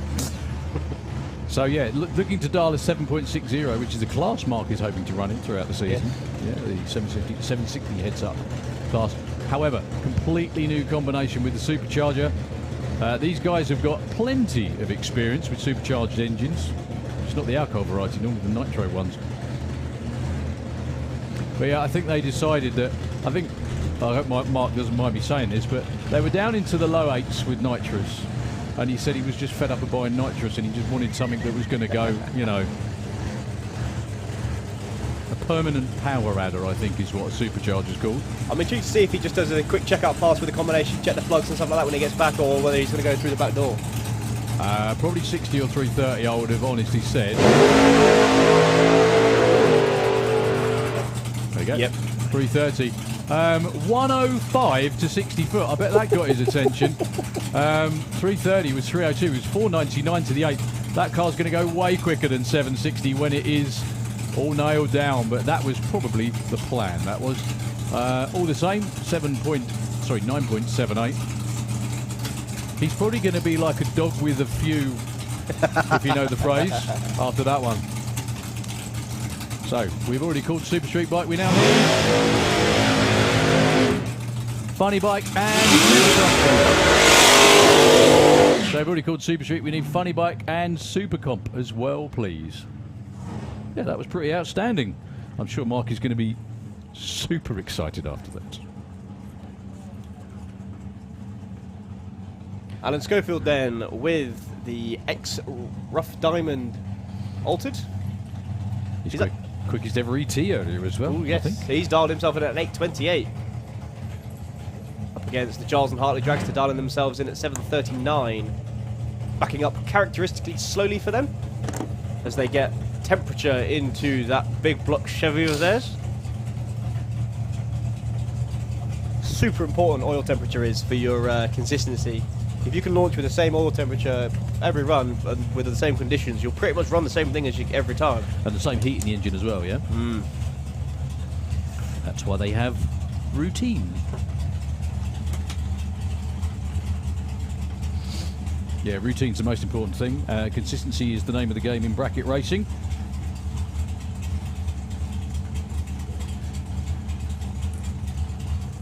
As Barry Giles just points himself straight, putting himself into pre-stage.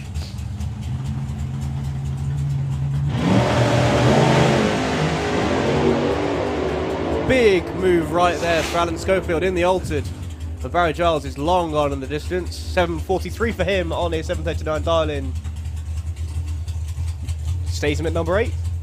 Alan Schofield, after his big move, pulled it back and is wisely backed off, I think. Yeah.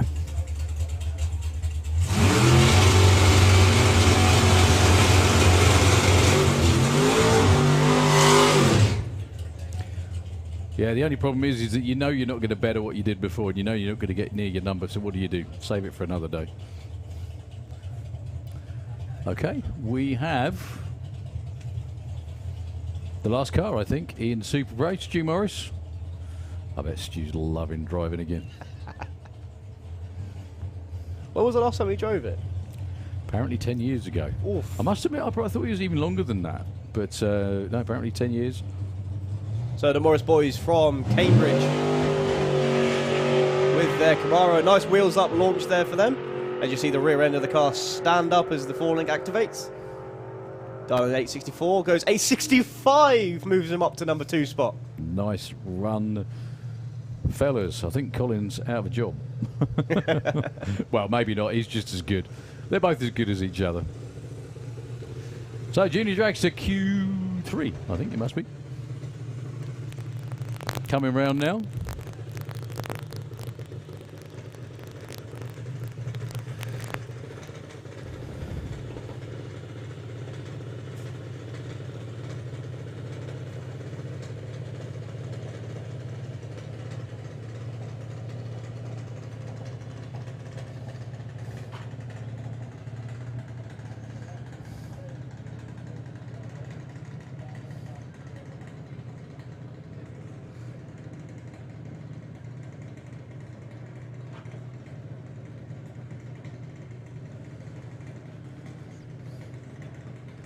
So your first pair, Teddy Howe and Tom Peters. Teddy's currently number 6, Tom number 17. 0:42 that time for Tom Peters. That was actually deep staged. 0:42. Not that it matters in qualifying. I think it still counts.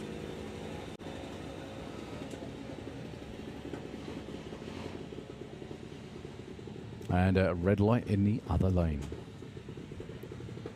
So Lola Bell Kent and Chevy Checkit. Chevy with a couple of great reaction times already. She's still number 2 qualifier. Lola in at number 16. She's got a really good coach, crew member. Out front, that's Luke.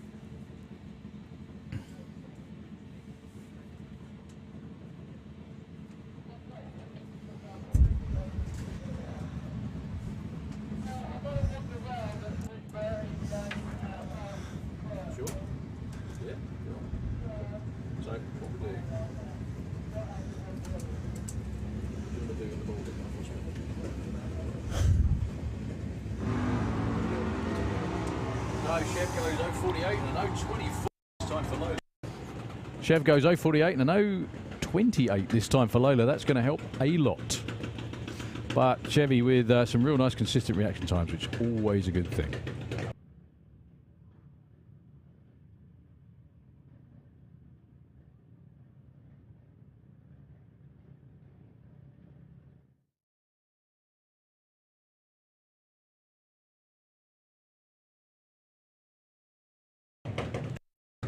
Right, we continue with Ellie Mae Brown with the Mystic and young Daniel Ware with a Floex Dragster. Ellie is currently number 6. Daniel is number 14.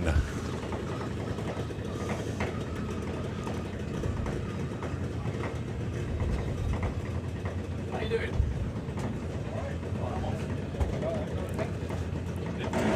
Both away well, both with green lights, when it's Ellie Mae that's going to be making the move up the order. So much so that Ellie Mae Brown becomes your new number 1 qualifier. Well done to Ellie. Daniel Ware stays in the number 14 spot. Now we have this thing where to stay on the front page of our screen you need to be within a certain parameter, and today 072 will only get you number 16 in the order at the moment, so that's how good you juniors are.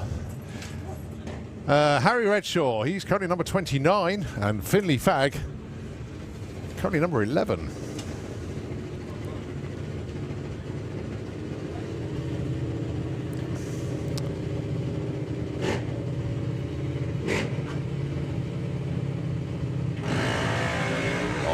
Harry Redshaw 04 red, but how about Finley Fagg up to number 2 with that one from number 11. Well done, Finley. The order is changing on every pairing, so Finley number 2 now. Next up, Freddie Taylor and Emmy Crundwell. It's the Outlaw against the Violet Hayes machine. Just looking at where we are at the moment, Junior Dragster followed by Street Eliminator, Super Street Bike, Outlaw Anglia, and then Funny Bike, Comp Bike and Super Comp. We need you in the lanes. So that's Funny Bike, Super Comp and Comp Bike. Can we have you into the lanes, please?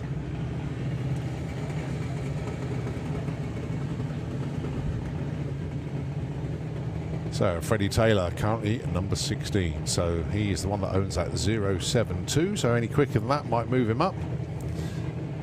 Emmy Crundwell, obviously she needs to get quicker than 072 on the tree. And I'll tell you what, they've both moved up. That's muddled everything up a bit. That's going to put Freddie Taylor from 16 to number 4. Great move for Freddie. And Emmy goes from 19 to 9 with that one. So big moves for our youngsters. That means number 16 spot now is a 065. Liam McDonald, he's in number 6 spot at the moment. Jack Taylor, number 26. So if Jack can go quicker than 065 on his reaction time, he's going to move up.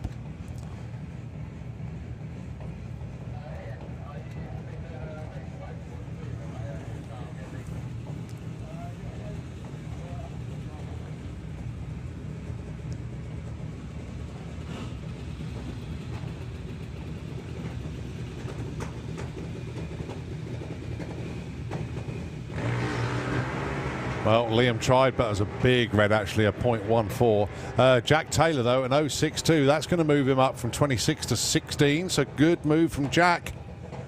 Nicely done, sir. All right, these two. Harry Peters, number 25. Jake Cooper, he's number 30. See how these two get on then. Harry Peters, great looking car in the Kestrel Beer Lane. And likewise for Jake Cooper, the Fenny Racing Junior Dragster. That's in the Slick Tricks lane.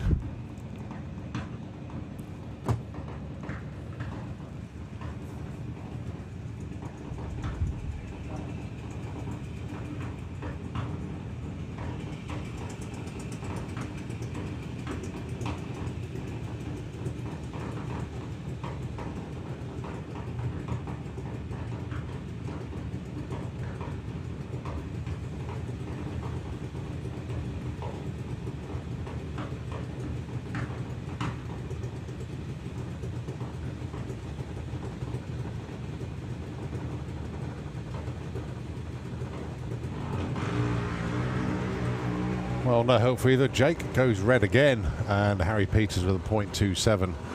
A little bit of a double step off the line there. So Jake stays 30. Harry stays. Oh no, Harry moves up 25 to 22. Right, Kai Cooper. He resides in the number 3 spot at the moment. And Grace Smith with the Boost Monkey Dragster. Beautiful colour scheme on that. Grace designed it herself. And a keen eye for detail as young Grace. So well done. Both of these junior modifieds. So the age range for these young drivers is the age of 11 to 14.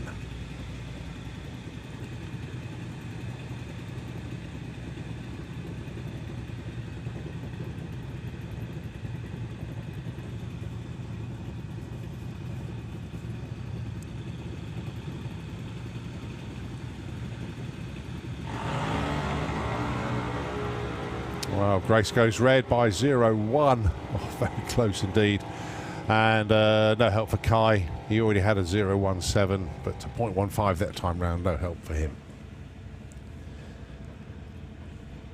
Well, a Good Friday, an Easter Friday here at Santa Pod Raceway for day 1 of 3 of the Springspeed Nationals. It would have been the Festival of Power, but obviously you all know well by now that the events have swapped around. And we really do looking forward to the new Festival of Power, as that event is, what, 3 weeks away now. It'll be a busy month up here in May. So much going on. Of course, we look forward to that, and to the hot rod drags, and of course the door slammers, and then the round 1 of the European Championships, the main event.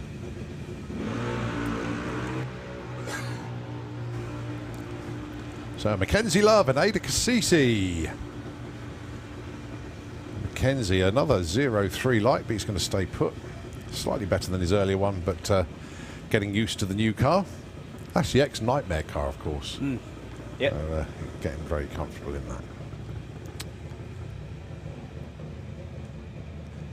Now, obviously, Thomas, you've come from juniors. Do you, when you watch the youngsters now, does your foot twitch when the lights run down? Yeah. I just run down then to help Jack Taylor out, 'cause obviously my old car. And I'm on the line and I'm telling him like what I would have done in that situation. I'm like, I could just hop back in maybe once. And Evie then in the championship winning car, I believe, isn't it? Did Luke Fulton win the championship last year? Yes, he did. There you are then. That is a multiple championship winning car, because before that it belonged to Jordan Payne. Jordan Payne won the championship in it. Billy Everett won the championship in it. Yeah. Joe Kellett won all of the championships in it. It's one of those key cars, isn't it? Up against Max Taylor. Moves himself up to number 22 spot. And Evie sticking at the 23 spot.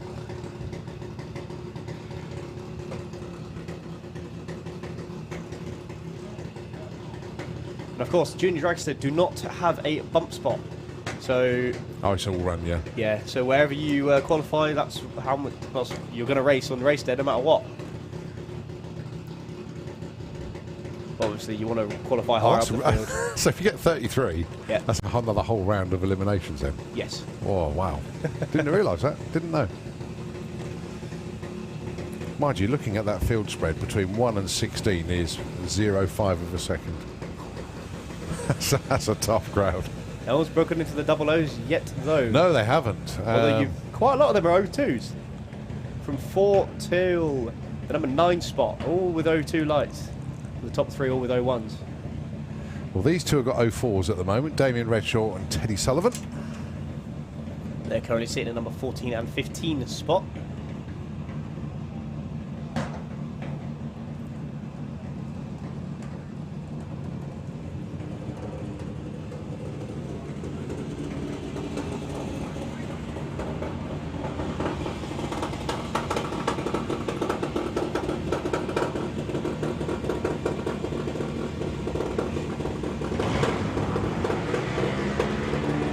.1 light there for Teddy Sullivan in the Bulldog car. And Damien Redshaw with a .2. So no improvement for either of them.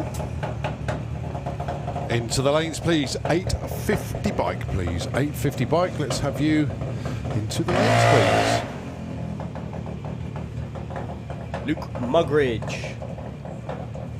One of the championship favourites for this season. Running the number 2 on the car. Up against Dan Todd in his brand new Dragon Slayer car.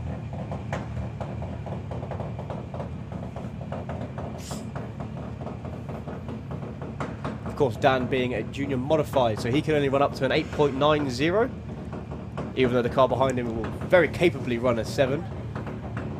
So he's going to have to slow that down just slightly, and a big old red for him.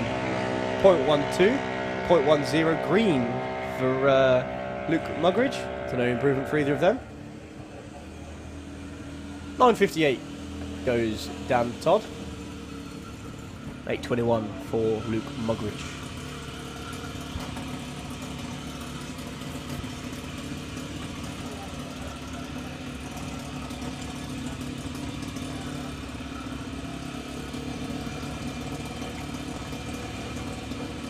I'll tell you what was strange when the juniors ran this morning for the number 1 qualifier was watching Harley from up here and not being in the other lane. Because you two always did your first qualifier next to each other, It was didn't you? a good way to get the red lights out of the way. Yeah.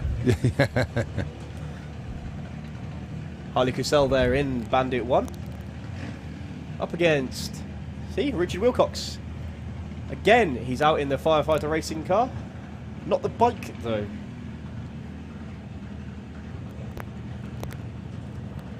He's currently in the number 28 spot. Harley number 7.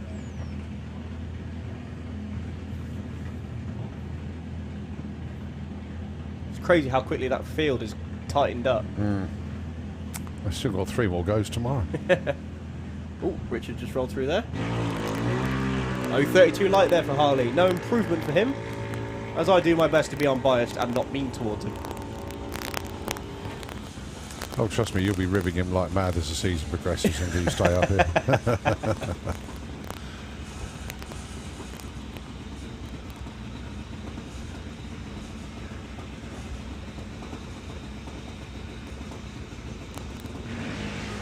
Oh, that do. 006. Oh, 002 even, sorry. No, number 1 qualifier, Richard Wilcox. 002 into number 1. Yes. Excellent job.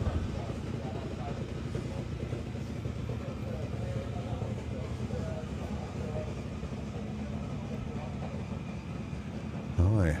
Emily Moore and Lara Bartlett in X pair. Well, that's changed the number 16 spot to a 05 now. That'll drop quite significantly, I think, over the weekend. Well, if you look at number 12, is 034. Wow. Now, both of these two, if these two cut good lights, they can move on up. 22 and 27 at the moment for the 2 cars on the line.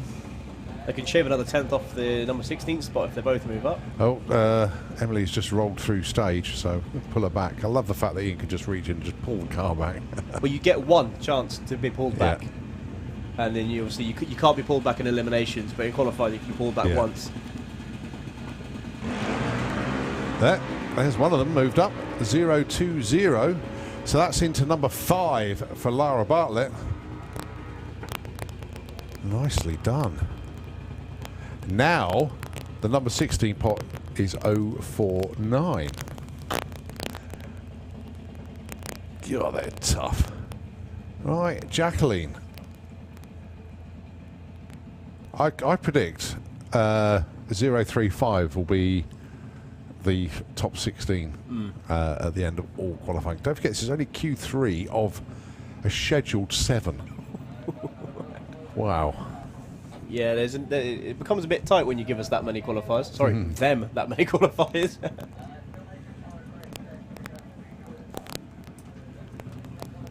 Jacqueline there then inching her way to the line.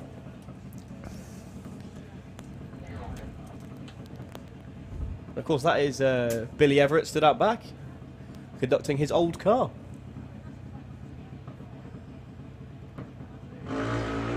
Oh, that's another one that's moved up, a 039 for Jacqueline. That puts her, unbelievably, only number 14. but it's into the top 16. A good move there. Now, the interesting way Stunning that is for junior dragster.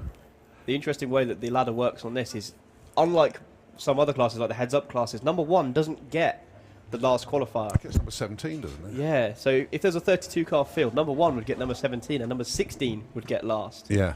So there is some tactics you can play there. For example, if you think you can beat the person who's number 1, you don't try and go for number 1. You try and go for the middle of the field. Race day is so different. Oh, yes. Right, heads up in the pits, all you lovely racers out there. Just to let you know that Comp Eliminator and Top Fuel Bike will be the last classes running today.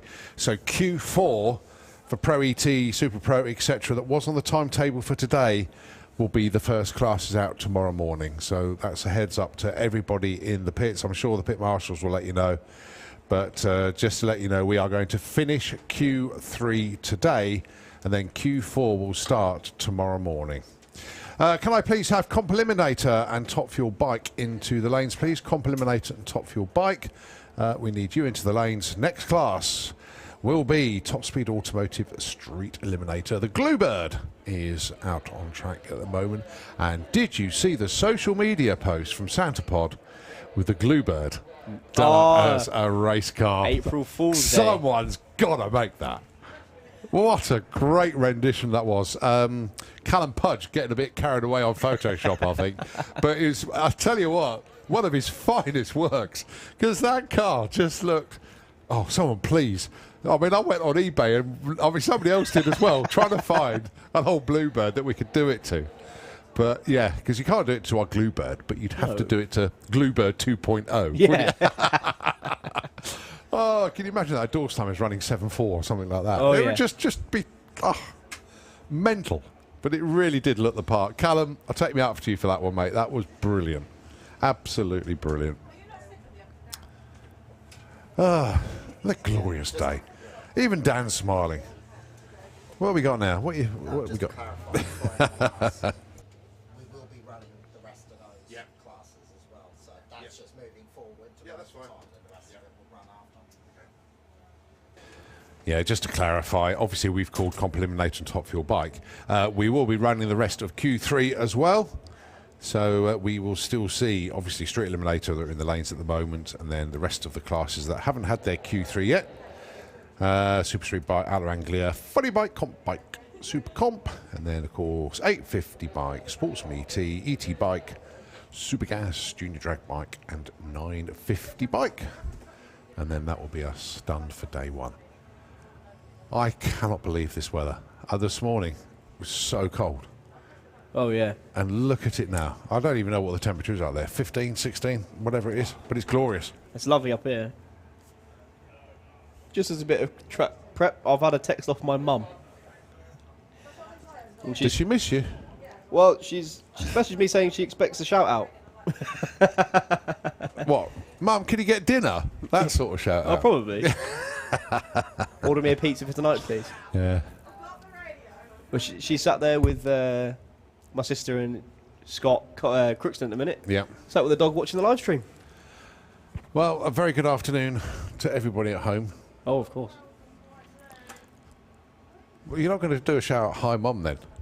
No, that was it. Oh, was it? Not. Yeah. I want to shout out for my mum. It's like, no, it's like, hi mum, but no. Well, Hi mum, I'm on the telly. yeah. Well, it's kind of weird thinking about it. If she sat there now, used to watch me playing with Hot Wheels, commentating over them, pretending Yeah. to be you, Yeah. and I'm up here doing it for real. I never forget my first. What's the word? My first encounter with you and Harley. Oh, yeah. When we went to Tesco's in Wellingborough, you two just would not stop jabbering. It was so funny. Absolutely brilliant. I'll never forget that You did day. find the best way to make us quiet, though. I forgot what that was. Well, it's just pressing the loud Oh, pedal the a loud bit pedal on the harder. Camaro, that's right, yeah. Burnout in Wellingborough? No, so it wasn't me. Happy days, good memories. Very, very good memories, actually. Right, so Top Speed Automotive Street Eliminator Q3. At the moment, headed by a 765 from Andy Bond. Got 3 cars in the 8-second zone, 3 in the 9s, and the rest are all in the 10s. That's nice to see. Now, tomorrow night they'll go for the cruise. Yeah. So, So obviously. they'll Now, how come does back. that work? Is that the last qualifier or the first After the last- eliminations? no, after the last qualifier, they go on the cruise. No, I mean, what does it count as? Is it technically a qualifier or is it eliminations? No, it's oh, what, the last. You need to go out on the cruise and come back Yeah. within 5 minutes of the first car. Is it Comes 5 back in minutes? 5 minutes to be deemed as completed the Street-worthy. cruise, street worthy, and that to take part in eliminations. So to kick things off, hail Ricky Hale. I'm quite excited to see Nick Hale's new car. Yes. That should be coming out soon. That should surely. be that's a Merc 280 2.0, isn't it? Yeah. Is ditch the nitrous on that one as well, isn't he? I don't know. I know the car is not far off now.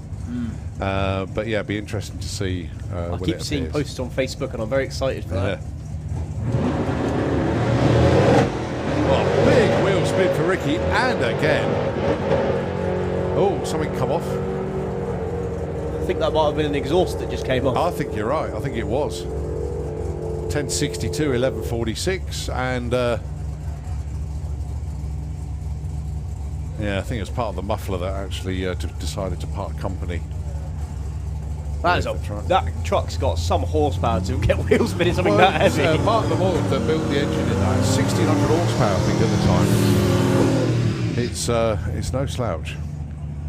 I think I worked it out at one point. It's just as fast as a Dodge Viper. And they're both street legal, so which one would you rather have?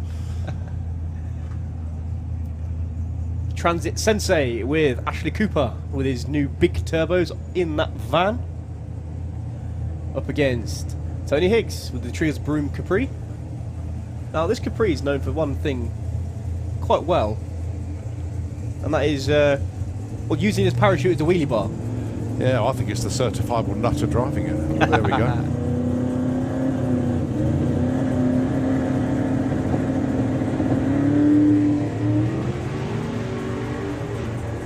There it goes again. That's a good looking run for Ash. $10.24 plays an 8.83. Ash does move up a spot with that one from 9 to 8. Little bit of smoke at the top end from the van, but that's probably characteristic for that thing. See, they're all working on new combinations this year, which is really good to see. And obviously both for those two cars with new turbos, bigger than before.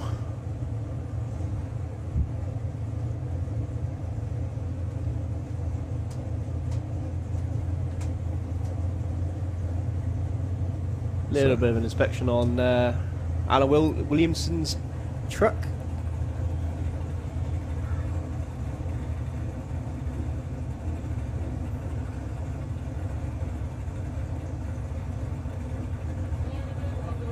Just making sure. Mark Sheridan on a solo then in the basically MPH didn't wanna- racing. even though they've got radiators and everything, didn't want to hold Mark up too long. No. So I sent Mark on his way.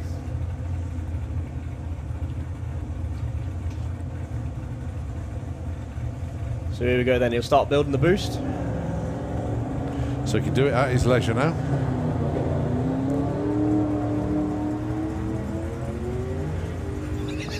That is ridiculous as the boost comes in at 330 foot. Oh, is that 180 plus? 182, yeah. 913 at the strike. You just lifted up its skirt and ran, didn't it? My goodness me. That's got to be the fastest flat out 9.1 second run that there's ever been. Yeah, but a 190 60 foot, that's but then a very, very soft launch. Oh yes. But 182 at the stripe, really building it at the top end. Love it.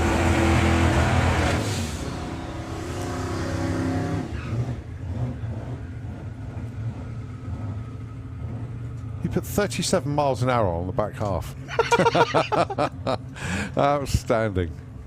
Right, Joe Stevens and Al Mack. Has Almac run today yet? Yes, yeah, he's in the number 4 spot with an 892. Ooh.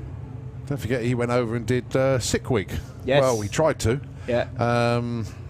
Problems on day one shortened the trip. What car did he use in Sick Week? Oh, There you go. Chevy Monte Carlo, that's it, yeah. Thank you. To Simon Groves over at Euro Dragster. I remember seeing the car, I just couldn't remember what it was.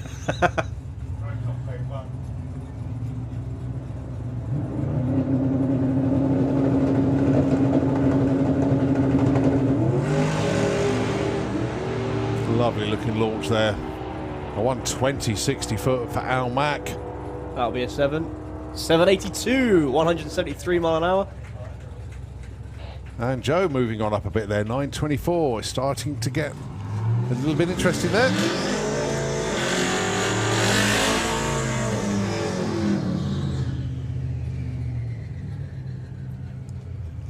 So Percy the Passat then, going alongside James Murray with a Cortina. What engine has that got in it? Which It one? says, Oh, the the Cortina. The Cortina is LS powered. Oh, is it? Yeah. Is that with a smidge of nitrous by any chance? Do you know, I've never properly found out. But it works well. Oh, yes. And that is a proper sleeper. I mean, it really is. You just look at that and you think, "Puh." And then when it goes next to you, the car goes, "Puh," and it's gone. Yeah. Interestingly, James hasn't got a time on the board yet, actually. I thought he had run earlier.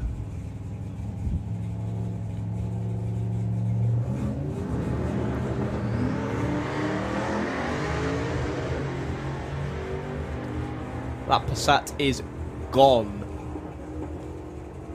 8:45 up to the number 3 spot. Oh, he's already at the number 3 spot. Yeah. Who But says how where he is? about a 1046 at 132?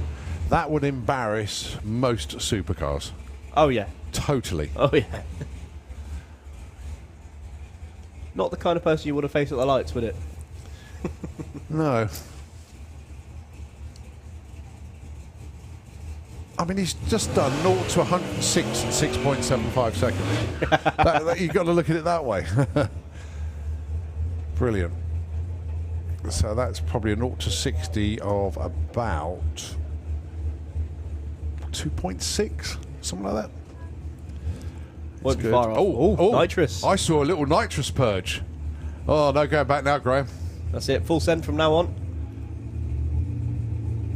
Stuart McCarthy giving him the X Factor thumbs up. Good to see Stuart back as well, actually. Been missing, well, obviously, when Graham was getting everything together with Grimhild. Now, interestingly, he's quite far on the left-hand side of the groove there. Yeah, but the groove is quite to the left a bit now, actually, if you look. He's pointing slightly left. Straight into stage. Bring the boost up. Off he goes. Yeah, you can tell that's nitrous assisted. Look at that. 135 to 60. At the 8th, 587.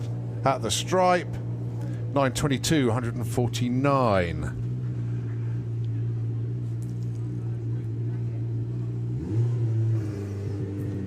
That was the smallest nitrous purge of it, but it was enough. Just to say, yeah. okay.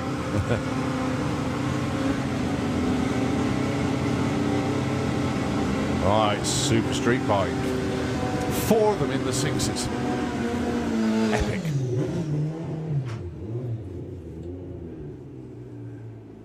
All right, 8:06 so far for Alan Morrison.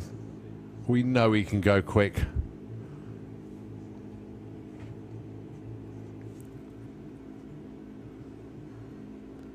It's nice to see him riding a super street bike again.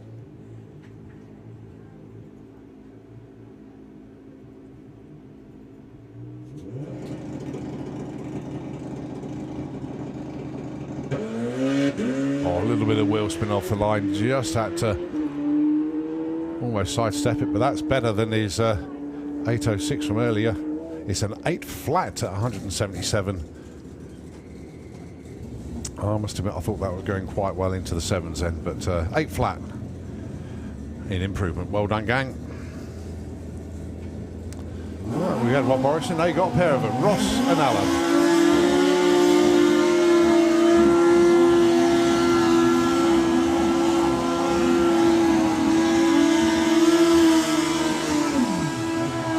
So Ross appears in the Kestrel Beer Lane. He's currently the number 5 spot. He's run a 775. Alan Morrison Jr.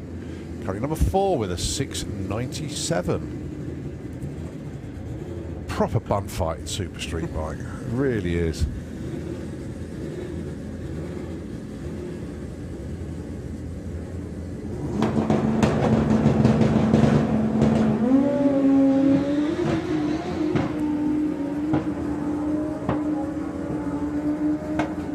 .683.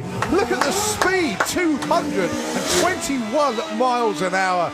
Alan Morrison Jr. What a run for him. Straight into the #1 spot. Absolutely phenomenal run. Oh boy, that has made things even more interesting in Super Street Bike. But what a run. It's the speed though. 221 miles an hour. Ridiculous. Wow. Now this man has just watched that happen. Well, what's Daniel got for as a reply? He's going to have to get into the 6.7s again, I think. Short numbers, 120 to 60 foot, 309 to the 330, 457 to the 8th. And it's a 682. Look at the speed, 222 miles an hour. By 100th of a second, he takes the #1 spot back. Outstanding. Right. And here's another couple of bikes who can do the exact same. We've got 3 bikes in the 6.8s. Steve Venables, Jake Michelle. 689 at the moment for Ven. Jake on a 694. Conditions perfect. The track's got heat in it. It's got grip in it. Air is getting better. If you want to go fast, this is a session. And still, we've still got 2 more days of this.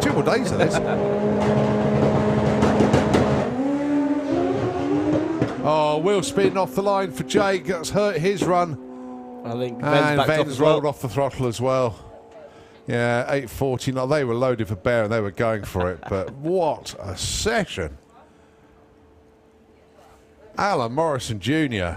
683 with a 2.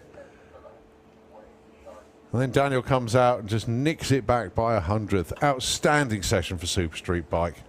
Unfortunately, no Margot in that session. I really hope that she does make a reappearance at some stage. We're going to try and catch up with her in the pits later on. But that was incredible. Outlaw Anglia. I know we've mentioned him, but we haven't said hello to him properly yet. A big hi to John Willard. And we cannot wait to see him. When now this young man has come up here to take a photograph for what was it, a perspective thing. He had to get like a straight line perspective. I think that is the rough description of what he's up here for. So they asked very kindly, could they come up to the tower and get the photograph? And you're more than welcome. So welcome to the tower. He's going to get his camera out and everything. He's going to do his images. What a treat you've got as well, because just below us we've got John Webster. Yeah, Outlaw Anglia coming up. He might shake you a little bit.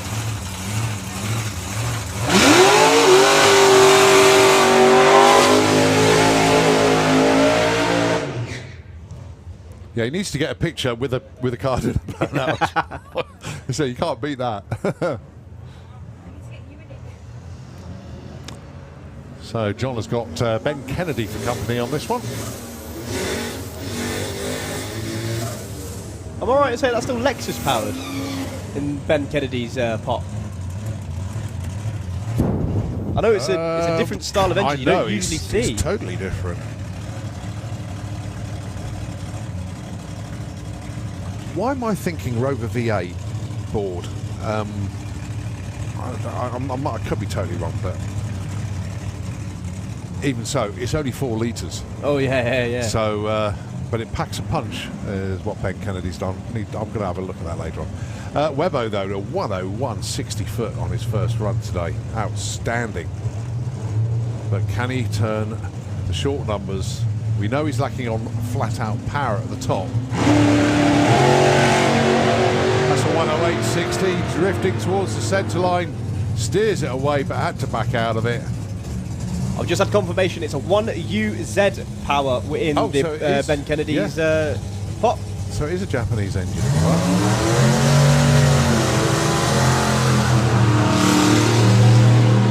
Well, John Webster goes through with 883. Ben goes at 1056. Thank you to the world of social media and people messaging us to let us know what's going on. And Well, thank you very much for that, Callum Punch. Punch. I can see you down there. Yeah.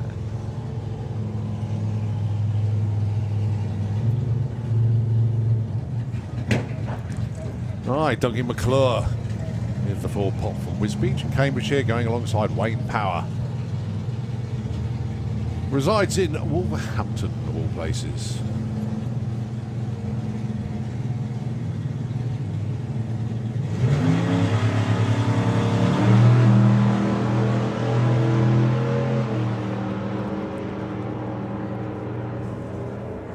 It's surprising how different the body shapes of these two cars are for stock wheelbase Anglias. 11.12, best run of the weekend so far for Doug. Wayne goes through with 11.60. Has been quicker.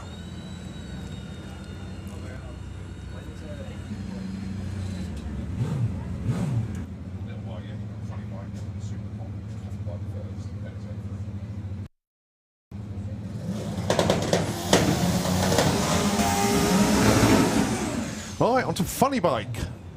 4 of them in the house today, and they are covered by less than 0.3 of a second. So a tough crowd. Looking for Martin Zilstra to come underneath the tower, but he's not there just yet. But Mike Ollie is. He's in the number 2 spot.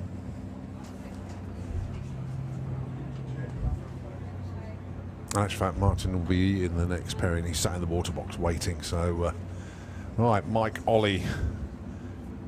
Say already got a 7.33. Can I have Sportsman ET and ET Bike into the pairing lanes, please? Sportsman ET and ET Bike. Can we have you into the lanes, please? Oh, that left the line like a scalded cat. 111 to 60. A 7.16. Also close to take the number 1 spot away there. 189 miles an hour. Number 1 spot is a 7.15. He just went 7.16.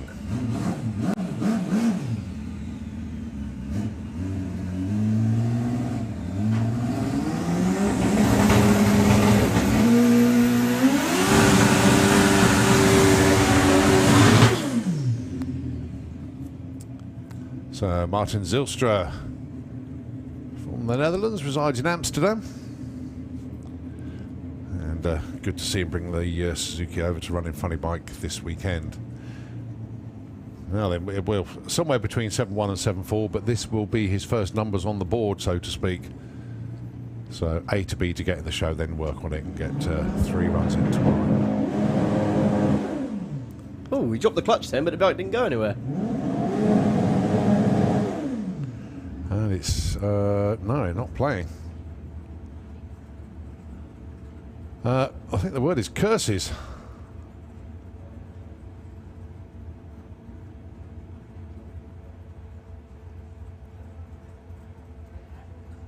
Yeah, he's got to push it back, unfortunately. Ah.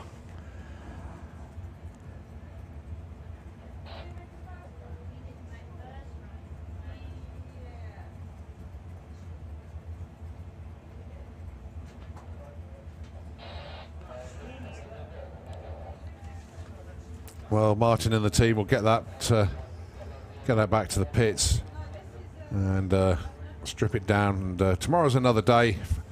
Fresh head, fresh eyes, and do you know what? You'll probably be right on it tomorrow, and today will become a memory. Oh yes, and it's the best approach. Frustrating, I know, but that's racing. It really is sometimes. He'll get it sorted. Fingers crossed. so a little bit of moving around in the background there for Lorcan Parnell on the Storm bike as he just switches lanes.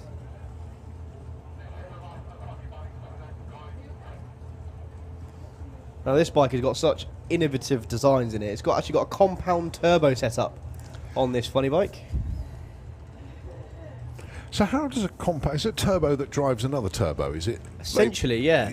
Yeah, I can't really describe it. So what you'll have is you'll have a small turbo Yeah. where the air goes in the front of that, through the pipe, straight into the front of your second turbo, Yeah. which then goes to your engine. Brilliant setup, great piece of engineering. And when this thing hooks up and goes, it goes. It's been deep into the 6s.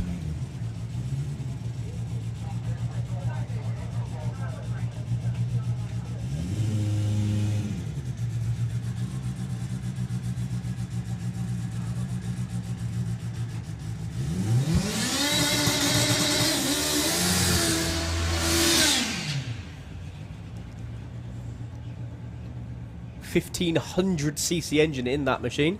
And it's currently laying over. Yeah. So in other words, it's a twin turbo bike, but the one turbo drives the other turbo, not. Yeah, yeah.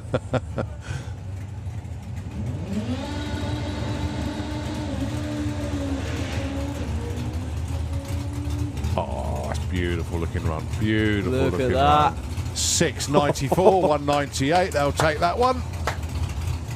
Very nicely done indeed. Lorcan takes the #1 spot in Funny Bike. Yeah, I'll go along with that. I think the words were like, finally. Yeah. Oh, great job from the team, and of course Lorcan on the bike. Mind you, he had to ride it. It was getting a bit close to the left-hand side, but shifted his body weight over, and so he didn't have to back off the throttle. Nearly a 200 mile an hour pass there, 198.9. Right, it's the Hudsons. It's Paul Hudson and Steve Hudson, no relation. And still Paul having problems with the pension pot car.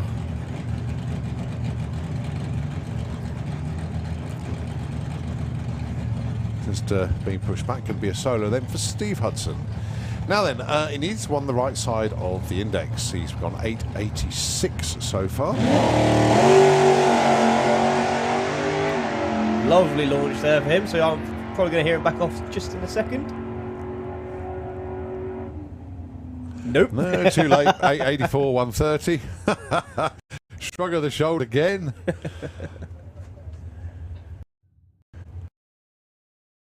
Tuning at the moment.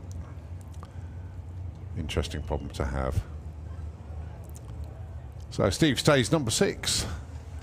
Paul unfortunately going back to the pits, and it's going to be Leah Callett coming around the corner with Dolly Daydream.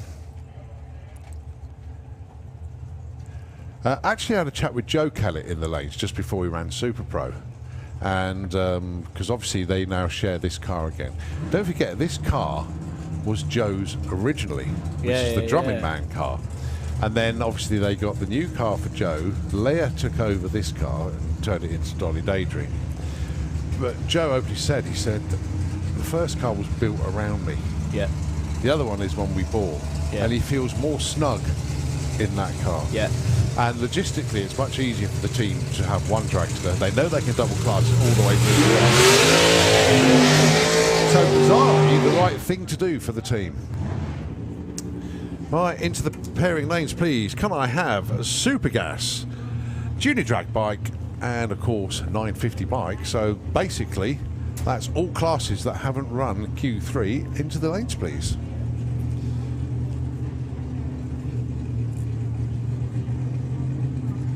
So what we've got here is Leah Kellett in the Supercom rear engine dragster.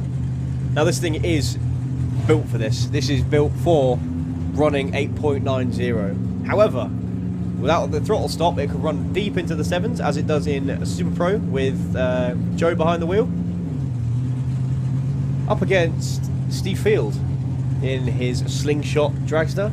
Now this thing has been as deep as 8.3 over the quarter mile, so you'll probably see him feathering it at the top end and basically just using Leah as the marker of what an 890 looks like. Steve Field's car was built for fun. He loves driving it. Great team. Really are.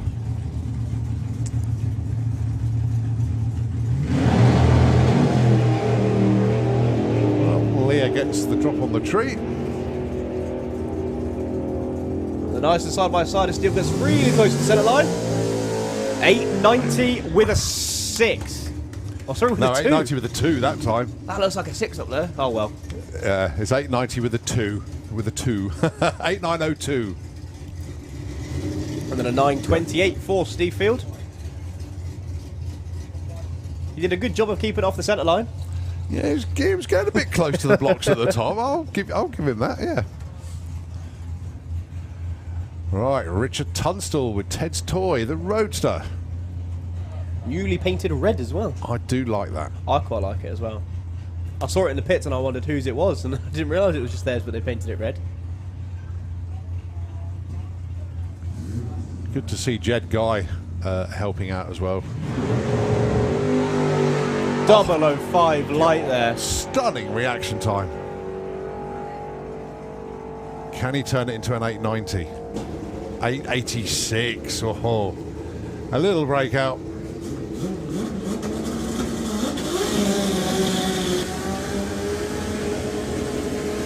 But 005's perfect light award still up for grabs.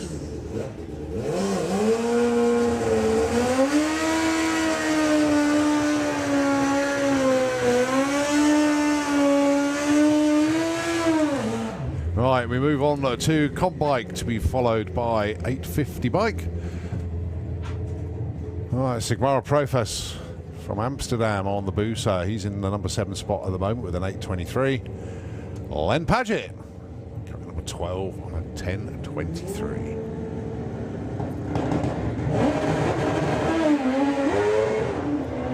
Oh, Len's bike sounded like it leapt out of gear there or something.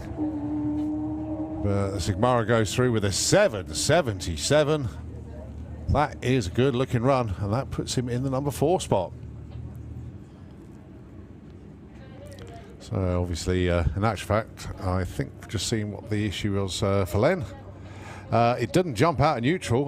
The chain broke and eventually parted company with the bike at 3:30. So yeah, well, in effect it was neutral because there was no drive going to the back wheel. And Len hopped off the bike and now walking it up to the top end.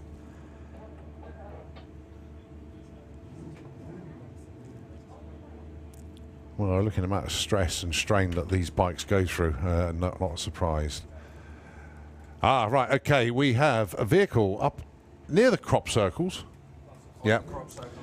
Yeah, we call them the crop circles, the concrete circles at the top end. The registration number is B for Bravo, F for Foxtrot, 63, X for X-ray, M for Mother, B for Bravo. You've parked it on the grass, which is a no-no this weekend. We need you to park it on the concrete up in the circles at the top there. I don't know what the car is, but it's a BF63XMB on the number plate. You've parked it on the grass. Needs putting on the crop circles, please. The concrete circles up the top in the, well, which in effect now is the racer parking area. So we do need that car moved. As you notice, everywhere on site, nobody is parked on the grass. We have to keep that all the way through. And so the owner of this car can please go and move it as soon as, please. Thanks very much indeed. Otherwise, you ain't going to be able to get off because it is so soft. And we're trying to keep all the grass as good as possible. BF63XMB. Don't forget, if you don't move it, we have ways of moving it for you. And our crane and forklift drivers are very well trained, but they're normally shunting things around the live action arena, so I would suggest you move it yourself.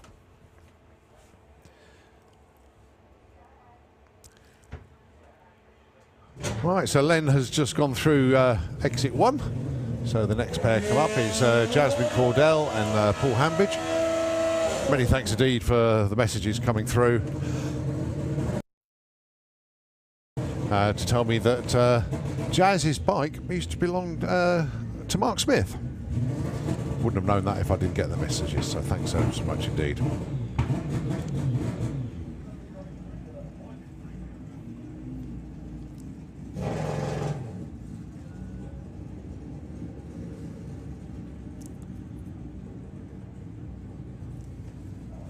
So Jazz so far on a 946. And we know this bike is going to come good because Jazz certainly knows how to ride, that's for sure.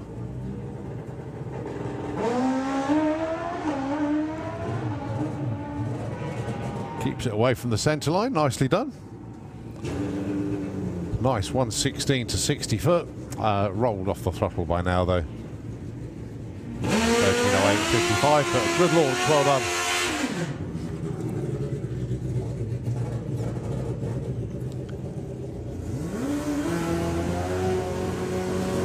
All right, John McLean. He's in the Slick Tricks lane on the Suzuki, and Andrew Christophe in the Kestrel beer lane. John McLean so far 7.96. Andrew knocking on the door of the sevens. He's on 8.02 at the moment.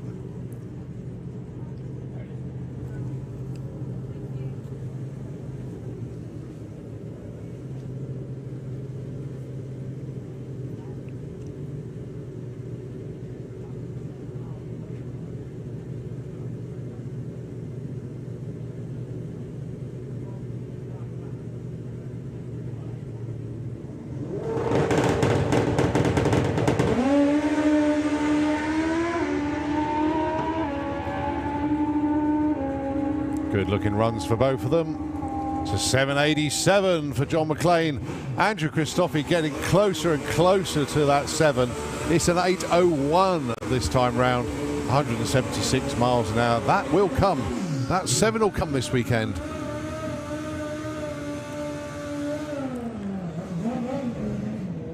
Mick Wynyard and Graham Dance, your next pair. Mick currently on a 7.97. Graham, number 2, on a 7.62.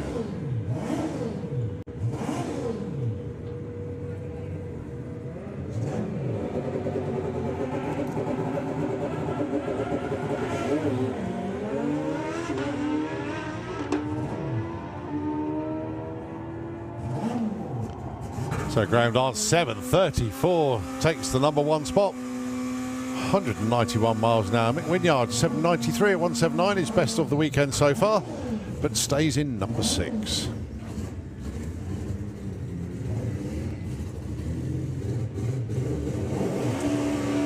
All right, next up, Anna Sasiak, Sweet But Psycho, the Rensko Racing Team machine. Going alongside Gary Bowe. So we normally see Gary in a Super Street bike, but a newer bike for him this time round, and as Darryl was alluding to earlier on, slightly longer wheelbase, so outside of the regs for Super Street bike. So he runs in comp bike.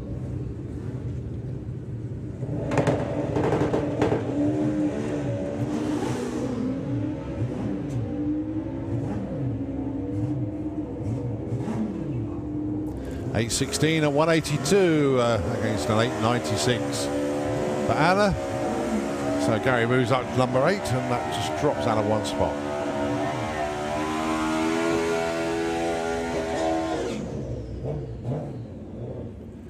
All right, Chris Neary, Danny Cockrell, only 0.02 of a second between these two in qualifying at the moment. Chris Neary on a 7.61, Danny on a 7.63.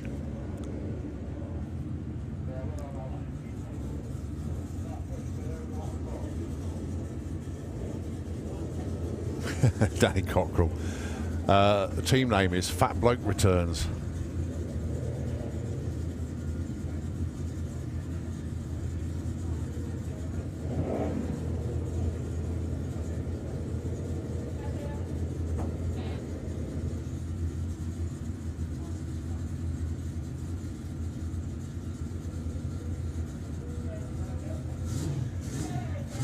Okay. Bring them up to the line.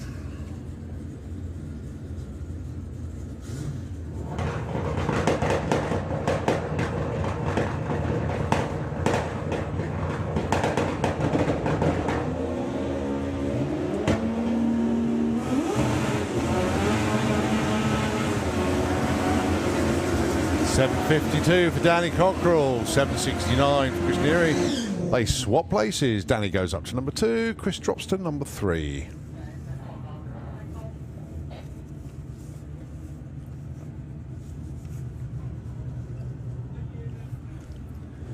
Sean Mills with the Outlaw, and it's Paul Hambidge with the Silent Assassin machine.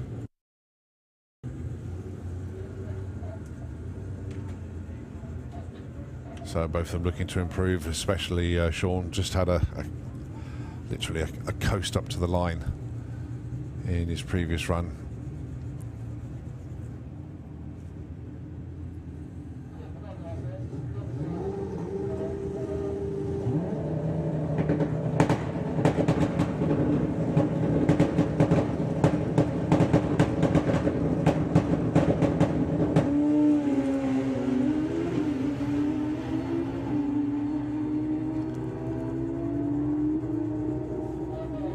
Shaw Mills 797. Paul Hambridge 784.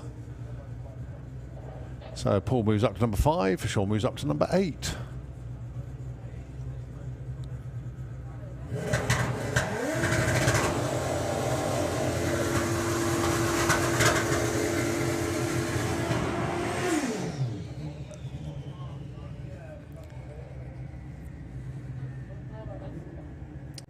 Mark Dainty, the Born to be Wild Hayabusa.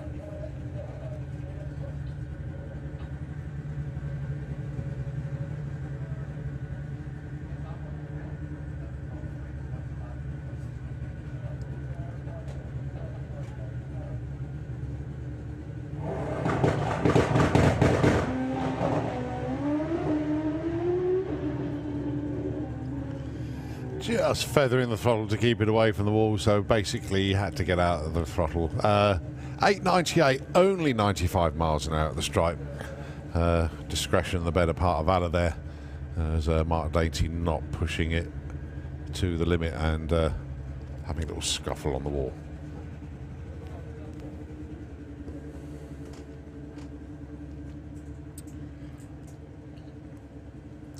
I hope she can hear me down there. Kath Taylor, a very, very good afternoon to you.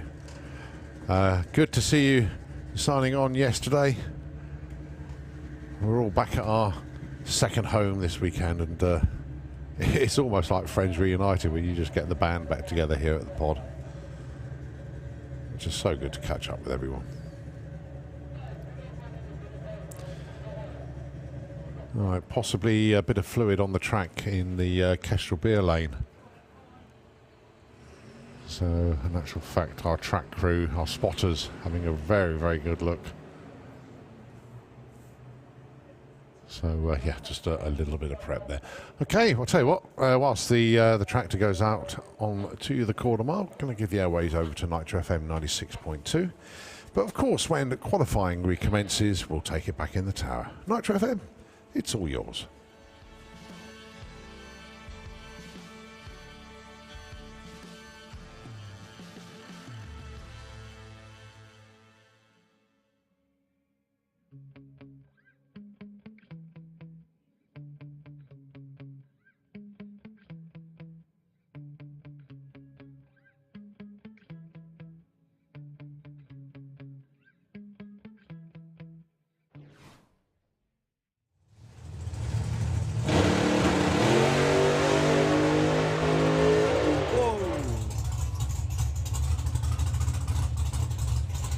Well, Jack Brewster scrapes the wall.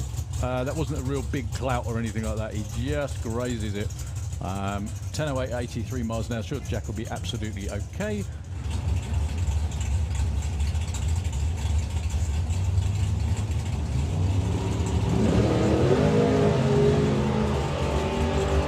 O2 red for Scott Hauser as he powers on through to run a 7.30 on his 7.32 dialing. Break. Well, Richard Tunstall, bang on the money, on the tree. 0.17. Doesn't matter in qualifying though. It's all about that number, and that number is too quick on both sides of the racetrack. Slow it down a little bit.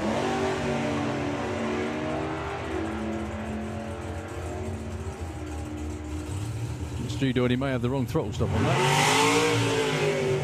886, just a bit too quick again for Steve Hudson. Believe it or not, even though he's run way quicker than the 1181 for Stu Doherty, Stu Doherty is actually the number 3 qualifier because he's not broken out. The only one in the 8s. In fact, the number 2 qualifier has run a 10.09. Everybody else has been miles off or too quick. 889 with a 2. Chev on the money again with an 04.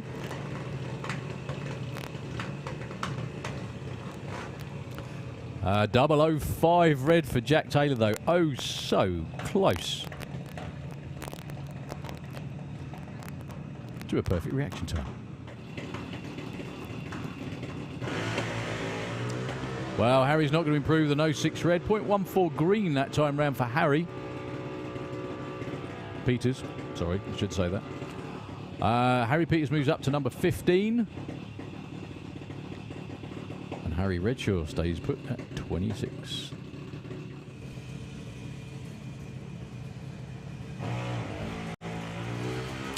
Oh, 77 for Damien. That's not going to improve. You went 05 in Q1.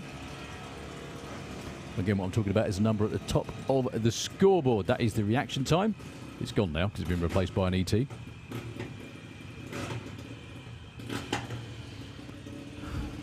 So, numbers 21 and 22 up next. Eddie Fagg.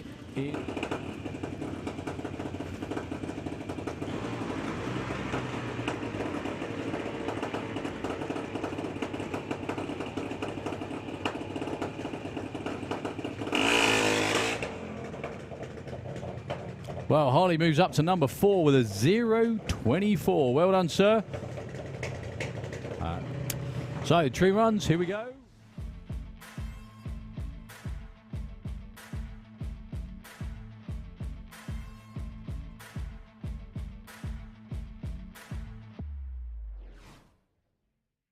Here we go. It's a red light by 0.5 for Daniel Weir. Luke Muggeridge improves a bit. 0.67, I think we'll get him to number 10.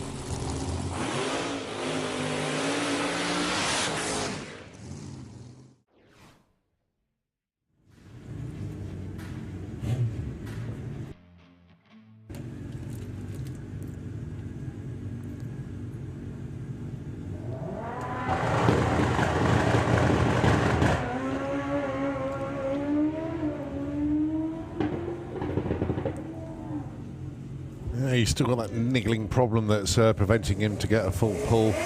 10.68 on that one. Well, it's better than he ran earlier, but it's not where he wants to be at all. But it will come good. Right, 850 bike, your next class.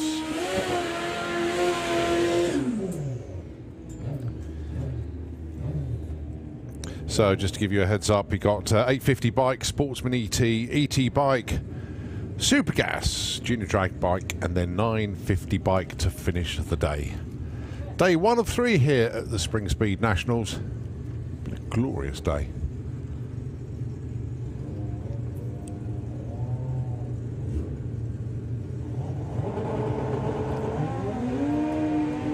So it's Craig Wright in the number 12 spot at the moment. He's going to move up from that, definitely, as long as you don't break out. 834, he breaks out, so he doesn't move. In actual fact, 983 sticks in front of him. So although the performance of the bike is bang on, a little bit too good. 834 breaks out by 1600ths. Patrick Rawnsley on the Kawasaki, going alongside Gary Malone, the Time Chasers Hayabusa.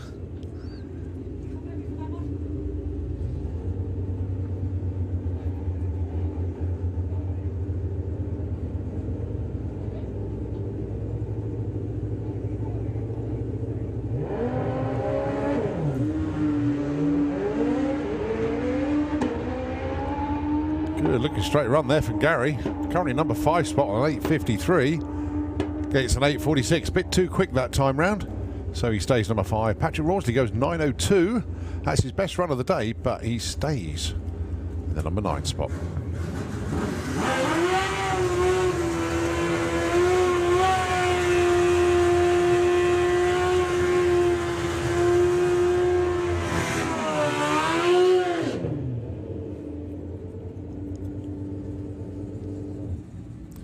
So J Rowe. Could be an issue in the slick tricks lane, so we on hold just for a second. The spotters are out there just checking that lane. Will be going alongside Brad Head, but yeah, both being pushed back at the moment. So yeah, track crew making sure that they've got as good a racing surface as they can possibly have, and just a little bit of attention by the track. And I think it's just a little bit of sledding actually. It doesn't look like it's going to be anything more than that. Okay, so let's just have a quick, as I say, I've already mentioned it, 850 bike is what we've got running at the moment. And then to continue after that, it will be Sportsman ET, ET bike and Super Gas. And then junior drag bike and 950 bike. So that's where we'll finish the day today. Tomorrow morning we will start, of course, with the continuation, well, the start of round 4 of qualifying, and it'll be started with Pro ET. So slight adjustment to the running order for Saturday. It would have been a continuation of qualifying with probably Street Eliminator starting things off, but no. That will have now changed, so we'll be Pro ET Q4 will be the first class out tomorrow morning. So if you had a planned lie-in, that's changed. So you will be first class out tomorrow along with Super Pro, Super Comp, Junior Dragster, etc. And then of course we then go into Sunday, where it will be eliminations. Yeah, well, the tractor, as I say, looking at the top end, I think it's just going to do a little bit of sledding, so yeah, it shouldn't be for too long. I'll tell you what, a couple of messages from Nitro FM, and we will be back with you shortly. Nitro FM is all yours.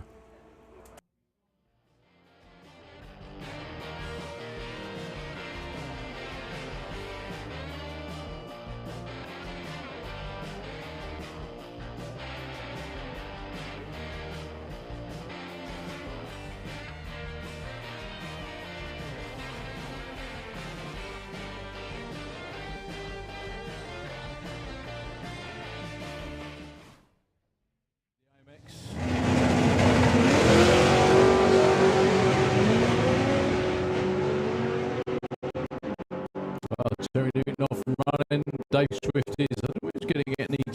He does actually with an 835. 182 miles an hour. 936 at 154 for Terry Newton.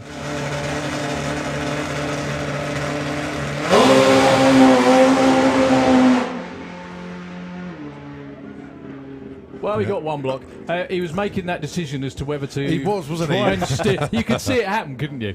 Do I steer it back and try and save it, or do I just go around it? No, I'll go around it. And he still didn't quite go around it. You can't really steer those things with a big old 16-inch slick. Will we get a side by 6?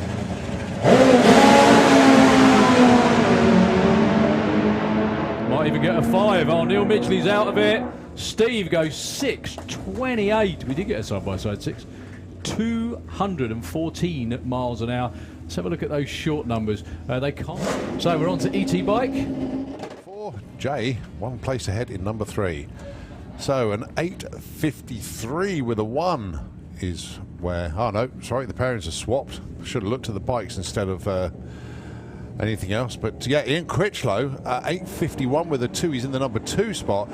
Joe just having a few electrical gremlins. Hopefully he's managed to sort them out. I think this run is looking good enough to say, yep. 8.57 for Joe, moves up from 12 to 6. Breakout, 8.49 with a 3. Oh, so close to hitting it bang on. So no movement in position. Right, number 1 qualifier is Martin Hallett. There he is in the slick tricks lane. 8.50 with an 8 so far. Johnny Hines, 8.76 is his marker at the moment. 14 bikes have put qualifying runs in so far in 850.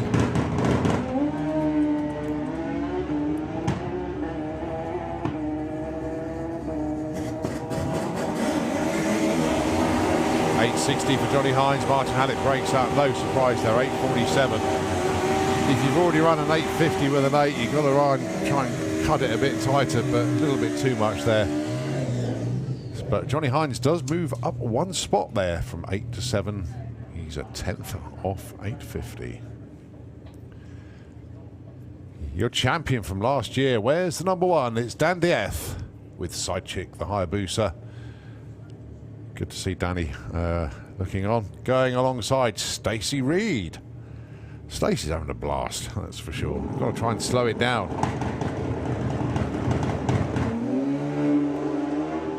Well, that's one way of slowing it down. The front end came up. Not what she wanted, though. 8.47 breakout for Dan. A little bit too quick. Stacey is actually going to get to the stripe, but the numbers are not representative of what the bike can run.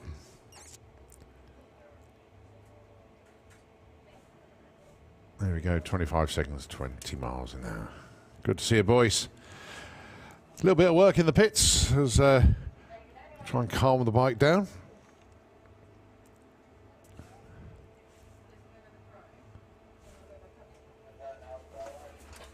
All right, next pair. And that looks like it's going to be the last pair of 850s.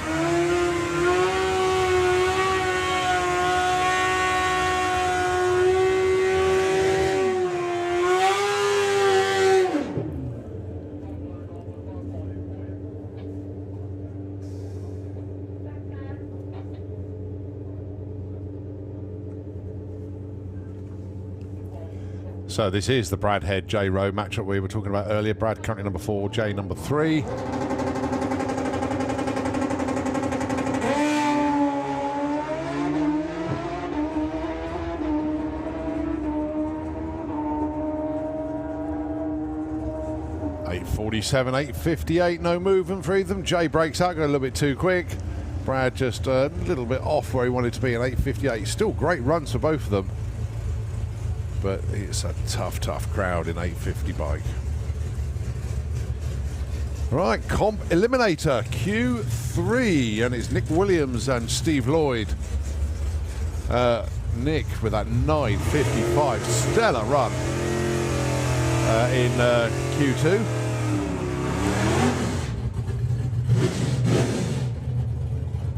I'm going to try and calm it down.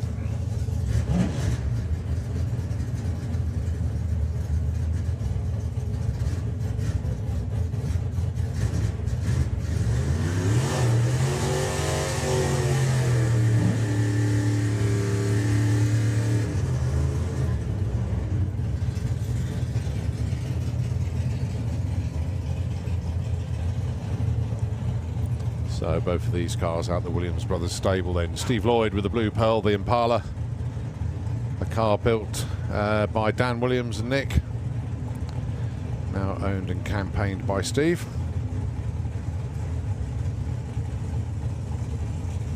Just a little bit out of the groove there is Steve, but we'll bring it round.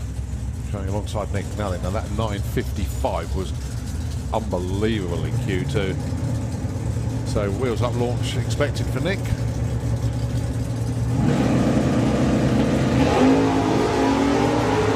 A little bit of wheel spin there for Steve Lloyd. Well, he's got some power in there. So Nick's index 1040 goes 980. Yeah, you can hear him lift. Yeah, good run for Steve Lloyd, 1145. So he moves up to number 5. Nick stays number 1.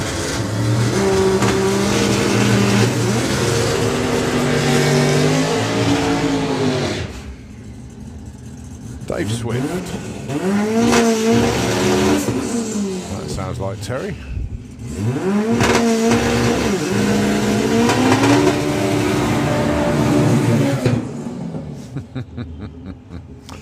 Love it. Absolutely love it.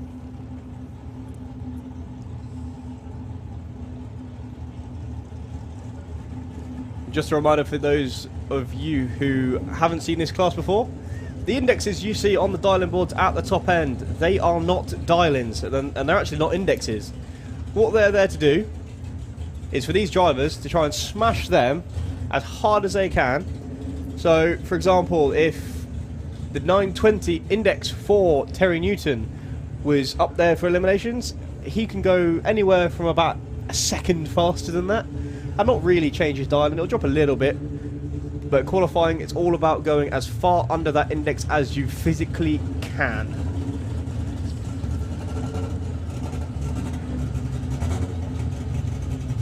It's a tuner's class, basically. Oh, This is.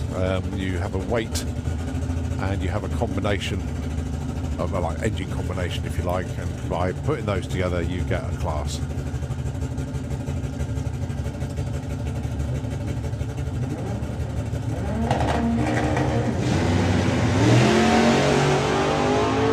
Strong launch there from the pair of them as Dave Swift goes barreling by Terry Newton.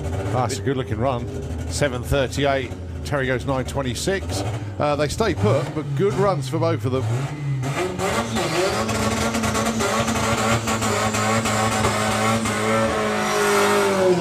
That's got to be one of Dave Swift's fastest runs ever in that car, isn't it? Oh, do you know what? I think it is.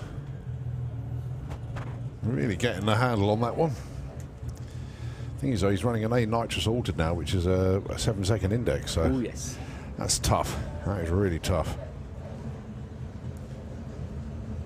Up now then, Kev Jenkins with the Fraudster, the Vauxhall engined Escort. This thing only has a 4-cylinder engine in it, but with a big old turbo on it. So as you can see, his index is 7.80. This car's been as low as 7.2s now, I think, isn't it? Yeah. Winner at Door Slammers, of course. Unbelievable performance. Remember this car first appeared, it was, well, basically a street car, wasn't it? Evolved over the years.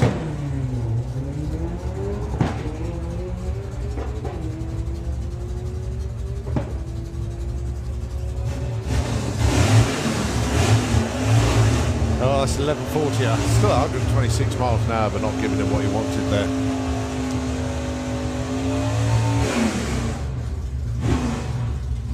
Alright, so Dan Williams, I would imagine, is underneath the tower, and Spencer Tramp can't be far away. Yep. It's the last two cars in the class. Again, representing Williams Brothers Racing. Spencer Tram is your number 2 qualifier. Dan Williams currently number 3. He was number 1 after the first session. Then obviously Nick and Spencer went better. Indexes then, Spencer Tram with an 11.55 and Dan with an 11.20. So they're going to try and go as far under that as they physically can. Problems for Dan. The car launched and hooked slightly left. Spencer, no issues. 11.14, that's 400ths under. Sorry, 4/10ths under. Nicely done. Dan coasting to a 17.21. So how it works in eliminations, just to make it a little bit more fair, is your indexes can actually drop. I think it's anywhere between 0.62 and I think it's 0.68, where under your index, where your index will actually start to drop, only by a little bit at a time. Yeah. But it's the same reason why Chris Todd in that Fiesta and Kev Jenkins in the Ford Escort. Well, you mentioned Chris Todd. Chris Todd not in this session, unfortunately, so fingers crossed it's not wounded at all. I hope not. So yeah, Chris Todd's index and Kev Jenkins' index both run 7.80. Yeah. Now, of course, that index started up in the 9s, I think, when the Fraudster first came out. Yeah. And the Fraudster's just been going quicker and quicker and quicker and quicker. So the index subsequently has been getting lower and lower. And what that actually means is that he's ruined the index for Chris Todd. Well, Chris Todd, the master of his own disaster. Oh, yeah. Because he's the tuner.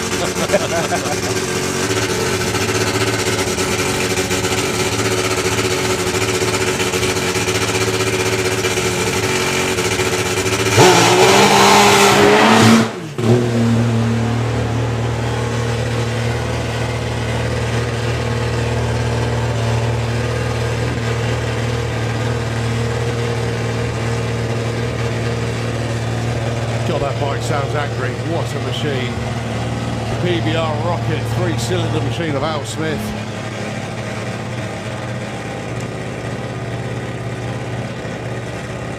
Scoots his way into the pre-stage as the smell of nitro fills the air. Well, the pipe's very wet. And, well, there goes the link between the engine and the rear tyre. Obviously, lost all drive there.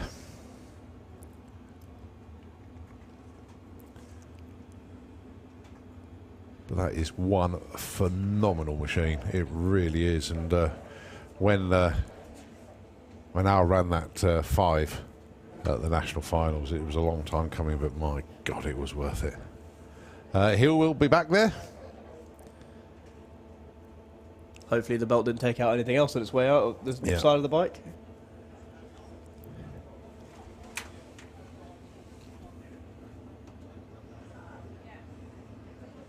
Oh, that's completely sheared it.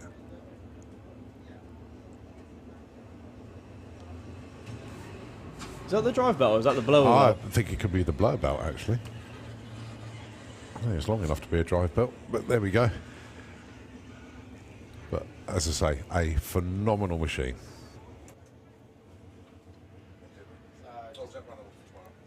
So a little bit of clean up there from the tractor as the quad comes and collects Al Smith from the top end.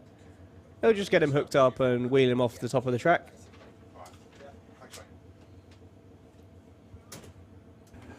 Slight correction to what I said earlier on, it will be Junior Dragster. They'll be starting things off tomorrow, then Pro ET.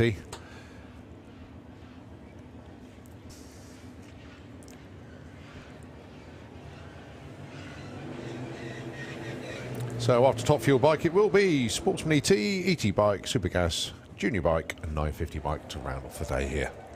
But what a great day so far. Thoroughly enjoyable. And it's just good to be back. Oh, yeah. Oh.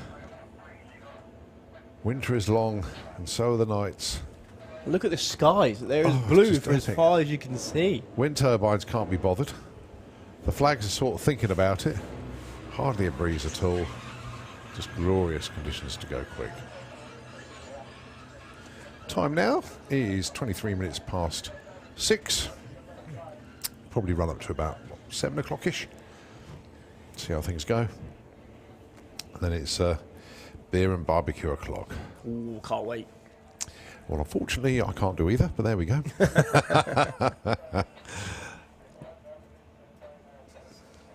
I think I've got a night of working on Brad's bike ahead of me. I shall have my little wander of the pits, catch up with a few people.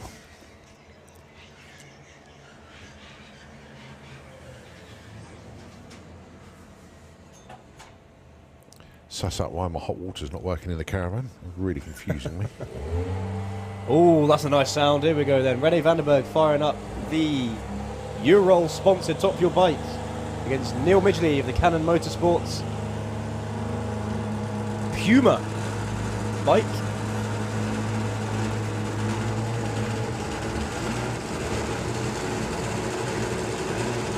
So the interesting thing, whenever Top Fuel bike runs, if your country around the world runs Top Fuel bikes, they're all tuned in. Oh yeah. Without a shadow of a doubt.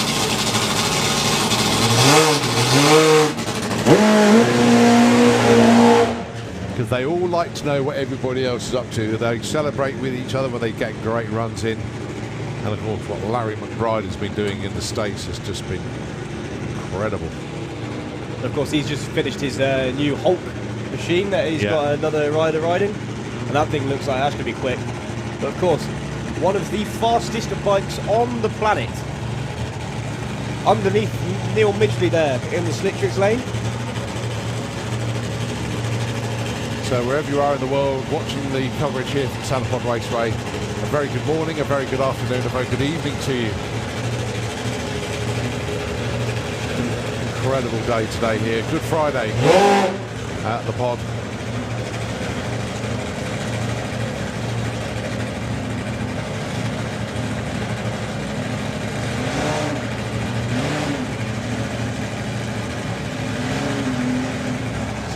Rene van der Berg in the Kestrel lane. Neil Midgley in the Slick Tricks lane. Q3 here at the Springspeed Nationals.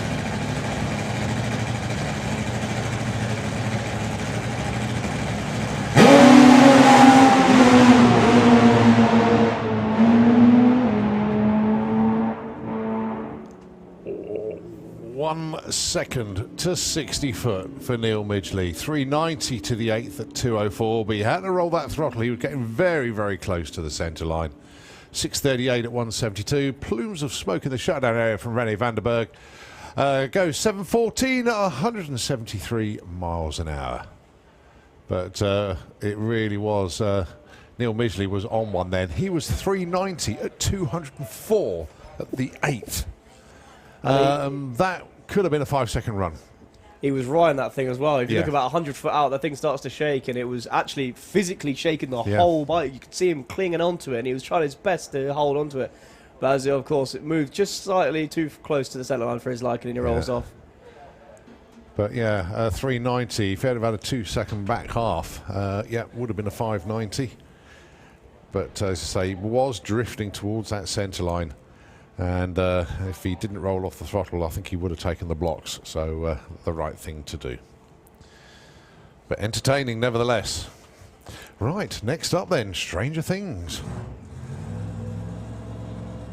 Blown Tri-Chevy of Dave Smith.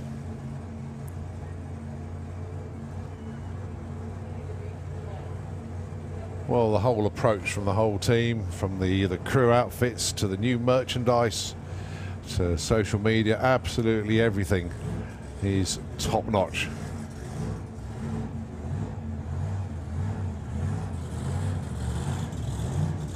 And even the cars turned out immaculately. It's just gorgeous. Stunning. I had a chat with Dave a few weeks back, and he did honestly say to me he was slightly nervous, and I said, yeah, that'll be for your first run and that'll disappear. And I think I'm right. So he did a burnout and launch, didn't he? Yeah.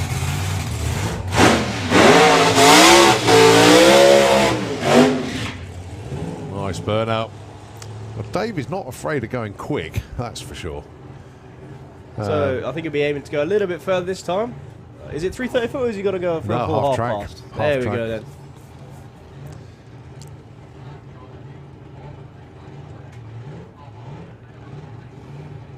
And that thing is sounding evil right now, backing up from the burnout.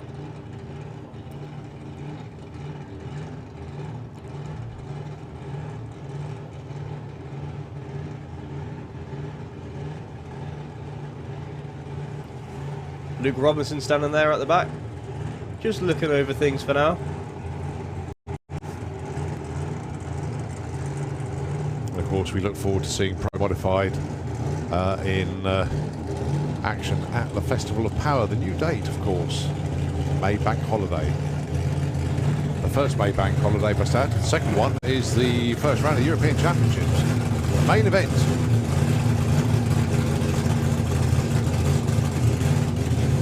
Starting on the 26th of May.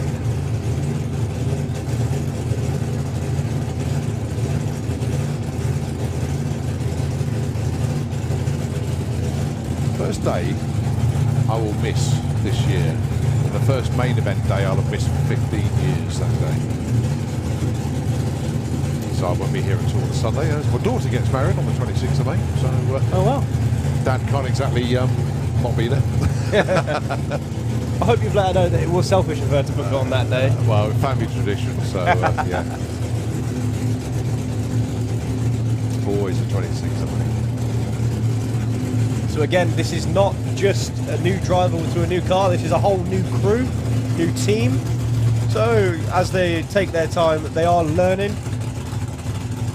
They all know what they're doing. It's Oh yes. It's the whole team coming together. It's the driver getting used to a new car, to say that hasn't taken that long. It's all the processes, and they'll each have their individual ways of doing things, and it's learning how each other operates. But early signs are very, very good indeed. That's lined up beautifully straight. So Dave Smith, the Stranger Things 55 Chevy. We believe this is a half pass.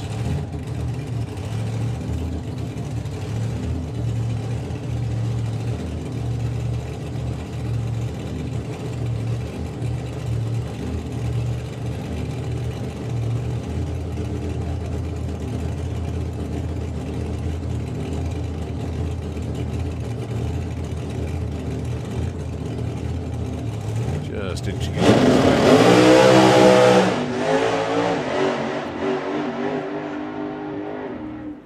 Well, you got the half track under power. 507, 127, 905 at 100. And 2 parachutes as he goes over the finish Oh, yes, line. of course, yes. Has to pull the chutes. My apologies, forgot about that. But then, having said that, if he didn't pull them, the electromotion would have kicked in and the chutes would have come out anyway. But, yeah, you still have to have the chutes blossom. You're dead right. So, yeah, well done for that one. Yeah, I believe now it's full passes, the order of the day for Dave Smith. So, obviously, they're done for today, but they will be back tomorrow. So, I think they've had a good day. Oh, yes. I think they've had a very, very good day. They should all be rather proud. It didn't look like there was any mechanical issues at all. So, yeah, I think they'll take that. All right, Sportsman ET. And we have the other Stranger Things vehicle underneath us now. Yeah, the Jag.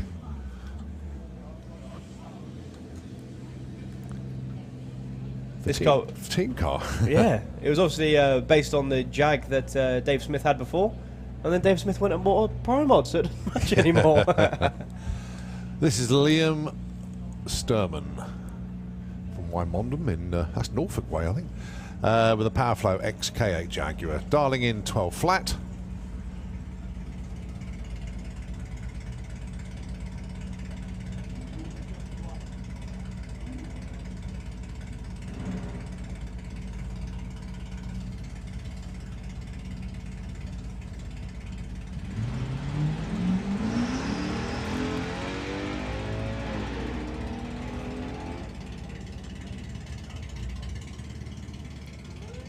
Brake lights come on again.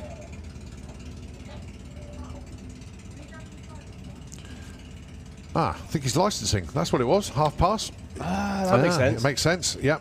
I couldn't see anything underneath the vehicle, so I wondered what he'd seen, but yeah. No, that's good.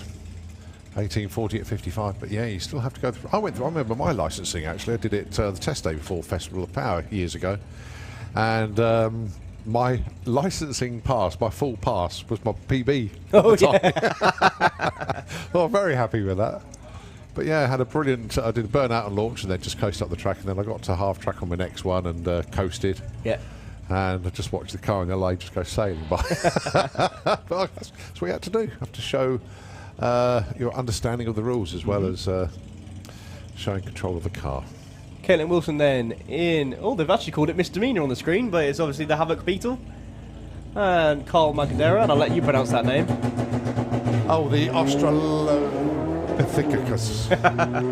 I had rehearsed it earlier, but now you throw me in at the deep end. That's my job to do that to you, not you do it to me.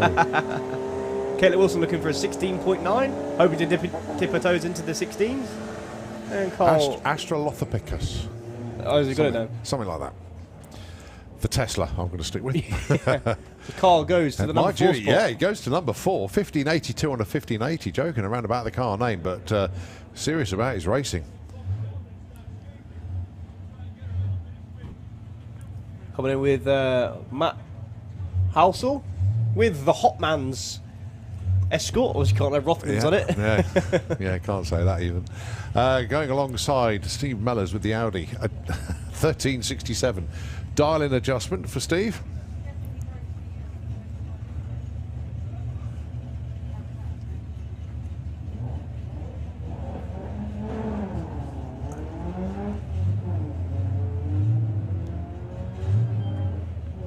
Oh, news from Sportsman ET. Brian Huxley will be out in the Focus tomorrow. How has he managed that? But not the Focus he broke. He's gone home Oh, to get the right. other one. Well, once again, Steve Mellors all over the place with his darlings. He goes to 14.20 on that one.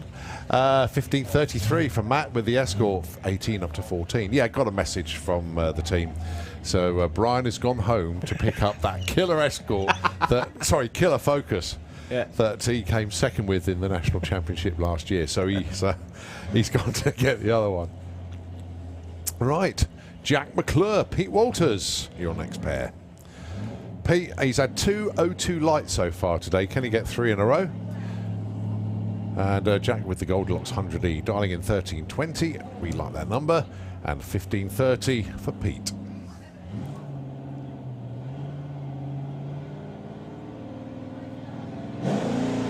It's a .11 this time for Pete. He's asleep.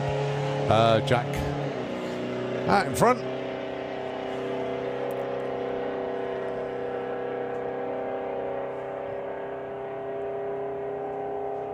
$14.12 at 94. Pete breaks out again. $14.89 on the 15.30. It's a bit too quick. Almost sounds like Jack's reached like almost terminal velocity. It was just revving and it wasn't going any faster. Could be gearing issue on that, but they will work on that. Because that car has got all the ingredients to go very nicely indeed. But it's the first time out this weekend, and I think Jack, a nice young lad, met him a few weeks back, and yeah, really proud to be racing that car here. Ash Simons with the Dream Wrecker Skyline going alongside Susie McClure with the Silver Snail. A dial-in adjusted as we thought, 15.9. As long as you don't get a bucket full of wheel spin off the line, that could be a good shout on the dial-in actually.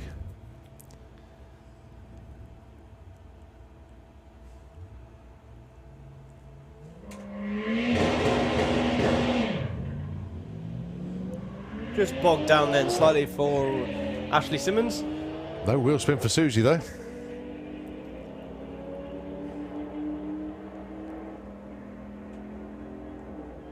$13.73 and a 16.08. That's 22 up to number 17 there for Susie. It's coming round. It's coming round. Right, Holly Walters with the Mustang going alongside Debbie Taylor. Another Mustang, different vintage though. She does 13.23. Holly is 15.30.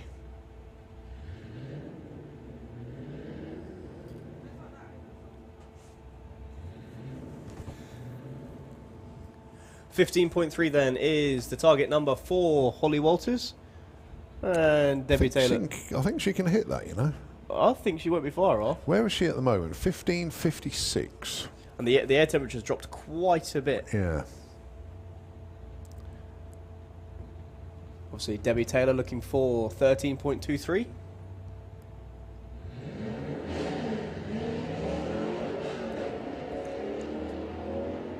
All the fours for Debbie on the reaction time. Have you noticed Debbie's brake lights come on every time she shifts?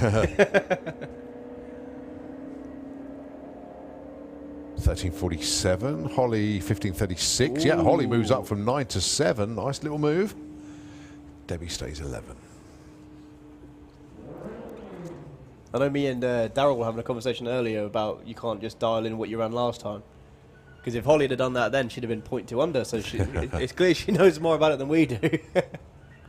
Yeah, it is fun dialing in. I know when I did VW Breakout a few years back, you know, I dialed in a 10.9, I think it went 11. Then I dialed in another 10.9 and it went 11.1 or something. I thought, oh, curse it. So I dialed in 11 and it went 10.86. It's like, what are you doing to me? But then proceeded to run 3 10.86s in a row, so it was good after that. Right, Georgina Smith, 15.59. New PB for Georgina in this car today. Going alongside Steph Pateman, 13.75 with the BMW.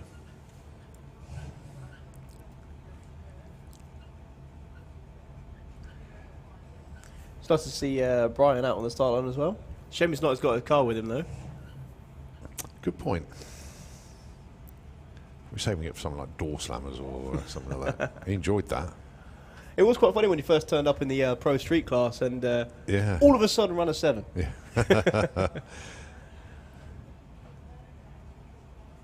Yeah, but he's run that car for over 30 years. Oh yeah.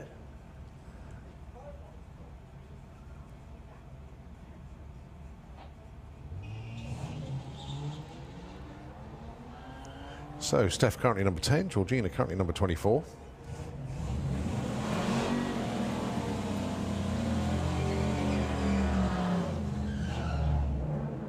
$13.77 for Steph Paper, moves up to number 5 spot. Georgina Smith goes $15.67 on Dylan, and that moves her up to 11. Number 11 spot. Yeah, good girls, well done.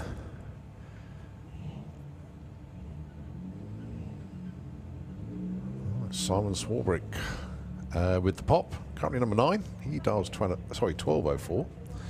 And the Arabian Night of Gary Lake, 14.11.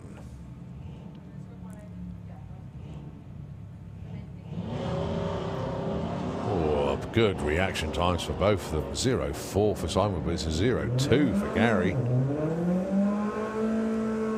Simon's going to get there first with a 12.12. Gary a 14.14. No movement for Simon, but Gary moves up 1 spot to number 6. Chris Creswell then with the Fiesta ST, dialing in a 15.18, and Jane McCready with the, what was it, Benz Van Mark IV Escort. Oh, I keep calling it Clueless. That's what it used to be Well, called. it's wasn't Clueless Racing is the team. Yeah. And of course it is Ben's van. Dialing in a 14.90.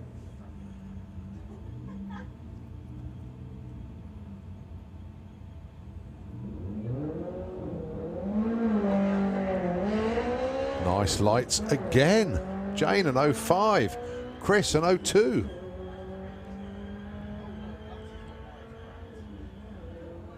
It's going to be pretty close to the finish line as well as they just cross it now. Wow. Jane moves up 22 to 9, a 14.96, so 600ths off. 300ths off was Chris Creswell, but don't forget he's already ran bang on. Yeah. But nevertheless, 02, 300ths off, 500th package. That's tough to get round. Oh, yes. Right, pick your Scooby. Richard Palmer with the Impreza. Dialing 14.64. And you got the Forester of Stephen Giles. Dialing 13.85.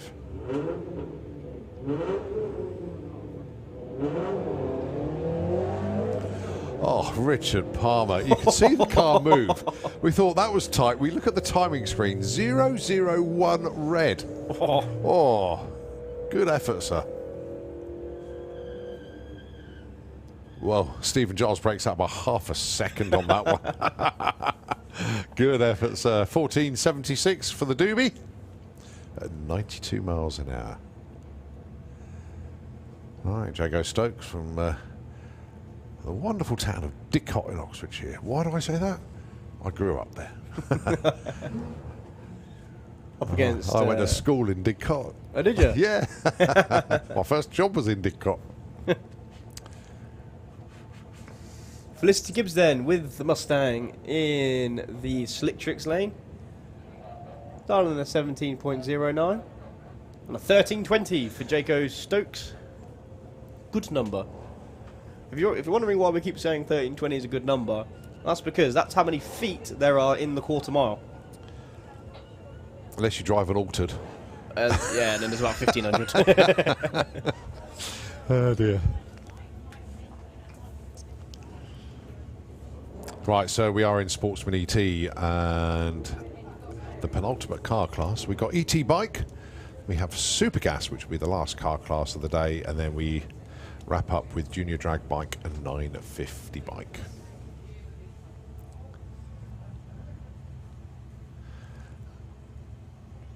That's a nice looking car there for Jago, actually. That colour really does reflect well in the sunlight. I'm liking the big wing he's got on the back of it as well.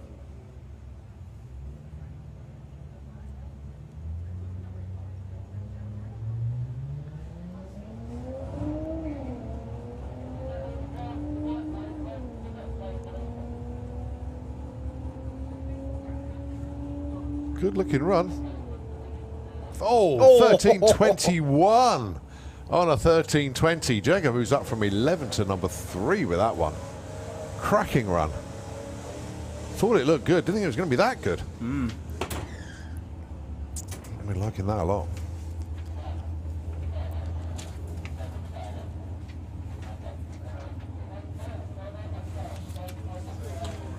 Right, so Troy Attree with the Blue Temptation, the Camaro Z28, 13 flat.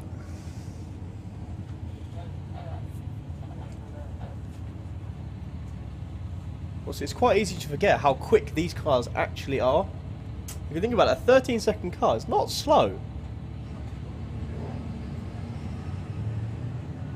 Well, you're into like VR6 territory, you're into quick BM territory with that. Mind you, some of the tuning of these cars run now.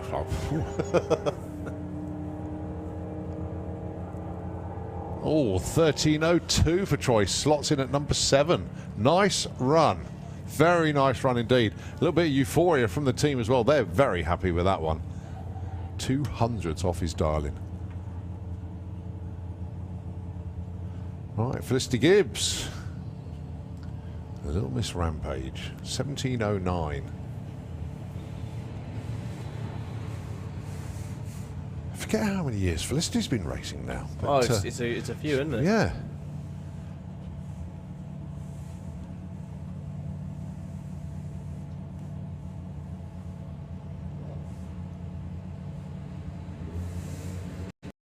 See that move before the lights as well. I'm surprised that was only a 0.1 reaction I was time. It surprised looked by better. that. Yeah.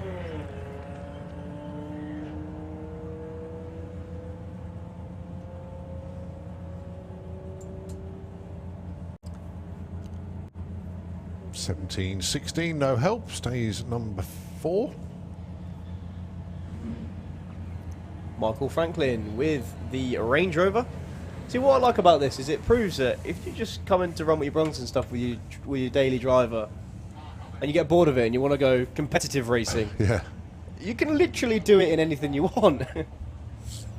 He's looking now for a 17.35.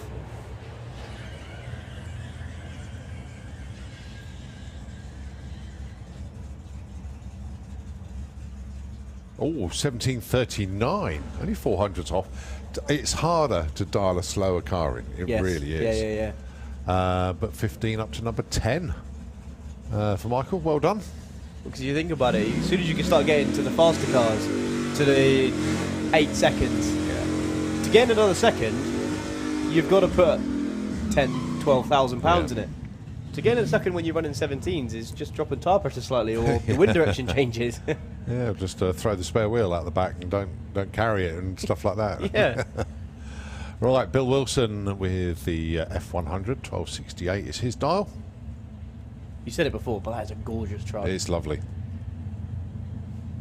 And you say, remind people, 1268 is not hanging about.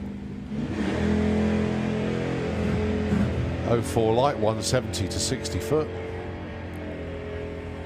8th mile, 795 at 84 mile an hour. And at the quarter, 1260. Oh, breaks out by less than 100th. Oh, Bill. Oh, so close. A breakout's a breakout, but oh dear, oh dear, oh dear. He'll be happy, but we go, oh. He's going to look at his time and say, oh, so close. Is there a bump spot in this class this weekend? No. Is there not? No, okay.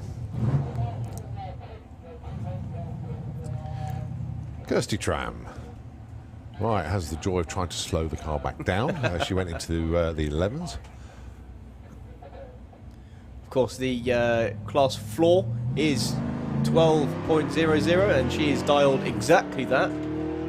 Good thing about that is it guarantees you being the fastest one in the class.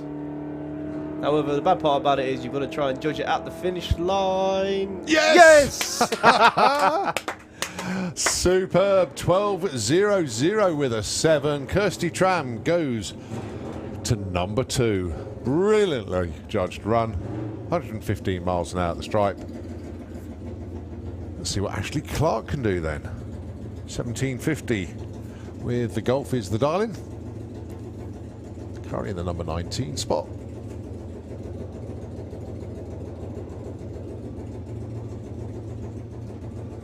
Oh, cracking run for Kirsty, that.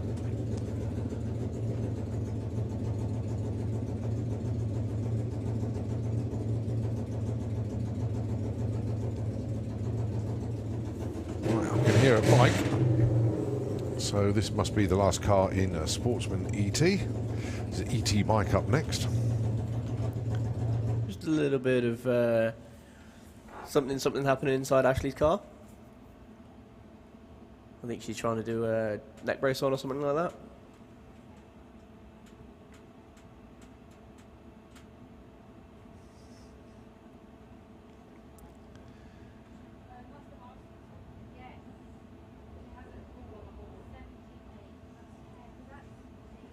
There we are then. Brother Will stood outside the car with his Robinson race cars jumper on. Obviously he runs in Pro ET. He's an event winner as well in Pro ET as well, isn't he? Yeah. He races that thing all over the place in his little junior comp dragster. He's gone over to Hockenheim and done well over there.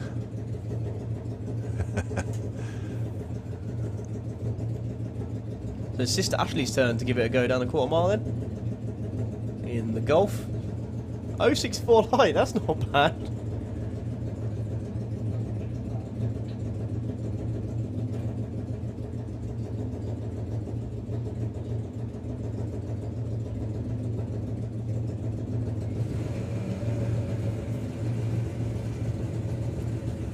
(18:12), 71 miles an hour for Ashley.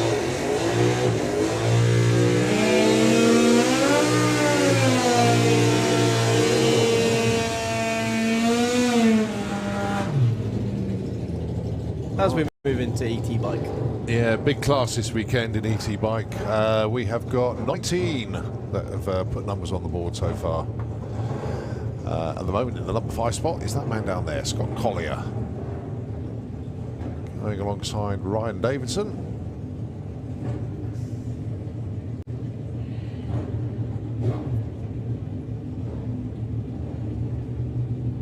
Of course, Scott with his YouTube channel, and he's got a wonderful video he's got when he won the event a couple of weekends ago with the 360 camera on the bike. Yeah.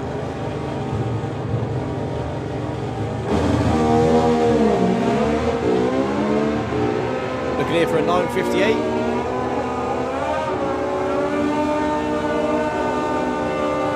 9:55. A 9:86 there for Ryan Davidson. Close, but not quite.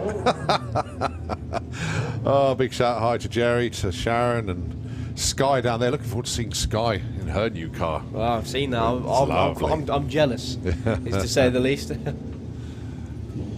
986, 140 mile an hour in the Slick Tricks lane. Right, next up, Michael Gooding.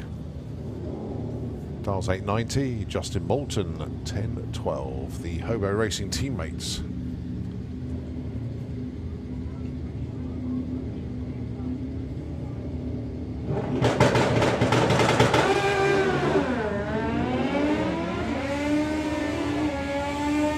Issues there for Michael, but Justin on a good looking run here. 1012 the target, 1006 the result. Breakout by 600ths of a second. Michael just coasting across the line there. 2057 at 48, not representative at all. Robbie Dobby then with the Super Penguin in the left-hand lane, dials 9.91 against Dave Grundy on his Triumph. Now here you can really see ET bike at its finest, can't you? You've got the low, slick, wheelie barred bike of Robbie Dobby against the stock wheelbase Triumph of Dave Grundy, and it really means this is your entry-level bike class, isn't it? Yeah. Of course, you can take it further than that. 1008 and 1043. Dave Grundy, look at that. 17 up to number 4. Robbie, no help for him as such. 1008. Finally, we get them together. Gary and Carl Hester. Got the Saint and the Rebel. I like it. So it's Gary Hester. He is in the Kestrel Beer lane, and it's Carl Hester. He's in the Slick Tricks lane. The dial-ins are 870 and 1095.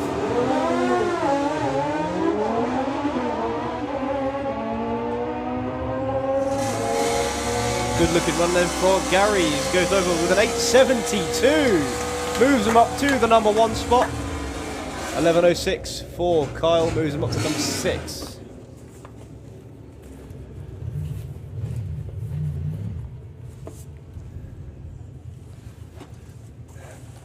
John McGill then on the Legend. Dials in 12.01 in the Kestrel beer lane. Up against Peter Harrison on the Ducati, looking for a 1080.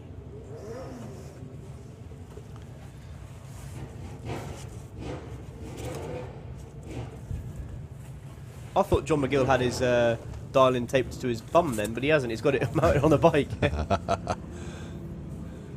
a bit of fluid down on the track there, though. Dave spotted it as well.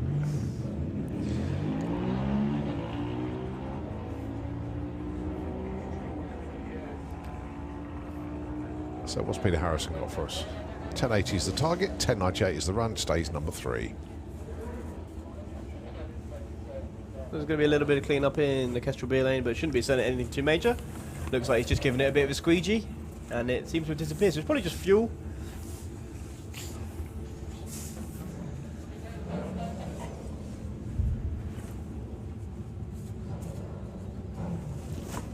Whether or not they're going to let him give it another go or not is to be decided.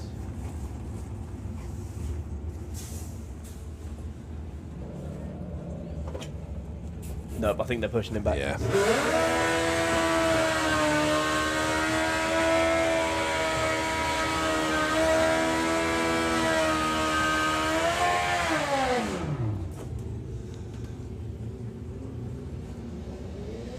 Phil Pratt then on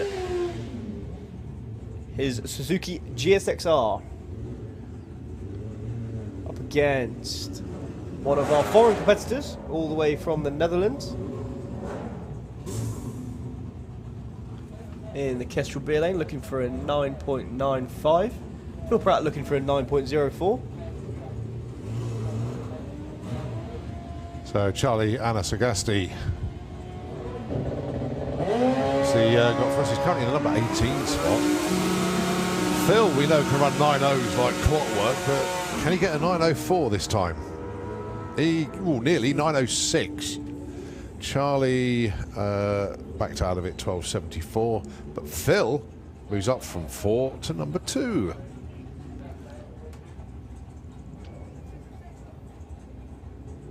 So Matt Jones dials 9.68. I really think this bike's cool. I can't imagine what it's like to go down the track at over 100 miles an hour, sat up.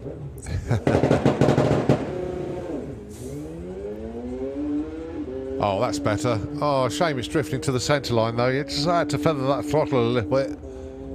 But that is a good-looking run. 10.07, 1.48.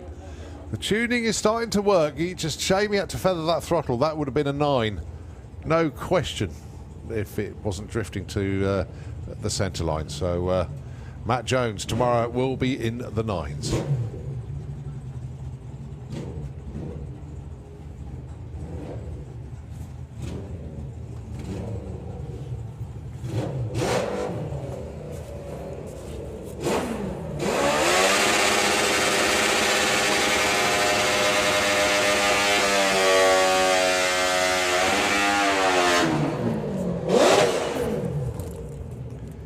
Casey Holgate then in the Kestrel beer lane, freshly out of junior drag bike,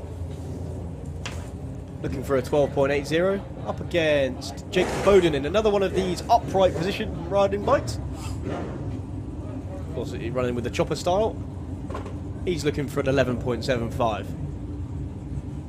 Fortunately, Casey having to be shut off there. There's a little bit of leak coming from the bottom of her bike. So Jake Bowden will probably go through on a single.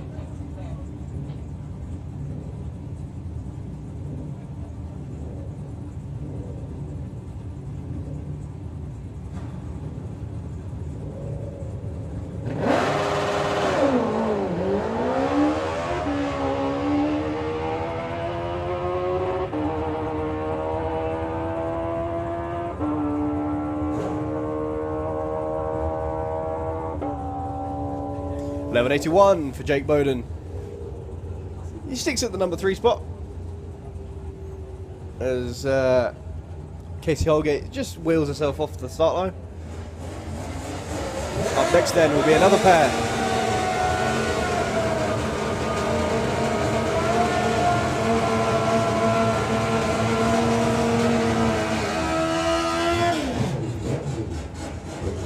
As I said, up next will be another pair of these ex-junior drag bike races. Of course, these two have been out of it for a little while. They always seem to come out with different bikes, though.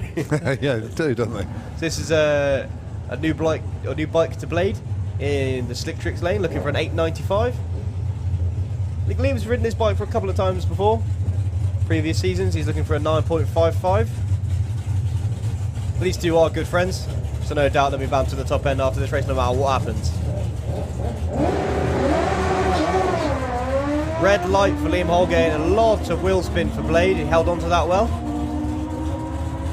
Liam Holgate goes through to a 9.92. No improvement for either of them. Super Gas then, headed by the reigning champion Andy Dibley with the Magic Rat, up against Kieran Turner. I've just spotted, actually, look, identical times between first and second. Oh yeah. In Super Gas. So Dibs is number 2. Who's stuck in front of him? Obviously Kieran Turner's just watched his dad with his new setup in the Supra go 105 to 60 foot, so he's going to be fresh out. It's all the way, look. There must be like a... Andy Harrison's currently your number 1 qualifier, but with the exact same time. Yeah. So you see the wheels come up for Andy Dibley.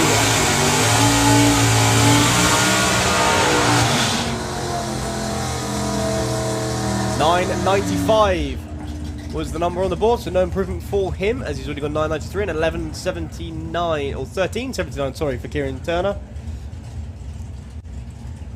Not what they were looking for. Hello to Michelle and Mark down there on the start line. I don't think anyone's going to wipe the smile off Mark's face for a while. No. Right, Stu Doyney, it will be good to see him get a representative run. He hasn't got one on the board yet. And your current number 1 qualifier, Andy Harrison. He's currently in front of Andy Dibley, but they actually both run the exact same number, 9.9344. So they're both going to be looking for a little bit of improvement. Of course, this is a new car to Stu Doyney, and he's fresh out of retirement, actually, isn't he? Yeah, well, he's got that Nova that he runs in Nostalgia Superstar. That's more like it from Stu. Comes up nicely.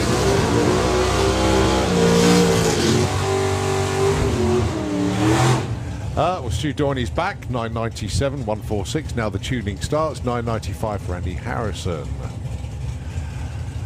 Ooh, spice things up a bit. It's not going to be long until Stu Doyney has that thing figured out.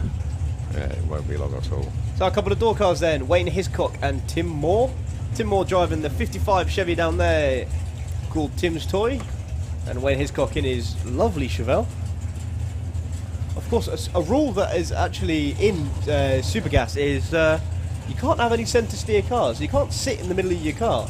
That means no dragsters, no altered. That's where the Brogy design came from. Ah, like right. the roadster you just see Stu Doyney driving.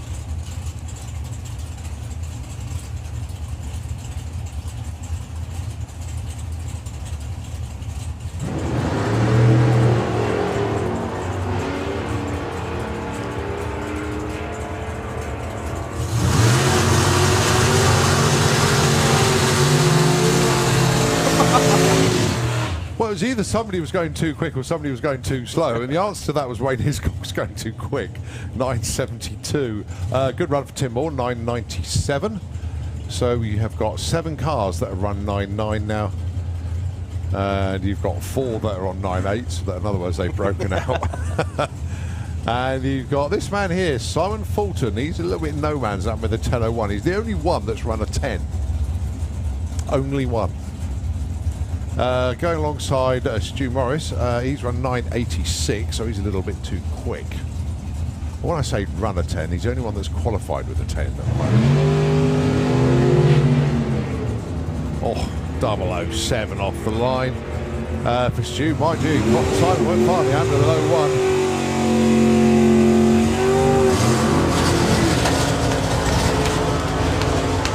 Well, all I can say is that didn't take long for Stuart Morris to get in the groove. 992 takes the #1 spot in Supergas. Well done, Stu. 10.03 for Simon Fulton. God, you just love it. That's 8 of them in the 9.9s now. Right, only 3 of them are on 9.8s. In other words, only 3 of them have gone under index. Well, they more have gone under index, but only 3 are the wrong side at the moment. Yeah. Dan Page, currently number 12. Bob Mulder, number 7. He's on a 996. Obviously, Dan Page is one of those ones who's gone a little bit too quick with a 987. 006 off the line for Dan. Oh, boy.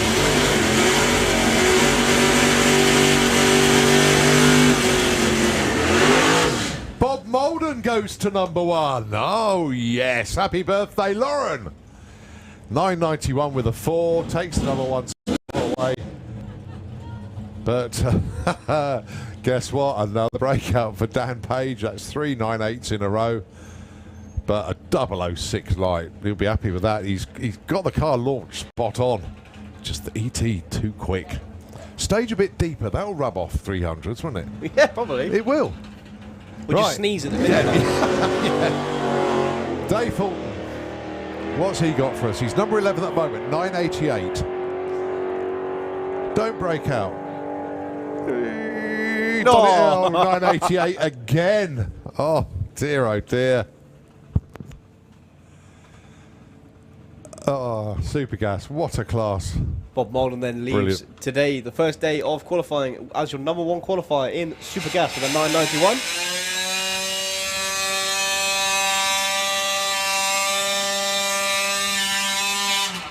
Right, we've just got junior bike and 950 bike to go to wrap up our day here. Day 1 of 3, the Springspeed Nationals.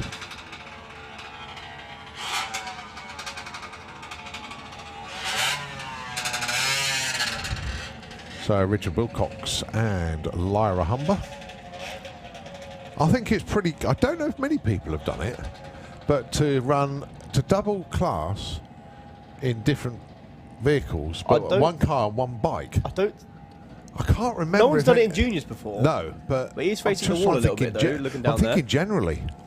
Has anybody run a car and a bike at the same meeting? I've known people who've gone from cars to bikes and I know, vice versa, yeah, but I've seen not the 2 same cars weekend. before.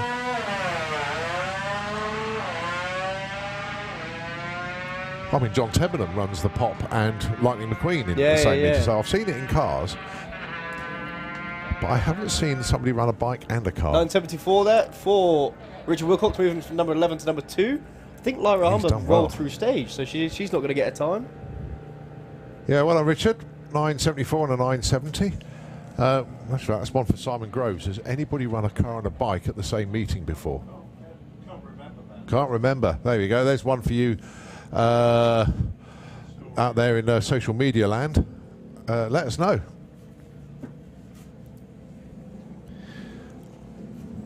Maggie Smallman, Jackson King. Maggie Smallman on the 2-step already before Jackson King's into stage. There you a little bit keen. So looking for a 10.55 for Maggie and a 13.00 looking for that for Jackson.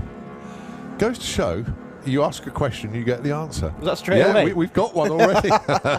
Thanks, Alice Shepherd. John Webster ran a bike for Tim Blakemore, right?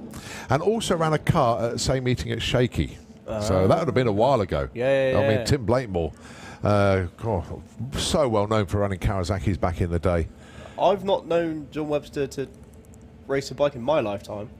He has. Is he? Yeah. Well, he obviously has, because we've just been told. But, yeah, excellent. Thanks for that one. Who else has been in touch? Tony Morris, the other side of the pond. Good to hear from you. Probably sunning it in Florida at the moment.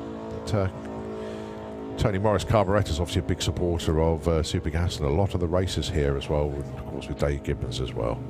So Harry Isaacs then looking for a 13.00, goes through to a 12.56. Yeah, he's broken out slightly there. To be fair, usually I'd say to Tony that I was jealous of him being in Florida, but right now I don't think I am. I think I'm quite happy saying it. Yeah. Next up then, Alia Lester. #1 qualifier at the moment as well. Let's not forget that. Oh yeah, looking for the 13.20. She's run over 13.25 before, so looking for a little bit of improvement on that.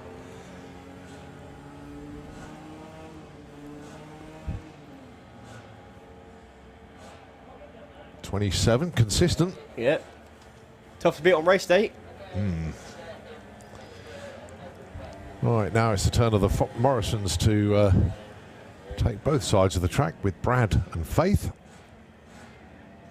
I do like Faith's technique to get off the start line. Oh, running with the bike. Yeah. Obviously, only a small little engine in that bike there, so with Well, it's the only really 50cc, don't Yeah. forget. So as the years progress, obviously bigger engine in and go quicker. But then having said that, Brad's on a 50cc as well. problem is with that track being so sticky, it actually hinders but these yeah, little but bikes. JB and JBM, so different setups. Well, that would mean Yeah, that Faith should be faster though. Yeah, it'll come round. Oh, problems there for Brad. Oh, he's off and running. Question is, will he catch Faith before the finish line? I don't think he's going to manage it. I think he will. It's going to be close. No. Nah. 19.00 for Faith though. Yeah. 2 seconds faster than she's been. Well, we don't actually know because there was no timing on Brad's lane. Oh, so, yeah. Could have done. yeah, good. It was definitely close though. Right, Holly King and Leah Morrison.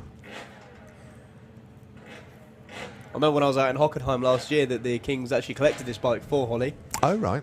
It's a lovely looking machine. She is your previous champion in the class. I think Yeah. she was the event winner in Hockenheim as well. Yeah, she's a double champion. Well, a actually. British event Yeah. winner in Hockenheim, that is. So she's looking for a 19. I'm used to saying 19s now. A 9.30 for her. I guess an 11.30. In fact, Lee is out front. I think Ollie's going to get back around Yeah. 10.67. Yeah, but Leah Morris has leapt in front of Holly there. She goes up to #4, pushes Holly down to #5, her 11.54. Nice little run there. So Anouk Bergering and Grace Pollen, your next pair. They sit at 8 and 7 respectively. I think Grace must be the fastest one in the class with an 8.30. Well, that's what she's looking for. And 13.00 for Anouk.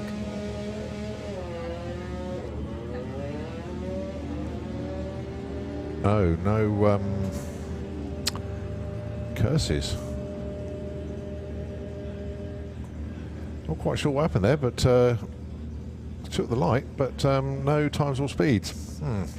I don't know if she did take the light. I don't think Didn't the she? tree ran before she left.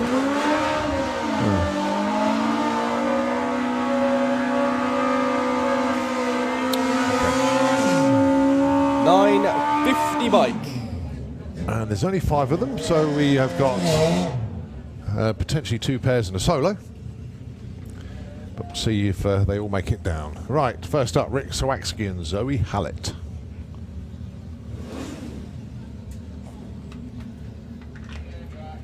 I don't think the question would be when the last time Rich won a championship would be. It was when he didn't. When was the last time he didn't win a championship? He's been racing for a long old time, and I think that #1 sticker is actually just part of the bike now. Yeah, it's airbrushed in, isn't it? Yeah. Just puts a bit of masking tape over it if it changes. Yeah. It gets it back the following year.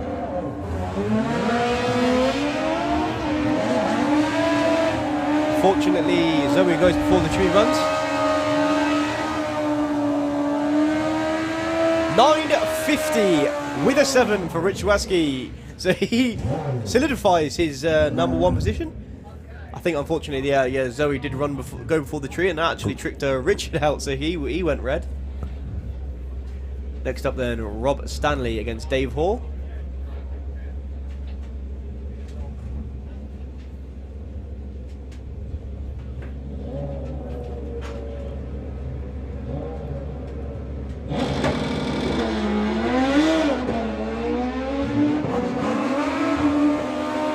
So a big red light then for Dave Hall.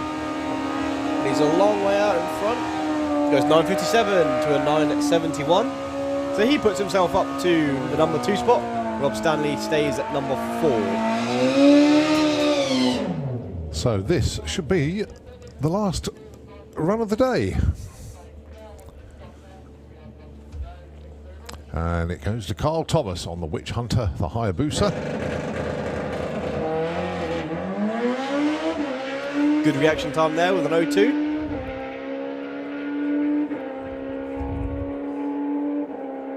9.48 with a 9, breaks out, so he stays at number 5. What a day. 20 past 7 on a Friday evening. The wind has given up. There's no flags hanging. The turbines have said, oh, well, there's no point in bothering. No. But what a day. Oh, incredible. You enjoyed it? Oh, I've loved it. It's been brilliant. I've had the best view in the house all day. Yeah. Well, we'll check out with everybody to see if you're any good or not. But no, well done today. Really good to have you up here today. And yeah, we'll invite you back tomorrow. So please come up. Oh, I'll be here. And join us again tomorrow. Ladies and gentlemen, those of you that are still here, thank you ever so much indeed for joining us today. Our normal service will be resumed once again tomorrow, as we continue qualifying here at the Springspeed Nationals, and it'll be Q4, and it'll be Junior Dragster, the first class out tomorrow morning, followed by Pro ET and Super Pro ET. Don't forget, Fuelers Bar is open. Oh, some of the eateries are open as well. Have a really, really good evening. Enjoy the evening. So I think the temperature's going to drop again tonight, because that is a crystal clear sky at the moment. So when you've got no cloud cover, the cold comes in. So I've got to try and sort out the hot water in the caravan and find out why that's not working. But yeah, great evening, folks. Enjoy yourselves, and we will see you tomorrow. But once again, Thomas, well done today, mate. Absolutely brilliant, and really good to have you up here. So the three of us, of course, Daryl, Thomas, and myself, we'll see you again tomorrow. So we're going to sign off. Nitro FM 96.2 going to take over the airwaves. Good night. See you tomorrow. Cheers.